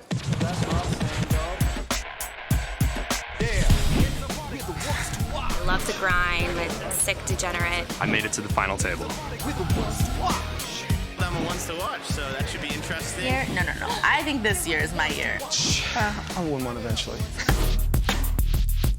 Day 1 at the Borgata World Poker Tour. There's a lot of players here, probably a lot of amateurs. I'd say it's pretty soft overall. I'm pretty excited about it. I can't win the tournament today, I can't win it tomorrow, so I just have to just give myself a chance and just stay it. Taking names this tournament, I'm taking names. I'm here. I came from Vegas. Can't not play. Dan O'Brien. Dan O'Brien. Dan O'Brien doesn't ring a bell. Dan O'Brien. He seems cool. We've grinded together. He let me use his iPod a couple times. Dan O'Brien's a very entertaining guy. You can usually spot him wearing some different colored neon sunglasses. It's hard to say what type of player he is. Usually you need to play with him a certain amount of time to really understand. Well, he's from the school of Merce, and anyone who's from the school of Merce is going to play pretty good poker. My best friends in poker are Jason Mercier, Alan Barry. You know, they've all had some success, and those are the people that I talk hands with mostly. And they'll help them. They'll throw them pointers. They'll look at their hands. They'll tell them things that might take a regular player, several months or a year, ever to learn. When you're in a group where everybody is a good poker player and you're always talking strategy, you can't help but get better. Jay and Alan are crucial to me, and I can always count on them to at least, say something reasonable, even if we disagree. They seem very cliquey, but they're really good poker players. You're gonna get to the top the most quickly if you compete with and talk to and work with the best players. The camaraderie is great. It's good to have people in Vegas and people to hang out with on the road. I think that's easily the best way to learn how to play. So everything went against me now. The stars aligned, and that's it. I'm out of here. I'll be fine by the next one for sure. I'll be fine by tomorrow. Well, Ali, as you know, these young guys that hang out together all the time, all they do is live, breathe, eat, sleep poker 24 hours a day. All they do is talk about hands. Naturally, you're going to become a better player hanging in a group like that. I'm wondering who you hung out when you were coming up. Oh, boy. Well, I hung out with old school pool hustlers mostly, if you want to know the truth about it. There weren't any young guns in. It was just old school guys that took you to school. Bobby looking to take someone to school with king, queen offsuit. Opens the pot for a raise to 800,000. Couple of sevens for Daniel, though. I'm all in. Daniel's on the short stack here, and he's going all in with the 2 walking sticks. Oh, look at this. Ace king suited for Gin. I smell fireworks. Well, I don't see how you can lay this down. I call. Well, he has made the call. Wow. Jesus. Can I get a count, please? Bobby wants to know how much it is. Recognizes he could end this tournament right here if he could bust them both. Well, this is an approximation. We have like 12 million range, or like? Probably 10 million. Actually, it's fine. I fold. You're just gonna get out of their way. You fold, right? You gotta fold it. I know. And wisely so, as he was dominated. You gotta pay? Jin suspected he was up against a pair, and sure enough, another one of these races, Mike. They just come up time and time and time again in tournament poker. Best case scenario. Yeah, it's ace-king suited versus pocket pair. Now, the reason the percentages aren't closer is because Bobby folded a king and a heart. It'll tip the scales a bit in Daniel's favor. Heading to the flop, will his sevens hold up? It's queen 10-9 with a couple of clubs, 2-7 still in the lead. But Jin can jump out in front with a jack to make a straight or a king or an ace for a bigger pair. Deuce of clubs. Well, that's not the greatest for 2-7s. Come on, jack up. Here comes the turn. Jack up. Jack up. Oh, jack comes off, but it is a jack of clubs. Daniel has a flush draw. It is not over. We've seen Daniel pull this rabbit out of a hat once before. He looked like he was going to get eliminated, needed running spades and hit him. Can he hit the clubs? Diamond.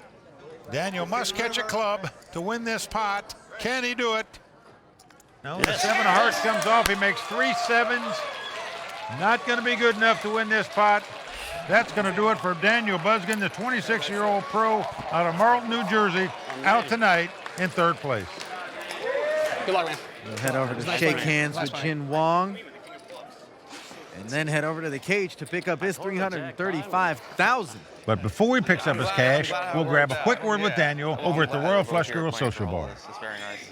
Yeah, I mean, I was really card dead and just with no chips ever to really do anything at the last few stages. It's kind of frustrating, but lose a flip, you lose a flip, so can't really do anything else. With Daniel Buskin out in 3rd place, we're set to crown the Season 10 Borgata Poker Open champion. Will it be Jin Huang or Bobby Abudi who takes the WPT Champions Cup?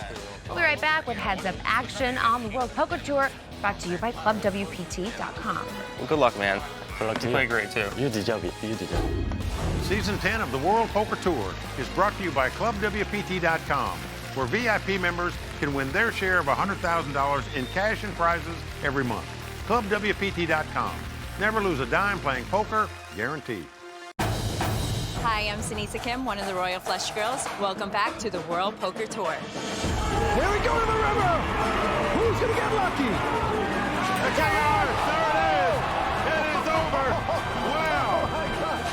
He was known as a small stakes rounder, the king of the minor leagues. But at the Season 9 Borgata Poker Open, Dwight Pilgrim made a bold prediction that he would prove the doubters wrong.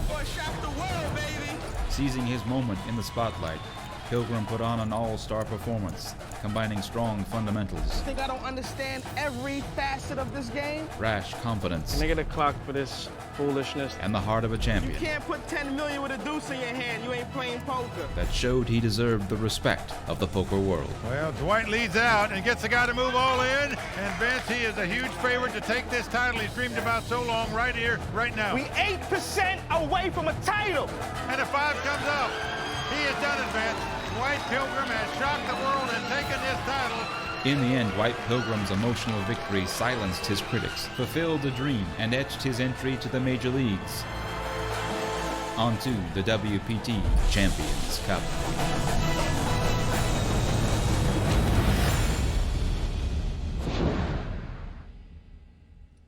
The WPT 10th season is giving us a great opportunity to revisit classic moments like that one you just saw. But here in Atlantic City, some brand new poker memories are in the works. We're back in action, so let's get down to Mike and Ali. As is the custom on the World Poker Tour, when we get down to heads up play, we have our money presentation. So show us the money. Well, here it comes. Look at all that beautiful cash. This stuff looks heavy, Mike. I'm looking at the beautiful Royal Flush Girls bringing it out. Yes, sir. It's going to take a few trips to get that almost $1 million to the table, $922,000 and change to be exact. Don't forget about second place money of over $550,000. That's on the table as well. And here comes the WPT Champions Trophy and Players Award. The girls are looking good, holding it down. There they are, Melly Grace, Sunisa, Melissa, and Jennifer. Thank you, ladies. We're almost almost ready for heads-up action between Bobby Abudi and Jin Huang for the Borgata Poker Open title. During the break, Ali Najad had a chance to check in with Bobby Abudi. Here with Bobby Abudi, he's the chip leader heading into heads-up play. Was second when the final table started. He's here on his home turf in South Jersey. What does it mean to be playing for the title, my man? I mean, I can't really put it into words right now. It's a pretty surreal experience, and I guess it's not even going to hit me until it's over. Like, even being six-handed, going to the final table, like, it's not even, it's just not even real. It's just, you know, like, if you're a poker player, this is the ultimate stage, so, I mean, I'm just pretty thrilled with how things are going so far. We'll soon be etching a new name on the WPT Champions Cup, so let's get back to the action with Mike and Ali. Well, there you see the chip count. Bobby Abudi out in front with 22 million.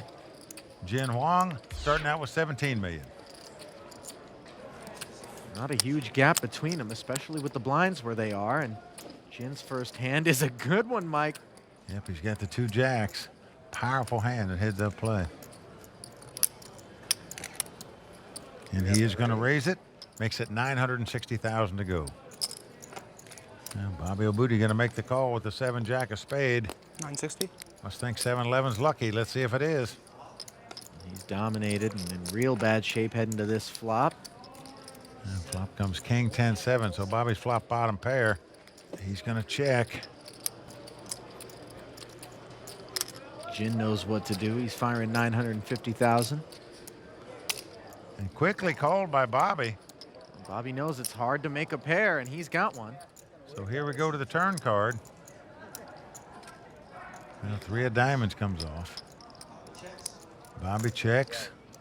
It's got to look like a safe card. There's no possible straight card. Not much to it, so Jin's going to bet again. 1.5 million. Into a pot of almost 4 million, and that'll spell the end for Bobby Abudi. Well, that's a good laydown by Bobby right there. First pot goes to Jin. So he does things a little bit unorthodox, but yet here he is fighting it out for this title. Yeah, he's a zigger when you expect people to be zagging. Now, all night long, we've felt like Bobby Abudi has played the best poker at this final table. But in truth, he came to this final table with over 11 million chips. He's starting with 23 million. So essentially, he just doubled his chip stack. Whereas Jin, on the other hand, multiplied his chip stack by 8 before he got to this heads-up battle. I got to be honest, Mike. It's hard not to root for the underdog. He's got Queen Jack suited here and defends his big blind against Bobby's pre-flop raise. A min raise with 7-5 off. This shows you that satellite players, amateur players, can hang with the big boys every once in a while. Davids do beat Goliaths from time to time. Meanwhile, the flop is King Jack 7. Jin with the best hand checked it to Bobby, who bet it. Now Jin's going to call the $500,000. Well, again, Bobby's got 2 7s, and Jin's got 2 jacks. Board pairs on the turn. Jin slips it to Bobby. And again, Bobby's going to bet. I think he's put Jin on some type of drawing hand. Jin's going to call the 600,000. Yeah, Bobby got to be a little worried about that. And now an 8 comes off, meaning if his opponent had a 9-10, he's made it straight. 2 pair. Yeah, Bobby says 2 pair, but it's not going to be good enough. Kings and jacks are going to win this pot, and with it, the 52-year-old amateur from Maryland, Jin Huang, has taken the chip lead here at Borgata. And you know, Ali, only twice in WPT history is a short stack entering the final table, gone on to win the title. I'm talking about the 2 guys that have done it, Alex Gomez and Phil Locke. Can Jin become the 3rd player to accomplish this amazing feat? We'll find out when we return on the World Poker Tour. We're back at the Borgata Poker Open, and we're getting closer to crowning a WPT champion. In 10 seasons on the WPT, we have seen some hard-fought heads-up battles, but none as spectacular as the one we witnessed 2 seasons ago right here at Borgata. Olivier Busquet's heroic come-from-behind victory to take down a WPT title was one for the record books. This week, I had a chance to go heads-up with Olivier myself in this edition of 5 Questions. I heard a story that part of the motivation for you to move out of your father's home was because he canceled the channel that aired the WPT. That is a 100% true story. I had this, I guess, semi-obsession with the World Poker Tour when I was kind of learning how to play poker. I love that it's not like, I'm 24, it's time for me to go. Oh no, my dad canceled the channel that airs the WPT. No, I mean, my situation was great at the time. You know, it had no expenses and I was like, you know, doing my thing, but I was like, why did you do that? 2 years ago, at the Borgata Poker Open, you're heads up with Jeremy Brown, 19-1 underdog. Did you think that you had any chance of taking that down? At that point, you know, it wasn't so much that I didn't think I had a chance. Jeremy Brown has 94% of the chips in play. That is a massive chip lead. I knew that no matter what happened, I would have to kind of get lucky, and a lot of different things would have to work out for me. So I was fortunate enough that they did. Describe the emotion that you felt making that comeback and taking that WPT title. Winning Borgata there were kind of a bunch of different emotions that kind of went into it. Well, Olivier knows he's one card away from winning this title. He's done it. Olivier has made the greatest comeback in the history of the World Poker Tour. It was kind of overwhelming. I mean, you even see that like I shed a couple tears just because I was so happy to actually win the WPT at the time. Was just, you know, like I said, it was like a dream that just came true for me. You just got married? Yeah. Are you focusing on your own personal life? This has actually been a struggle for me throughout my poker career, has been leaving the game when I'm not playing. For me, I've kind of developed over time a better and better ability to do that, kind of not taking my work home with me, so to speak. My wife is a big part of that, but it's still hard. I mean, poker is an emotional game. Sometimes I can get a little bit too consumed with it. Have you seen our WPT Champions Cup? I have, yes. I actually saw my name on one of the tiles. That was cool. I actually saw it in Paris at the WPT and Aviation Club. It has the winning hand too, it's cool. I like that. Yeah, that's awesome. But there's one list of champions, and there's a lot of people that have won WPTs over the years. There's a much, much smaller list of people who have won more than one, and I would really love to be able to join that elite group within elite group. Olivier Bousquet, a class act in the poker world, great WPT champion, great poker player. But Ali, what I really like about the guy is the advice he gives all the young guys that are thinking about turning pros. He says, stay in college, get your education first. Yeah, the reality is that such a small percentage of players that endeavor to succeed on a lifetime basis in poker will be able to do so. Nice to have a fallback plan. Don't need a fallback plan with ace-queen suited, though. Blinds at 250 and 500,000 with a 50K ante. Playing heads up, you're ready to go to war with this hand, that's for sure. Raising it up to 1.15 million. Oh, and you'd love to be up against ace-jack, as Jin is here. Bobby does not re-raise with the ace-jack here. I think he wants to play small pots with Jin. I think Bobby feels he can outplay him post-flop. Well, he's smart to use that strategy. 9-high rainbow board. Bobby O'Booty checks his ace-jack over to Jin here. Jin fires the continuation bet. Well, 1.1 million, and Bobby calls here. This pot already up to 4.7 million. Oh, and the jack comes off. On the turn, Bobby O'Booty now has the lead. Again, he checks. Oh, and he would love to see a decent-sized bet out of Jin here on the off chance that he'd be taking rope and firing with air. And he does have a straight draw. Well, a lot of guys would check the straight draw right there. Just hope to get a free card to make it, but not Jin. He's firing out 2.25 million. Hard to imagine if you get called here, your hand is any good. And Bobby's going to make the call. 9.2 in the middle, Mike. This is a mammoth pot. Whoever wins this pot will be the massive chip leader in this heads-up battle. And the 3 of spade comes off. Big, huge brick for Jin. Yeah, O'Booty is checked. But Jin knows better than to fire a third barrel at this point. Jack. Well, Bobby's going to realize how lucky he was to win this pot now. Wow. Ace-queen versus ace-jack. There you see his expression. Camp O'Booty doesn't care if it's luck-based or skill-based. They just want an excuse to hoot and holler. And Ali, when you win a pot like that, sometimes you just think destiny's on your side. It's going to be your day to take down this title. Well, it certainly feels like it's been his final table just about the whole way to this point. Bobby on the button with queen deuce of spades. He limps in and calls. As you said, probably trying to keep the pot small, but no thank you, says Jin Wong. I call. I've got Kojak. I don't believe you can beat it. I'm going to raise here. And Bobby's going to call the extra 750, Mike. He just wants to play in position and take flops. Let's see if it works out for him here. Flop comes 7-6-6 with 2 spades. So Bobby has the flush draw, but Jen has the best hand with the king high, and it goes check, check on the flop.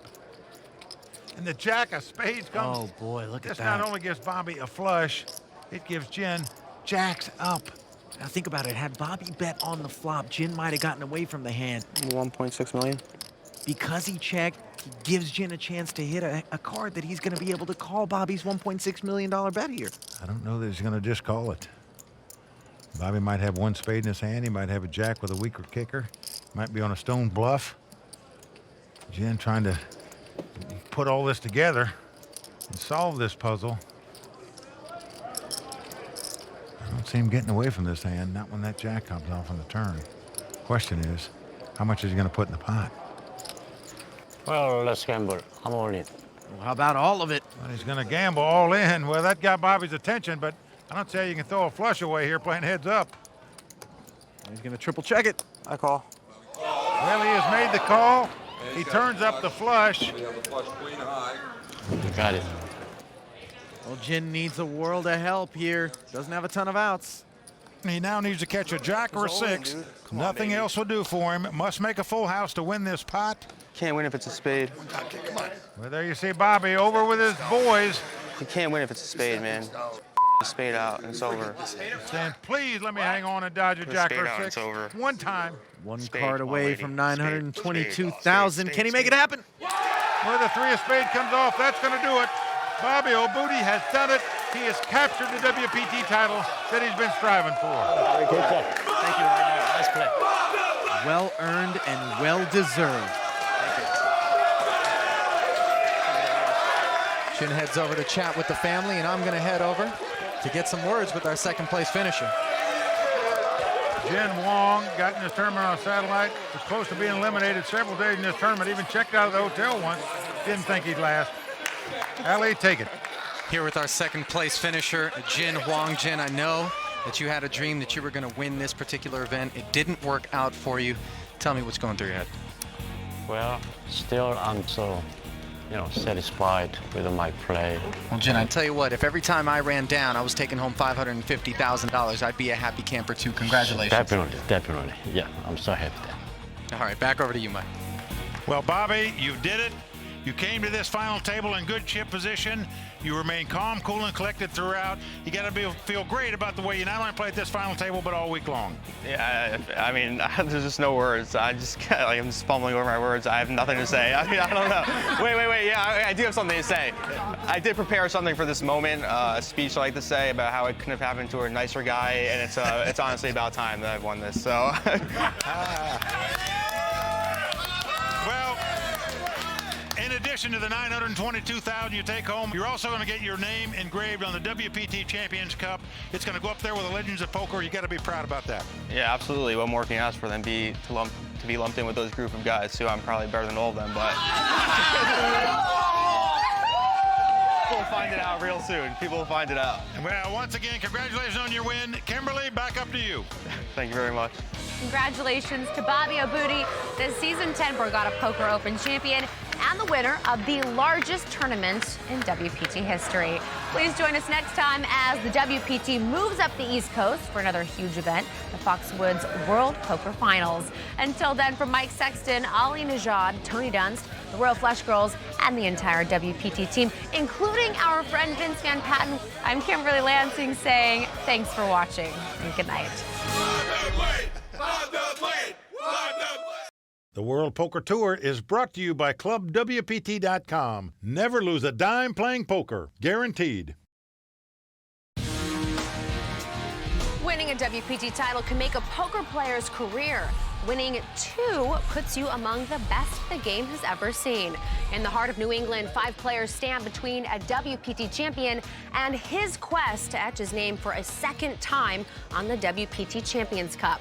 The Foxwoods World Poker Finals starts right now, and it's only on the WPT.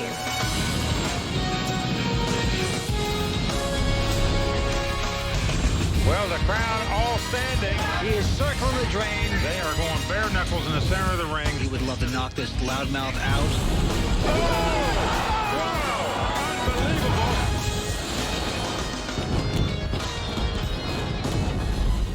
10 seasons, only 15 players have won more than a single WPT title, but of those 15, 5 of them claimed a title right here in Connecticut. Now, Foxwoods Casino, a WPT charter member, has been host to some of the greatest tournaments and greatest names in World Poker Tour history. Corkins, Little, and Seidel all won titles here, but Foxwoods has also seen its share of amateurs make their mark. As this tournament got underway, the field was ready to battle for a $1.7 million prize pool and a chance to have their name set alongside the game's very best. As the 10th annual WPT World Poker Finals got underway, the field featured the usual WPT strong mix of high-stakes professional players and local amateurs. Welcome, players, to the World Poker Finals at Foxwoods. Now let's shuffle up and deal. Day 1 featured 13 former WPT champions, including 3 two-time winners, all aiming to etch their names on the Champions Cup one more time. One recent WPT champion who arrived at Foxwoods with a knee injury and an interesting new hairstyle ran into serious trouble early on in the day. Season 10 Legends of Poker winner Will Failla was on the losing end of a huge pot. His stack was reduced to just 3 chips and his tournament seemed short-lived. Although his chip stack had taken a huge hit, his confidence remained high. Here comes trouble. And he made a promise borrowed from his good friend, Dwight Pilgrim. I hope I'm the shortest stack, because when I win this, I'm going to shake up the world. In perhaps the wildest hand of the day, 3 players saw a flop of 4-3-3 with 2 hearts. The turn card was the 8 of hearts, and that's where the fireworks began. After 2 checks, Peter Politano bet out $13,000 and was called by Tim Leahy, who was all in for his last $12,000. The action fell to Season 9 Foxwoods finalist Nikolai Yakovenko, who went into the tank and finally open-folded an ace-high flush. With Nikolai out of the hand, the other 2 players turned over their hands. Tim Leahy turned over pocket 4s for a flopped full house, but was crushed by Peter's flopped quad. That's what I folded on the turn, right there. Amazingly, the 5 of hearts on the river would have given Nikolai a straight flush to beat both players. I know it was coming too. I'm saying to myself, I know the hand is coming. I know the straight flush is coming. Tim Leahy, who was also celebrating his birthday, sounded off online about his terrible beat. One former champ on a tear was Season 9 Player of the Year Andy Frankenberger. Andy found success throughout the day, knocking out players and raking in chips. Day 1, it's nice to start out well, but it's all about how it goes from here. Knock on wood, last time I had a big Day 1 was the event where I won my bracelets. When the day ended, after 5 levels of play, 141 players remained. Tom Schreiber held the chip lead with 104,000. Andy Frankenberger was in 4th, and 6-time WPT finalist Kathy Liebert in 5th with 90,000 in chips. 4 former Foxwoods champs all finished the day in the middle of the pack, keeping their hopes of becoming the first player to ever win the same event twice still alive. Legends champ Will Failla limped into Day 2 in more ways than one. Still the favorite. Still the favorite. It is now 34-50. All in. He has all the chips in the middle. It's a fantastic moment for poker. But his chance at an epic comeback was not to be, and he was one of the first players eliminated. Andy Frankenberger continued his winning ways and took the chip lead after flopping a set of 10s to increase his chip stack. We're gonna make it happen today. It's gonna be a fun day. Dwight Pilgrim may have finally met his match in the trash-talking department, as amateur player and pawn shop owner Bob Carbone kept things entertaining at the table. The old man. Yeah, you in trouble, boy. Well, I still can fight, you know. Another player quietly starting to amass chips was Season 7 WPT World Championship finalist Christian Harder.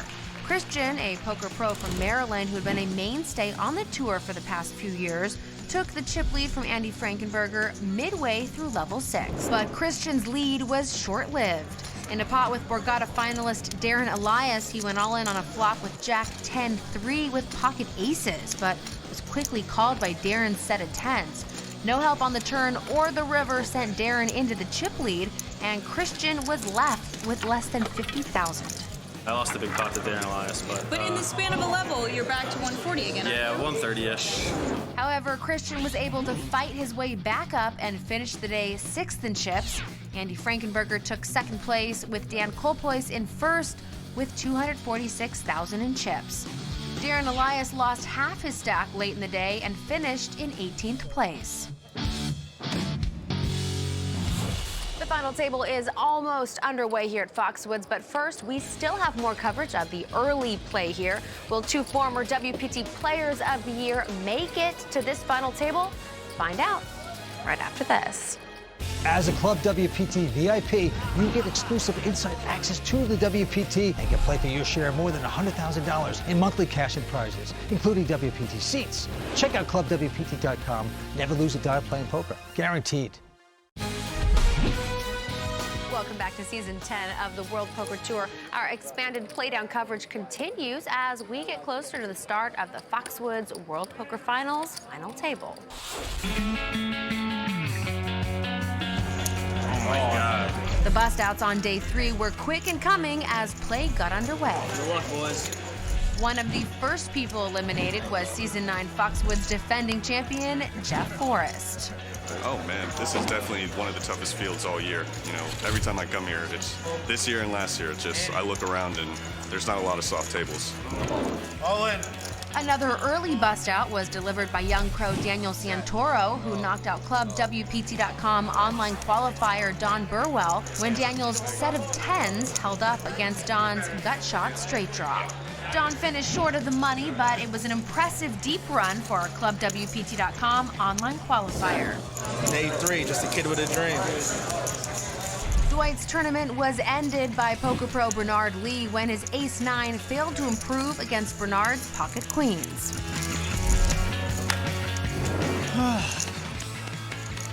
Without a lot of talk, right? Yeah, you already said you had me beat. You should have said that. First time was funny. Second time starting to get a little annoying now. Bob Carbone, who had been warned about talking too much at the table, especially while in the middle of a hand, resorted to a new tactic. Make the world go away. Who are you just singing? We may never know if Mike folded because he thought he was beat or if he just wanted Bob to stop singing. As the money bubble approached, the field was packed with big names. Two-time champs Hoyt Corkins, Jonathan Little, and Cornell Simpan were all still on the hunt for their 3rd title. Former WPT champions Andy Frankenberger and Lee Marcolt were looking to add a 2nd title to their already impressive resumes. With 28 players left, Alistair Melville was all in for his last 3,500 against Christian Harder. Christian turned straight and eliminated Alistair in 28th place. With that hand, the bubble was burst and the remaining 27 players were guaranteed at least $19,000 for their showing. At the end of the day, Andy Frankenberger had a huge stack of over $650,000, almost $200,000 more than the 2nd place finisher, former Foxwoods finalist Jack Schonbacher. Day 4 saw 2 powerhouses collide early on as one Foxwoods champ, Hoyt Corkins, sent another to the rail, ending Cornell Simpan's deep run. It was tough, but lucky to sneak in the money. Pawn shop owner Bob Carbone and reigning player of the year Andy Frankenberger got into several heated hands. Bob doubled through Andy, then Andy doubled through Bob, leaving Bob with just a few chips. But Bob doubled through Andy one more time to get back in the hunt. Both players would ride the chip roller coaster all day and survive day 4. It looked like high-stakes cash game pro Matt Glantz would double up, but with no help on the turn and river, Matt's tournament run ended in 12th place. Good luck for you guys. Hope you do well. Out 12th yet again. Second 12th in WPT in a row, and it's pretty standard for me lately. In his 2nd battle of the day against a 2-time champ, Hoyt found a big hand pre-flop, but was outflopped by Jonathan Little. Jonathan's hand held up and sent the Foxwoods champ from Season 2 packing in 10th place. Was trying to make it through today, almost did, but, you know, just couldn't win the key hands. Day 4 ended with just 8 players, with the hopes of having 2 WPT Players of the Year for the first time in history at a final table. But at the top of the charts were 2 young pro players, Christian Harder and Daniel Santoro, each with over 1 million in chips. 3 local players and 5 seasoned pros took their seats at the start of Day 5. 2 players would have the unfortunate distinction of finishing just short of the WPT televised final table. Early in the day, local player and ER physician Eli Berg, one of the shorter stacks, went all in with ace-jack and was quickly called by Jonathan Little's Pocket Kings. With no improvement on the flop, Eli was on the verge of elimination, but he caught an ace on the turn to double up and cripple Jonathan's chip stack. A few hands later, Jonathan found himself all in and dominated when his 5-9 of hearts ran into local grinder Stephen Brackesy's ace-5 offsuit. No help on the board sent Jonathan to the rail after a strong showing, denying him the chance of a 3rd plaque on the Champions Cup. They're both pretty standard spots. I mean, like the guy's never folding ace-jack, and I'm never not pushing 9-5 suited on the button for my stack, so standard spots, you just gotta win them sometimes.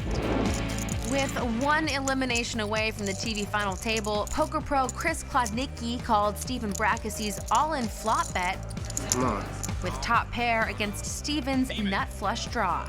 A king of diamonds on the turn put a dagger in the hopes of Chris's chances on making his first WPT final table, sending Stephen into the chip lead. And with Chris's bust out, the televised final table was set. The 6 included 4 first-time WPT finalists and 2 players with the experience of playing under the bright lights. Season 7 WPT Championship finalist Christian Harder and Season 9 Player of the Year Andy Frankenberger, who was still in the hunt to join the exclusive club of 2-time WPT champions. As you can see, the final 6 players are split down the middle with 3 professionals and 3 seasoned locals. Now, after 5 days of play, they've all proven that they have what it takes to win a WPT title. So for more insight into our final 6, let's turn it over to our world-class analysts, Hall of Famer Mike Sexton and Vince Van Patten.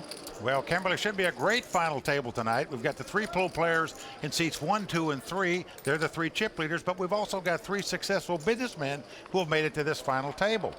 Starting out in 4th chip position tonight is a 62-year-old amateur player from Westerly, Rhode Island, Bob Carboni.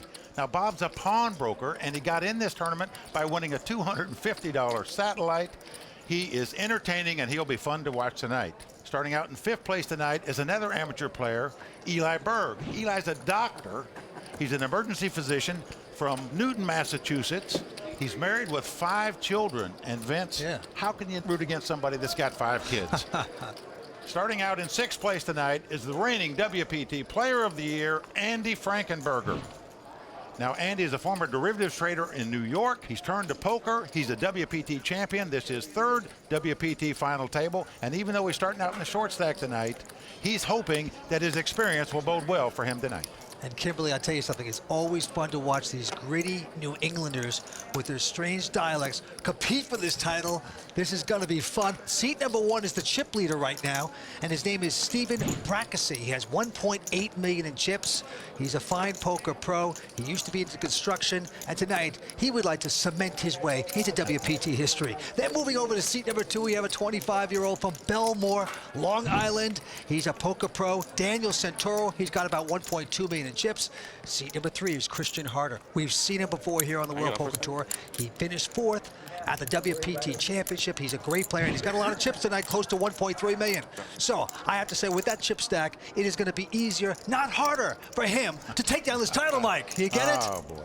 And with that, let's send it down to Matt Savage, who's standing by with the reigning WPT Player of the Year, Andy Frankenberger. Thanks, Mike. I'm here with Andy Frankenberger.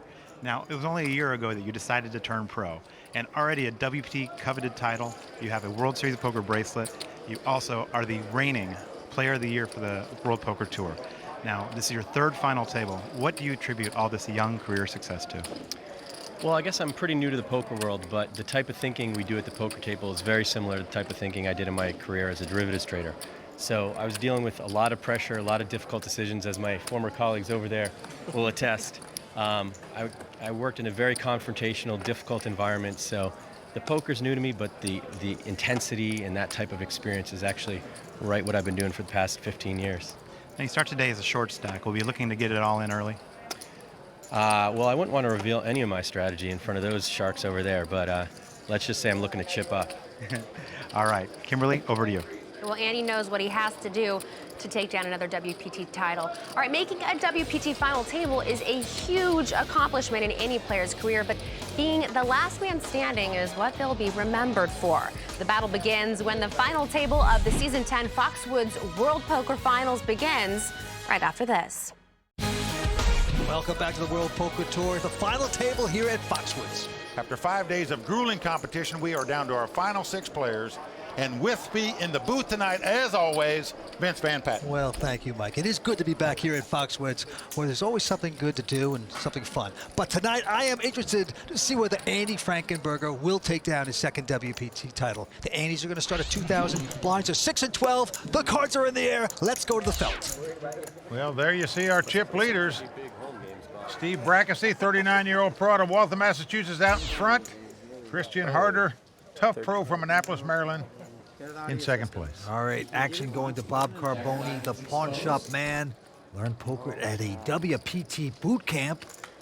And now he's competing for the big bucks here. He's going to fold his hand. Andy Frankenberger. Well, he's the man everybody's watching at this final table, going for his second WPT title, the reigning WPT Player of the Year. Yep, he's got ace, deuce of diamonds, and he's raised to 30,000. Emergency position. Eli Berg goes out. Brackesy and Daniel Santoro also going away, and now it's on Christian Harder, and he's picked up the weapons of mass destruction. The pair of aces on the very first hand, Mike. Incredible. First deal at the final table, you're in the big blind. A guy is raised, you look down and find 2 aces. Looks like a re-raise. He's going to pop it back up, 72,000 into Andy. Andy Frankenberger better be very careful here. He's an aggressive player, but his day could end early if he gets crazy with this hand. He's got enough money to speculate here, you would think, but no, he's going to release, and that's a great fold by him. Andy going for his second WPT title tonight. He's the reigning WPT Player of the Year, and that's a high honor as you can get out here on the World Poker Tour to perform better than the entire poker world over the course of a season. No one gave him much respect. You know, he came out of the stock market business and Wall Street, and they just thought he was an amateur player, but he has proved them so wrong.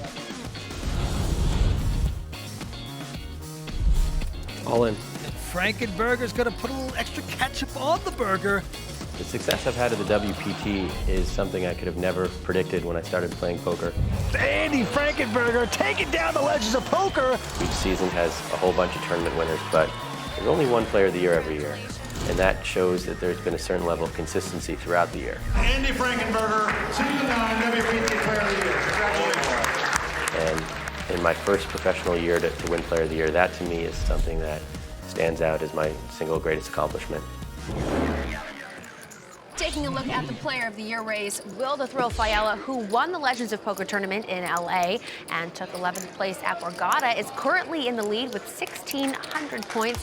Now, whoever wins tonight's event will earn 1,000 points and be in contention for the Season 10 POY. Remember, we'll be tracking this race all season long, so be sure to check back with us each week. In the meantime, let's get back to the game with Mike and Vince. All right, action on Andy, this time with a King-5. Won't play that hand. Here's the ER Dr. Eli Berg. He also goes away. Stephen Brackesy out. Now it's on the pro now. 25-year-old Daniel Santoro with the pitiful 9-deuce offsuit. He's also got the whole Beatles Let It Be type look with the hair and the mustache. Oh, boy. And he is going to raise with a junk hand. Makes it 47,000 to go. Christian out, and the pawn man, Bob Carboni, with a King-9. What a story he is. He got in this tournament on a $250 satellite. He's a pawnbroker for 26 years. Learned his poker at a WPT boot camp. He's going to raise it, makes it 47,000 to go. Back on Santoro. He obviously sensed weakness. Came back over the top of the King-9 offsuit, but incredibly, Carboni is being called here by Santoro's 9-deuce. Flop comes up Jack 4 deuce. Santoro picking up deuces. Carboni nothing. 40. Carboni's going to make the continuation bet. Sticking out 40,000. Will it work? Santoro not going anywhere. He's made this call. Just deuces. Oh, the 9-deuce before the flop. You flop some of it, so you do make the call. An ace comes off. Helps neither player. Bob going to check. It's gone check, check. Now a 3 comes off and another club as well. Check.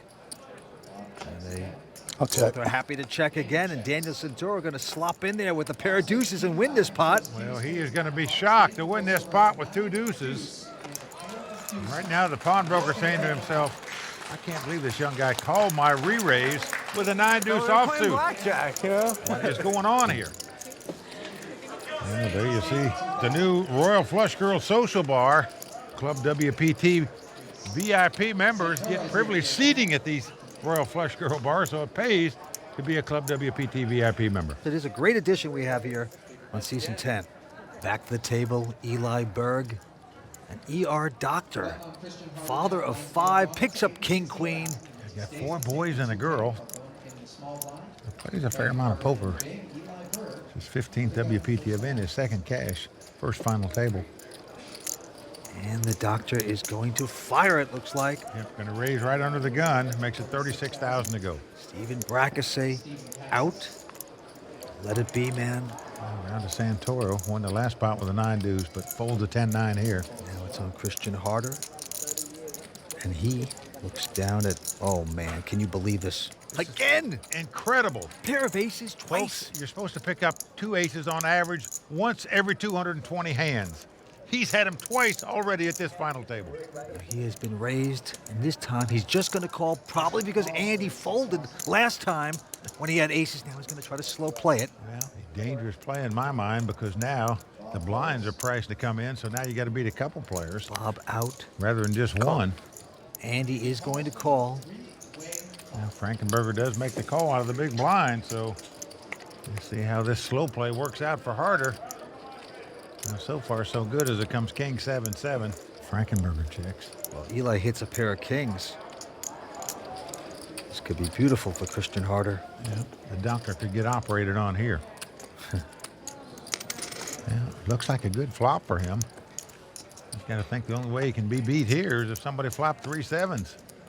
Not going to put somebody on an ace-king or 2 aces because nobody raised before the flop, so he's got to like this flop. He's bet 73,000.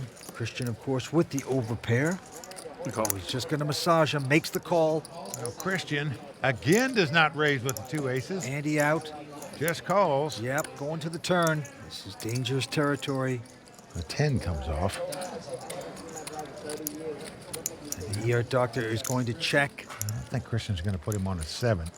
Yes, there's a chance he could have 2 kings, but 104,000 by Christian with the aces. I'm all in.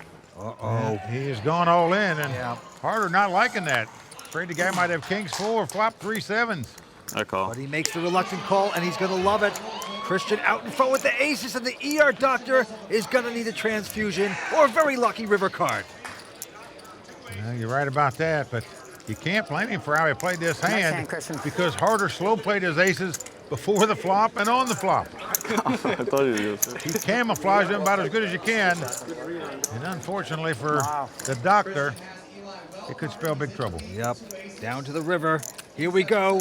Well, the doctor on the respirator right now. Got to catch a king to stay alive or he'll be heading back to the emergency room. River card. Can Eli Berg get lucky? Nope. Well, that's a 7.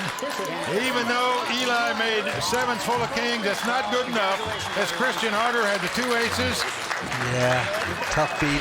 Fine gentleman out in 6th place. Eli Berg. All right, Christian. The doctor gonna suture up 83,000. Just like that, we are down to 5. And right now, Eli's over to talk to Matt Savage. Well, Eli, you didn't quite go like you wanted today, but you know, you got a lot of back at home to get back to. Yeah, you know, it was very short, but that's what happens sometimes, and had a great time getting here. You know, hope to come back someday and wish everyone luck and had a great time. So Well, I'm sure we'll see you again on the World Poker Tour. Congratulations. Okay, thank you. Thank you. It's always nice to see when an amateur comes out to play with the pros and still has a good time doing it. Even though he's out in 6th place, we're down to 5 players right here at the World Poker Finals. Lots more to come tonight from Foxwoods, including a new edition of the Season 10 Ones to Watch when the World Poker Tour, brought to you by ClubWPT.com, continues.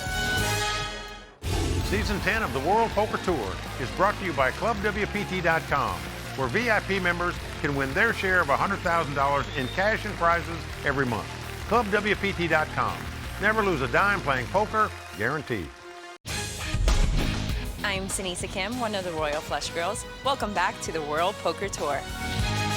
I'm Jess here at day 1 of the Foxwoods World Poker Finals, and I'm here with Club WPT qualifier Michael Jamali. Now, how long have you been playing on Club WPT? A few months. Oh, really? Pretty, yes. What prompted you to sign up? To qualify for one of these events. Figured I could take him down, so I tried, and I did. Now, I have to say, you know, sometimes people get a little nervous playing in a big buy-in event like this. You've been pretty active and seem right at home at the tables. How's it been for you so far? Yeah, I feel pretty cool. I feel relaxed. I got nothing to lose, so I do. I'm planning to get in the money, but we'll see what happens. Lucky player here. Club WPT got you here. Now we're partying here at the Scorpion Bar. Having fun, right? Life is good. You ever think you'd be in your seat? That's why I joined in the seat. Honestly, you don't get anywhere unless you believe. So you got to believe.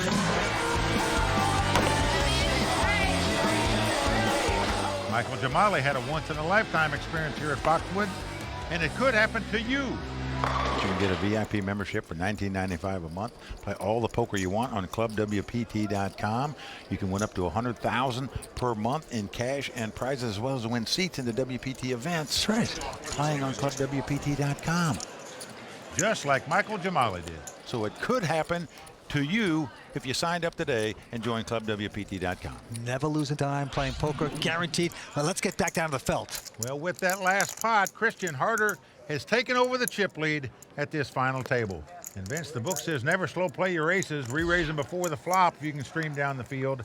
Had Christian Harder done that there's a chance the doctor might have thrown the king-queen away, and he wouldn't have made nearly that much money. So obviously it does pay to slow play aces sometimes. Get the books. Back to the table we go. A few folds around to Stephen Brackese, a poker pro out of Waltham, Massachusetts. Well, he hasn't played a hand yet at this final table, and here he comes in with a 5 deuce. Yep. But he is in a small blind. Just raising it to try to pick up the blinds and antes. Makes it 38,000, and now Daniel Santoro with just an 8-7 is going to invest a little bit more. Makes the call. Battle of the blinds, going at it. And the flop comes up 10-7-3. Santoro hitting a pair of 7s. Brackese with nothing. He's going to make the continuation bet. Gonna bet 45,000 with nothing. Santoro getting a piece of that, and he's not going anywhere. Gonna make this call. Doesn't want to re-raise and get raised out of the pot. We go to the turn, 6 of clubs. This does give Stephen a gut shot straight draw. A 4 would give him a straight, but that is all he can win the pot with. Well, he's been very selective so far tonight. So he's hoping that his image at the table will win this pot. He's betting again, 105,000. Well, obviously he can win the pot by betting the guy out of the pot, but that's not happening as Santoro makes the call here because he also has a straight draw now. And a pair. But the Jack of Hearts comes off, so neither player going to be happy to see that card. Brackese finally disillusioned, checking there. Just waves the white flag. Cannot win the pot checking. And Santoro checking as well. Brackese finally getting involved. Unfortunately, things did not work out the way he wanted. He's a tough local pro here at Foxwoods. Taking a shot here, but not winning that one. And look at those 3, Manny, Mo, and Mac there. Well, the guy on the right is Alan Sternberg, a WPT champion from the Bay 101 tournament last year. He's here rooting on his buddy Santoro. All right, back to the play. Bob Carboni first to play. Bob's going to look down at a 7-3 of hearts. Rejects that hand. Over to the reigning WPT Player of the Year, Andy Frankenberger. He's down the queen 9. And now Stephen Brackesay with just a jack 10. And he's going to raise it on the button to 40,000. Raise to 40. Daniel Santoro with a queen 9. Well, he's a guy that likes to play a lot of pots. See what he's going to do with this hand. Yep, we've seen the small blind. You just don't want to be pickpocketed all the time. And he's going to make this call. Into Christian Harder, who folds his hand. So we have two-way action between Daniel and Stephen. Here come the first three. Now flop comes ace, king, 10 with 2 hearts. Brackesay picking up a piece of that with the 10s. Daniel going to check. Well, Brackesay checks behind him, even though he's got 2 10s in the straight draw. 7 on the turn, helping neither player. Well, Santoro says, hey, this guy didn't bet on the flop. Maybe he's got a small pair. Maybe if I bet, I can take it away from him. And that's what he's going to do. Takes a stab at the pot. Bets the gut shot straight draw. Yeah, 40,000. Well, Brackesay's got the 2 10s and the straight draw. And he's going to make the call. Wow, nice stubborn call by Brackesay. 3 of diamonds comes off. No help for either player. Now will Daniel attempt one more bluff here? Nope. He's going to check. Queen high. Brackesay checks as well. And Brackesay's going to be very proud of himself for calling with just 10s and taking down his pot. So the former construction worker, Brackesay, adds to his toolbox. There's a couple lucky guys at the Royal Flush Girls Social Bar enjoying the moment here tonight. Daniel Santoro. Action's back on him. He looks down at ace, deuce of diamonds. This young guy, 25 years old, likes to play a lot of pots. I didn't know that's all talent. And again, he's getting chips out. Going to raise it under the gun here. Makes it 36,000 to go. Christian out. The pawn shop man. Bob Carboni out. Andy not playing. Well, Brackesay going to make the call here with the 3-4 hearts. And here we go with the flop. The flop comes 9-7-5 with 2 hearts. A gut shot straight flush draw for Brackesay. Nice flop for him. See how he plays it. Well, it looks like he's going to lead right out and bet here. Like most guys would check here. And the guy made a continuation bet, just opened the blade with this kind of draw. But Brackesay leading right out, and obviously this flop nowhere near hitting Santoro, so it'll be an easy getaway for him. He does lay it down, so Brackesay does pick up that pot. Yep, he's a local. Plays only in Foxwoods. Never been to Las Vegas, and he is tough.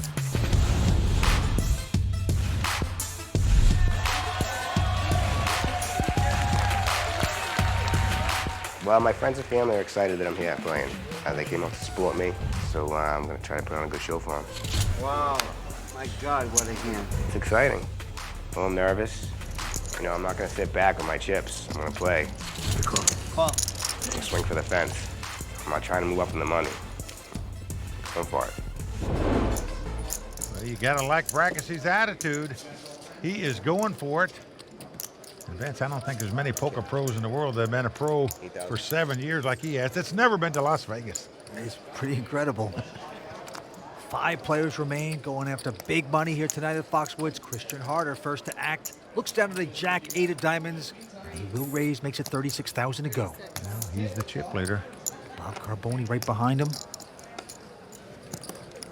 The amateur pawnbroker. Going to get away from this hand. Now Mr. Frankenberger. Whoa, big ace-king for Andy. Just the kind of hand Andy's looking for right now. He's on the short stack with 5 players left. The question is, does he raise a little or does he raise a lot? Definitely going to raise. He's got a gigantic hand, ace-king. He says all in. Well, there's your answer. He's shipping it. Brackesay out. Now Daniel Santoro also goes away. Will he get the action, though, from Christian? 300. Who just has a jack 8 of diamonds. Well, the WPT Player of the Year is not the guy you're looking to double up in this spot, so Arthur going to fold the jack 8. And Andy Frankenberger's dreams of winning a second WPT title tonight are still alive. There's a quick break in the action, but we've got more to come, including a new edition of the Season 10 Ones to Watch when the World Poker Tour, brought to you by ClubWPT.com, continues. Welcome back to the World Poker Tour, brought to you by ClubWPT.com. This season on the WPT, we're following the lives of 7 young poker players who we believe have the potential to become the next breakout star in poker. Now here at Foxwoods, we caught up with Dylan Horton, Ebony Kinney, and Doc Sands as each tries to make their way on the tournament trail in a segment we call Ones to Watch.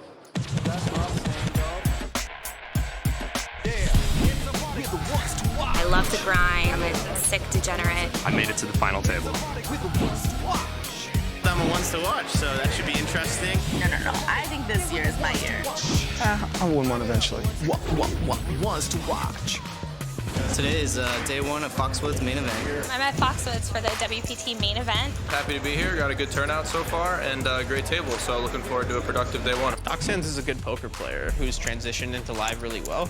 Doc Sands, phenomenal player, aggressive, hungry, intelligent. He has a great track record. I would peg him as one of those guys that's just capable of anything. Doc's cutthroat when he's out there. Doc is one of the most intimidating players at the poker table. He's kind of a sicko. He's one of those people that is constantly putting you to the test. There's never a sit back, relax, breathe easy moment with Doc. And I'm definitely going to try to accumulate chips in these last 2 levels. I'm not playing to cash. I'm not playing to make day 3. I'm playing to win. But he's also capable of just being very patient and just holding out for a really long period of time because that's the optimal way to play it. Just try to play my best poker given the situation and run up my stack. He's a very quick learner and just devours information. He can take a table and kind of size it up and decide how he's going to play that day. But every time I put a chip in the pot, I'm trying to figure out what my opponent's response to that action is going to be and be aware of all the counter moves my opponent might make. Doc Sands takes a long time to act, regardless of the situation. But yeah, he thinks way too much. Throws the hood up, he sits there, but he waits.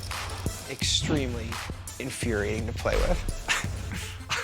But other than that, I think he's good. Basically just a game where you want to think as many levels ahead of your opponents as possible. Once you get to that point in your game, you're just good. You're just plain good. Doc does a good job bringing it. He's the man. Overall, this tournament, I'm really happy with how I played. So, you know, I'll cool off after the beat and just kind of dissect my game and look for other places to play better. But like I said, overall, I'm pretty happy other than the result. And Vince, the consensus among the ones to watch was that Doc Sands is the one to watch out of the group. Well, they all look really tough and eager. Will be exciting to watch. Yeah, these are the ones to watch right now because one of these guys is going to have their name etched up on the WPT Champions Cup when this night is over. Action going to the pawn shop, man. Bob Carboni. Yeah, he looks down at an ace-4 offsuit here. And he's a 62-year-old amateur. Been in the pawnbroking business for 26 years. Got in this tournament by winning a $250 satellite. He is going to raise it up under the gun here with the ace-4 offsuit. Yeah, makes it 36,000 to go. And now Andy Frankenberger going to fold Stephen Brackesy with an attractive king-jack of diamonds here. Well, he's on the button, in position, pretty good hand, so going to make the call to see a flop. Santoro out as well as Christian Harder, so we have two-way action. And flop comes 10-7-4, so the pawnbrokers flop bottom pair with top kicker, and he's moved all in. Brackesy missing that flop, obviously going to go out. So Bob Carboni with a gutsy play there, pushing all in, taking the chips down. That's got to make him happy. Well, I'll tell you, Vince, most are wow that he made it to this final table, but you got to love it. The guy's 62 years old, an amateur player. He's a pawnbroker. Well, most of the dealings he does with poker players when they're bringing in their stuff to hock to get a bankroll to go back and play on. And yet here he is at the final table tonight going for this title. The old man. Yeah. The old man. Man of the hour. The pawnbroker did it, the old man. I got into this tournament by a satellite. I started with a $250 satellite, won that seat. It feels fantastic. It really does. Wow. Whoa. I worked very hard at learning how to do this. Matter of fact, I went to a boot camp with Linda Johnson, very nice lady. This was about 9 years ago. She basically taught me how to play the game. The boot camp taught me how to play tournaments. Shut up, keep your cards down, and don't talk. And I just believed that someday it could happen. I didn't say it would, I said it could. And here I am. I hit the miracles of all miracles. Dreams come true. Oh, boy, that is great. His dream is coming true, Mike. He says he learned to play at WPT Boot Camp. It's a great place to learn how to play. Visit WPTBootcamp.com for more information. All right, action on, Andy. Frankenberger going out. Stephen Brackesee out as well. Now Daniel Santoro. 2009. It was 2009. Queen Jack of Diamonds on the button. Wasn't old enough in 2007. Obviously going to raise with this hand. Yeah, makes it 36,000 to go. Now Christian Harder behind him in the small blind. Peeks down at an ace-4 of hearts. Kind of hand you like to see a flop. And obviously Harder wants to see a flop, so he makes the call. And now Bob Carboni. I think it called. You're on fire. Bob with a 10-8, but he's got money in there already, but no, he releases his hand. It's about 100,000 out there. Would have cost him 20,000 to call, so a lot of guys would have been priced in there to make that call. Oh, when it comes 8-8-7, the pawn shop man missed his chance to cash a ticket here. Boy, did he ever. And they both check. And a queen on the turn. That hits Daniel Santoro. Now Harder checks the ace high. Daniel now with top pair of queens. And he's reaching for some betting chips. I bet 40,000. Only about 40% of the pot. So Harder going to make the call with the ace high. Thinking the ace high might be the best hand. Deuce of spades on the river, helping neither player. Christian checking again. He's got just ace high. Daniel with queens. Guy calls you on the turn with 2 8s out there, and now 3 spades come out. Some players would be leery about betting on the river, but not Santoro. He believes his queens are the best hand, so he's going to bet 100,000. 100,000. Will Christian get tricky here? Vince, he's thinking about just calling with the ace high. Thinks it might be the best hand. Might be a big mistake. Looks around and finally comes to his senses. Folds his hand. Daniel Santoro takes down the pot, and we have a 3-way race for the chip lead amongst Christian, Stephen, and Daniel. Tonight's champion is going to win the lion's share of the $1.7 million prize pool, along with having their name added to the prestigious WPT Champions Cup. Guys, what do you make of what we've seen so far? Well, Vince, we've been talking about what a great player Christian Harder is, which he is, but tonight he is catching great as well. So far tonight, he's had aces twice, including the hand in which he knocked out local physician Eli Berg. Mike, what a cast of characters, including local pawnbroker Bob Carboni. And he is up against 4 professional players, including the reigning Player of the Year, Andy Frankenberger. One guy who could relish the opportunity to take down a second WPT title. He's on the short stack, but he's a great player, and I still like his chances. Who will take this title? It is very interesting. Kimberly. Well, you guys bring up a very valid point. In this sport, not only do you have to play well, but you have to run well as well. We'll be back next time with continuing coverage from the WPT Season 10 Foxwoods World Poker Finals. Until then, from Mike Sexton, Vince Van Patten, Tony Dunst, Matt Savage, the Royal Flush Girls, and the entire WPT team, I'm Kimberly Lansing saying thanks for watching. Good night.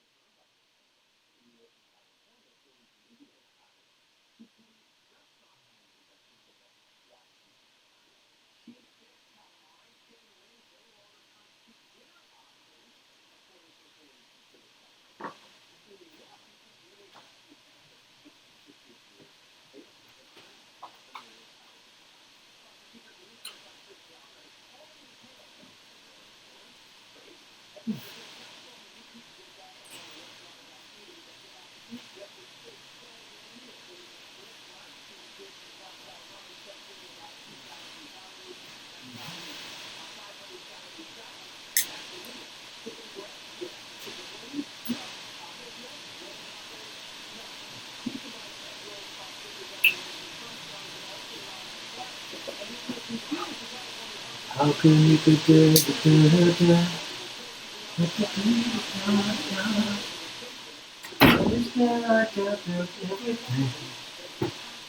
oh, you're the only one who really knew me alone.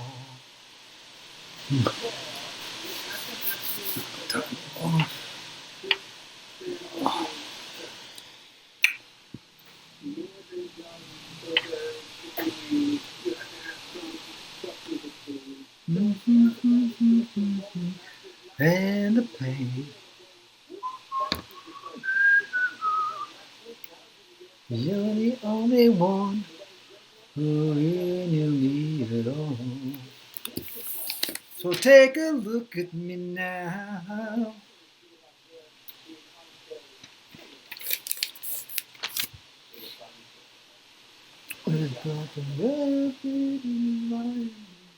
Just a memory of the day.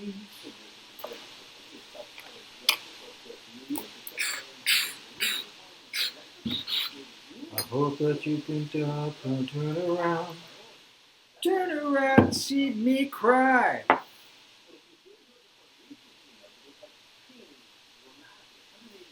There's so much I need to say to you. So many reasons why.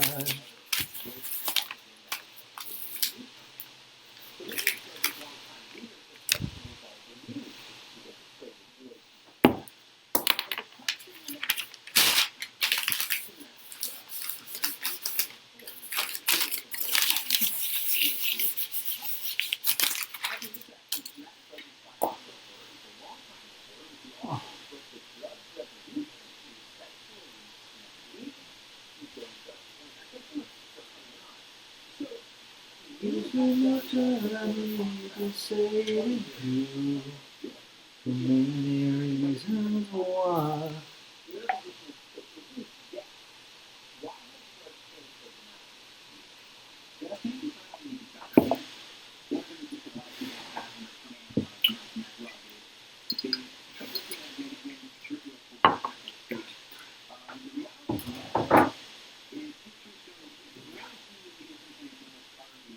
Ugh. Oh. So take a look at me now.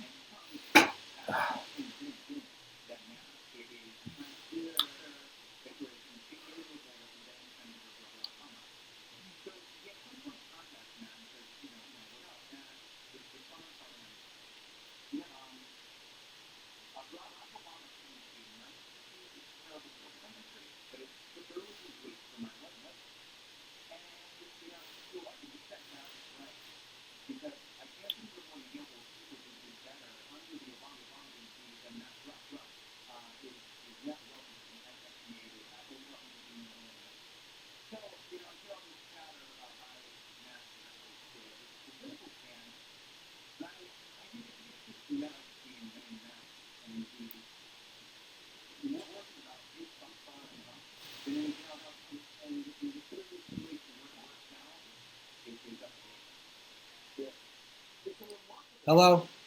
Hey, bud, your mic is on. What? Your mic, you get a hot mic. Really? Oh, that's great. Yeah. All right. All right. Now, wait a second. Which mic is it? That's the regular mic. I'm not sure, but That's impossible. yeah. Oh my God. I like that. At least I didn't say anything horrible, right? Yet. It's still time. You see this? I don't see it. All right. I just won't say anything. Good to know. All right. You can start whenever you want. You don't Start. have to say something. Oh, I don't? Cool. I'm going to do it right now. No. Thanks for the call. All right, buddy.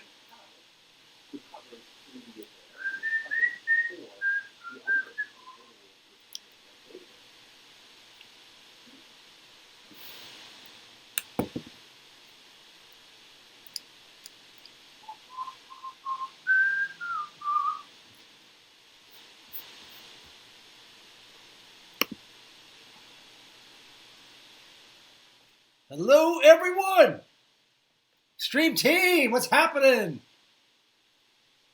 All right, obviously my mic was on. You might have heard me singing. Something's horrible. Sorry, I apologize in advance for that. But here we go. How were you all? I missed you all. I was on a 10-day road trip. You know that. You might have heard. Out in the desert. Looking for a good time. Just me and my 3 kids. Fantastic in the RV. I've got stories. It was a trip from hell. Yep. I'll start right there. Greatest trip ever and the worst trip ever. Great to be with your kids. And we saw a lot of the desert. 1,600 miles. But I have funny stories to tell you. And I'll tell you, I'll stream it along throughout the night if I can recollect it. But I am just so happy to be back home. You know, it takes one of those trips to say, there's no place like home. There's no place like home. But anyway, let's get this going. Now, I hope the mic is working.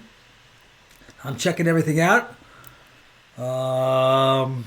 Let's see what we got here. My microphone. Let's see. That's on. You guys let me know if I'm too loud or too soft. Bringing the microphone in. I'm really happy to be back streaming. I missed everything last week.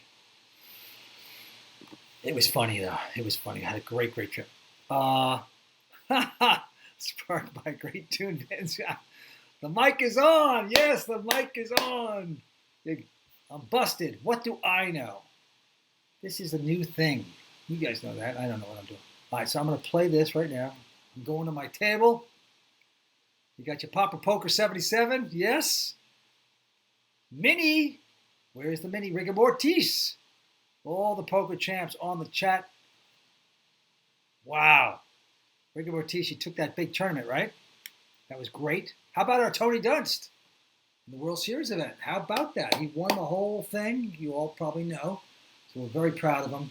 It's a fantastic effort by him. And, okay, yeah, you're right. There's something horrible happening here. Uh-oh, I don't see anything. There's just an empty space. Yep. Okay, so I have to start over, I think. Jesus. No. Wait a second.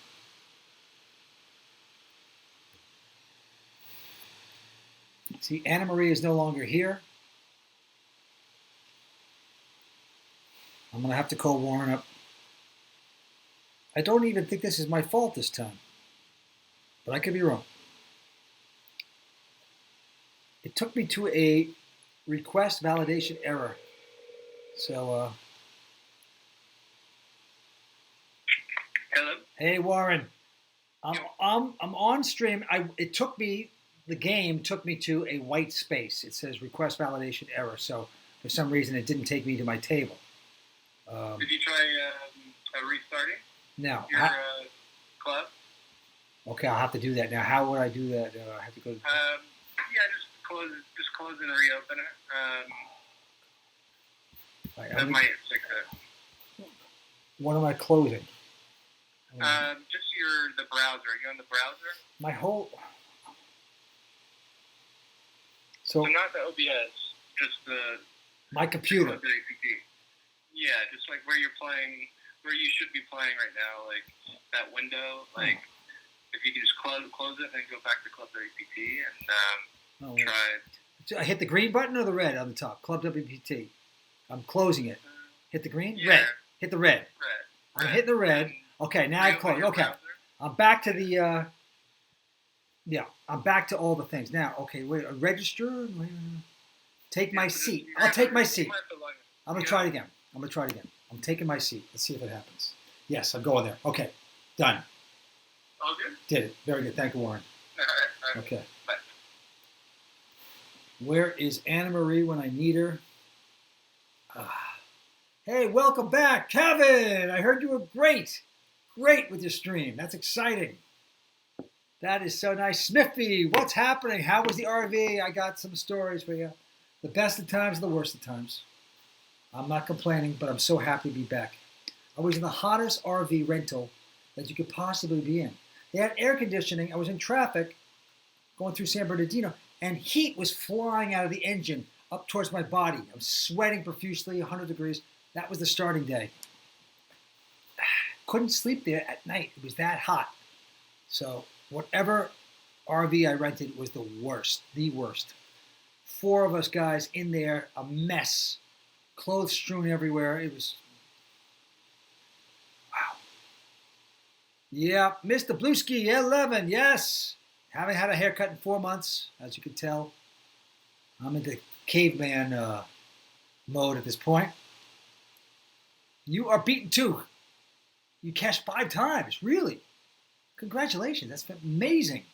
Ms. Gurley, what's happening? Joe Sharingo, yeah, yes, it really was, Joe. Went through Arizona, your neck of the woods, and went to Zion, went to Flagstaff, Sedona. We went to Lake Havasu.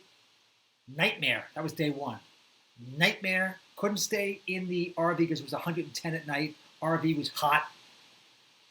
So I tried to get a hotel. Couldn't get a hotel. All sold out. It's 1 o'clock. Spent 1 hour in a lobby waiting for the person in the front to get me a room. And she kept letting other people, because they had reservations, go in front of me. I stood for 1 hour. And finally she said, well, you're going to have to wait longer.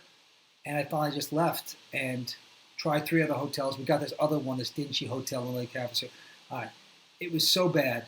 We had to park at a gas station. Sketchy. Walked to the room like a girl doing coke on the outside, crack on the outside, runs away, scurries away. We get in the room. I Clorox everything down. The stress, sweating profusely, 110. That was night 1. Okay, so anyway, that's just a teaser of the horrible RV story. Yet it is a great story because I was with the kids and they were having a good time. So I am happy to be back. It's nice to be in a real shower. You know, you're in an RV in a shower. That's weak. You know, that's weak. Then you got the black and the gray water. You know, we wanted to cut down the black and the gray water because you have to, you know, it's a sewer. You have to, you know, clean it out every 3 or 4 days. So I can't even get into it. I'm going to make a film about it. I'm going to make a film. It's pretty funny.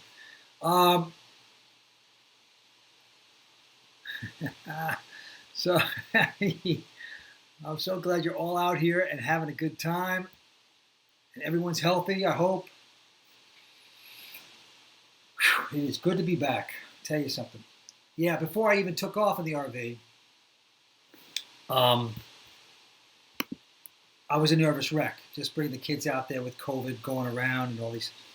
And then I'm watching TV and all of a sudden I see something on the news about brain-eating disease, right? Like I don't have enough to worry about. Now, if you jump into one of these rivers or streams, you can get this brain-eating disease. In 3 days, you're dead. Okay, so then I'm worried about that. So not only am I in horrible RV heat, no air conditioning, you have to get a hotel, but now I'm thinking about I can't even go in the water, the streets, because there could be the brain-eating disease. Well, after night number 1, when it was such a hassle, I was kind of hoping I was going to get this disease. I didn't care at that point. But let's see. Lake Havasu, very hot. Went to a beach that when you walked on the sand, you couldn't. So you had to run because it was so hot. But we did do one good thing. We finally got a boat. And at the end of the day at Lake Havasu. And we went to a little cove. And the kids jumped off a rock. That made me nervous too. 30-foot rock. Don't do it! Boom. And so they did all of that. And the water was refreshing. That was a great day. That was a great moment on day 2. Yes, Papa Boca, I'm thinking about it. I write it down all the notes, and then maybe there's something there. I don't know. But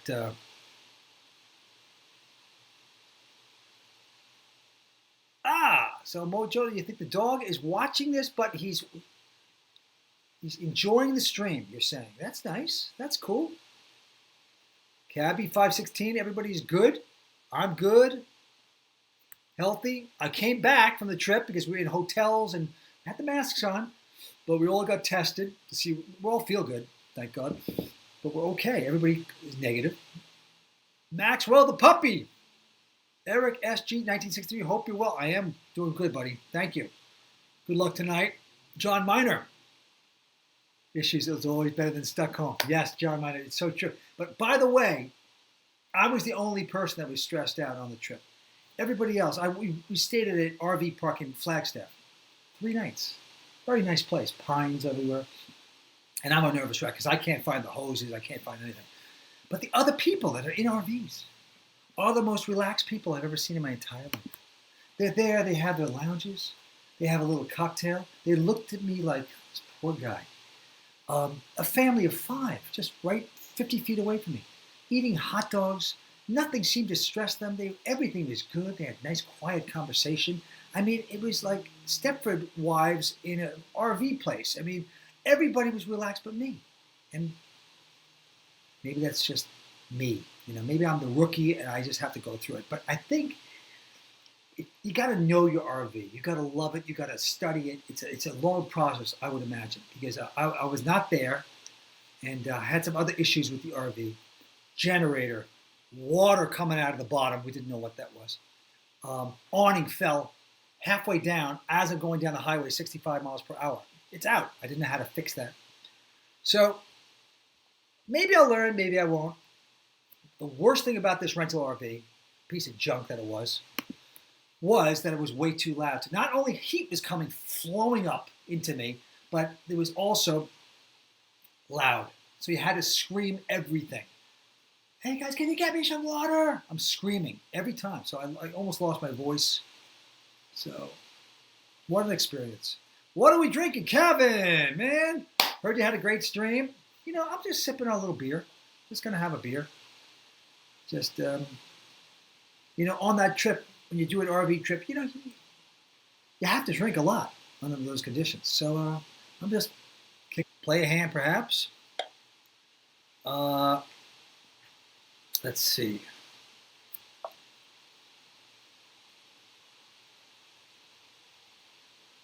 Everybody hear me now? Hope so.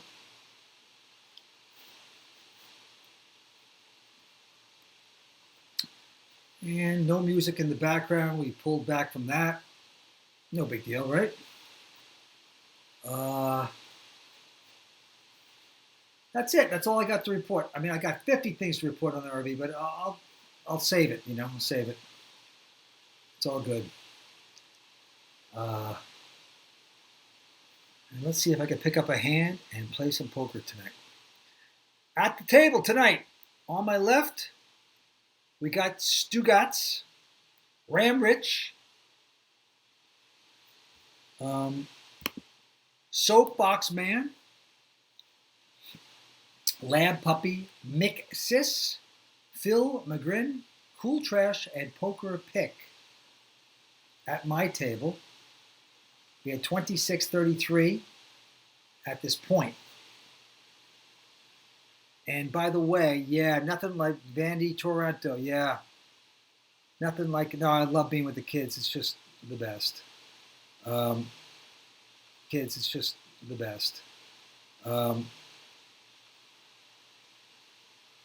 Wee says, did you get tested for tetanus as well as COVID in that motel? God, no. But I think the motels and hotels were okay. They were okay. And I came in and I Clorox everything. I say, kids, they all walk in and I go, stay back. And I go, stay out, give me 5 minutes. And I take the Clorox and I wipe everything down. I'm a psycho.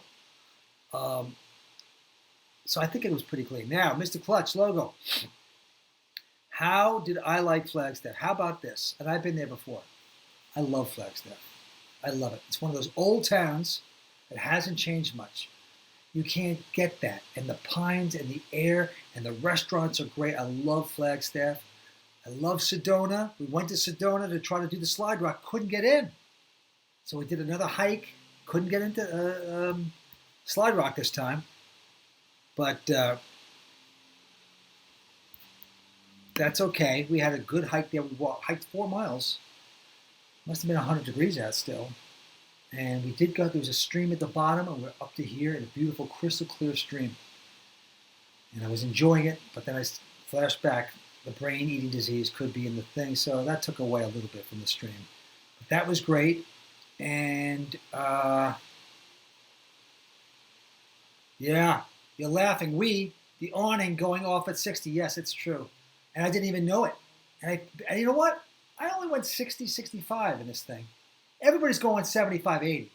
So I'm like the old guy, in the RV. So I pull to the side. I like that. I want to go slow, enjoy it. So I pull to the side all the time to let people pass. So I pull to the side, letting people pass, and this person is right behind me, goes boom, right behind me. I'm going, who the hell is that? So I stop and I go, my son, I go, dude, there's someone behind us. He goes, what? I said, yeah, there's some crazy person behind. Then they get out. I don't know who it is. I go, get ready, get the baseball bat. And they go right up to the window. And she goes, it's a woman. And she goes, I think it's going to be, I don't know, mass murderer or something like that. She goes, your awning's out. Your awning. So I went, oh. I said, oh, thank you. Oh, I didn't know. So she leaves. And I have to fix the awning. Didn't know what to do, what button.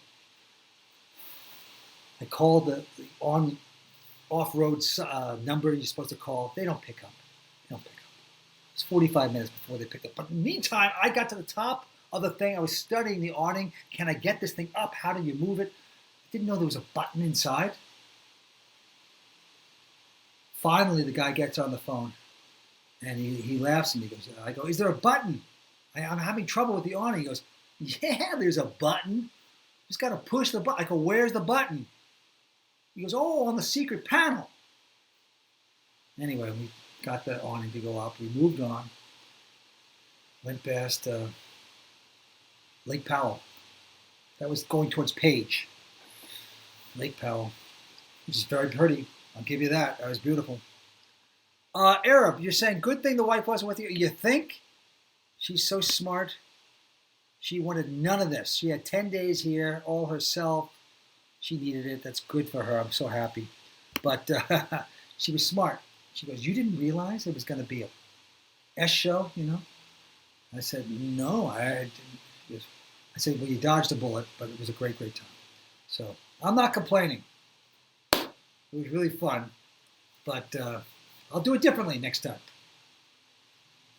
Do it differently. Different type of RV, if I ever do it again. Thank you, Cabby. Doing well. Jason, SD22, you're going to drive a box truck 1,500 miles. It will be better. I can't explain to you the heat that was coming up. The first day I wore jeans, too. It was a stupid move. But it was unbelievably bad and horrible and loud. One good thing was that the seat was cushiony and it was actually quite good. The seat was good. No music. The radio was horrible. So luckily I brought my tunes with a speaker. That was good. Other than that, nicest people in the world in Flagstaff. Just nice people. The lady that ran the RV park, just so nice. She said, what are you going to go to, Sedona? I said, yeah. She goes, well. She goes, where are you going? I go, we were thinking about Slide Rock, She goes, don't do Slide Rock. Can I just give you some advice? Don't do Slide Rock. I got another place. And she gives us this other place. And we wound up going there. And it was pretty good. And then we couldn't get into Slide Rock. And she goes, well, what are you all doing next? I said, well, we're going to go to the Grand Canyon. Tomorrow. She goes, that's good, but you better get there early. Because it's all sold out. You got to get there early. I went, oh, okay. She goes, how early? She goes, oh, real early. Opens at 7, she said. So I go, okay, let's be smart. And so we left at 5:30 in the morning from Flagstaff to Grand Canyon. No one was there. We got right into the park. I go into the parking lot RV section. Pretty cool. No one's there. And we waited 3 hours. The place no one was actually at the Grand Canyon because it's like a ghost town now. So that was pretty cool. But it didn't seem like we had to get there at 7 in the morning. So she was wrong about that too. So she was a great person, but she gave us strike two on her. Bad advice there. But walked down to the first level, Grand Canyon, about a mile and a half back. Good little hike. That's all we had to see. Love that hotel. What's it called? I forget the hotel. The old classic hotel there. Ace 210. I'm gonna make a film out of it. Yeah, I think it could be interesting. Maybe a mockumentary, because We know there's been other RV films like RV and a few others. Lost in America was brilliant, but maybe do something a little different with this angle and exaggerate a little bit, but to keep it real. So that's it. It's great to be able to travel with the kids, and but you know what? I'm going to keep traveling. I might get like a truck or something and just stay at motels. By the way, Route 66, that's a pleasure. That is fun to go. And we stopped at Route 66 on our way to Arizona the second day. Great restaurants, and it's just the nostalgia of that great route. So much fun. I got some good pictures.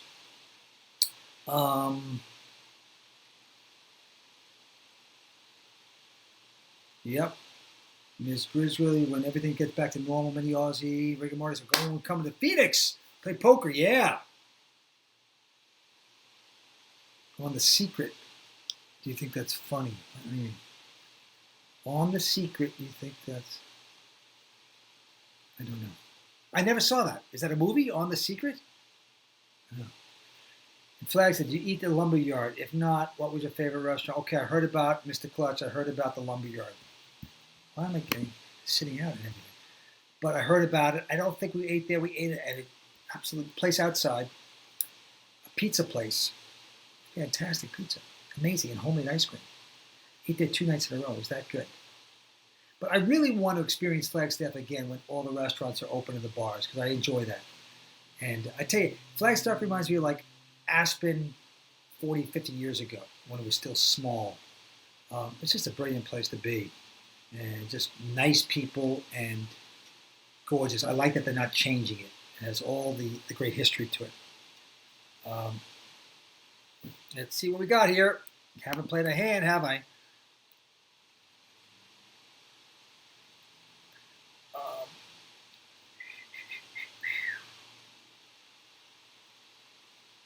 I went to a chicken place, fried chicken in Page, Arizona. Unbelievable. It gets a 4.5. And you go there, and you can tell it's a different taste of chicken. It's just brilliant. And the chicken was so good. Homemade chicken, coleslaw, and potato salad. Fantastic. And my youngest son was trying to get out of the RV. He was trying to do the key. He parked across the street, and he's trying to get. I said, just, lock it up. And then he was taking 30 minutes. So that was stressful to get him over to the restaurant. But we're eating the chicken. And as I'm eating the chicken, I hear this other 3 young guys, and they're talking over there. And they're talking about the virus and how it's getting bad. And one had this conspiracy theory that, it's going to get worse because everybody's going to get these vaccinations, and then it's going to weaken everybody, and the whole world's going to die. So, me being paranoid, I'm hearing this, and I'm going, oh, okay. Might as well just choke on a chicken bone right now because, maybe this guy over here is right. I don't know. So, the whole trip was on fear, I guess, on my part. It shouldn't have happened. But I'm back. I'm back to my positive self. Now, you're saying, is Jeremy here? Got an idea of a Vincent stream? We should get some points if we guess how many times Vince sits out of the game. Ha ha ho! Hello! Choo-choo! Choo-choo! I like it. I'm trying to get in. I'm not even pushing to sit out. Ms. Gurley, you see, you need to go to Flagstaff to escape this heat. One reason went to... You know something? It's so true. At Flagstaff, you got those pine trees, and it's 80. When every place else is 110, it's 80, it's 75. It's beautiful. Got those pine trees. Love it. Pretty cold in the winters, though, huh? So I actually was thinking about buying a little house, a little cottage, and renting it out just for an investment in Flagstaff. I just think that's how much I like that town. Small little house. By those pines, I mean, I could totally live there for a little bit.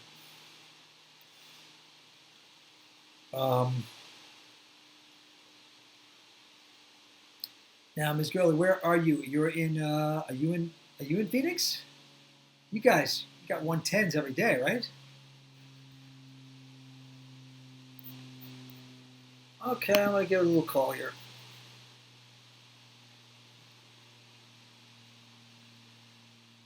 Yeah, Havasu was literally 115 that day. And we went to a bad beach. Sand was so hot, I can't even believe it. And no shade.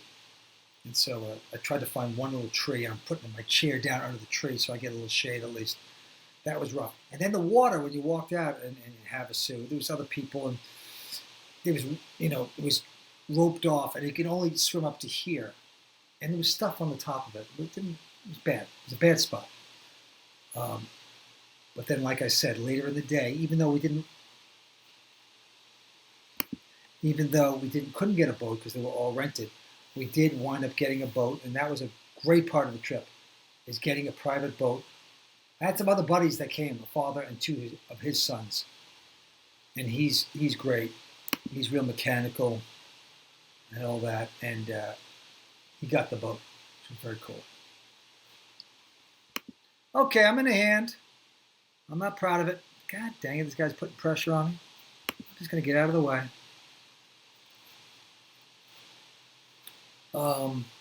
Yeah, I was with a guy, my friend Rich, and his two kids and their friend, and he's the opposite of me. I'm like the rookie out there. He's like this vet of knowing everything about every mechanical thing, and he's all relaxed. And he's like, hey, that's got to be the generator. For some reason, he has sort of a Western accent when he talks. And he used to be a stuntman. He's a cool guy. And he brought his motorcycles on the back of his truck, and his kids are riding the motorcycle, vroom, vroom, and they're all confident. Unlike my kids, we're not doing motorcycles, we're not doing anything. So it was complete, a little difference there. But he's the best. But he was all relaxed, and he got the boat. Anything this guy wants, he says, I'll get a boat. I don't care if they're sold out. I'll get a boat. Sure enough, later in the day, he got the boat. He's still driving up there with his kids. They had the time of their lives. They don't sweat it. They relax. They're up in Montana now. They live in LA. So really lots of fun. There's something I have to learn. I could become that guy. It'd take 18 years to do it, but let's see what we got here. This girlie says he's a really good cook. There's Girlie. That's fantastic. I have to say the food on the road was quite good. A lot of red meat, fried chicken, but you got to let yourself go. You're on a road trip, let it go, right? When we did sleep in the RV 4 nights out of 9. Did sleep in the RV in Flagstaff, and then one other place I forget. But I had to sleep where the table is, the dining room table, so to speak. And you push these things up, and then you bring this thing up, and now it's flat. I might be close to 6 feet, and this thing was 5'5", so your feet are jammed in to the edge there. It's so hot. There's no. Oh, by the way, the first place we stayed at, the motel, we all brought our pillows in. We all brought pillows. It was smart. You want your best pillow. And of course, we forgot the pillows. So we lost our pillows on day 1. So now I don't have a pillow, and I'm trying to sleep in the RV without a pillow. So I take towels that are wet from Lake Havasu, and I'm saying, oh, they'll be fine. Just come on. I'm trying to be tough about it to the kids. Sleeping on wet pillows, towels, is not fun. Bad. So, pretty rough. I made every mistake you could make. But it is good to be back. I will move on from there. How'd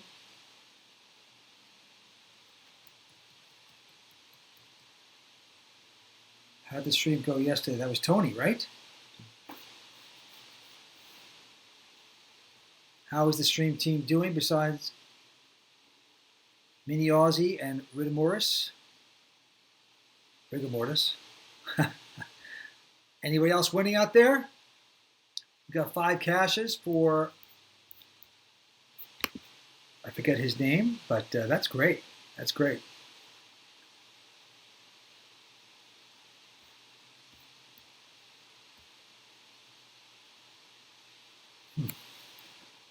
Can't catch a hand tonight, as you can see, but I'm just biding my time. Not going to play aggressive at this point.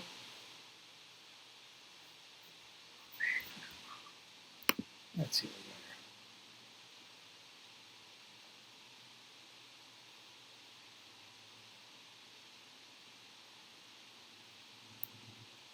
we got here. Got Stugatz bet 120.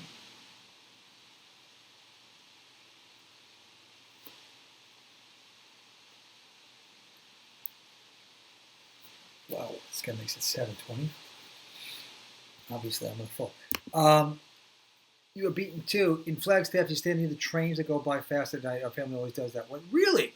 That sounds like fun. No, we didn't do that. Didn't know about it. But I did wake up. I'm always up because I was, I'm up.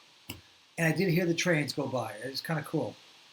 And the kids did not wake up. But they're loud trains, you're right, in Flagstaff. I guess it goes right through the town or wherever you're at. But that would be fun. That sounds like fun. You stand near the trains that go by. That sounds like fun.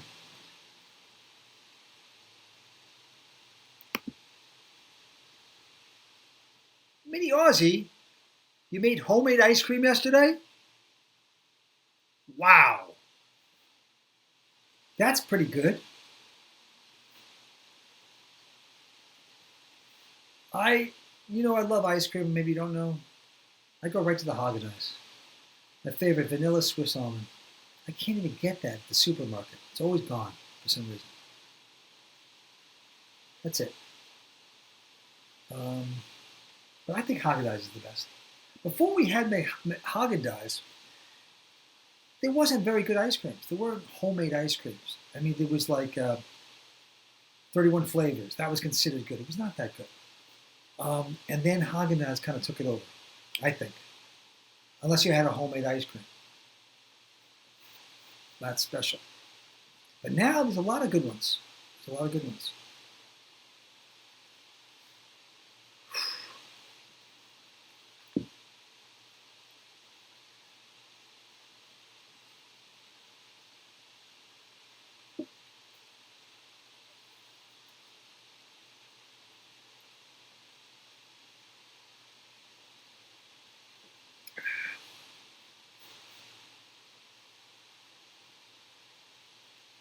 So obviously everyone knows there's been a bit of a spike again, but maybe things will calm down again. What a roller coaster we're all on, right? Craziest time of my life with all this stuff. I'm in California, so this governor is very conservative. I doubt my son, who's a senior, will be able to go back to school in the fall.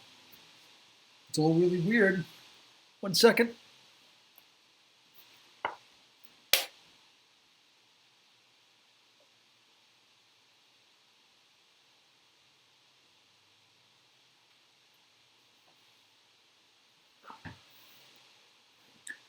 And when I was in Arizona, I know it's off the charts there with the virus spreading around in Florida as well and all that. But when I was in Arizona, it didn't, at the time, people were not seeming to put, maybe 20% were wearing masks. So they were pretty loose with that. I think things are changing, though. I'm going to be optimistic about that. I think everybody's getting the message. I'm glad President Trump finally is admitting, hey, he likes to put the mask on. That's good. Good. About time. I think he made a little slip there by not doing it earlier.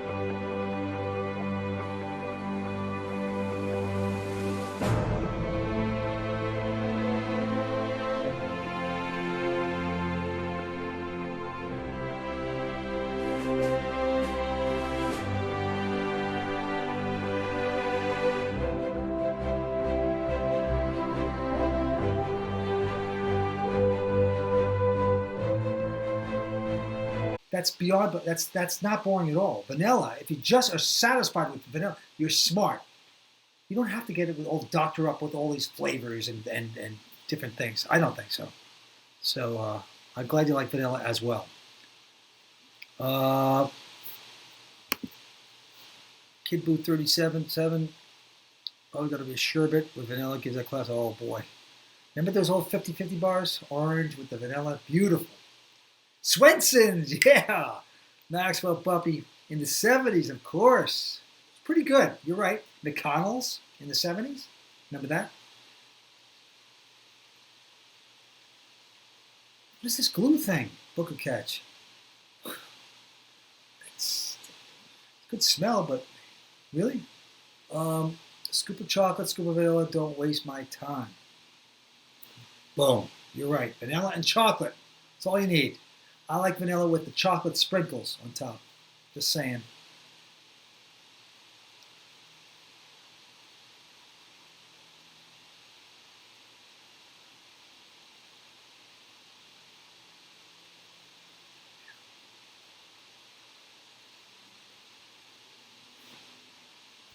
I can't catch a hand. Okay. Okay, Red Dragon, political. I say to people that cry about wearing a mask, that cry about it. No shirt, no shoes, no mask, no shirt. Okay. Okay, great. Look, we're getting mixed messages everywhere, but still, why not at this point? We might as well all try to just keep the mask on for a while. Can't hurt. Mr. Clutch, my son goes to Northern Arizona. Whoa, that must be great. Something to think about when your kids are looking at college, for sure. Listen, I brought it up. My 17-year-old, I said, you know, wouldn't this be fun to be in college here? He didn't say much about that, but I agree. Great place. Anna Marie, yep. Anna Marie's doing good. She's a writer in the entertainment business, and she's getting a lot of different projects. So I lost her for a little bit, but she's fantastic. That's my niece, Anna Marie. Where'd you go, Vince? Uh-oh. Nature calls. Button 2K doing next. Good. Nah, should I just call this for 10K? Sure. Uh-huh. Too many commercials.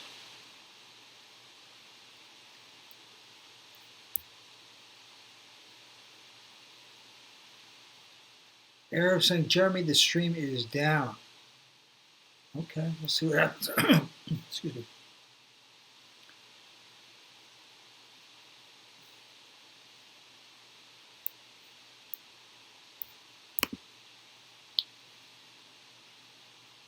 Guess the stream is going down here a little bit.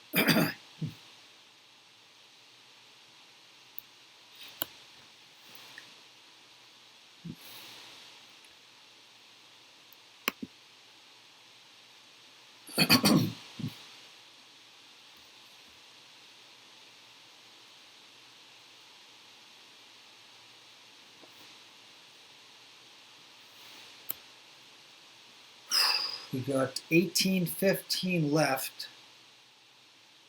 I'm getting whittled away. Got 15:55 left.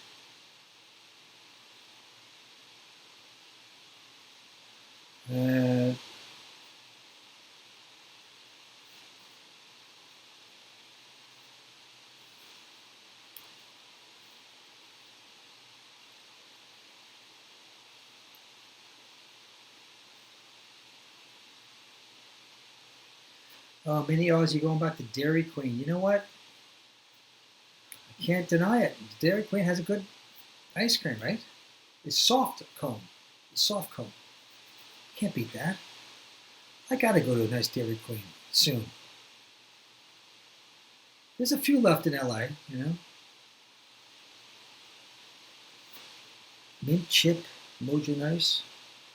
Mint chip would be nice. I haven't tried that in years. You know what an ice cream I used to get at Baskin Robbins, by the way? Licorice.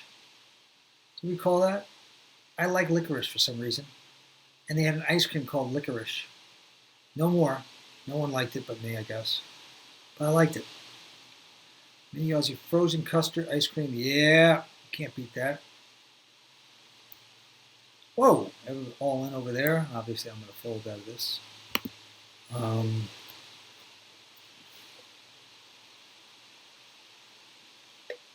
Poker catch. Why are more magicians pro poker players? They can cheat by hiding cards. They sure can. I don't know, but you're right. They could probably have a license to steal. But I used to play with a magician in our old poker game, and he could deal seconds. He could do anything he wants. He never won. Never won once. He was a bad player. So he was an honest one, but lost a lot of money.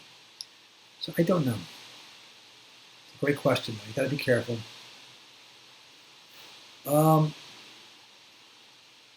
That was a quote from City Slickers. Ira and Barry like the ice cream. Just like seatbelts, they save lives. What does? Oh, the masks, of course. Yeah. You know, even if you think, you know, you go that way, a lot of it's overblown. Still, why not everybody do that as example? Why not? I think it makes sense.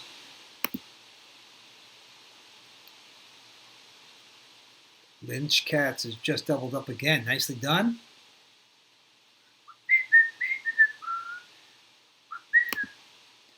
I'm letting these guys take control of his hand. Ah, God. I'm going to get out. Gavin, it's time for Dodgers baseball. What you got, Vince? Yeah, thanks, Kevin. Hey, I'm conflicted about the baseball coming back. I'm not into it. All right? I was a sports lover. I love to watch sports on TV. I'm done with it. I'm just done with the whole thing. Don't need it anymore. I need to watch it. I don't like the attitudes. I don't like squabbling, and it's not that necessary in my life to watch football or baseball at this point. It's crazy that I'm even saying this, but that's just where I am at. But Kevin, I'm glad you're getting excited about the Dodgers and the short season and all. But I don't know, all these athletes are starting to annoy me.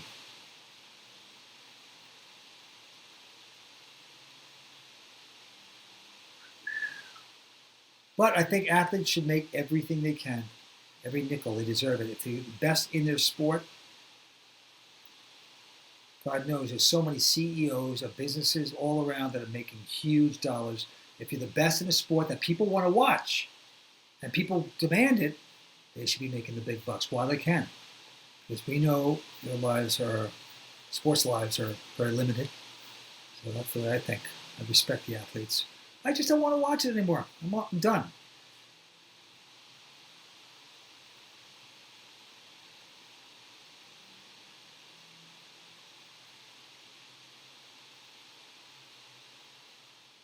Kevin, is your Hawaiian casino? Are you guys still open? I know you guys were very open. You're still open. Must be open. You guys got those high ceilings. You're a lot of social distancing. I'm assuming you are. Gardens Casino in Orange County. It's fantastic.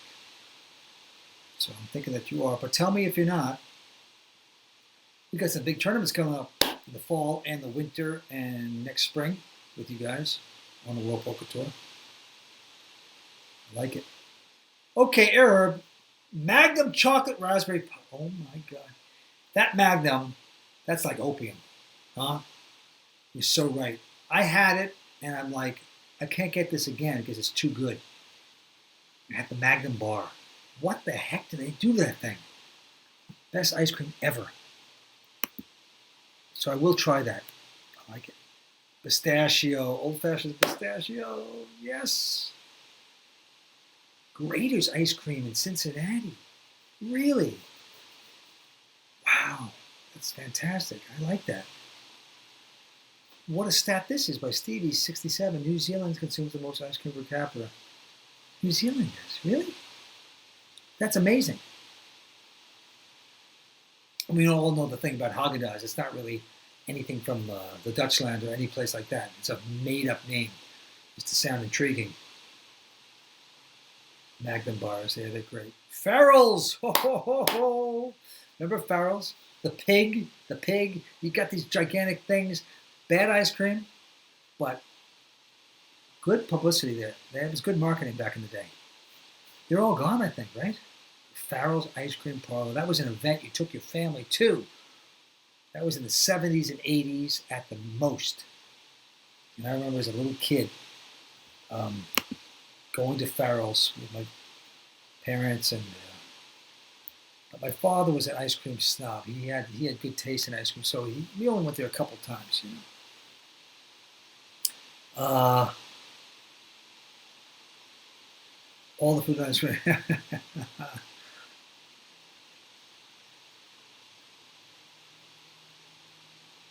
Baskin Robbins. There's not that many Baskin Robbins anymore. 31 flavors, right? No. They seem to be mostly gone.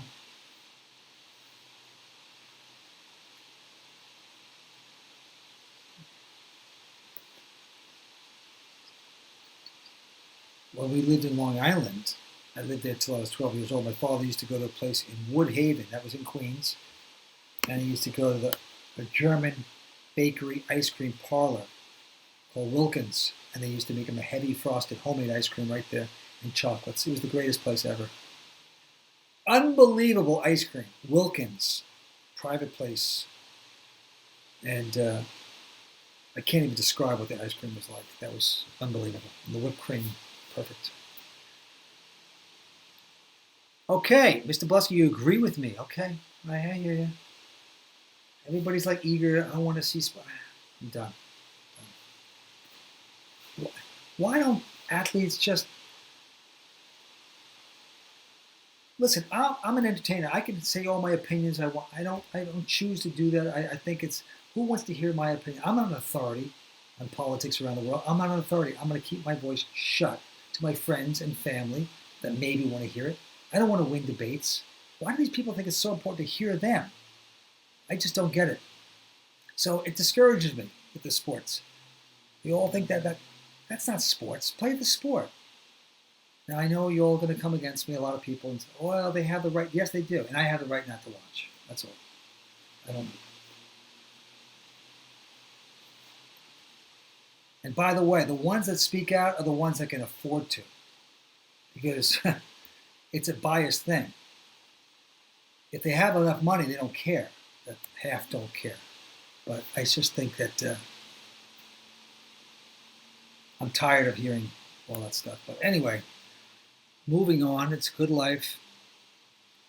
And Kevin is saying that all LA casinos are still closed. Okay. I can believe that. We'll get this thing opened up soon. And Pocket Pool 76, there's bacon flavored ice cream out. That's even worse than the licorice, right? Oh my God, bacon flavored. Jeez, how good is bacon?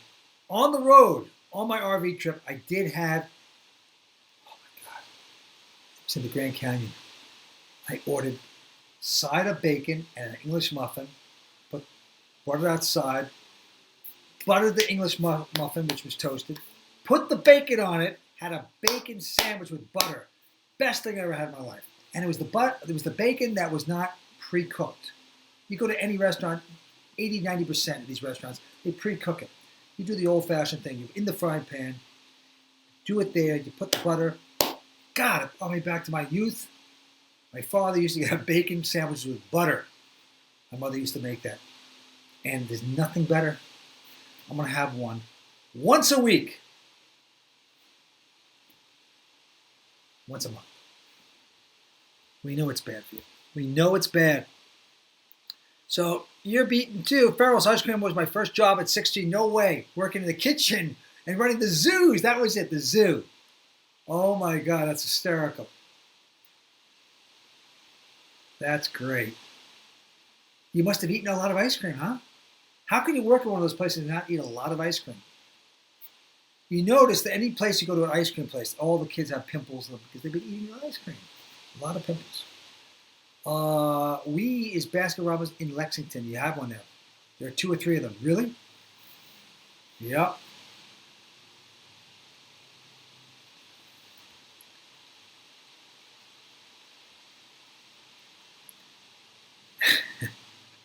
Mini Aussie says, that sounds awful. I don't know what you're referring to, which, because we're a little bit behind,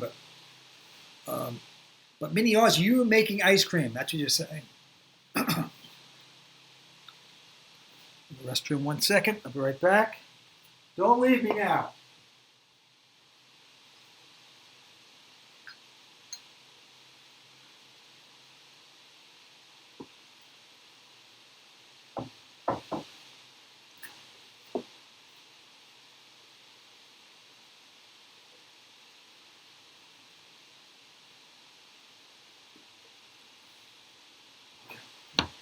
Thanks. Okay. Thank you very much. Yeah, for sure. Oh, man, I can't catch a hand. Not at all. Welcome back.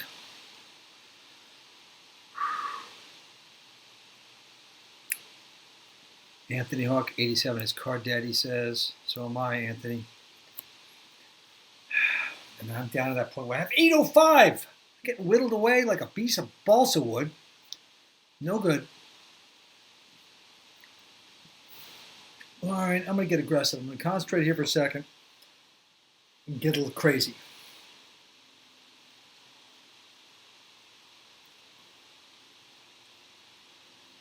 805, man.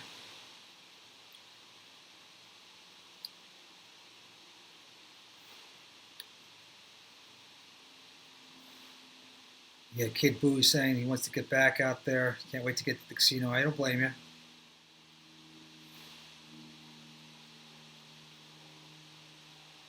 Idiocy.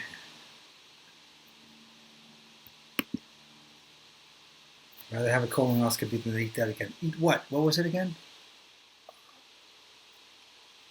Well, I don't know what that was, but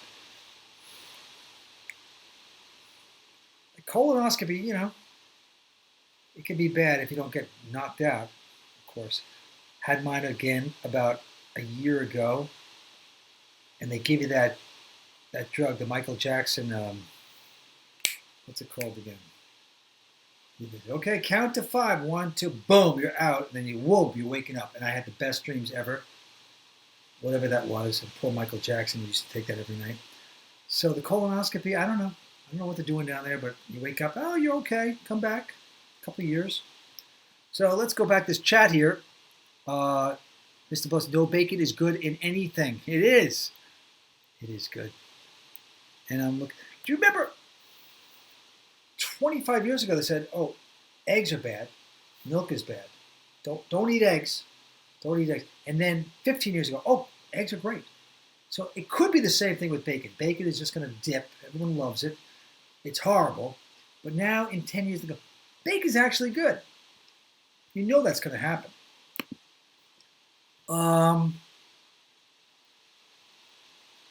Papa just asked about bacon. That's true.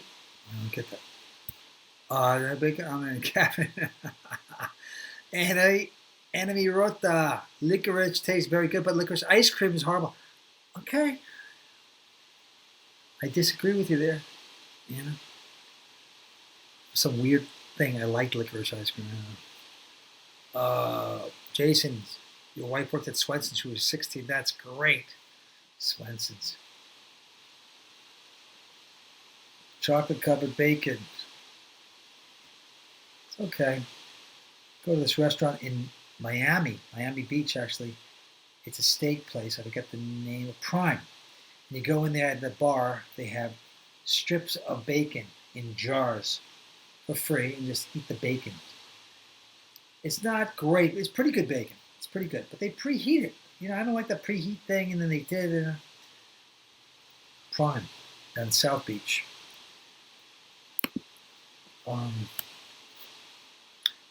Pulp Fiction.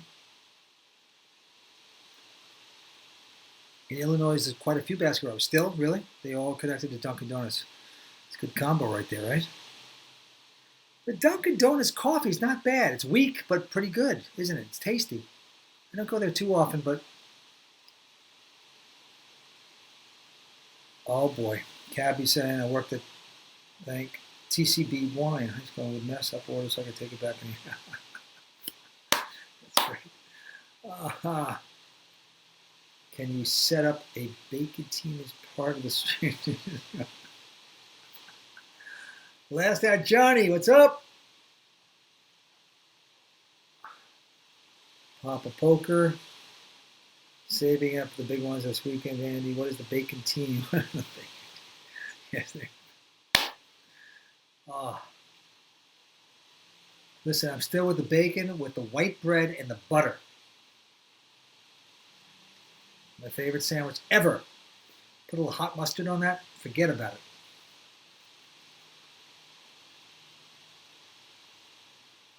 Vegas has some delicious places where they just don't care what you're eating, right? That's why everyone loves Vegas. You got some restaurants that are just out of control, just junk, but tasty. Pretty good.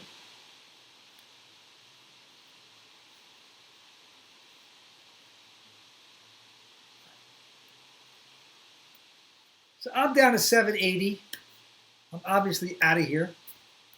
I'm looking at the clock. It's almost less than an hour. I got no cards. I don't have a field tonight, but whatever. I'll play a little cash game after. Just to chit chat a little bit with you great people. The stream team on Club WPT. It really is fun. I'm so glad you guys join us all the time. And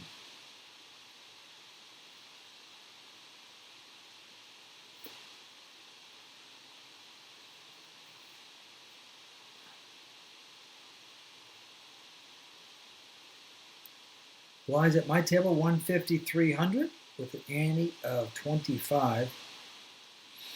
So I am Mini Aussie. It was coconut milk, pistachio, avocado ice cream. Sounds so awful. Sounds awful, Mini Aussie. I don't like the idea of avocado. Pistachio I like. I'm not even crazy about coconut, personally. I know people love it. Bacon, Mr. Bell says bacon wrapped shrimp in my bloody. I got you there. That's not bad. That's not bad. I'm with you, Mr. Bolsky 11.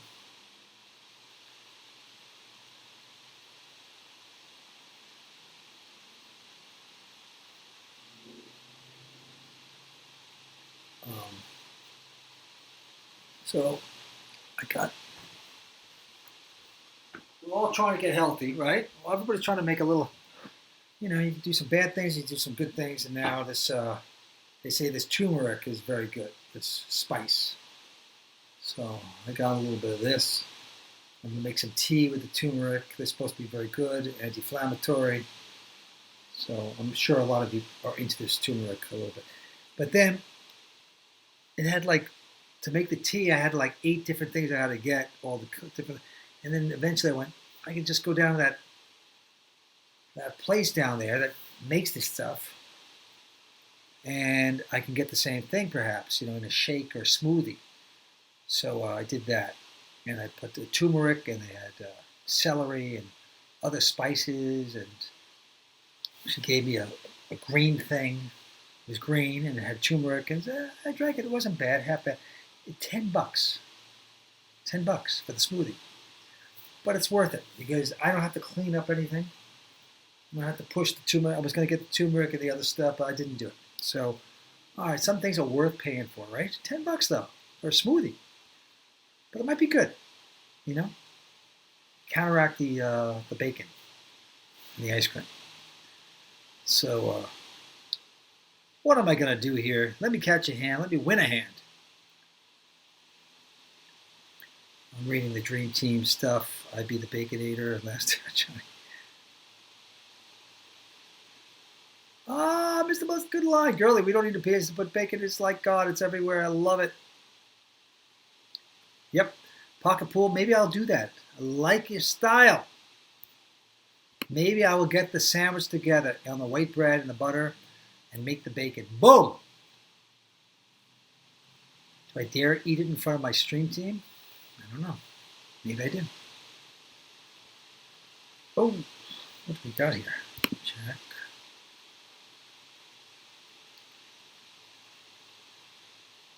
Heineken Bob, good to see you. You betting 300?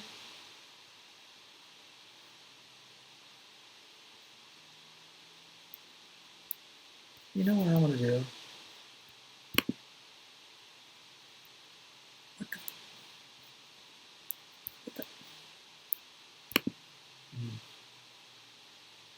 Oh, this is going out.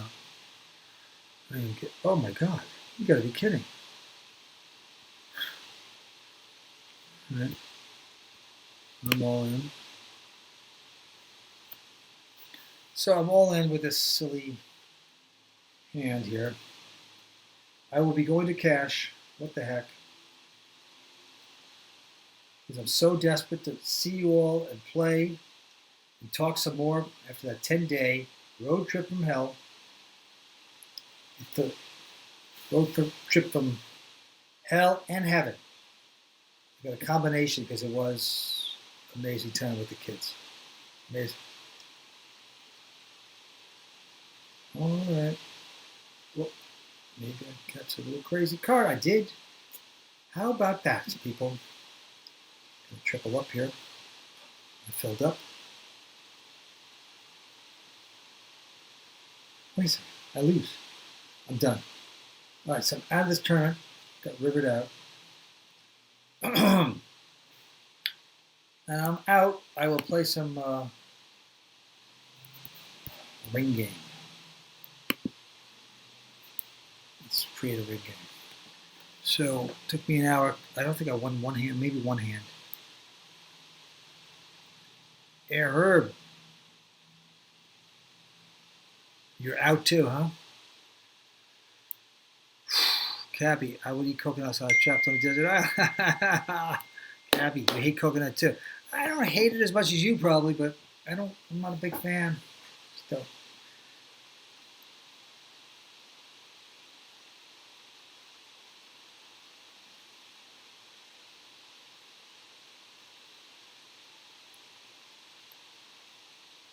We're going to play a little cash game. We'll figure out a table. And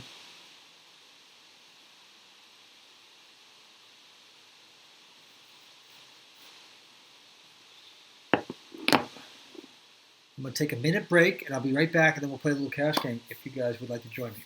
All right?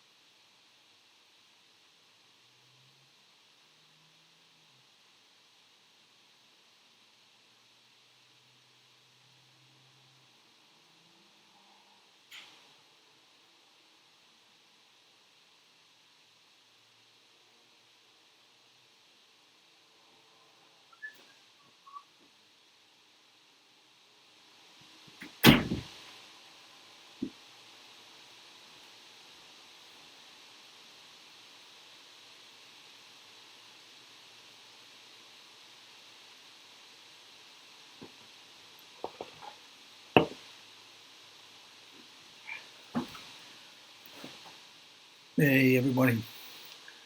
What's going on? Hope you guys are going to win tonight. Meanwhile, I will test out a little ring game, right? Let's try walnut first. Let's see if there's a room on walnut. Well, forget that. Forget that. We want to play Hold'em, right? Let's try St. Helena. St. Helena, I'm sure it's crowded up, but let's take a look.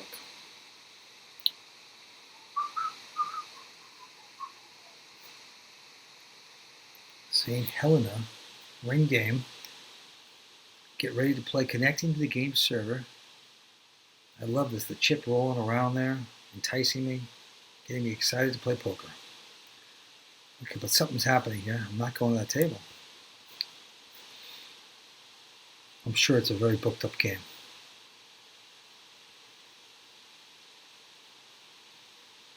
Oh, I can't even get...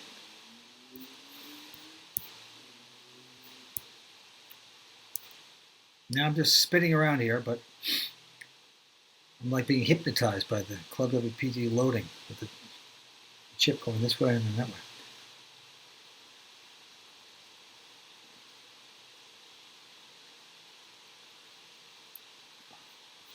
I can't get out of this now. So, Helena, St. Helena. You're saying you saw the iPhone. Is that the iPhone SE new one? You're thinking about switching to it. This is about 6 months old, I think. I've dropped it a few times. I don't know what it is. It's the iPhone 10. I'm not sure if it's the SE or not. I'm really not. It's good, but it's good. It's good. I'm not thinking that it's any better than the last one I had a couple of years ago. All right? They make these things break down. You have to buy a new one. It's so boring. It's so awful. But I guess I like this phone. I like the phone. It's a little bigger. It's a little bigger. Okay? I don't like... I wish it was a little smaller.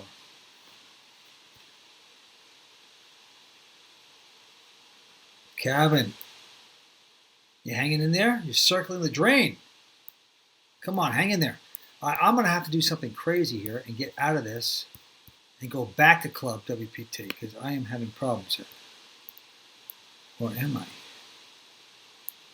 I'm getting out of that. I'm going back. I'm going to revamp.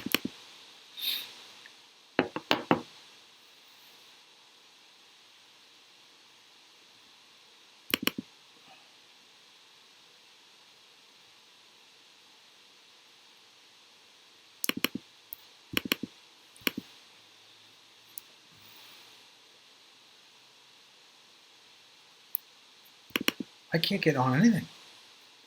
Wait a second now. The heck? All right, I'm gonna...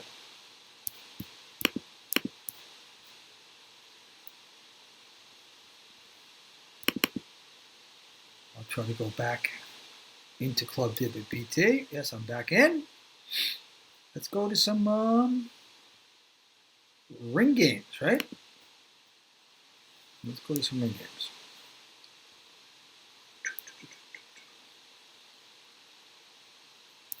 All right, I'm going to Taft.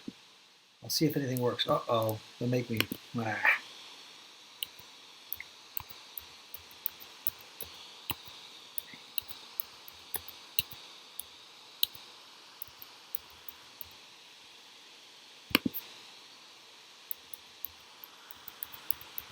have to re-log in.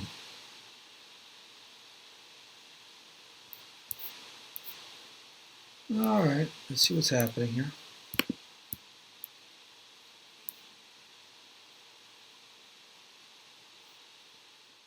You're gone, Cabin Hop. All right, back to the drawing board. Taft. Let's try Taft. Let's see what's going on. See if I get in this. Lots of seats open in Taft if you want to play. And I'm going to, yeah. I'm reserved. I'm going to buy a max of $250,000 in Taft. If you want to join me, buy in. I'm the only player at the table at this point at Taft. Whew. Oh, Mandy Toronto. Okay. San Bernardino. I'm sorry, guys. I'm already locked into this Taft game if you want to get in, but do what you have to do. I can't play too long, anyhow.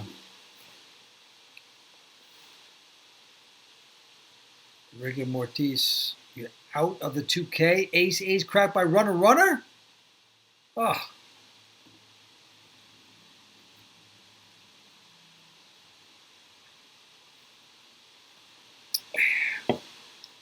Papa Poker, computer froze, yeah? Mine froze for a while too.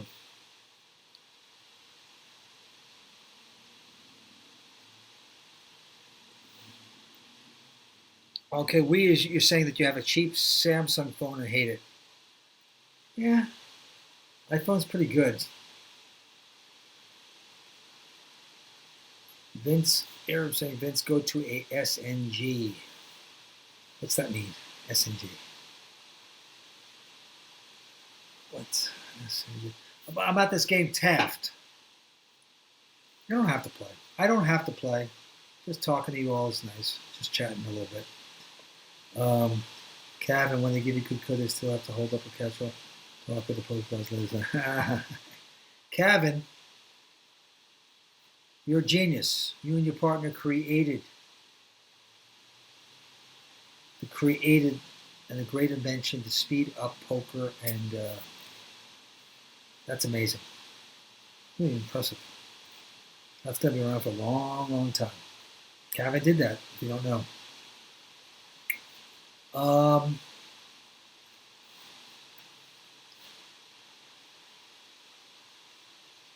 Anna Marie, Joe Sheringo. Joe, I hope you're doing well. I think it was a nurse, tough nurse, or is better with the COVID. I'm thinking about you all. You're in the hot spot there, and man, rough. So sorry.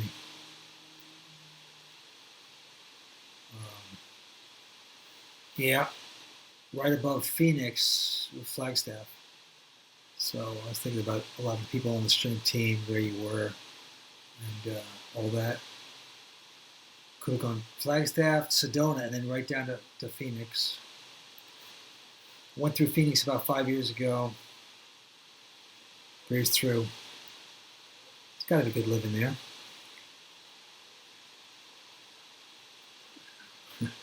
Spiffy saying, Meta John is a real bully.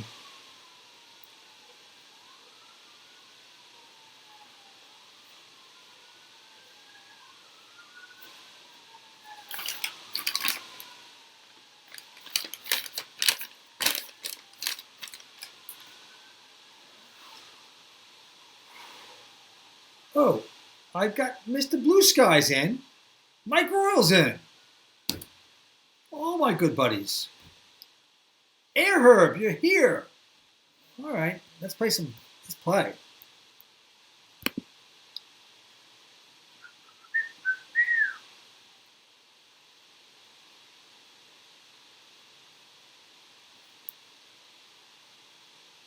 Mike Royal, Mr. Blue Sky.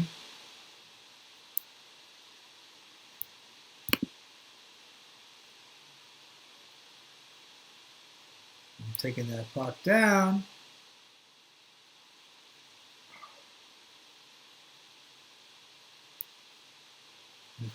Four-handed action. Air Herbs here. Mike Royal, Mr. Blue Sky.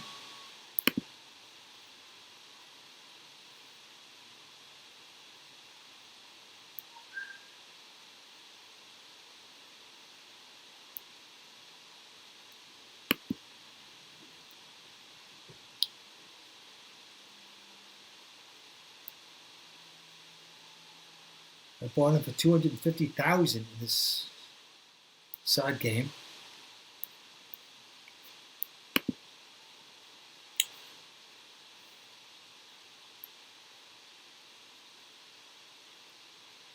Hey, Kevin.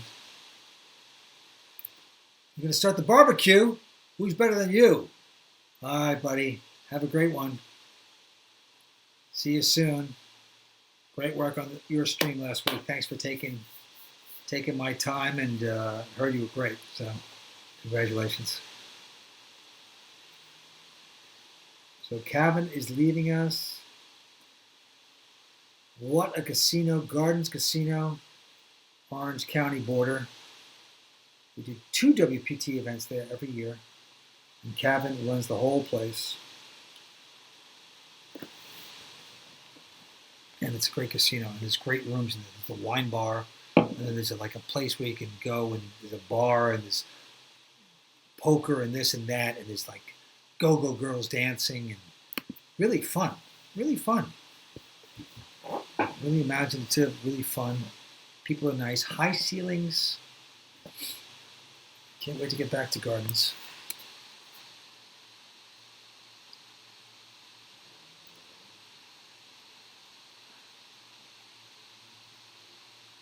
Joe Schwingo showing off Royal 7th, most interesting. And Emirata, nice to hear you like licorice ice cream. Well, thank you. As a Finn, you're a Finn. You're from Finland. You always feel a sense of connection whenever someone likes licorice. Really? We have a connection. That's interesting. It's very cool. Very good. Van Patten. My grandfather on that side was from Van Patten, Amsterdam. Close. So we're close to you all. The Finns and the Dutch. Way back. The other side, Van Patten, Acerno, Sicilian. That was my grandmother, full Sicilian. My father was half Dutch, half Sicilian. I'm a quarter Dutch. And on the other side, more Irish, English, from the Poole family. But all immigrants, right, from way back.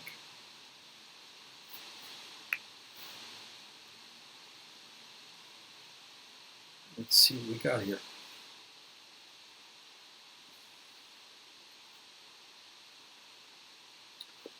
Interesting little game on in here. We got a new player. It's 10-2-157-126-1804. That's his name. So he's at the table. We got Air Herb, like a Mike Royal, Mr. Blue Sky, excuse me. Okay. So Joe, he's getting better. That's good. Thank God. Good. Yeah, you guys were in the vortex over there, the Phoenix area with the virus. Glad he's getting better. Kevin, good night, good luck. Yes, Kevin.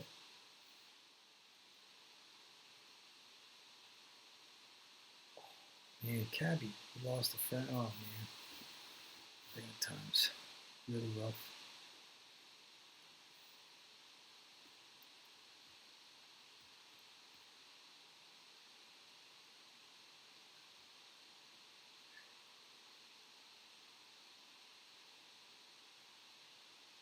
And, oh, wow, that was very nice of Airherb. I think he sent Vandy Toronto a nice alcoholic beverage.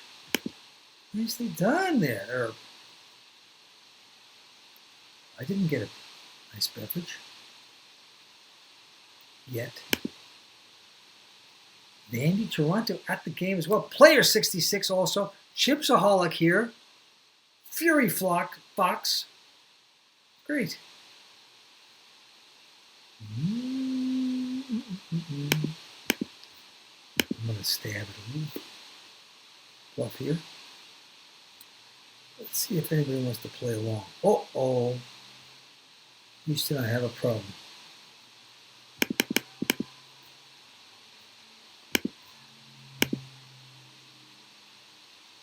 Oh my God. This guy called with a 5-4. Okay. Nicely done. Okay. What poker tour can you get with Hard Rock Cincy for something? That would be great. You're right. In Cincinnati, I'll be there if you can make it happen. It's a great thought. I will bring that up to the bosses. Thanks, Anthony Hawk. We will be on the air real soon with some new shows. It's all going to happen.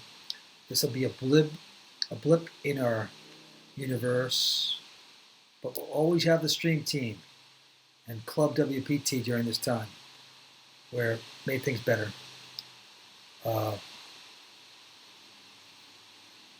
We loves licorice. I love it. Why not? Can't get it anymore. I don't think. Maybe 31 Flavors still has it. I don't know, but.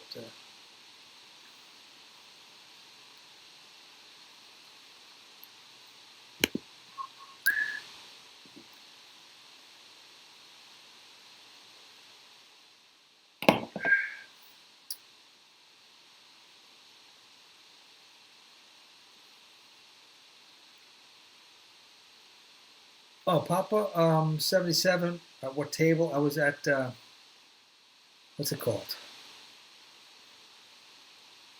I forget. That's one thing we should do better. We should have the name of the table right there. So, Taft. You do have the name. It's very small. Taft. I'm at Taft table. It's full now.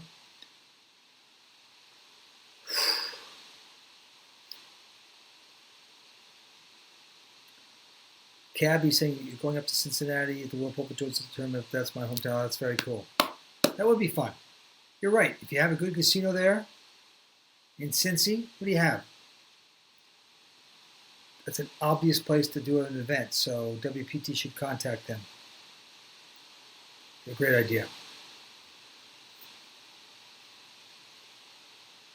Back in the day, you're saying that he did that back in southern Indiana. Exactly right. Hollywood Casino. Just Cincy is now Hard Rock. Okay. I'm in Cincinnati. Okay. When you go. That Jenny to the left of Airherb. Yeah, we did Hollywood Poker. It's right on the border of Lexington and a nice casino. We did that event. It was a live event there 2 years in a row. Maybe 10, 12 years ago. You're right. But since then, we haven't been in that area too much. No. So that would be a great place.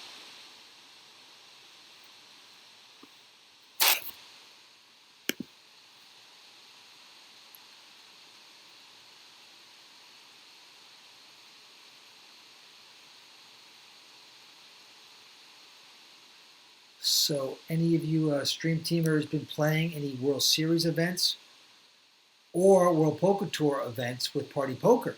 We've got these great championships that just started a couple days ago. And I would advise you possibly to play it. So that would be very cool if you did. Tiano, just watched 7 Days to Vegas. Oh, thanks. You loved it. Good movie. Good. Thank you. Thank you. Appreciate it. I'm proud of it. It's the kind of movie I'd like to watch and you can watch again and again. That's nice. Trying to make a TV series out of it, and it's going well. People are very, very interested. And we'll see what happens there.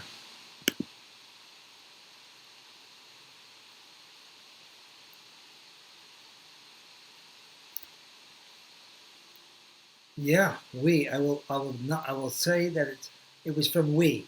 We made it happen in 2021. Let's do this. Why not?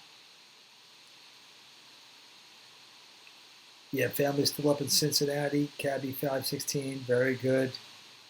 I used to play tennis in Cincy every year, the big event, back in the day, 80s. Great. Hot in the summer though, I mean, good humidity. Played a tournament in Columbus, Ohio, and that was a big event on the ATP circuit. And then Cincinnati, we used to play every year. Fond memories, nice people up there.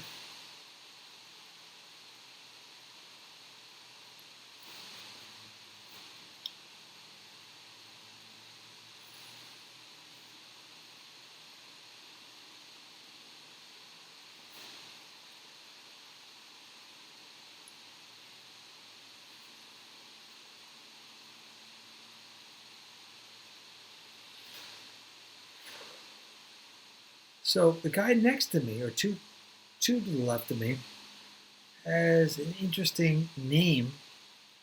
It's all these numbers, just 1021 571 261804. That's it. I'm just trying to figure out, is that 10 trillion, 21, 500, 201, 215 billion, 721 million. I'm just trying to figure it out. I'm no math wizard, but I actually have good instincts in math. Some strange reason. And maps too. And for some reason, even though I wasn't like taught it, I kind of know those numbers. It's weird. So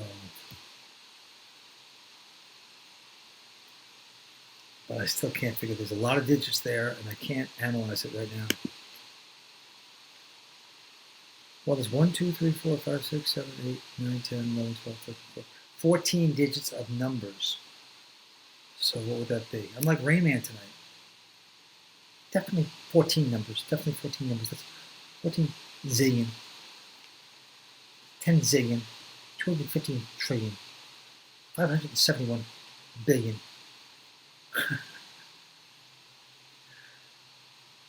Some people are like that. I'm okay with that, though. I'm actually good. That's why I was always good in poker and gambling. I could figure out the numbers pretty quickly about percentages. Not to the exact, but pretty good in my head. Now, kids today, my kids, they didn't study that. They don't know the math. They didn't do the gambling, so they're not quite as good as that, with that.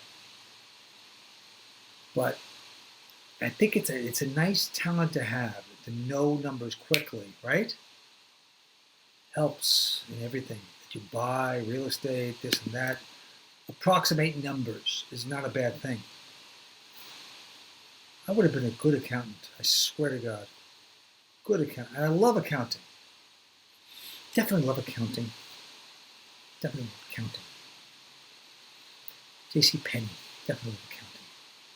All right, I'm going to my bad impersonations. And here we go. Let's have some fun here. In the cash game at Taft. Got all the usual suspects on the stream team. Wow. 4 spades on this one. I'm out of the hand. And now I'm catching up. Vandy Toronto, was the beer on tap from you? If so, thanks. Vandy, I have to be honest, it wasn't from me. I think it was from the error. I think it was error. Very courteous move right there.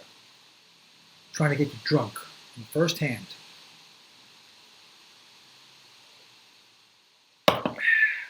Getting out of the way here. Arab's asking a question. He's saying, does anyone buy a piece of action from a pro player? All the time. All the time. And a lot of pros piece themselves out, so there's, low impact on their tournament, and they exist and they keep it going. But when I play, I don't like to give too many pieces out because I want to be totally concentrated. But that's a good question, and a lot of them do. Most of them do. Mr. Clutch, how is the new movie 10 Days in Arizona? Boom! I'll give you credit for the title, my friend. It's not bad. 10 Days in Arizona. Love it. I swear to God, I'm writing the notes down. You guys tell me, am I on the wrong track? I want to make something interesting and different. I don't want to be the obvious RV movie, So you can't do something with the spin a little bit different. It's not worth doing. But Cabby's saying, Vince, my uncle was your tournaments in. I am sure my uncle was at your tournaments in Cincinnati. He went to all of. Oh, fantastic! Great. I'm sure he was. It was a big event. Big event. I hope he's doing well. I hope he's still playing. We is saying make sure you have WPT event in October or in April so you can staff Lexington and go to Keeneland Race Course. Yes, you're right. I'm going to spend some time there. We're going to hang out. So that's a good point. Make it in October or April. Great time. One of the base. Oh, for sure. Keeneland and Churchill. Right? Can't beat those tracks. I've never been to Keeneland. It's beautiful. Horse country. Best race, of course. That's his phone number in Russia. Who's that? Okay.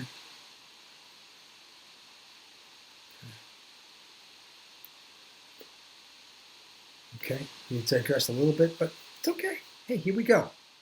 Boom. Checking this. Actually, I should have bet it. Oh, that's a hefty bet there. I'm going to call it.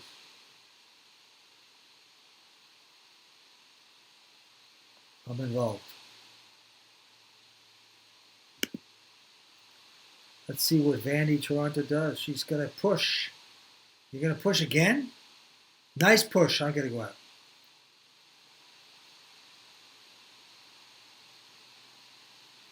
Yeah. Definitely good film. Definitely good film. Rain Man. Great movie. That's top 50 movies of all time for me. Everyone. Now, Mr. Buster, you're saying you were a math quiz in school. Really? That's going to help your poker. It's great to know math. Then John, 65, 292. Oh, you're 65th out of 292. That's very cool. I'm an excellent driver. I'm an excellent driver. Take it down, Vince. I don't know what I'm taking down, but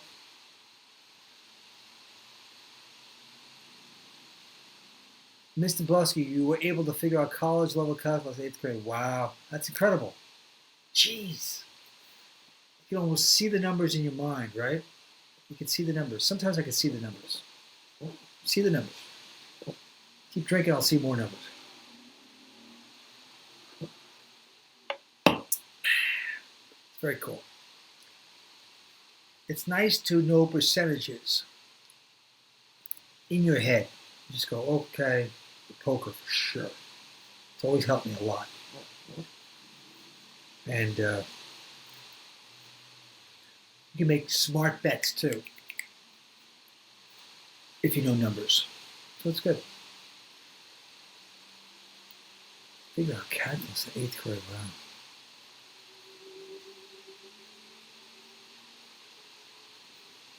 I can do that out of the way here.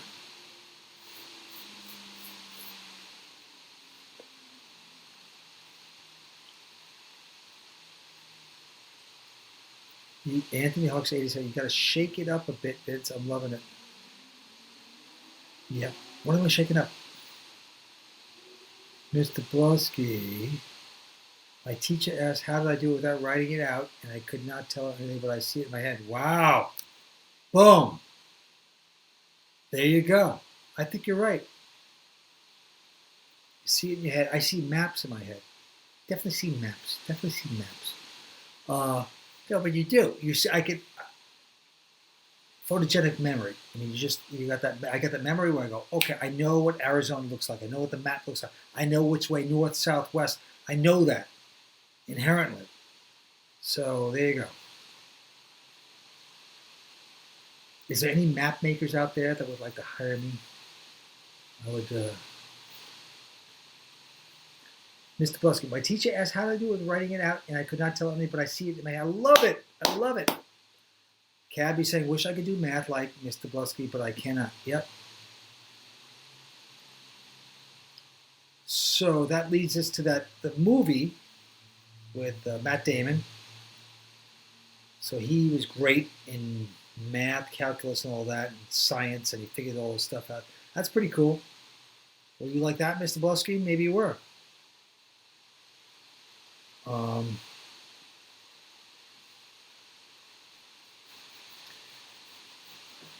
Get back in this game here.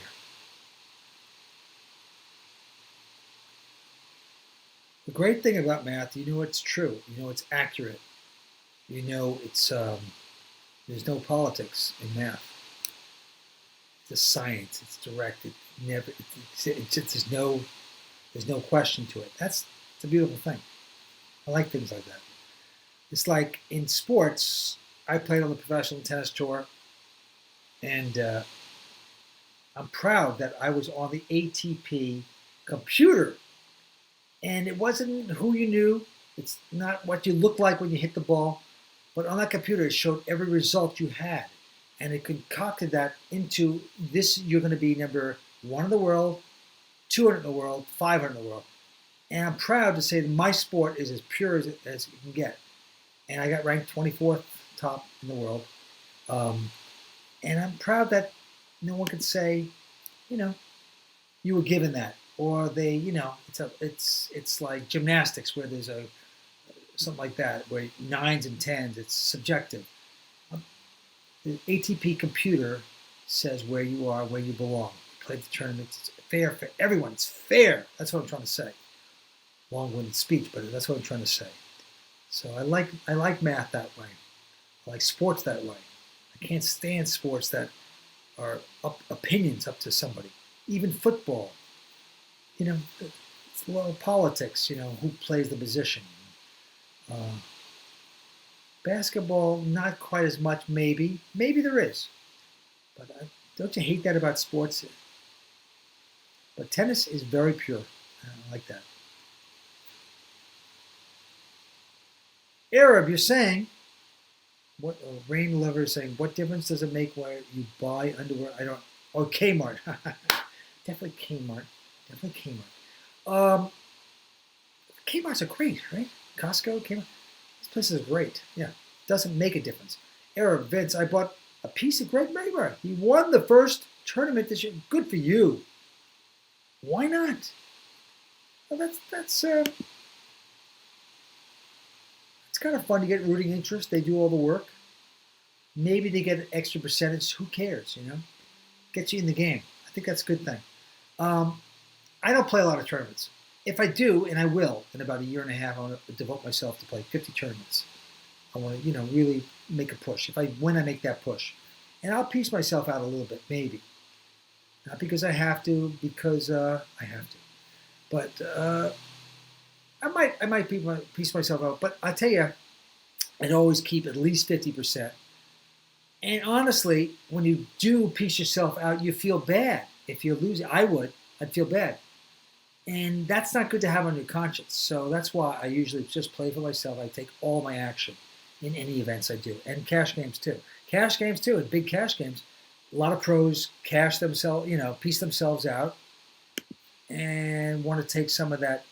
They don't want to lose 30,000 that night, so they give 70% away, 50% away. You know, it just depends. But I have that guilt factor where if I lose, I go say, "Oh, you owe me 10,000." I don't like that on my shoulders. So, but many pros to exist today, they want to stay in action and they have to do that type of thing.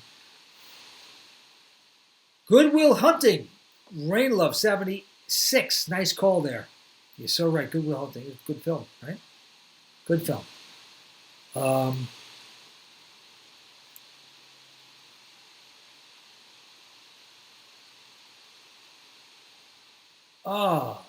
Dana 01. That's an interesting question. Do I have any crush on any ladies from 80s? Well, I was on the tour when my father was doing the show 80s Enough. I know the daughters were very cute and all, and I probably would have if I was in town or whatever, but probably not. I just kind of like out of that echelon at that point. So, but good question because they were all very pretty and very cute, and I was single, you know. So, Connie Needham, cute, and the oldest daughter, she was very cute too. They're all very cute, for sure. Good, nice people too. Really nice people. Ms. Gurley, good night.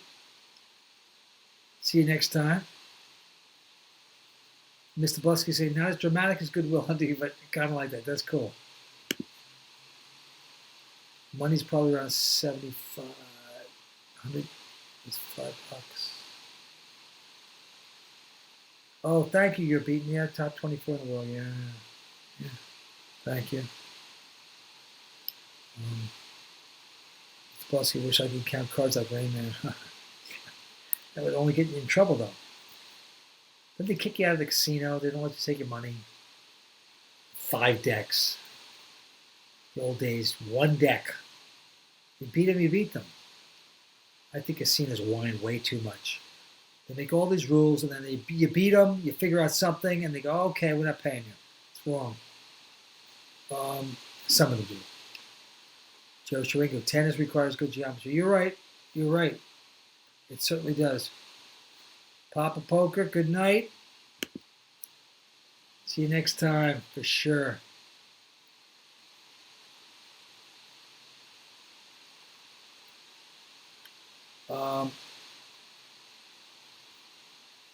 Goodwill Hunting, for sure. Well, it made Matt Damon a star and Ben Affleck, and they co-wrote it. And they came up with a pretty good one, right? They're both from the Boston area. And so I played a lot of poker with Ben. Matt used to come to my game and just watch. He wasn't really a gambler. And he'd be impressed by the numbers we were playing for. But Ben was a degenerate, a fine player. Really good player. And loves the action and loves poker, and he's very good at it. He puts his mind to it. Good guy. Good guy. What else? Playing this little game at Taft. Let's see what happens. I'm involved in the pot here. Caught nothing.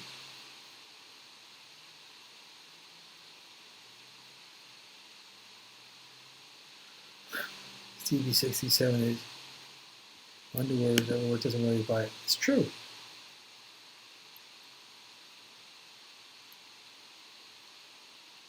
Maple syrup on the table before the pancakes.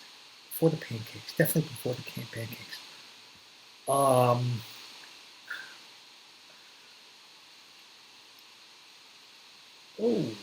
gotta get out of the way here.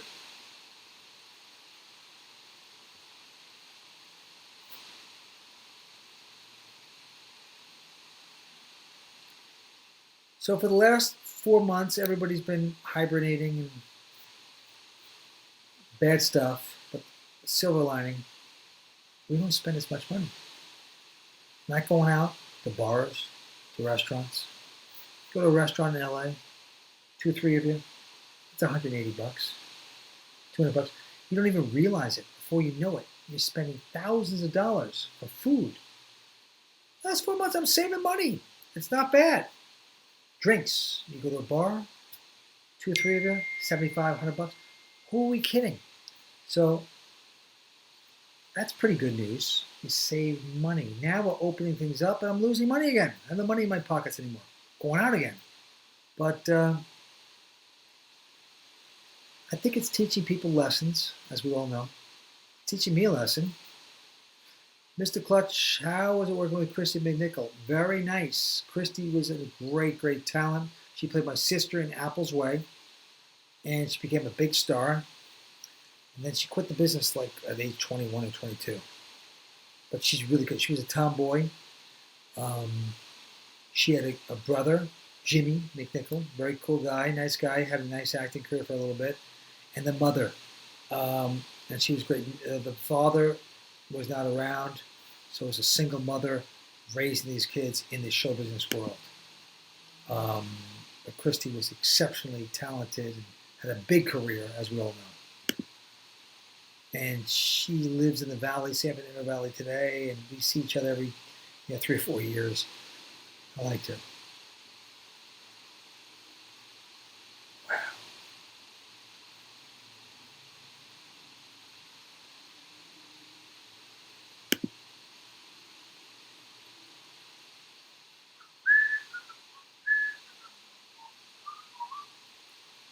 Ooh, look at that.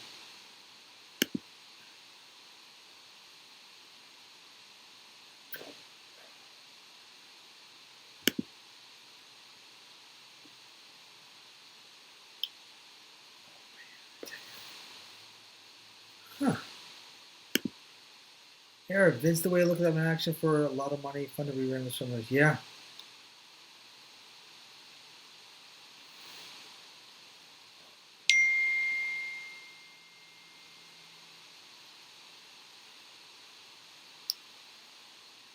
Good night, Papa Poker 77. Get a good sleep. We'll see you soon. And I am getting beaten up pretty bad here. I lost a lot. 55,000. Can't win a hand. Not my night, but just enjoyed talking to everybody.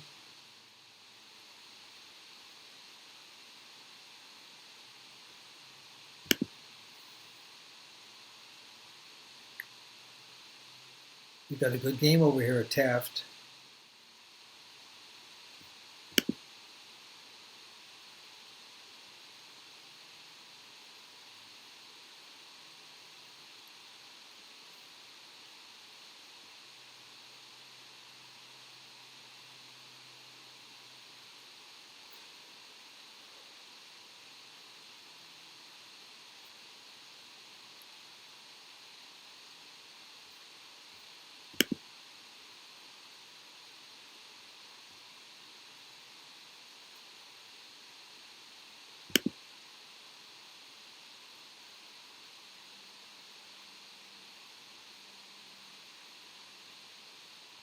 So I think this is going to be my last hand at this point. I had to get out. I lose a little money in the cash game. I lose the tournament. But I don't feel like a loser because I'm back with you all. Just a good time tonight. And thanks again for being on Club WPT. It's really a lot of fun. And take care, everybody. And I'll see you all soon. Be good. We'll see you on the World Poker Tour. And I'll get out of this game. All right. Good night, everybody. I'm signing out. Let's see what I can get out of here.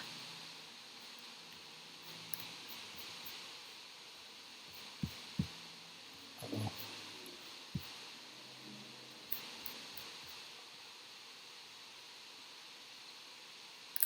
All right. See y'all soon.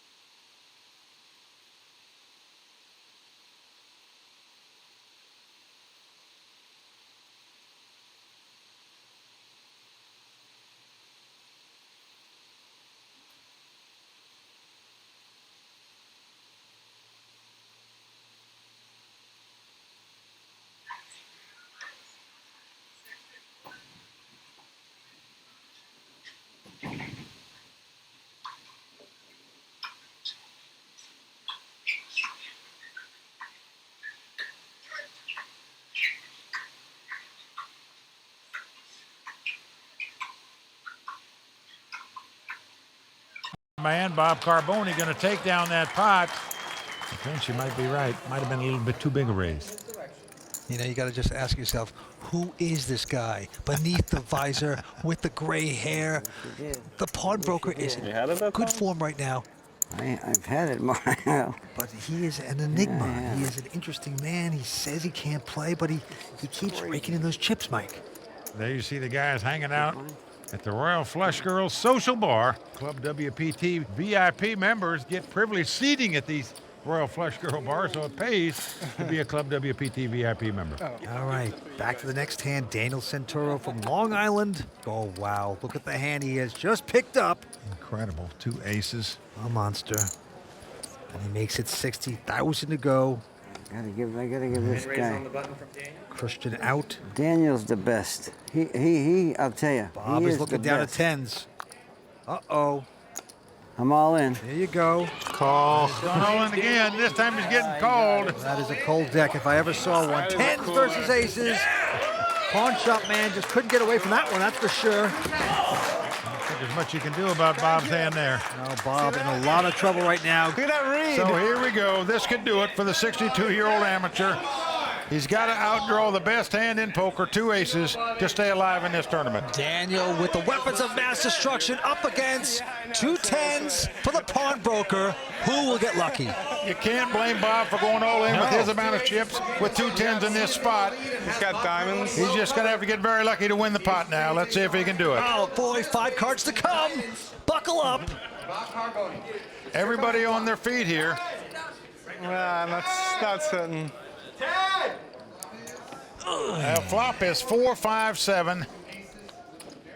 The ace is very comfortable right now, out in front. Well, the only way you can lose the pot is if a 10 comes up. You really got to stop talking. If the 2 cards to a straight come up, they would split this pot, but Here's for Bob to stay alive, going to have to catch a 10. Well, a king comes on the turn. We are down to the river. Bob has 2 outs. He must catch a 10 on the river. He must make Ren 10-10, or it's back to the pawn shop. Last card coming up, and it's not Well, it's a 9. for Bob. Well, that's going to do it for the 62-year-old amateur. Bob Carboni from Westerly, Rhode Island. Great ovation for him. Got in this tournament on a $250 satellite.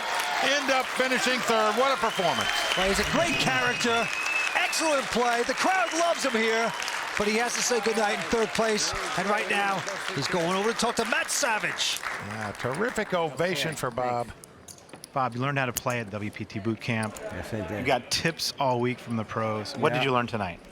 I learned tonight that these young kids are real good poker players. They are grinders, that's for sure. And hope to be back again someday. This was a great, great experience. Well, congratulations. 3rd place finish. You can only go up from here. Yeah. One question for you. You know Vince Yes. Van Patten? Yes. If he ever needs a job as a pawnbroker, he'll be the perfect guy. You got it. He can have one. You got it. Vince, you got a job. Anytime you need it. I'd love that Thanks a lot. job. Congratulations. Working alongside Bob Carboni. Why not? I'll take it, Mike. Thank you. Yeah, it's nice to have something to fall back on, Benny. With Bob Carboni out in 3rd place, Heads Up Action is about to start. Will it be Christian or Daniel who takes the WPT Champions Cup? More to come from the Foxwoods World Poker Finals, including Tony Dunst breaking down tonight's action and the raw deal. Plus, a new segment for Season 10, On the Road, that gives you behind-the-scenes access to the World Poker Tour. Plus, 5 questions with the Season 10 Legends of Poker champion, Will the Thrill Failla. Stick around. Pleasure playing with you. Hey. Take care. All right, Hoyt. Good job, guy. Wow, look at that.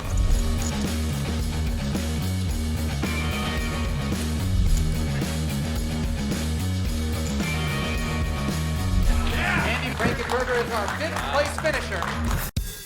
As is the custom on the World Poker Tour, when we get down to Heads Up Play, we have our money presentation. So show us the money! And out come the beautiful Royal Flush girls. Melly, Sanisa, Risa, and Melissa with a cold hard cash, Mike. These 2 players going to split up over $700,000 in cash. Well, we're talking about a $1.7 million prize pool. They're going to chop it all up. We have 2 20-somethings going after each other for the title and the big-time cash. The winner, of course, will get their name on the Champions Cup. Vince, as you know, money comes and goes, but having your name etched on that Champions Cup, it's there forever. That's what you dream about. Frankenberger's gone. So is the Pawn Man. And now we're down to these 2 20-somethings. Christian Harder and Daniel Santoro. Fighting it out for the title. We are almost ready for heads-up action between Daniel Santoro and Christian Harder for the Foxwoods World Poker Finals title. Now, during the break, Matt Savage had a chance to check in with both players. Daniel, you've gotten heads up. You got the big chip lead. What are you going to do from here? Take it down, I hope. And see what happens. Keep betting. Keep win the hand. It just might make you famous. It might. I guess people might recognize me now in a poker room, huh? Yeah, that's true. All right, congratulations. All right, thank you. Christian, you've had a lot of success over your career, a lot of wins, a lot of cashes, but never been in this spot before. Heads up for a World Poker Tour title. How's it feel? Feels pretty cool. I mean, you never know what happens. Heads up. Go quickly. Hopefully I can double up once, and I'm right back in it. I know you and Dan know each other. How is it having him as a heads-up opponent? He's tough. I mean, he's going to put on a lot of pressure, and he has a lot of chips, so it's going to be difficult, but hopefully I can run good. All right. That's a very handsome sweater. Thank you. It's a nice suit. Thanks. Ugly tie, though. Thank you. Now it's time to find out Tony Dunst's opinion on tonight's action in this edition of The Raw Deal.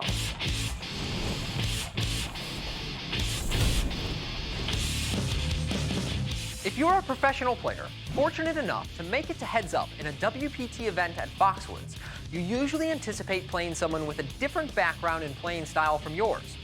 Perhaps an amateur like a mattress king or an ice cream salesman.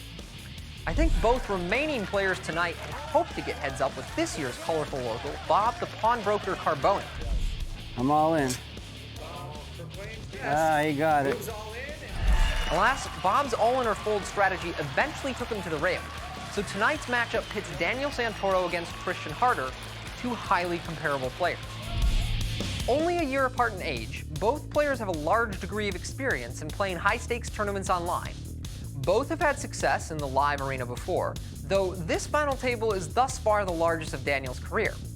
And both seem keenly aware that they had little incentive to take any major gambles against each other while they were still three-handed with Bob Carboni. I'm all in. They knew given that Bob wasn't shy about playing a push-or-fold strategy, he would either double up or be out soon, which, by the way, is a very advisable strategy if you ever find yourself in Bob's position as the clearly outmatched player on the table. It's the only way I can play you guys. It's a tricky game playing someone that you believe is thinking about many of the same concepts and strategic concerns that you are. If a hand becomes complex, it can quickly turn into a he thinks, I think, he thinks, I think scenario. What may end up happening tonight with these two highly talented players is that they'll lean their play towards being unexploitable and balanced, by which I mean they will attempt to take a lot of betting lines that look similar and use bet sizes that look similar so their opponent has difficulty discerning any pattern. Then again, going into heads up, Christian only has 26 blinds, so perhaps Daniel will raise and Christian will shove, and all the strategy talk will have been superfluous. I still get paid either way. Right?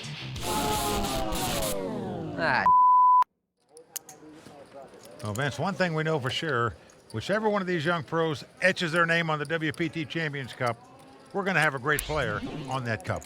That is true. Okay, as you can see, Daniel Santoro, the chip leader with $4.4 million. He's from Long Island, New York. And Christian Harder, $1.3 million.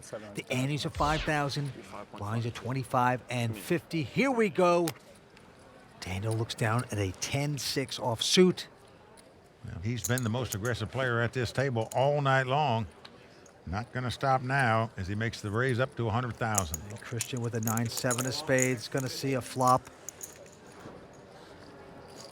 Now flop comes King 5-4 rainbow. Christian checks. Daniel checking as well. And now a 7 comes off. This gives Christian Harder the best hand now with 2 7s. But Santoro has an open-end straight draw. Christian is going to bet the 7s. Looks like 115. Well, look at this, Vince. This is not calling chips. These are raising chips here with just the open-end straight draw.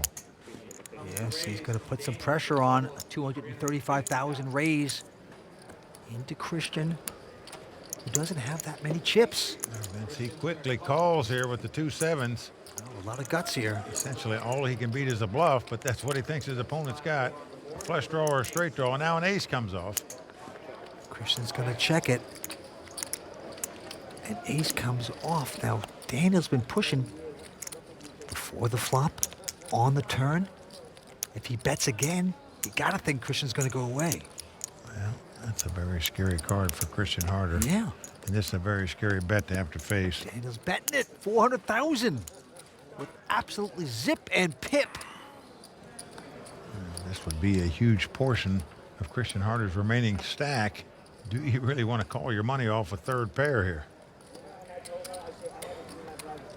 I think most pros are going to fold his hand, but he does lay it down. His instincts were right on the turn. He had the best hand, but just got outplayed. Yeah. Brilliant bet by Daniel Santoro. Extends his chip lead. Well, Christian Harder trying to regroup here, trying to get back in this thing. And Vince, one characteristic, as you know, about great poker players is they fight for pots. Well, Christian was fighting for that pot. He was trying to win it. Just didn't work out. All right. Action's going back on Christian. This time he's got a king, jack of spades. And he's going to move it up to 100,000. Daniel now is down at a mediocrity. And he says all in with just 10-8. They are playing fast, and Christian with a king, jack of spades. Well, Christian's only got about 700,000 left. Be surprised if he throw this hand away, but he might. Doesn't look that strong when a guy goes all in on you. I call. And he is going to make the call. And he's made the call, and he is going to love it. He's got king jack against a 10 high. He's got a good shot to double up. I'm talking about Christian Harder. His king high is the best hand. Wow. Beautifully done by Christian Harder. Now, Vince, this is the first time at this final table where we've seen Daniel jeopardize a fair amount of chips. He's been grinding his way up nice and smooth. Only once have I thought he put a lot of chips in a pot, but he felt like he had to with the two queens. They busted Steven at this final table. But since then, he's never made a play like this for this many chips. I'm gonna flop it straight. You're gonna flop it straight? Yeah, I'm gonna flop it straight. You got like a million, I'll right? flop a gut shot, though, at least. I have less than a million. All right, well, there's a million for you. Christian Harder's well covered by Daniel, who's got Daniel Santoro taking a shot that could be backfiring. Right now, Christian, a nice favorite. 5 cards to come. Here we go, Mike. Jack in the window. Jack and a king right on the flop. Oh, brother. Well, Daniel knows you got to catch 2 running cards to win this pot now.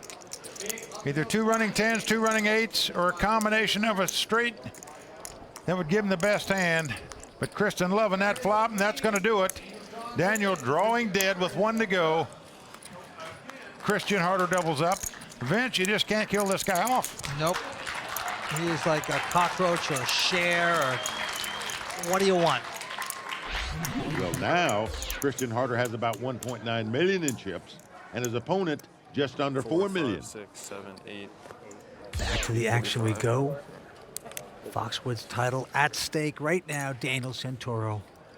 Santoro looks down at the Jack 7 of hearts. Just got burned in the last pot, but it's not going to slow him down from raising here. Makes it 100,000 to go. That's a minimum raise of 50,000. And Christian with the queen 9, going to make the call. Makes a lot of minimum raises, as we say. Now flop comes 10, 8, 4 with 2 diamonds. They both have straight draws. Christian checking. Daniel checking behind him. When the Jack comes off, Christian Harder has made the straight. Miracle card. Beautiful card for Christian. Now there are 3 diamonds out there. And he checks again. He's going to try to trap. Well, Vince Daniel Santoro has top pair and a straight draw.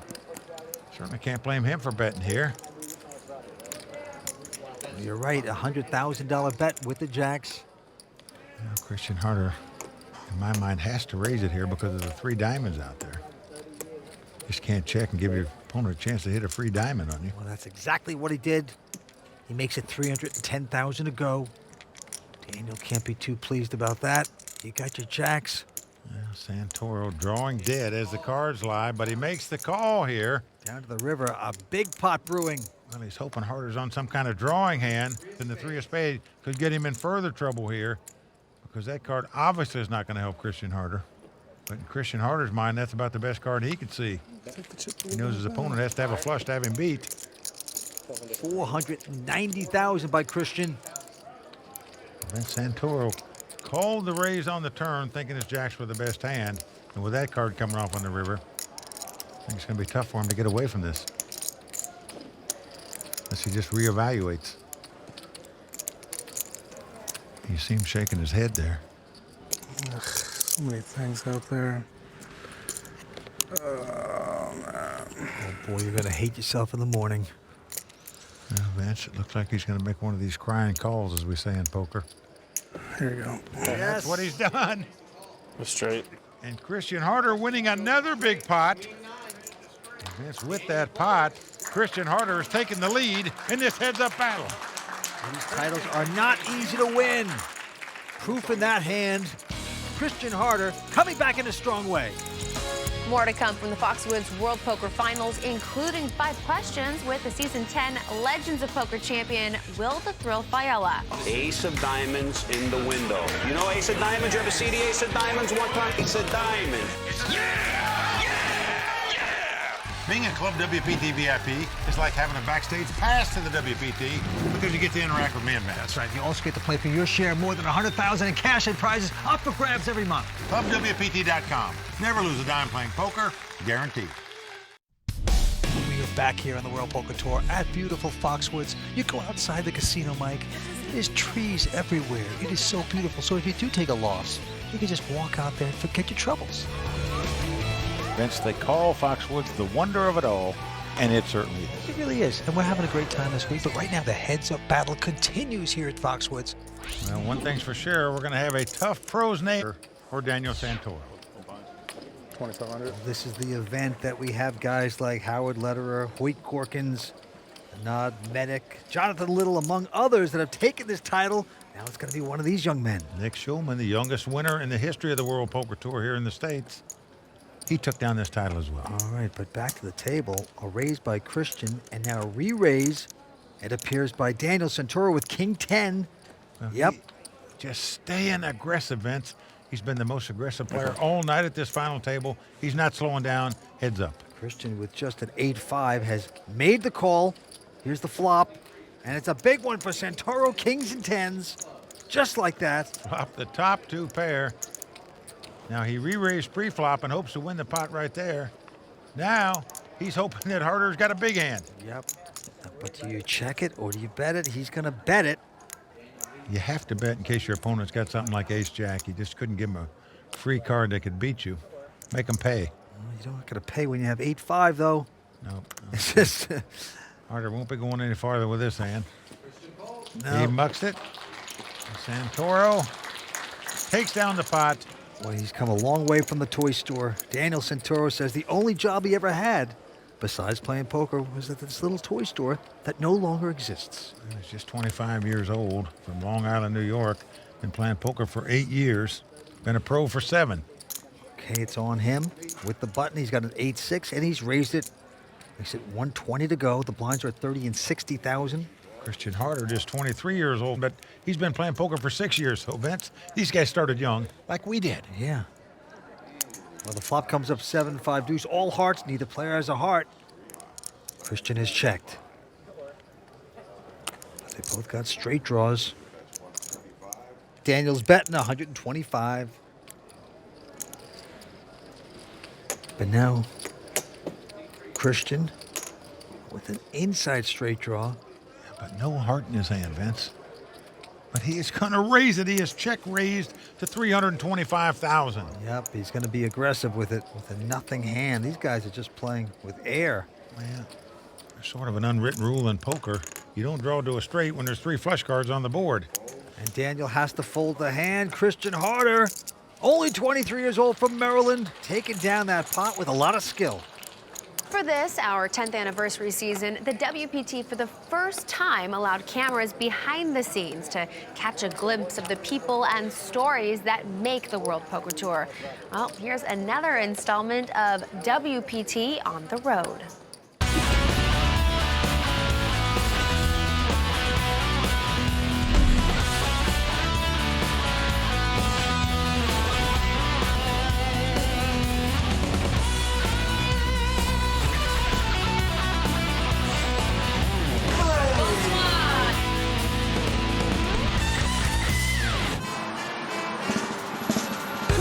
At the Crazy Horse in Paris to do the European portion of the World Poker Tour press conference, as well as watch the show, which the Royal Flush Girls are going to be participating in. Trust That's all.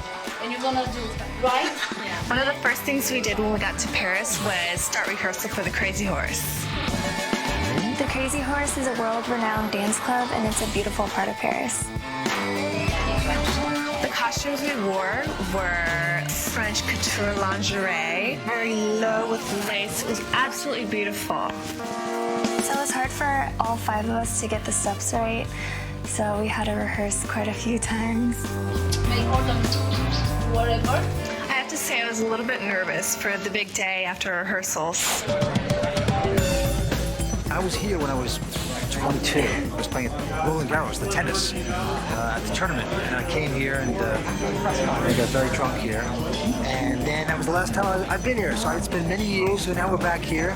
And this is really a press conference to, you know, spread the word about the explosion of World Poker Tour coming back into Europe. Bonsoir tout le monde. Merci beaucoup d'être avec nous ce soir.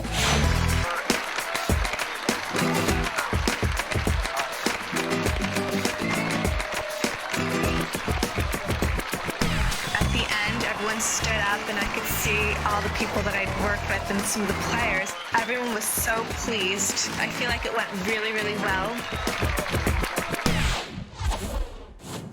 Well, Vince, certainly one of the highlights of season 10 on the World Poker Tour was that night in Paris. It really was. It was a great time. The girls really came through with the dance. But right now, we have 2 players going after the Foxwoods title. Stay with us. We're coming back with more action on the WPT.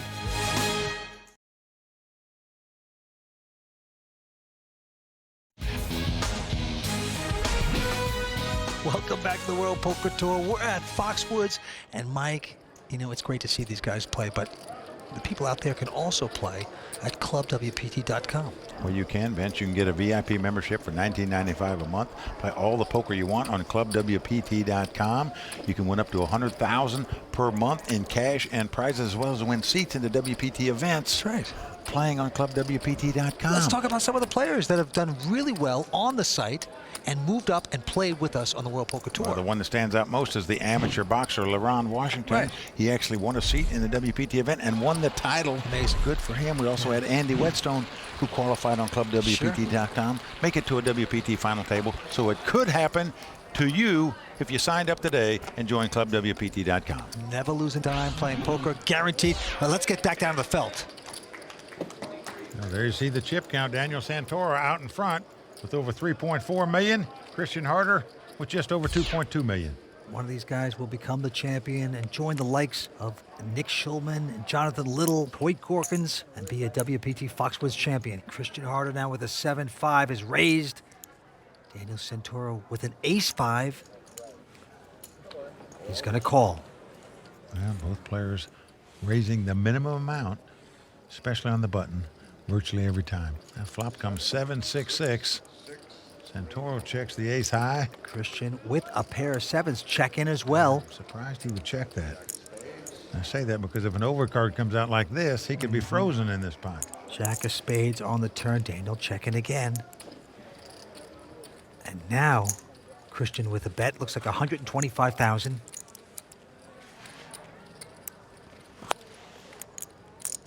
Daniel seems like he got a little confidence there. He's calling this. Well, he's calling with the ace high. Thinks it might be the best hand. And an ace comes off. It's the best hand now as he makes aces up. As the cards lie, that was the only card he could catch to win this pot. Well, they both check.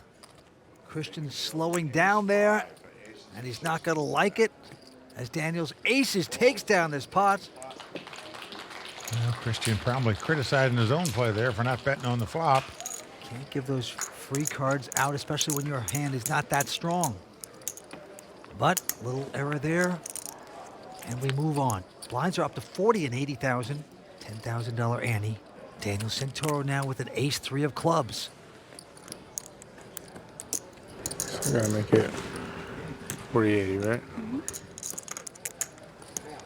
And he is going to raise, makes it 160,000. Every time he raises it, he makes the minimum raise possible. In this case, he's raised it to 160. But look at this. Christian Harder has picked up big, slick ace-king suited. Just a gigantic hand for Christian. This is the kind of hand Christian's looking for right now. Nothing is going to slow him down from raising this. moves it up to close to 400,000. So it's another 230,000 to Santoro. I call. And he's going to make the call. Yep, he's not going anywhere. Well, Daniel could be heading for big trouble here. It's Ace King versus Ace 3. Like 18. 800,000 in the pot right now. Plus. And flop comes 7-5 deuce with 2 spades. Christian Harder has the best hand and the nut flush draw. And he is going to lead out and bet here. Like about 340,000. Santoro has the gut shot straight draw.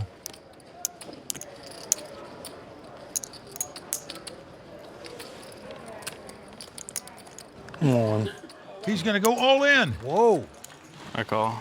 Well, Harder is going to make the call. And Daniel's not going to like this. Well, Santoro was hoping that Christian had 2 big cards. Obviously didn't want him to be spades. If he had Ace King of Diamonds, for example, that would have been a fantastic raise. This is big trouble for the man from Long Island, Daniel Santoro. Christian Harder got a great shot to double up here to take total command of this heads-up battle. The turn is a 6 of clubs. No help for Daniel. We are down to the river card. Daniel's going to have to catch a 3 or a 4 that's not a spade. To take the tournament. He would break him and... Oh, he caught the 3, but it's a spade, Mike. Christian Harder makes an ace-high flush to take down that pot. If that was a 3 of diamonds or a 3 of hearts, the tournament's over, but not to be. Far and away the biggest pot in this heads-up battle. And with it, Christian Harder, a monstrous chip leader. Tonight's champion will be one step closer to winning the WPT Player of the Year title as they earn 1,000 points for their victory. Now, currently in first place is Will the Thrill Failla. Earlier this week, I sat down to find out what is so exciting about Will the Thrill Failla in this edition of 5 Questions. Will, is old age setting in? Why are you riding around on a scooter? Just hasn't been good lately. This is a serious injury. It's trouble. When you're a fat bastard like me, standing up takes a lot of energy, and all I did was stand up on a plane and I tore my knee muscle. White Pilgrim cried when he won his title. You teared up as well. What don't people understand about the emotions involved in taking down one of these titles? It's hard to explain to someone who's never actually physically won it, but this is what you play for every single time you sit at every single tournament. We all play up for that Super Bowl chance, that title that everybody grasped for. And one of the Super Bowl chances is a WPT title. You hung in there, you battled back, you came back to take down this title. You got to be feeling great right now. It's unbelievable. It's unbelievable. Best feeling. Best feeling ever. Let's hear it for the Legends of Poker champion, Will the Thrill Failla. The money comes and the money goes, but the trophy, it sits home at the mantle. It's not going anywhere. Should poker players grow thicker skin? I say whatever I want, and I've seen more Hollywood in my day. sometimes it offends people. Scum. Yeah, I would like them to have a little tougher skin. They all know in the end I'm just trying to make people laugh. I get a little emotional sometimes when I get a bad beat, but that's just me. What makes you the thrill? There was a girl on Long Island at one time that I used to be friends with, and she was in the poker room at the time, and I won a big hand, and she said, that's why I call him Will the Thrill. Oh, wow. Stuck forever. There you go. Now, something tells me she doesn't call you the thrill anymore. No, she's used other words to call me, and it hasn't been the thrill in there, no. Now, you recently defeated Vince Van Patten in racquetball. Yeah. Are you going to give him a chance to defeat you in tennis? I know where I stand in racquetball. I also know where I stand in tennis. I have no chance of beating him in tennis. Racquetball, I'll tie one hand behind my back and play him lefty. I'm just not going to beat him in tennis. If there was 6 figures on it, I could probably beat him. You know what I mean? I need about a year, and then I could probably beat him. Is that an invitation? Oh, absolutely. As long as we can play racquetball double or nothing. Oh, boy. Oh, Vinny, you got to take him up on that 6 figures, my man. I'm in with you. I'll give him 50 to 1. What do you want, 60 to 1? Man can't even hold a tennis ball.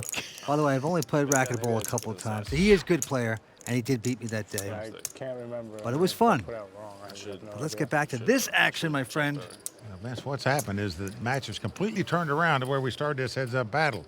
Santoro started the heads-up battle with about a 3-1 chip lead. And now we see Christian Harder with almost a 3-1 chip lead. Daniel Santoro with sevens has raised to 160,000, and now Christian Harder. Come on. He's going to push all in with an ace-queen, and he's getting called. Here we go. This could do it. Well, it's a classic race situation. Christian with the 2 overcards. Daniel with the under pair. Daniel must win this pot to stay alive in this tournament. If he wins it, he'll be the chip leader in this heads-up battle. Everybody on their feet.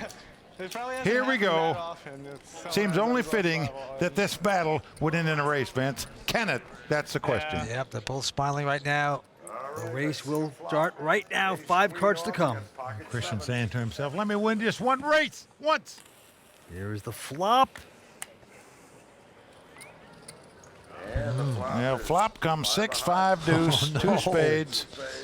Sevens out in front for Santoro. Whoa. Oh, Ryan's awake. Well, Christian looking for an ace or a queen. 2 spades would do it as well. Got a spade. Well, 9 of spade comes off. That's 1 spade. So Christian now needs an ace, a queen, or a spade to take this title right here, right now. At Foxwoods, River Cart coming up. Here we go. Can Christian win this right now? It's a king. Wow. Well, both players sit back down. Daniel Santoro has doubled up, and he once again is the chip leader in this heads-up battle. Whoa. On we go. The battle continues. We'll be right back with more action from the Foxwoods World Poker Finals when we return on the World Poker Tour, brought to you by ClubWPT.com. Season 10 of the World Poker Tour is brought to you by ClubWPT.com, where VIP members can win their share of $100,000 in cash and prizes every month. ClubWPT.com. Never lose a dime playing poker, guaranteed. I'm Melissa Grice, one of the Royal Flush Girls, and you're watching the WPT. We are back here at Foxwoods, and Daniel Santoro back out in front with $3 million. Christian Harder with 2.7. So obviously, it's anybody's game right now. Christian Harder saying to himself, why couldn't I win that race? I'd be over without having the title. All right, to the felt we go. Daniel Santoro, this time with a queen 7. Lines are 40 and 80, and he is going to double the 80. Makes it 160. Well, he's made the men raise all night long, as we say, especially on the button. Christian with an ace 10. Doesn't re-raise, just going to make the call. Yeah, very shrewd young man, only 23 years old. And flop comes ace, jack 8. And Christian has hit aces just like that. Well, action's on him, but I'm surprised he's reaching for chips here. You'd think he'd check to the pre-flop raiser, but he's not. He's leading right out, betting 170,000, and Daniel just gets away from his hand. He's going to scare off Daniel. Now, Christian didn't raise before the flop, so you wouldn't put him on an ace. And he was hoping Daniel would re-raise him there, but it seemed like he would have just checked, knowing an aggressive player is going to make a continuation bet. But anyway, on we go. Christian with a queen 10 this time. And he's getting out raising chips. Yeah, both these players making the minimum raise on the button virtually every hand, doesn't matter what they have. And he makes it 160,000. Daniel with a king 4. Little call. Yeah, because he's getting such a good price, he makes the call. All right, queen 10 versus king 4. Now flop comes ace 5, 3, 2 diamonds. And Daniel's going to check with an inside straight draw. Christian hitting nothing there. Checks as well. He's got the best hand and the best draw. To the turn we go. Yeah, the board pairs 3s. Daniel going to check again. Both of them looking disillusioned. And again, it goes check, check. Now the deuce of diamonds comes off. This gives Daniel a straight. Yep. Kind of walked into it.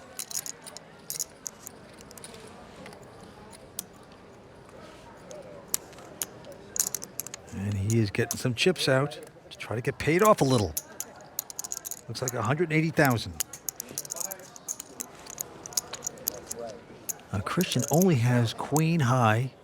Well, the guy didn't raise before the flop, so you didn't put him on real big cards. He didn't bet the flop. He didn't bet the turn.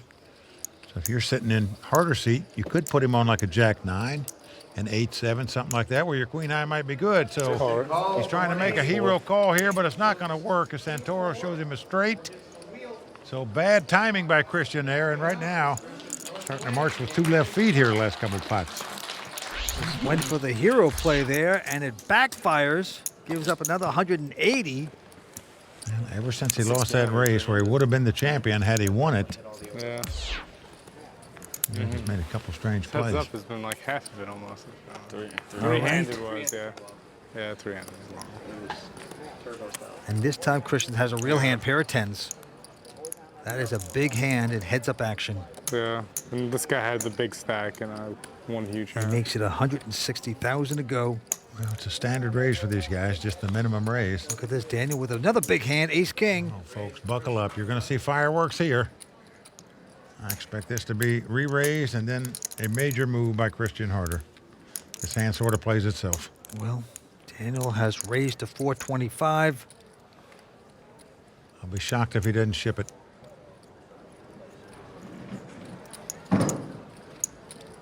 You got your pair of 10s. You've been playing for 5 days. He's going to check it, though, because you never know. Sometimes you misread these hands. To make sure he's got the pair. There he goes, all in. Well, this is going to be called by Daniel. Oh, yep. Well, a massive pot over 4.8 million. If Daniel wins this pot, the tournament's over. Both players up on their feet, excited. Well, once again, this tournament could end on a race. Yeah, I got you covered. Daniel with the 2 overcards. Christian with the under pair. Who's going to get lucky and win this race and perhaps this tournament? Well, just a moment ago, we saw Christian Harder with the 2 overcards against the under pair. Had he won that race, he'd have won the tournament. Now we're in exactly the reverse situation where he's got the under pair and needs to win the pot to stay alive. So far, so good as it comes Jack, 8-5, the 2 10s out front. Ace on the river. Nice place to be. 10s in front and a deuce on the turn. No help for Daniel. 10s are still good. Daniel must catch an ace, a king on the river if he's going to be our champion right here, right now. Will this be the first suck Can out Christian of the hold him off? Okay, here we go, Mike. A king! Unbelievable heartbreak for Christian Harder as Daniel catches a king on the river to win this pot and win this tournament. It is over. Daniel Santoro from Belmore, Long Island, will take down his title. What an effort. He's our champ. Well, Vince, you can honestly say that either one of these players could have certainly won this tournament. Lady Luck shining on Daniel Santoro. He is our champion. Wow. And right now, Christian Harder, our runner-up, is over to talk to Matt Savage. Christian, all night long when there was an all-in, the best hand won until the last card on the last hand. How frustrating is this for you? Well, I mean, it was a coin flip, so I wasn't way ahead or anything. But, yeah, it's obviously frustrating to lose heads up in a big tournament. But, I mean, I ran pretty well early in the heads up match, and then he won 2 flips to end it, so it happens. You're 23 years old, $250,000. Tell the people out there, what's it like to win $250,000 and still not win what you really wanted? Yeah, I'm pretty disappointed right now, obviously, but I'll get over it eventually. I mean, I did win a lot of money, so. All right, we'll see you at the Bellagio. All right, thanks. All right. Mike, back to you. Well, we're with our champion, Daniel Santoro, World Poker Finals champion. But, Daniel, what a heads-up battle you 2 guys had. Oh, yeah, the up and down. I thought I had it a few times. I thought I was out. And then on the river there, if I lost and hit the king, I was down to almost nothing. And there it is, king on the river. Well, just a tremendous performance at this final table. But I've got to ask you about your best weapon at this final table, and that is the min raise on the button. Was that your plan coming into this final table, or did you just keep doing it because it was working so well? I didn't really have a plan. It just seemed like the thing to do, and it worked, so I kept doing it. Well, in addition to your $450,000 dollars that you're going to take home with your win tonight, and your seat in the WPT World Championship at the end of the season, where you can win millions more. You're also going to have your name inscribed permanently on the WPT Champions Cup with all the legends of poker. That's got to feel pretty good. It sure does. Well, congratulations to Daniel Santoro, WPT champion.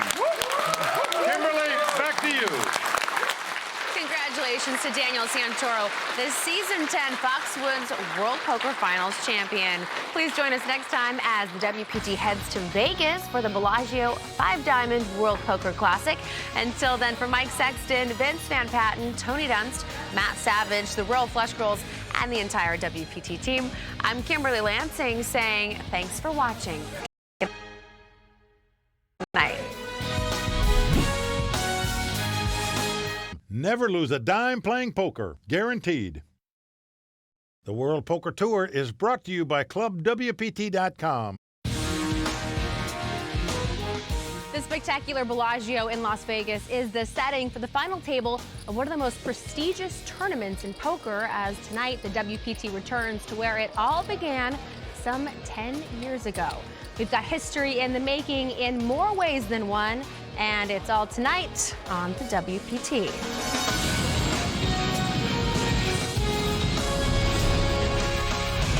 Well, the crowd all standing. He has circled the drain. They are going bare knuckles in the center of the ring. He needs the extreme miracle. Unbelievable.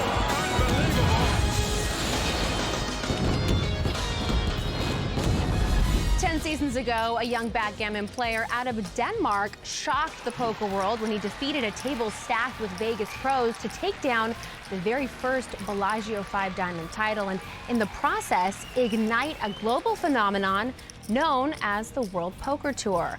What's not as well known today is that Gus Hansen World Poker Tour. What's not as well known today is that Gus Hansen nearly won the 5-Diamond again the very next season, coming up just short at the hands of eventual champ Paul Phillips. But tonight, another young, charismatic, and talented player will attempt to do what even the great Gus Hansen could not. And right now, sideline reporter Matt Savage is standing by with a potential history maker, 5-Diamond defending champion Antonio Esfandiari. Antonio, you have a chance tonight to do something that nobody's ever done, win the same tournament more than once. What do you think you're going to do to make that happen? Well, I have to win to make it happen, and I have to get through 5 tough opponents. But that's what I'm here to do, punish all the poker players.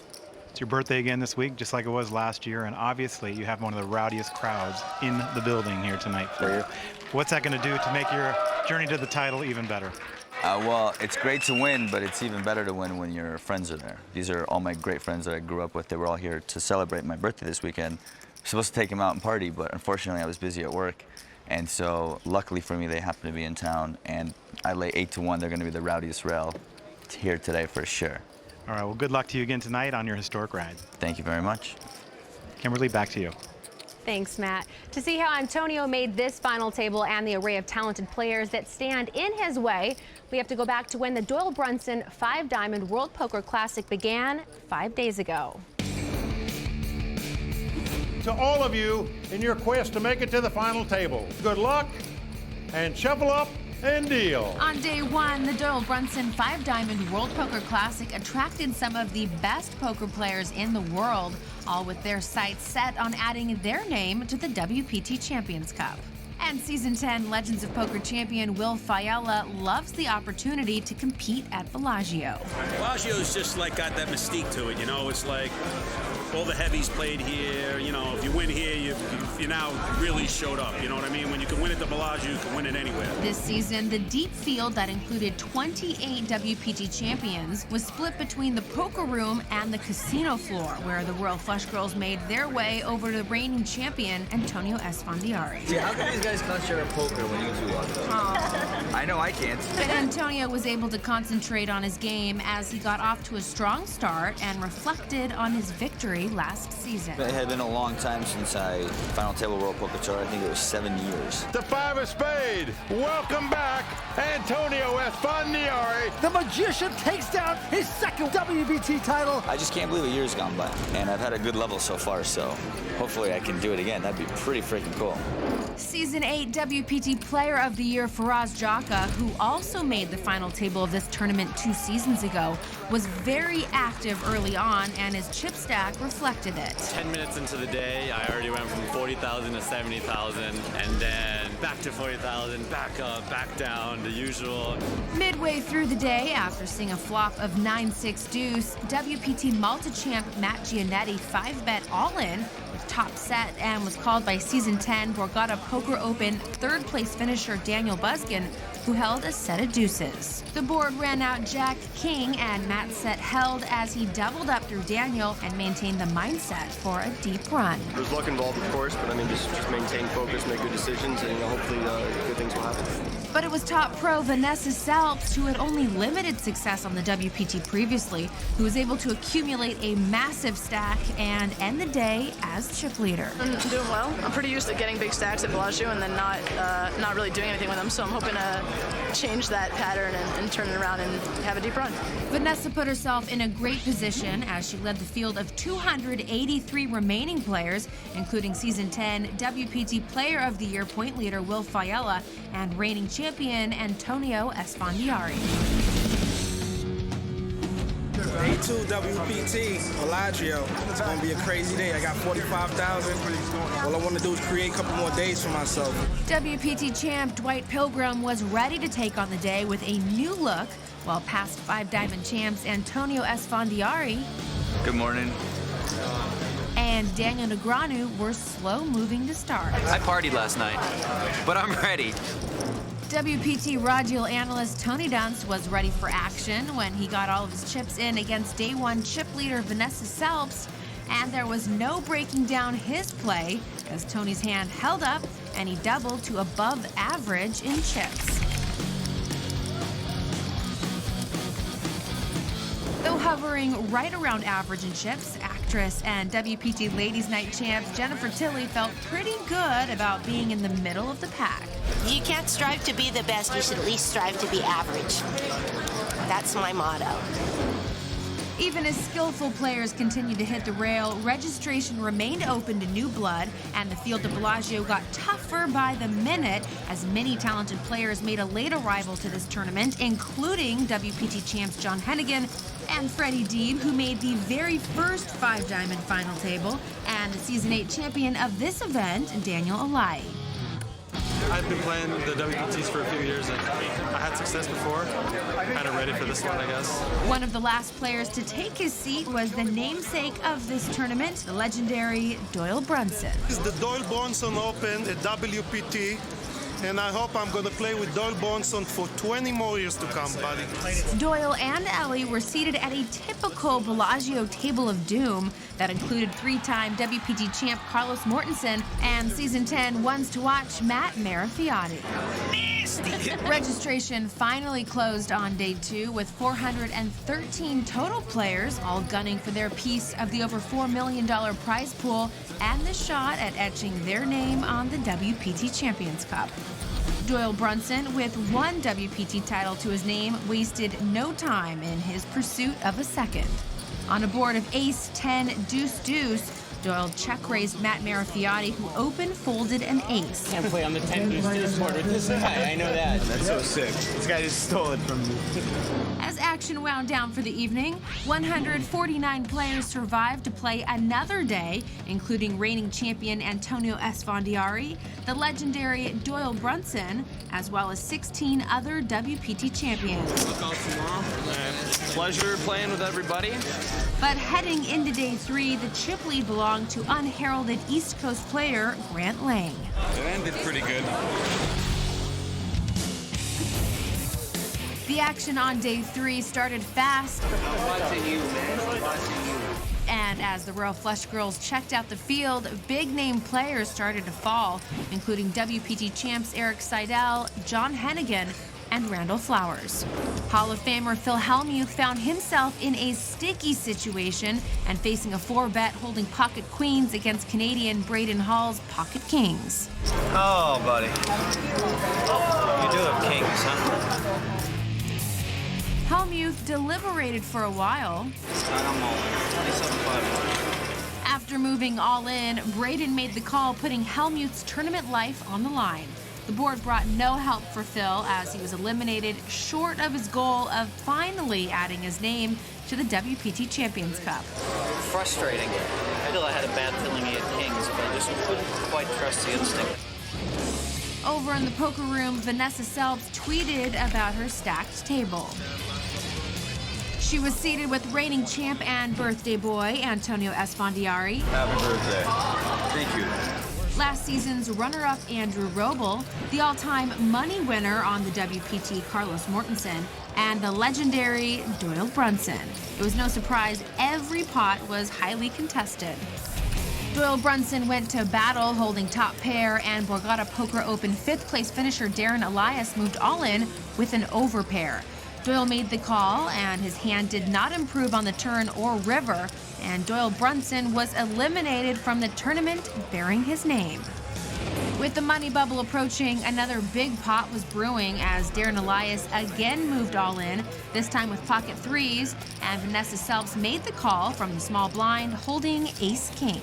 In the big blind, Antonio Esfandiari looked down at pocket nines.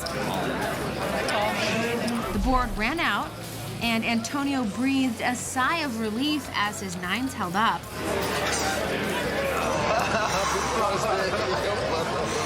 Happy birthday to me. Sending Darren Elias to the rail short of cashing and making a considerable dent in Vanessa's stack. After the hand, the Royal Flush Girls presented Antonio with a cake to celebrate his birthday, and he posed for a picture with the ladies. Say happy birthday. Happy birthday. As Antonio celebrated his birthday by stacking chips, Day 3 was far from over as the tournament was on the money bubble and a wealth of talent were still gunning for this 5-diamond title. 101 players were left, but only 100 would make the money, and only 6 would find seats at the WPT final table. Antonio Esfandiari's incredible run here at Bellagio is not over yet.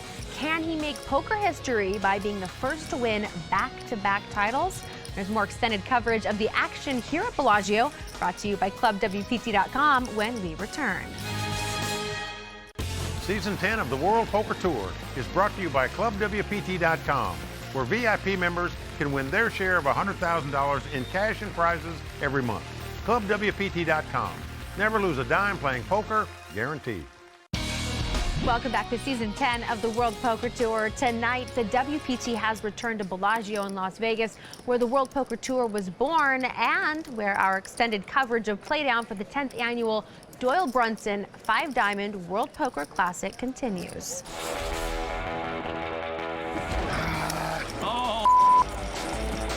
Midway through Day 3, 101 players remained, and with 100 players in the field getting paid, one player would be leaving Bellagio empty-handed, and it was one of the Season 9 ones to watch, Andrew Lichtenberger, whose tournament life was on the line when he got all of his chips in with 2-pair versus pro Randy Dorfman's top pair.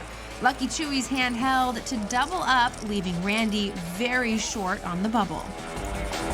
It seemed as though the bubble was destined to burst at that table, and on the very next hand, pro Brent Sherban got his last chips in holding pocket jacks and was called by John Kirpan with pocket queens. Brent didn't get lucky to survive as he was the player to finally break the money bubble at Bellagio. Once players were in the money, familiar faces were being eliminated left and right. Season 9 champ Dwight Pilgrim found a spot to double up through the all-time money winner on the WPT, Carlos Mortensen. One of these days, it's going to be a new king. And on the very next hand, Carlos was eliminated in 71st place by 7-time WPT finalist David the Dragon Pham.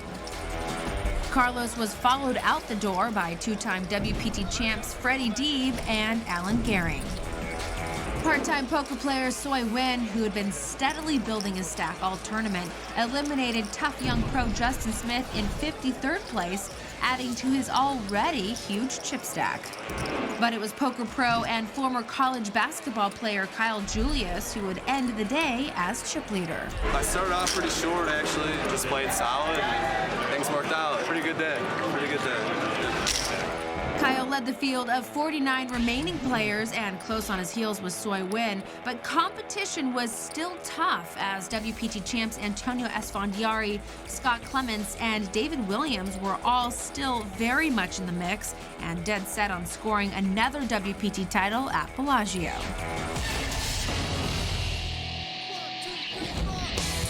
On day 4, the remaining 49 players were ready for action, including WPT raw deal analyst Tony Dunst. Today I feel like it's kind of the free roll day. We're already in the money, so it's very much about accumulating enough chips to make a run at getting to the final table.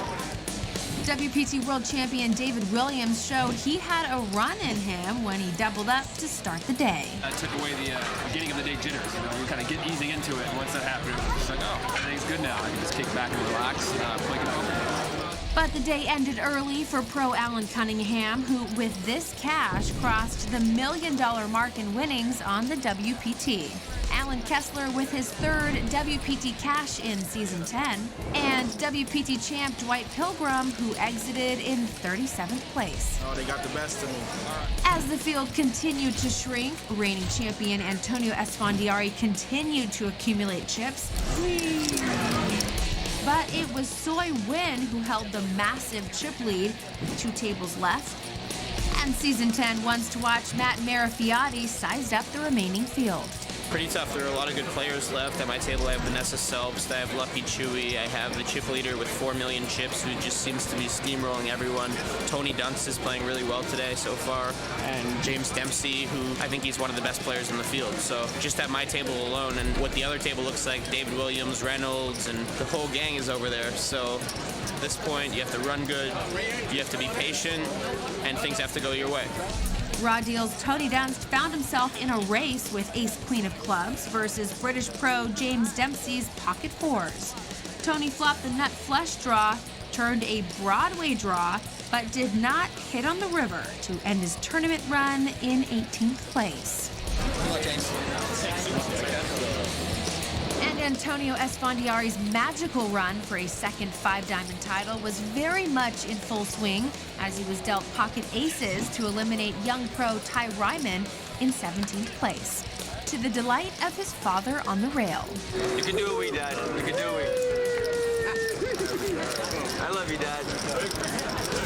In a huge pot to end the day, Lucky Chewy, Andrew Lichtenberger, scored a double knockout, busting season 10 ones to watch Matt Marafiati in 15th place and Blake Kelso in 14th place to end the day 2nd in chips. Nice hand, Chewy.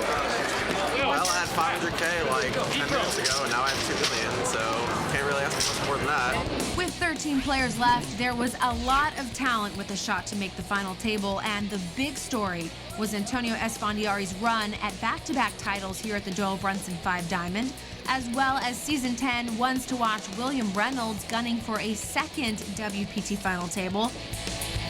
But the field were all looking up at Soy Win, who finished the day with nearly 1 million more chips than his nearest competition. See you guys tomorrow, right? On day 5, the remaining players took their seats, and Royal Flush Girls Brittany and Ivy wished them well as the 13 survivors were set to play down to the WPT final table. Season 10 ones to watch William Reynolds got off to a rough start when he flopped top pair against WPT Jacksonville finalist Vitor Coelho, who flopped bottom set, doubling Vitor up. Soon after, Williams' tournament would come to an end at the hands of Canadian Braden Hall. And being the highest finishing ones to watch so far in season 10 was Cold Comfort. A little unlucky. Homeboy hits a set every time he plays a hand. High top pair, good kicker, wasn't letting it go. Then I lose a flip to bust. Day 3 chip leader Kyle Julius decided to put Vanessa Selbst to the test by 6-betting all in with 7-5 of diamonds. Vanessa made the call with pocket kings, but Kyle had hope as he flopped a pair and turned a straight draw. But with no help on the river, Vanessa would send Kyle to the rail in 12th place and vault her to the top of the chip counts. It's my own fault. You got to go with your reads in this game, and Felt like I was making a decent play, and you live and you learn, I guess. Vanessa would continue to run good as she won a large pot off WPT World Champion David Williams, leaving David extremely short-stacked. David would get his last chips all in, holding queens against Soy Wynn's tens, but when a 10 hit on the flop, David's fate was sealed as the 10th place finisher. On a flop of Queen Jack 3, reigning champ Antonio Esfandiari 3-bet all in with an open-ended straight draw, and Vanessa Selps called with top pair. The turn brought the 9 of diamonds, completing Antonio's straight, and with the queen on the river, Antonio sat back down to stack up Vanessa's chips. Not one to be kept down, Vanessa quickly recovered a lot of those chips when she doubled up through amateur Vitor Coelho. Staying aggressive and winning uncontested pots, British pro James Dempsey was able to amass a huge pile of chips, and James spiked a miracle river to bust Canadian Braden Hall in 8th place. Even though one more elimination would set the WPT final table, chips kept flying as James would double up season 9 ones to watch Andrew Lichtenberger. And a short-stacked Vitor Coelho would find a spot to first double through Soy Wynn, and soon after double up again through Vanessa Selpst. Vitor had his eye on back-to-back WPT final tables after recently finishing in 4th place at WPT Jacksonville. Finally, in a big pot, Soy Wynn put the pressure on Texas rancher Larry Wells when Soy moved all in on the river with a straight. Holding trip aces, Larry, who won his seat in the very last satellite at Bellagio, made the call, and the amateur found himself out in 7th place. And the remaining 6 players were ready to take their seat on the WPT stage with a shot at winning one of the most prestigious titles of the year, the Season 10 Doyle Brunson 5-Diamond World Poker Classic. Antonio Esfandiari, certainly the story of this final table, but by no means the only one. For more, let's turn to 2 men who were here at Bellagio 10 seasons ago, and we are very lucky to still have them today. Hall of Famer Mike Sexton and Vince Van Patten. Mike, you were here 10 seasons ago when Gus Hansen won this title, and you were here the next year when he tried to repeat. Rate Antonio's chances tonight. Well, Kimberly, to give you an idea how tough it is to do, in 10 seasons on the World Poker Tour, no one has ever won the same event twice, let alone successfully defended their title. Can Antonio do it tonight? Yes. Will it be tough for him? Yes, because he's starting out in 5th chip position, and the 4 players in front of him are very tough players. And Vince, so many talented players at this final table tonight. Who's your pick to win? Well, Kimberly, it's going to be very interesting. Seat number 6, Soy Wynn. He's got a lot of chips. He'll be very tough. But sitting on Soy's right is arguably the best woman poker player in the world. She's from Brooklyn. She's brash. She's fearless. And that is Vanessa Selpst. And I'm telling you, with a little luck, she doesn't care who she's playing against. She could get lucky. That's my pick. Upset pick. Well, whoever does win this historic event will take down over $820,000 and have their name added to the prestigious WPT Champions Cup. Could the 10th season of the Doyle Brunson 5-Diamond World Poker Classic be the best one yet? We're about to find out. Stick around.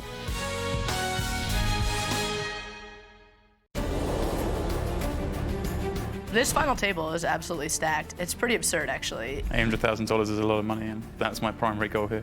I'm not intimidated by any one of them. It doesn't matter who it is. I don't give up easily. Ask my ex-wife. It's going to be a bloodbath out there. It should be a good time. There was talent last year, and there was talent this year. I did it last year, and I hope I can do it again this year. Hi, everyone. Welcome back to Las Vegas for the WPT's final table coverage of the Doyle Brunson 5-Diamond World Poker Classic. We started with 413 players, and after 5 days of grueling competition, we are down to our final 6. With me, as always, in the booth, my buddy Vince Van Patten. Hey, Mike. Yes, 10 years we've been here at Bellagio. It is always exciting. We have seen amazing poker action in this very room, and tonight is no exception. And right now, the floor announcer, Ali Najad, is about to throw it down to tournament director Jack McClellan. This is the 10th year of the 5-Diamond World Poker Classic here at the Bellagio, one of the most beautiful places in all of Las Vegas to play poker. And to help commemorate that 10th year is the tournament director from Bellagio, Jack McClellan, to get our tournament underway. Thank you, everybody. $10,000 ante, 30 and 60 blinds. Dealer, shuffle up and deal. Well, the final table about to get underway. There you see the chip counts. Our chip leader, Soy Win, with nearly $5 million in chips. Tonight's winner going to take home over $820,000. That's right. Big money here at Bellagio. We started with 413 players. The cards are flying around the table. First to act, a man from England, James Dempsey, in his first ever WPT event.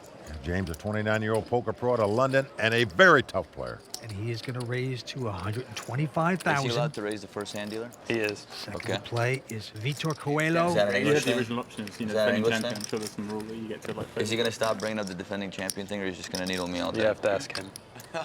Vitor, he has gone out. Now Antonio, the magician, not going to play this hand. Around to Andrew. They call him Lucky Chewy. He was the one to watch last year, but he folds over to Vanessa Selbst, who many consider one of the great poker players in the world, man or woman. Well, it's pretty great when you can pick up a pair of jacks in the first hand. She's going to raise. Comes right over the top for $310,000. Soy out. James goes out.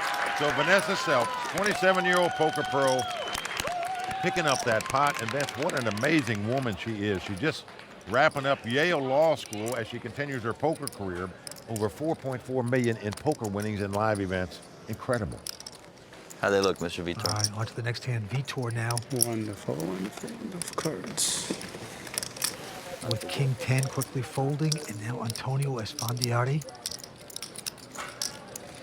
WPT champion with an ace-6. He will not play it.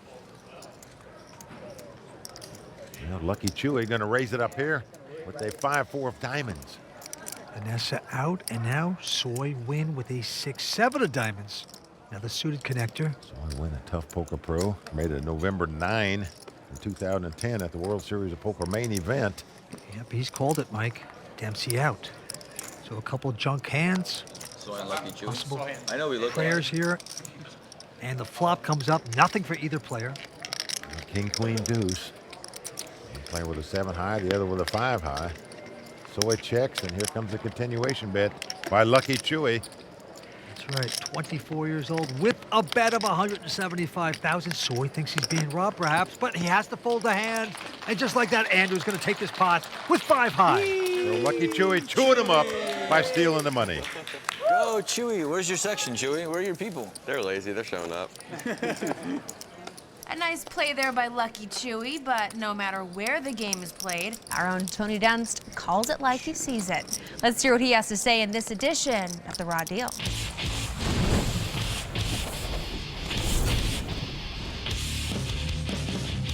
This year's Doyle Brunson 5-Diamond World Poker Classic marks the 10-year anniversary of the WPT's first episode, where we witnessed a 28-year-old Gus Hansen maneuver himself to the title with a loose, aggressive style that left his opponents scratching their heads.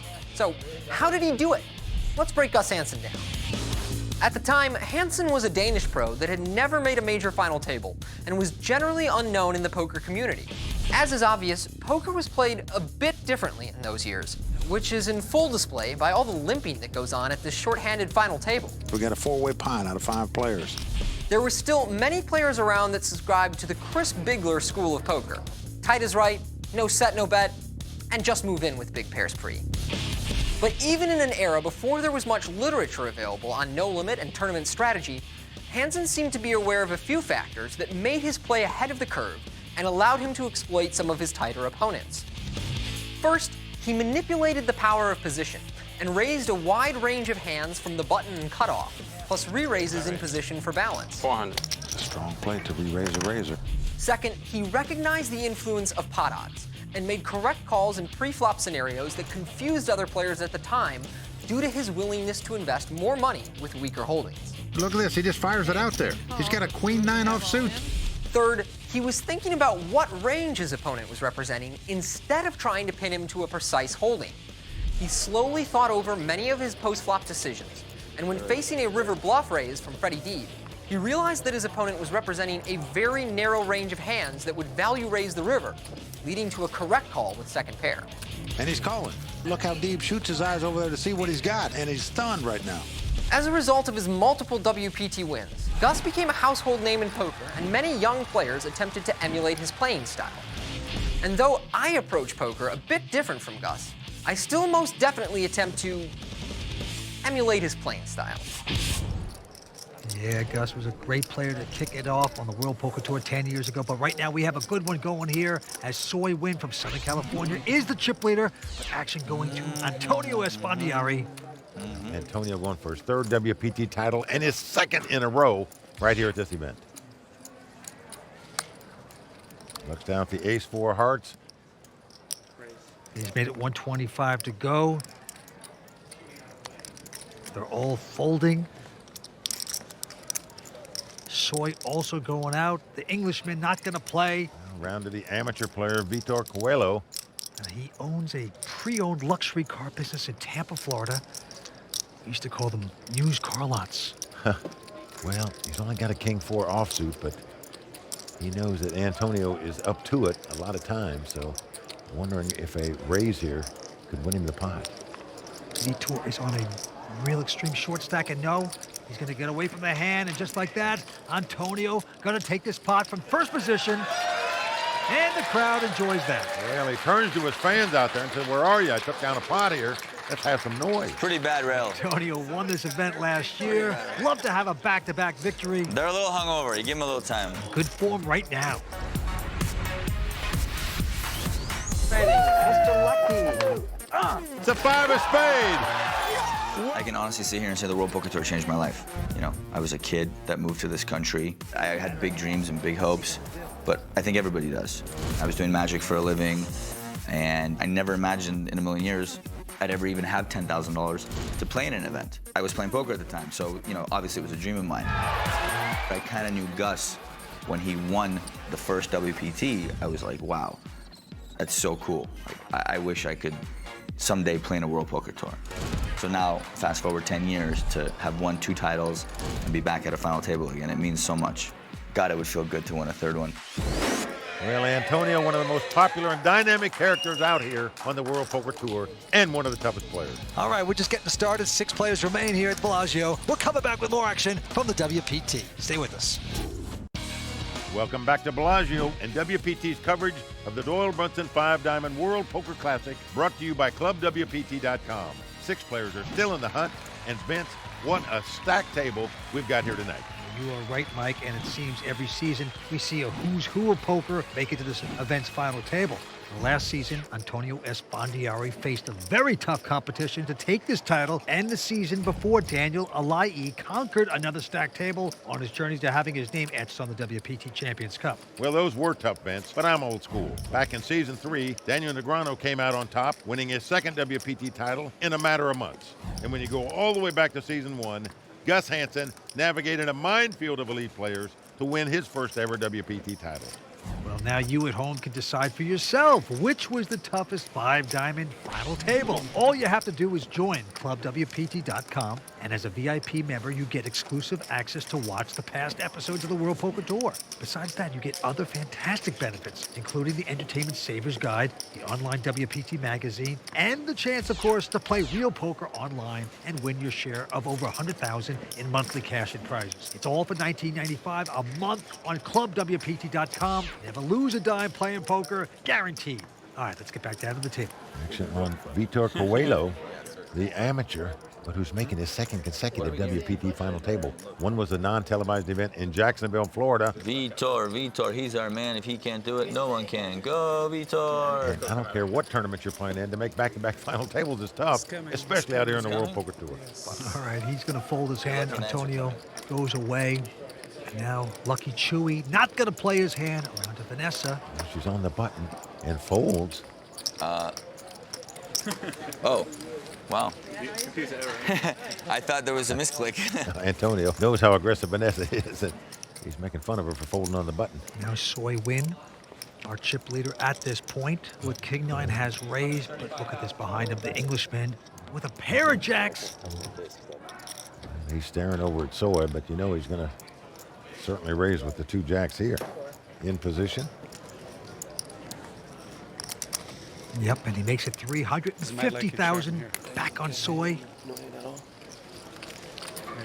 And going to make the call out of position with the King 9 offsuit. Don't forget this Soy made the final 9 on the World Series of Poker back in 2010. Well, flop is Queen 7-3, action on Soy.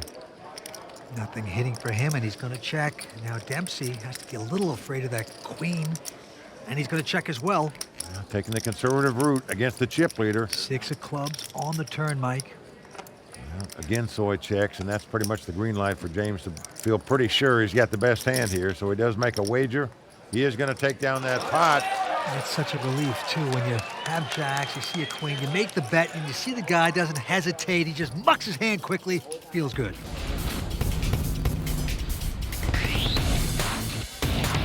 At this table, I feel like I do have an advantage. I think I've got the best seat to make moves on people, and it's very hard for people to make moves on me, given the stacks. I feel I have a really good understanding of how all 5 opponents think. But I mean, everything changes as soon as the stacks get shifted, but at the moment I'm pretty confident.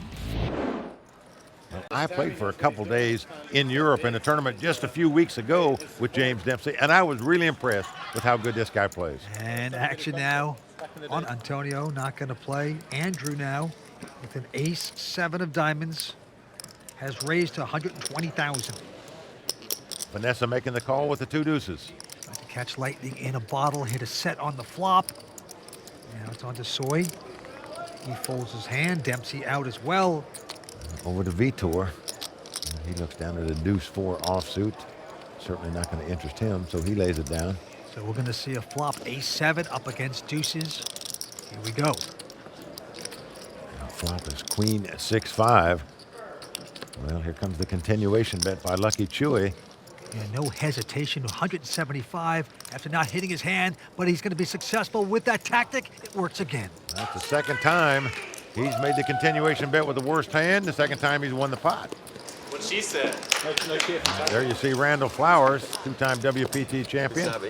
Mike Sexton impersonator in the house. The best ever.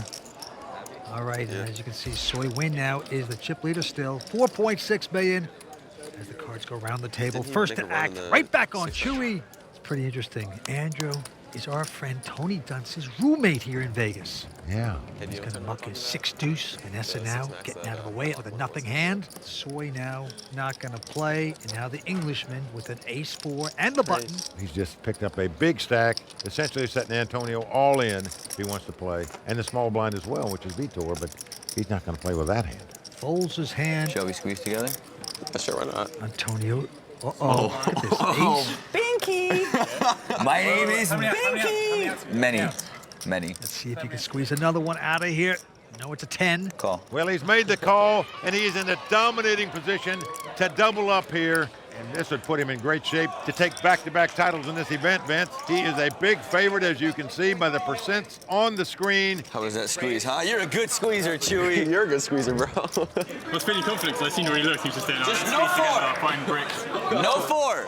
Just picked up the right hand. A solid call by Antonio. Well, all his fans on their feet. They know he's in great shape to double up right here. No 4. Antonio will be right in the thick of things. Big pot, 2.8 million in this pot. You want a little bit of sweat, don't you? No, I just want blank all the way around. 6, 7. Have 5, 6, 7. I will find where you live and come to your house and kill you. I'm just kidding. Nothing like some threats of bodily harm on national TV. A lot of pressure on the dealer here. Antonio kidding, of course, but he is loving this spot. Well, flop comes 7, 3 deuce. Antonio out in front with the ace-10, but as you can see, Dempsey now has a straight draw, so a 4-5 would give him the lead. Yeah, but pretty solid flop there for Antonio. Antonio not looking. Antonio is still a favorite. Going to the turn. Here it is. Oh, it's a 4. Oh, no. A dagger in the heart of the magician right here. He now needs a 5 to split the pot, a 10 to win the pot. But what a brutal turn card, man. Just a shocking card there for Antonio Esfandiari. That is miserable. Now he needs a miracle. He needs to pull a rabbit out of the hat here. And he hit his 10. No. Doesn't happen. King comes off. Tough luck for Antonio Esfandiari. Made a valiant effort to defend his title. Just wasn't meant to be. Well, just like that, Mike, the magician, voila, is out of here. 6th place. He's going over to talk to Matt Savage. Antonio wasn't meant to be tonight. Brutal 4 on the turn there. I wasn't looking, but I just heard his crowd go wild, so I knew it came. That hurt. Well, you still going to celebrate tonight, even though Yeah, I mean, I still picked up some cheese. I don't even know how much I won, but I'm sure I can buy my friends some drinks tonight. All right, Antonio, I'm sure we'll see you at another final table very soon. Thank you. Back to you, Kimberly. I know all of us were looking forward to seeing Antonio Esfandiari make history tonight at Bellagio with back-to-back titles. Unfortunately, that will not be happening, but we do have some fantastic players at this final table behind me. With Antonio out, we're down to 5 players at the Doyle Brunson 5-Diamond World Poker Classic. We'll return to Bellagio in Las Vegas in just a moment. My favorite Club WPT VIP benefit is the Entertainment Savers Guide. I save hundreds of dollars on everything from dining out, shopping, entertainment, and vacations with my family. Check it out, clubwpt.com. Never lose a dime playing poker, guaranteed. I'm Brittany Bell from Studio City, California. My experience as a Royal Flush Girl has been awesome. The Bellagio is one of the most prestigious places I think that Vegas has to offer. The pools at the Bellagio are very beautiful. It's so classic. I just want to put on a big sun hat and lay out and feel like a movie star. You know that you're going to get the top-of-the-line service when you come here. Welcome to Petrosian. Let's make some drinks. When you think Vegas, you think Bellagio. Oh, Vince, we got to hang out with the Royal Flush Girls a little more often. They are a great addition here on the World Poker Tour. They are charming, they are fun, and that's the Royal Flush Girls social bar right here on the set, and anyone can come up there and talk to the girls. Nice thing to have here on the WPT. Guys, bring your A game to that social bar when you go over there. Yeah, have something to talk about. All right, back to the table we go. 5 players remain, and Vanessa has raised with a king 8, makes it 120 to go. Everyone's folding. Vitor out. Lucky Chewy out as well, so it's Vanessa picking up that pot by staying aggressive. She's in 4th chip position out of 5 players, but she is one of the most fearless, aggressive players in the world, man or woman. And believe me, every poker player fears her when she's at the table. She's only 27 years old. What a career she's had so far. All right, back to Feld. Soy now has raised with a king jack of diamonds. Dempsey out, but Vitor finally hit the hand here. Pair of 8s. Okay, guys, time to double up.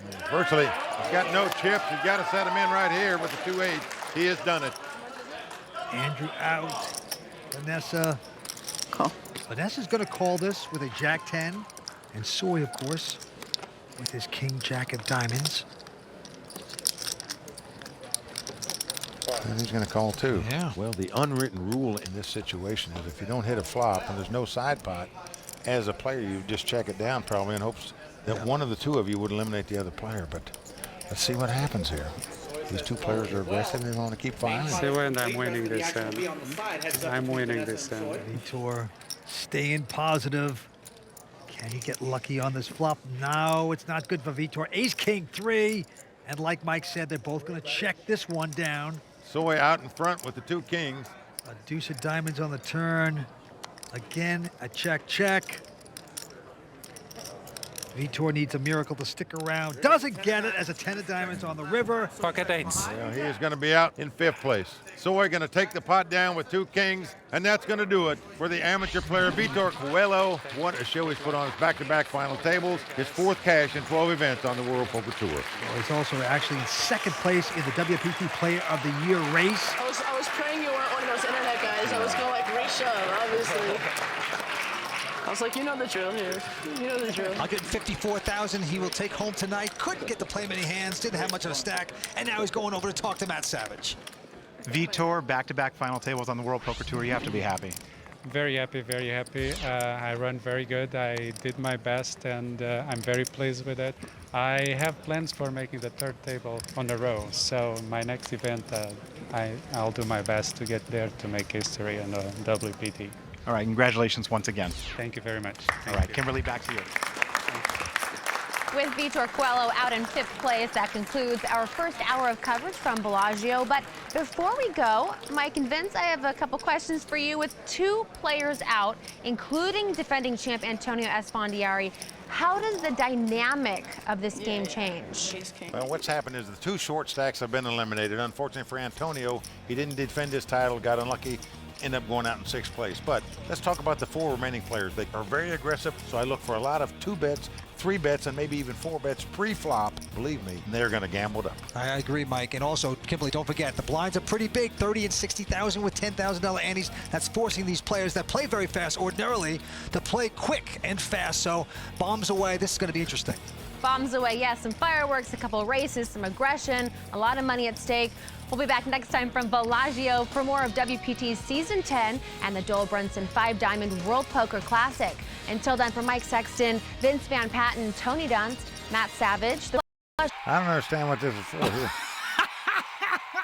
girls, and the whole WPT team. I'm Kimberly Lansing saying, never lose a dime playing poker, guaranteed. thanks for watching. Good night.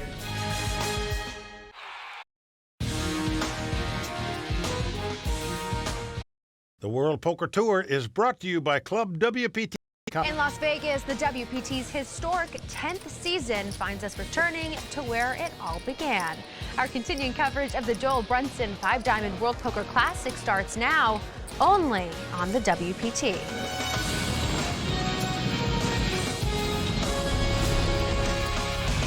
Well, the crowd all standing. He is circling the drain. They are going bare knuckles in the center of the ring. He would love to knock this loudmouth out. Unbelievable. In the center of the ring. He would love to knock this loudmouth out. Unbelievable. Welcome back to the WPT's in-depth coverage of the Doyle Brunson 5-Diamond World Poker Classic. Now, the 5-Diamond was, of course, the very first tournament ever broadcast by the WPT, and there have been some memorable battles over the last 10 seasons, and so far this final table is certainly no exception. Call. We've seen current chip leader James Dempsey outdraw reigning champion Antonio Esfandiari, sending him home in 6th place. Then Soy Win, currently 2nd in chips, knocked out Player of the Year contender Vitor Coelho in 5th place. Now with 4 players left, James and Soy, along with tough pros Vanessa Selbst and Andrew Lichtenberger, are battling over every pot with a WPT title within their grasp. Now, right now, I want to check in with Mike Sexton and Vince Van Patten. Vince, you picked Vanessa Selbst to take this title. How do you feel about your pick at this point? I haven't jinxed her yet. Let's just put it that way. 4 players remaining. I don't know why I picked her. I just feel it's her time. She's a great player. I know that, but they're all great players. Mike, you give chip leader James Dempsey a lot of respect. Well, James Dempsey's won a World Series of Poker bracelet. This is his first ever WPT event, but I had an opportunity to play with this guy over in London, and I can tell you, he is a real poker player. I just love his game. I give him a good shot to win. Thanks, guys. Tensions are high. The WPT Champions Cup is up for grabs, as well as over $820,000 to the winner. So let's check the chip counts and get back to the game. And there you see James Dempsey from London out in front with 5.5 million in chips. Soy went in 2nd place with over 5 million. And right now, Vanessa Selbst on the short stack with just 2 million.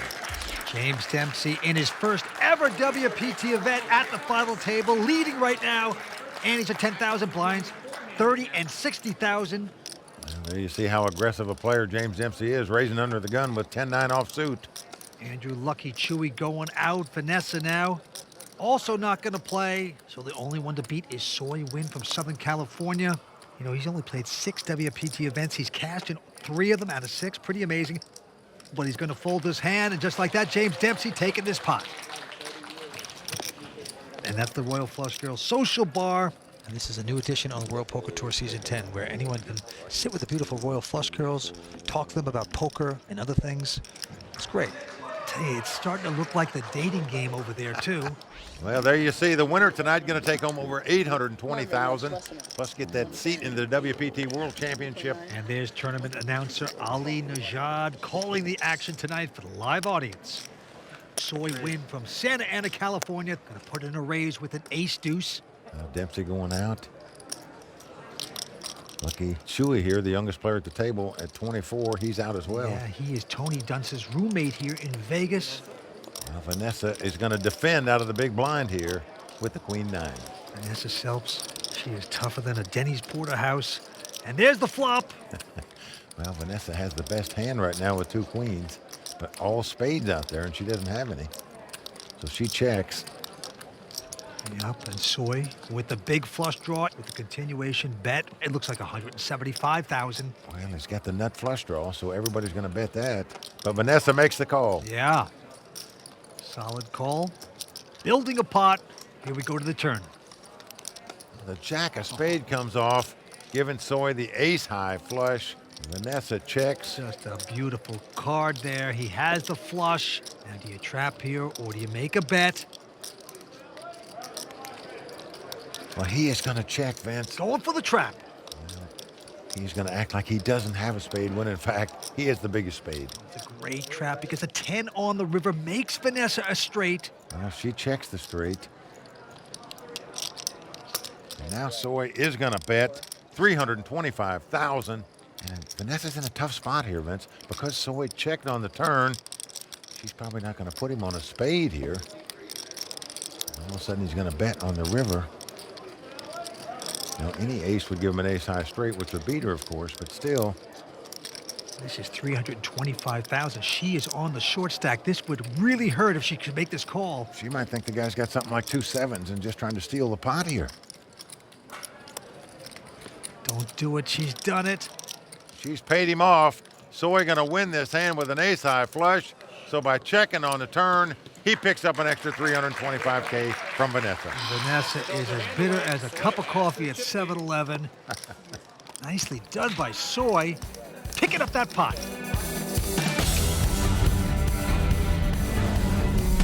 We all learned together as kids, myself, Namli, and a couple of Nam's brothers. We actually had to buy a book in the beginning because none of us knew the exact rules to it. Wow.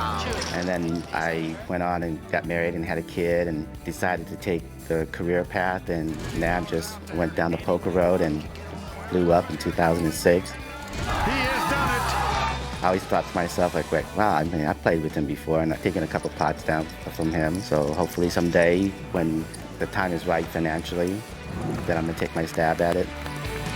And lo and behold, I made the final table. There you see Soy talking to WPT champ Nam Lee, his good buddy. So you think that hand right there, checking the turn right now? Yeah, for sure. You get one sugar, actually. You won't get two. You get the river. Yeah, check it. Because right now, you put her in, all you want to do is get her in danger zone. She got no chips. Well, you know, Soy Win would love to add his name to the WPT Champions Cup, along with his buddies Nam Lee. No longer reading from the book. These guys are playing the big style game. Well, it's unlike your sport where coaches can't talk to the player. In poker, if you're not involved in a hand, you can do that. You should do it in tennis too, I might add. All right, back to the felt. Lucky Chewy, that's Andrew, going to raise with just a 9-10. Vanessa out. And Soy Win with a 5 and 10. Folding his hand, now it's on Dempsey, who has a 7-5 in the big blind. But look at this, he's going to re-raise. That's how aggressive he is. Well, he is taking the lead here.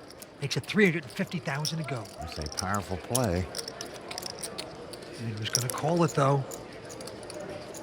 You're not raising to hit your flop. You're raising in hopes that your opponent doesn't hit his, which is what happens 70% of the time. And this is one of those times as it comes Jack, Jack, deuce.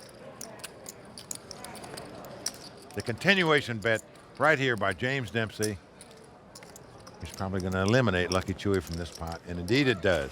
Just brilliantly done by the Englishman. He's going to take down the pot with just 7 high. Well, it just shows you don't need cards to win. You do need a strong right arm. More to come from Bellagio, including Tony Dunst breaking down tonight's action in the raw deal, plus my 5 questions with Season 3 5-diamond champion Daniel Negreanu. It's good. Stick around. And I think we're wussies a lot of time. Sucks to say, but it's true. My name is Gene Bolin, and I run the fountains here at Bellagio. The fountains of Bellagio rest in a 8.5-acre lake. It's 22.5 million gallons. There are 798 mini shooters, 292 supers, 16 extremes, and over 5,000 underwater lights. There is so much behind the scenes that people don't see to make this happen. Hundreds of thousands of people a year come and they watch the shows. Oh, I've got the best job on the planet. Well, Vance, I always thought it was the magician Antonio Esfandiari who just stood out there and with his hands went, whoa, and the water went up. Not right. But I'll tell you something. There's nothing like winning at the Bellagio and walking outside and seeing those beautiful fountains. To top off your night, you can't beat it. Let's go back down to the felt. See James Dempsey from London out in front with over $6 million in chips. Vanessa on the short stack. Look at this. She's going to raise it to 120,000. Short stack or not, she's going to stay aggressive. Soy out, and now James Dempsey with the queen 9. No, not going to play. And just like that, everybody's going to fold. Vanessa's going to take this pot down. Nicely done. Well, Vanessa, one of the most aggressive poker players in the world.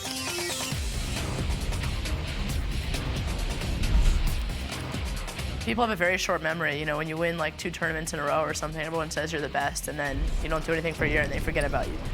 But right now, I'm at the top of my no limit hold'em tournament game. You know, I'm constantly putting pressure on my opponents, and my goal is to make them scared to play me, and that makes poker easier to play, and it also, I don't know, it's pretty cool.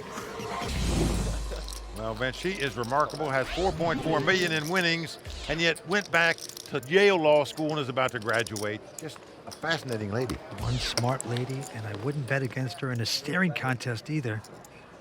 Back to the felt we go. Action on Soy from Orange County, and he's got a miserable looking 5-3 of spades. Won't play that. James out as well. Around the lucky Chewy, who has the misfortune of having Vanessa sitting on his left. Lucky for him, she's on the short stack right now, but he raises up with 5 high. And Vanessa with a Jack 7. Thinking about it, but nope, she will not play it. Just doesn't have chips to get involved right now, so lucky Chewy taking advantage of that. Go Chewy! And picking up yet another pot. Leave Vanessa alone. Yeah, you're not supposed to cheer for him when he wins pots off me. Yeah, but when he's winning pots off me every time, you know, it's like it's a little humiliating when your rail is cheering against you, that's all. Hey, Vanessa, give her a little break there. It's tough if you have a lot of friends in the poker world. Yeah, all 4 of these players you can see enjoying the moment here, but only one going to capture their first WPT title. Okay, this time James Dempsey with a quick fold, and now back on Andrew. He loves to play hands, and this time with just a 10-7 going to raise to 120. Vanessa out. Youngster staying aggressive, no doubt about it.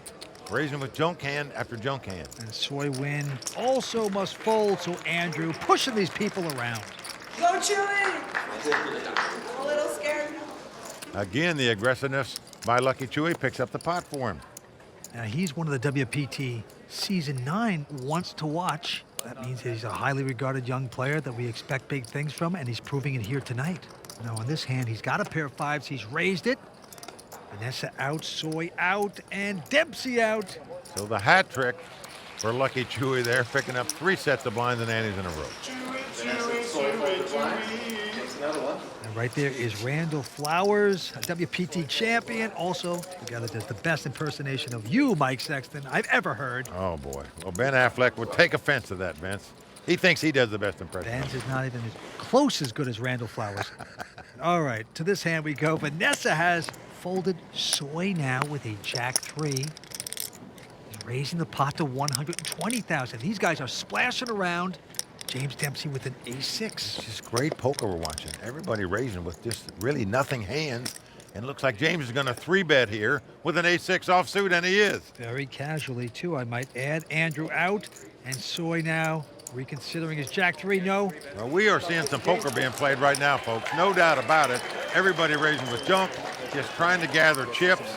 They are playing the game. They are stealing here at Bellagio, no doubt. The WPT Player of the Year race is certainly heating up as a number of players added to their point total here at Bellagio, including current leader Will the Thrill Failla, who cashed in this event, and 5th place finisher Vitor Coelho, who has jumped into 2nd in the standings with 1,500 total Player of the Year points. The champion tonight will earn 1,400 points, as well as a place on the prestigious WPT Champions Cup. We'll continue to track the WPT Player of the Year standings all season long, so be sure to check back with us each week. In the meantime, let's get back to the game. There you see James Dempsey from London still out in front with 6.2 million. That still looks like the dating game to me back there. As the Royal Flush Girls Social Bar, a great addition here on the World Poker Tour. Well, I want to book how many dates those guys get sitting at the bar with those girls. You never know, Mike. Oh. Back the table, the Englishman, James Dempsey with a 9-6. But that's not going to deter him. He's going to raise with it, makes it 125. Andrew out. You just gotta love the fact that all 4 players staying aggressive here. Vanessa also folding. But Soy, look at this. He's got a real hand. Ace queen. And he comes right back over the top for 350. So looks like the gig is up for Dempsey on this hand. Soy win. Guy started playing in Orange County with Nam Lee and his buddies. They used to read poker books, dreaming of the day they'd be in a WPT final table, and it's really happening here for him. Nam Lee's made several WPT final tables. He's a WPT champion, and Soy Win looking to put a title and a trophy on his mantle as well. Well, Soy pushes Dempsey out. 4 players remain with extremely aggressive behavior. For this, our 10th anniversary season, the WPT for the first time allowed cameras behind the scenes to see just what life is like when you travel the high-stakes tournament trail. Here's another installment of WPT on the road.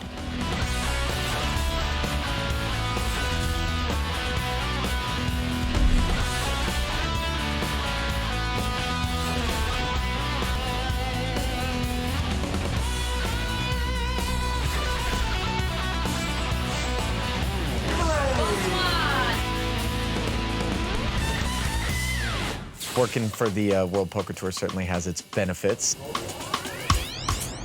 From the time we've been here, there's literally been something to do morning, noon, and night. And why not? I mean, when you have all the exotic locations that the World Poker Tour does, make the most of it, you know? Part of the lifestyle that comes with the territory is having access to some of the better, clubs, restaurants. So it really makes every stop pretty enjoyable overall.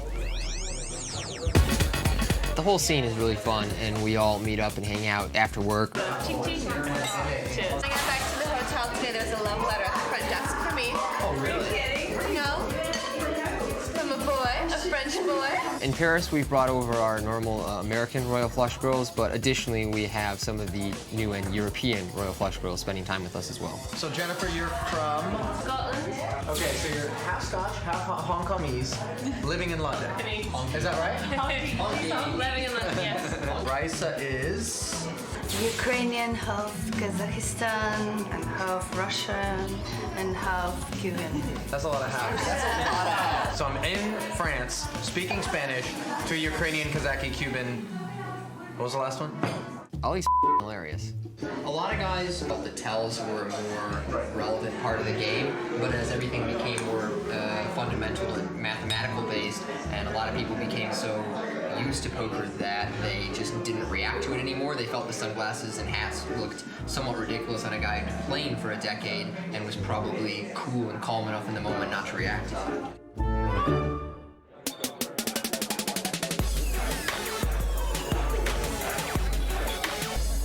High five, girls, high five. One really cool aspect about working for the WPT is getting to hang out with the guys that I used to watch on TV all the time. So we'll be out and I'll look over and there's Mike cutting a rug or Vince laughing it up with somebody, and it's all very surreal to me. What's happening, boys? Mike Sexton is a surprisingly smooth guy, kind of likes to make his way over to the Royal Flush Girls whenever possible. Capture me a Royal Flush Girl. Most people wouldn't think that Mike Sexton takes so much pride in his dancing, but I can assure you that he does. I think Mike's a great dancer. He's like the life of the party for the night. Cheers, guys. The season is in on the World Poker Tour. Let's be honest with ourselves, we're pretty darn lucky. We got jobs that we enjoy, and, we're doing the kind of things that we would probably be doing if we weren't employed to be doing them. And here we are in Paris hanging out for 2 weeks. Not a lot better than that.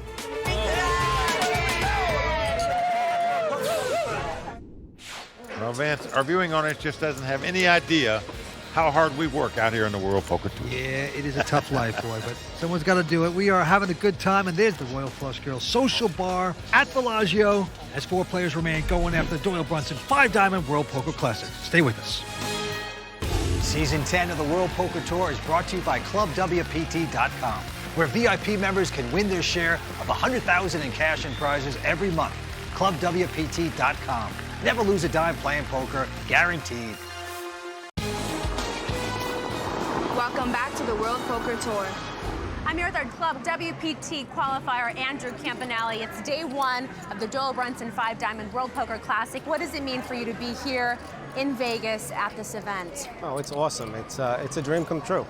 I enjoy playing poker. I love Club WPT, and now here I am playing against basically the best poker players in the world. Got to meet Daniel Negreanu and Antonio Esfandiari and Barry Greenstein, Kathy Liebert, Annette Oberstadt was here. Mike Mattisau got knocked out before I did, yes. I was invited back to the WPT party in the room, which was nice. I met the Royal Flush Girls. That was exciting. And Mike Sexton and Vince Van Patten. That was a blast. It was a lot of fun. You can't beat Club WPT. It's great. For a nominal membership fee, you play poker to your heart's content. And the next thing you know, you're playing in a tournament for maybe $800,000 or $900,000 against the best poker players in the world. You can't beat the value. Andrew Campanelli had a fantastic VIP poker experience here at Bellagio, and it could happen for you too. For only $19.95 a month, you too can become a VIP member, enjoy great VIP benefits, play unlimited poker, and maybe find yourself winning a seat to a major WPT event just like Andrew did. All you have to do is check it out for yourself, clubwpt.com, and never lose a dime playing poker. Guaranteed. Looks like the final table action's ready to start, so let's check the standings and get back to the game. Well, there you can see James Dempsey from London still out in front with 6.1 million. Vanessa Selps still on the short stack.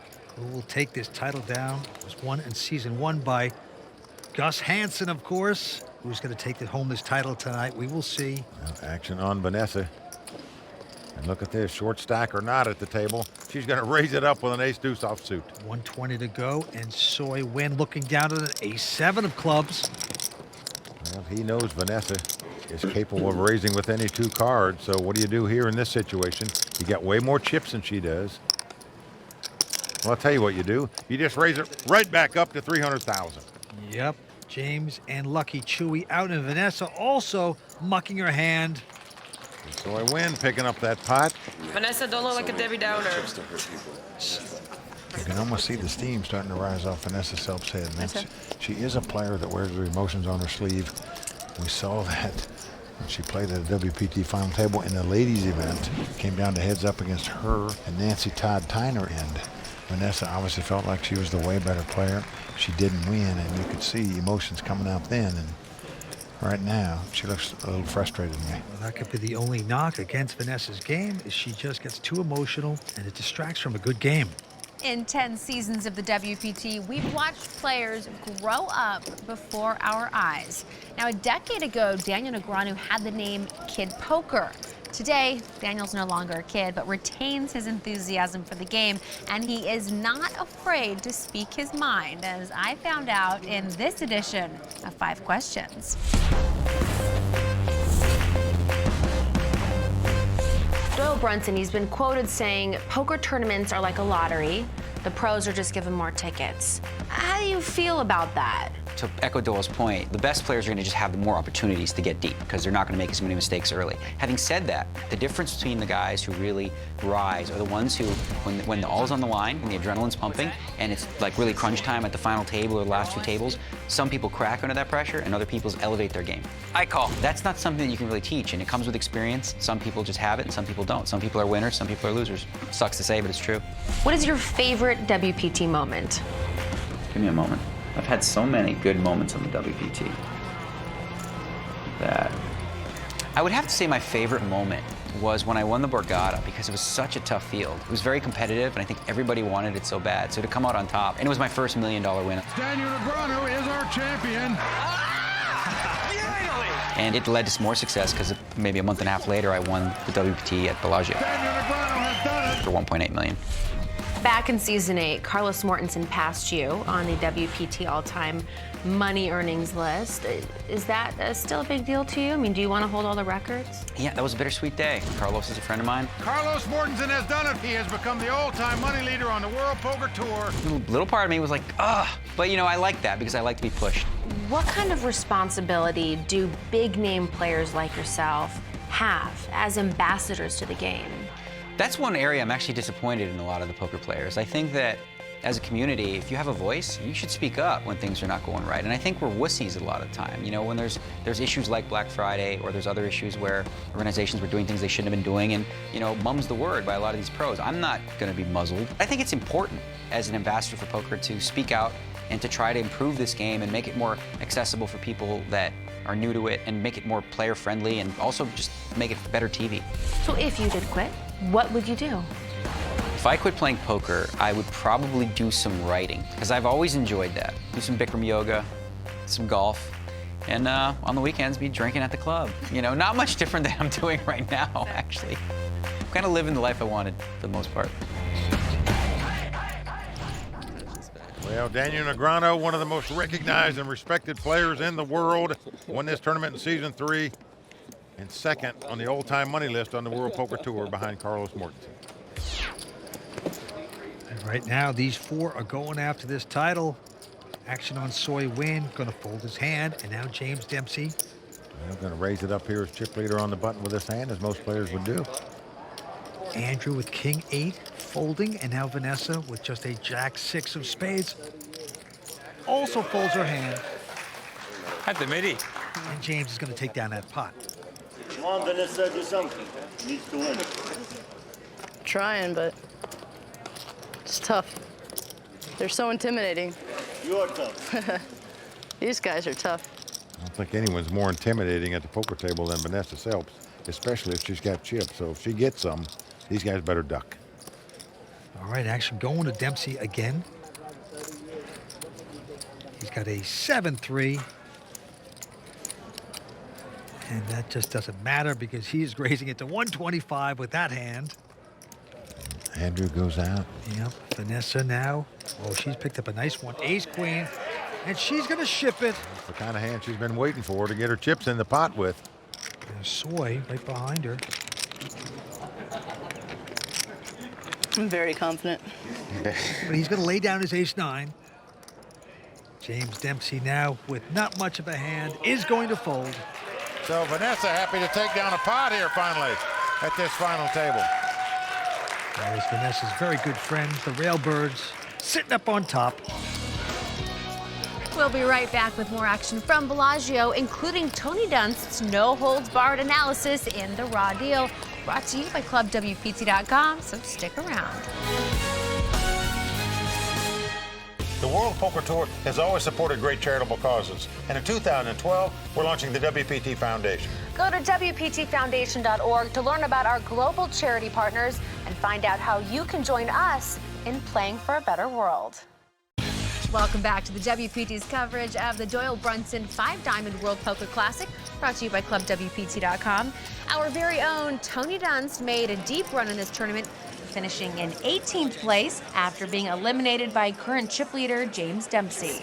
My hat is off to you, Tony, and based on his experience, he probably has a thing or two to say about our remaining players in this edition of The Raw Deal.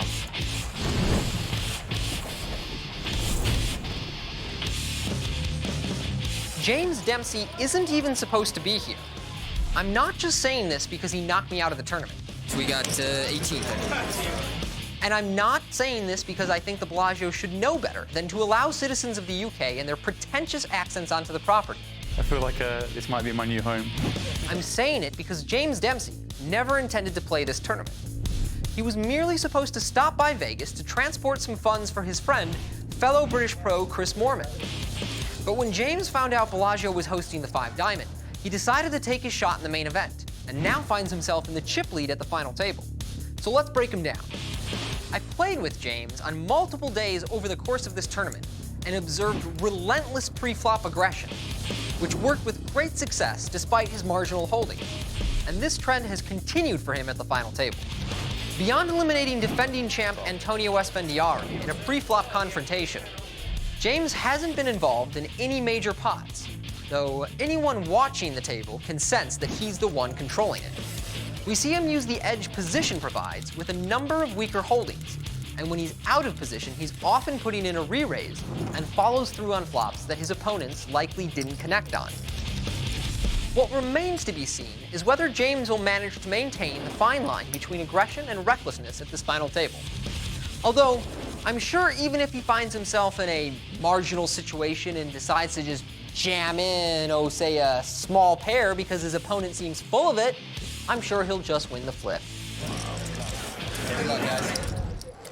Well, Vince, do you sense Tony's a little bitter that this guy knocked him out of this tournament? Just a little bit. I'll tell you, Tony is spot on though in his analysis about Dempsey's play, staying aggressive, especially winning a lot of small pots by making raises with junk hands. All right, here we go. Quick fold by Andrew. Vanessa also out, and now Soy Win. Soy with the king high, just folds in a small blind, does not want to get in a confrontation with the chip leader right now. Hey, maybe we should make you a nickname right now so everyone knows. Flushy. Or the doctor. Actually? The doctor, yeah. I was thinking doctor something.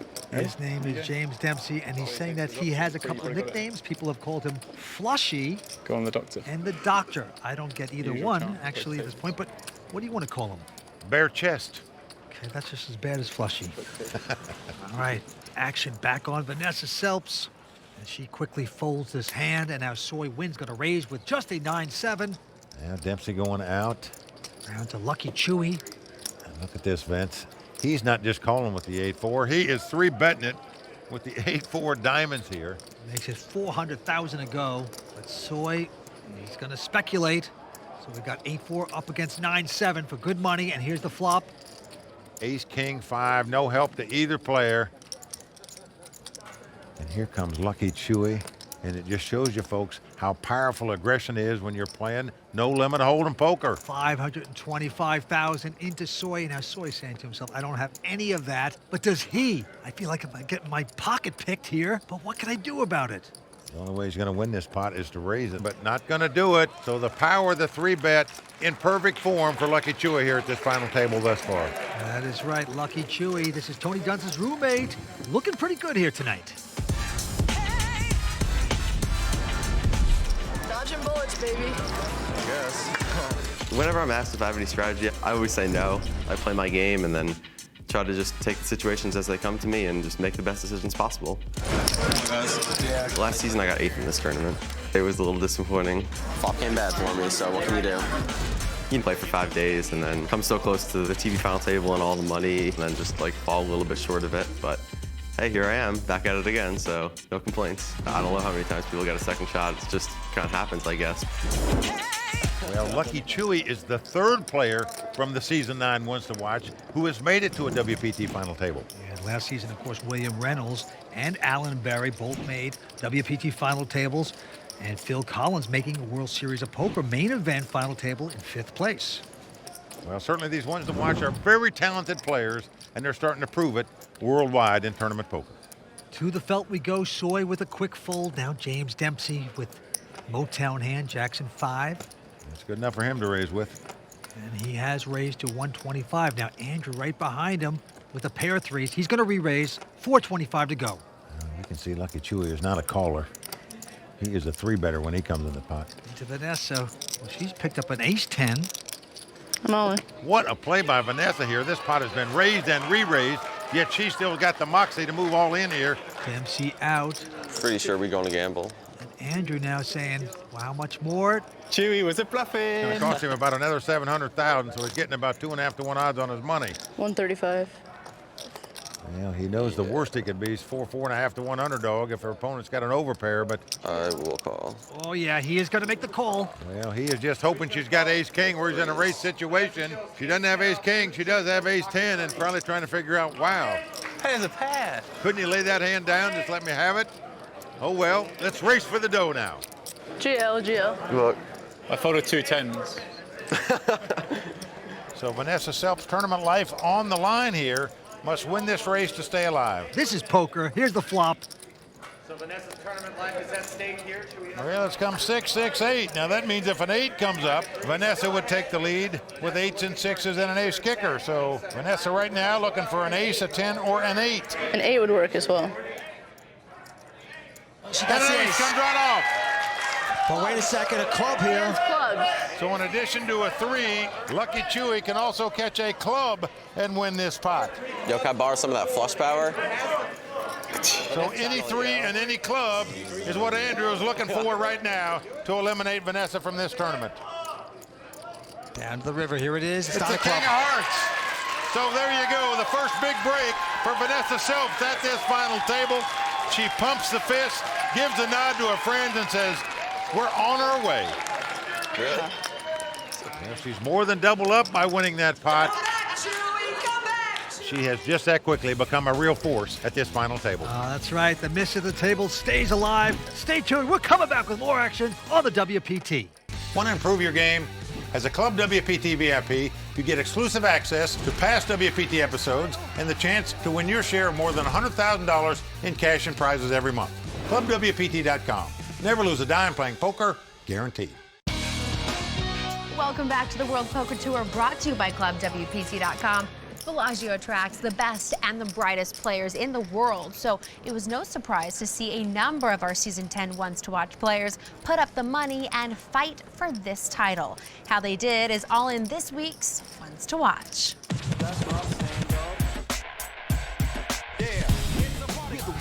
I love to grind, sick degenerate. I made it to the final table. I'm a Ones to Watch, so that should be interesting. No.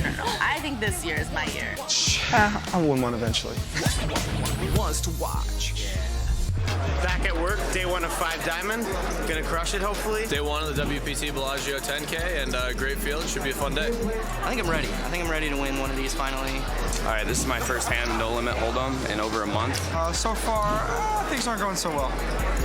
Lost half of my stack already. What's up? Only me. A poker career is very difficult. I think a lot of people don't understand what goes into it. It's really hard to put forth the amount of time and energy and effort that you need to become a professional. And there's a lot of grinding, and sometimes it's not so glamorous.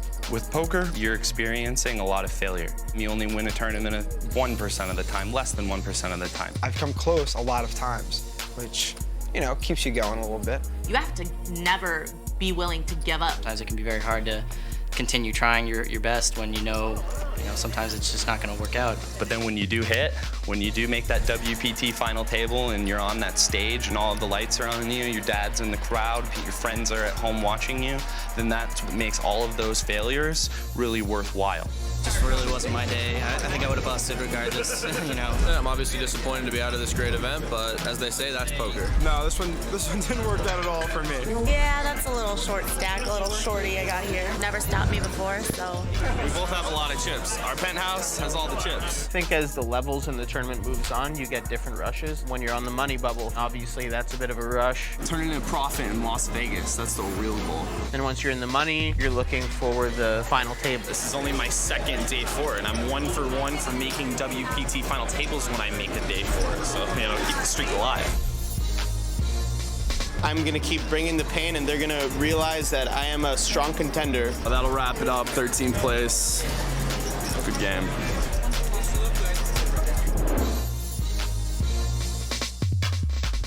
Well, the Ones to Watch really had a good showing here at the 5 Diamond, with roommates William Reynolds finishing in 13th place and Matt Marifiati in 15th place.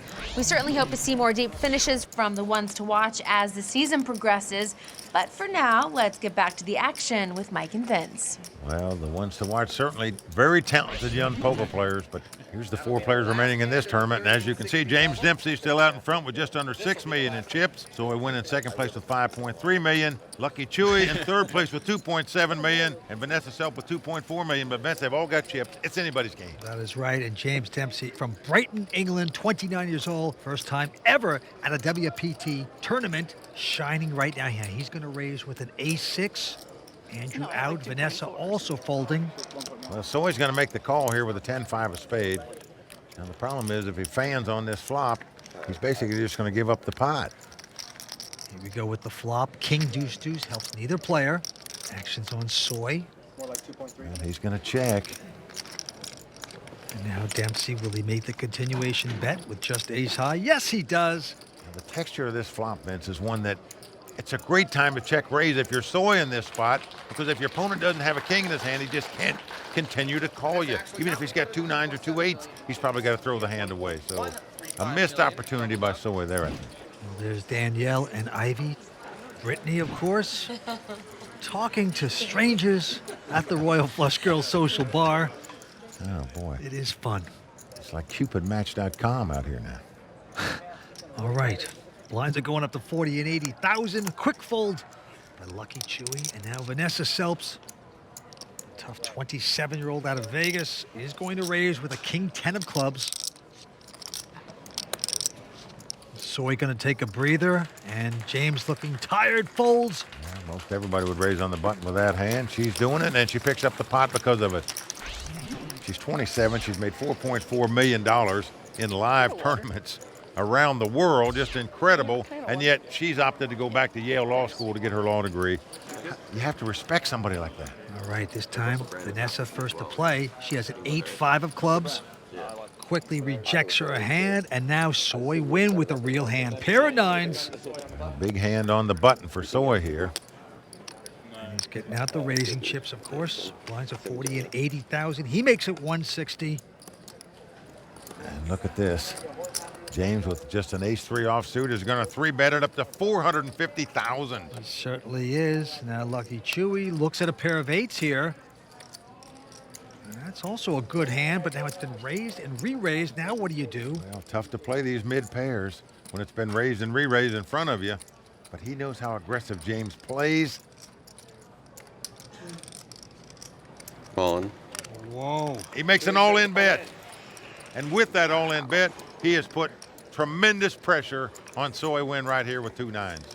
You were talking about a huge pot in the making, and this is not an easy call, not auto call at all. Are you kidding me? I think it's such a tough call. It's unbelievable because you've still got the chip leader sitting behind you who also raised this pot. Of course, we know how aggressive these guys have been tonight, raising with just junk hands. I call. And he's going to make the call of the night. I'm all out.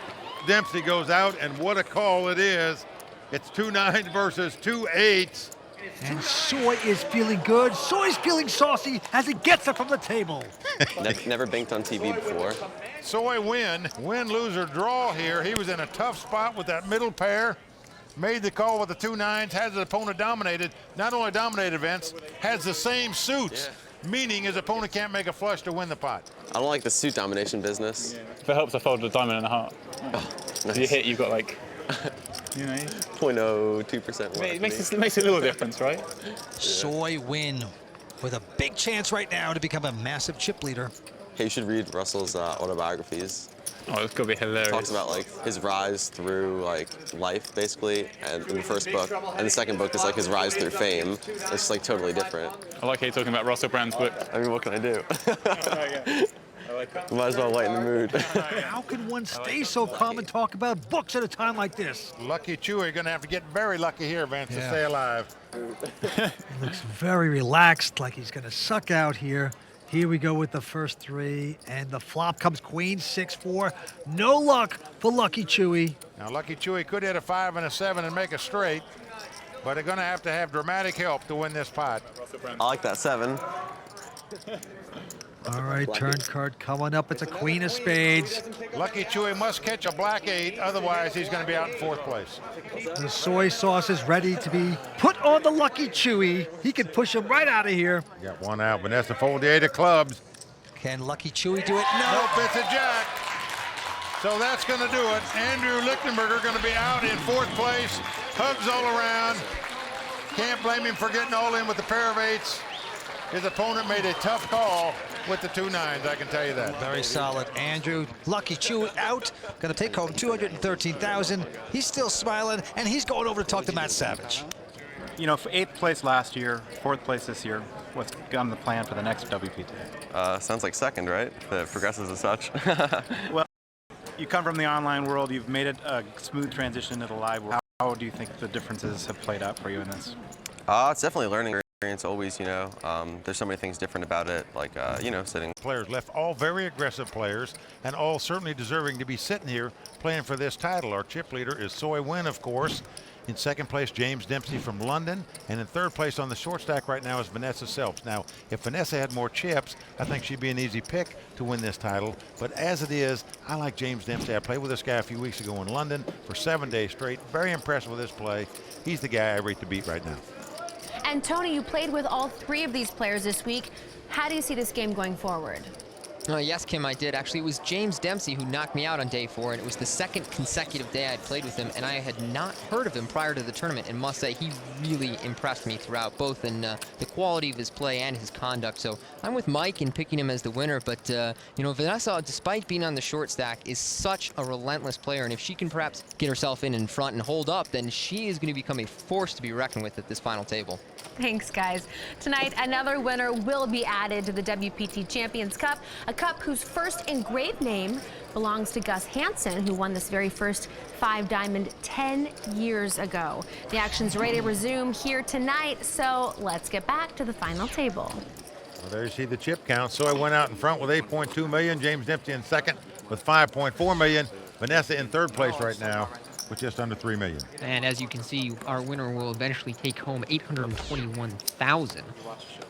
As well as get that coveted entry into the WPT World Championship at Bellagio at the end of the season, which could be worth millions more to him. Blinds are $40,000, $80,000 as we return to action. Yeah, Vanessa's going to raise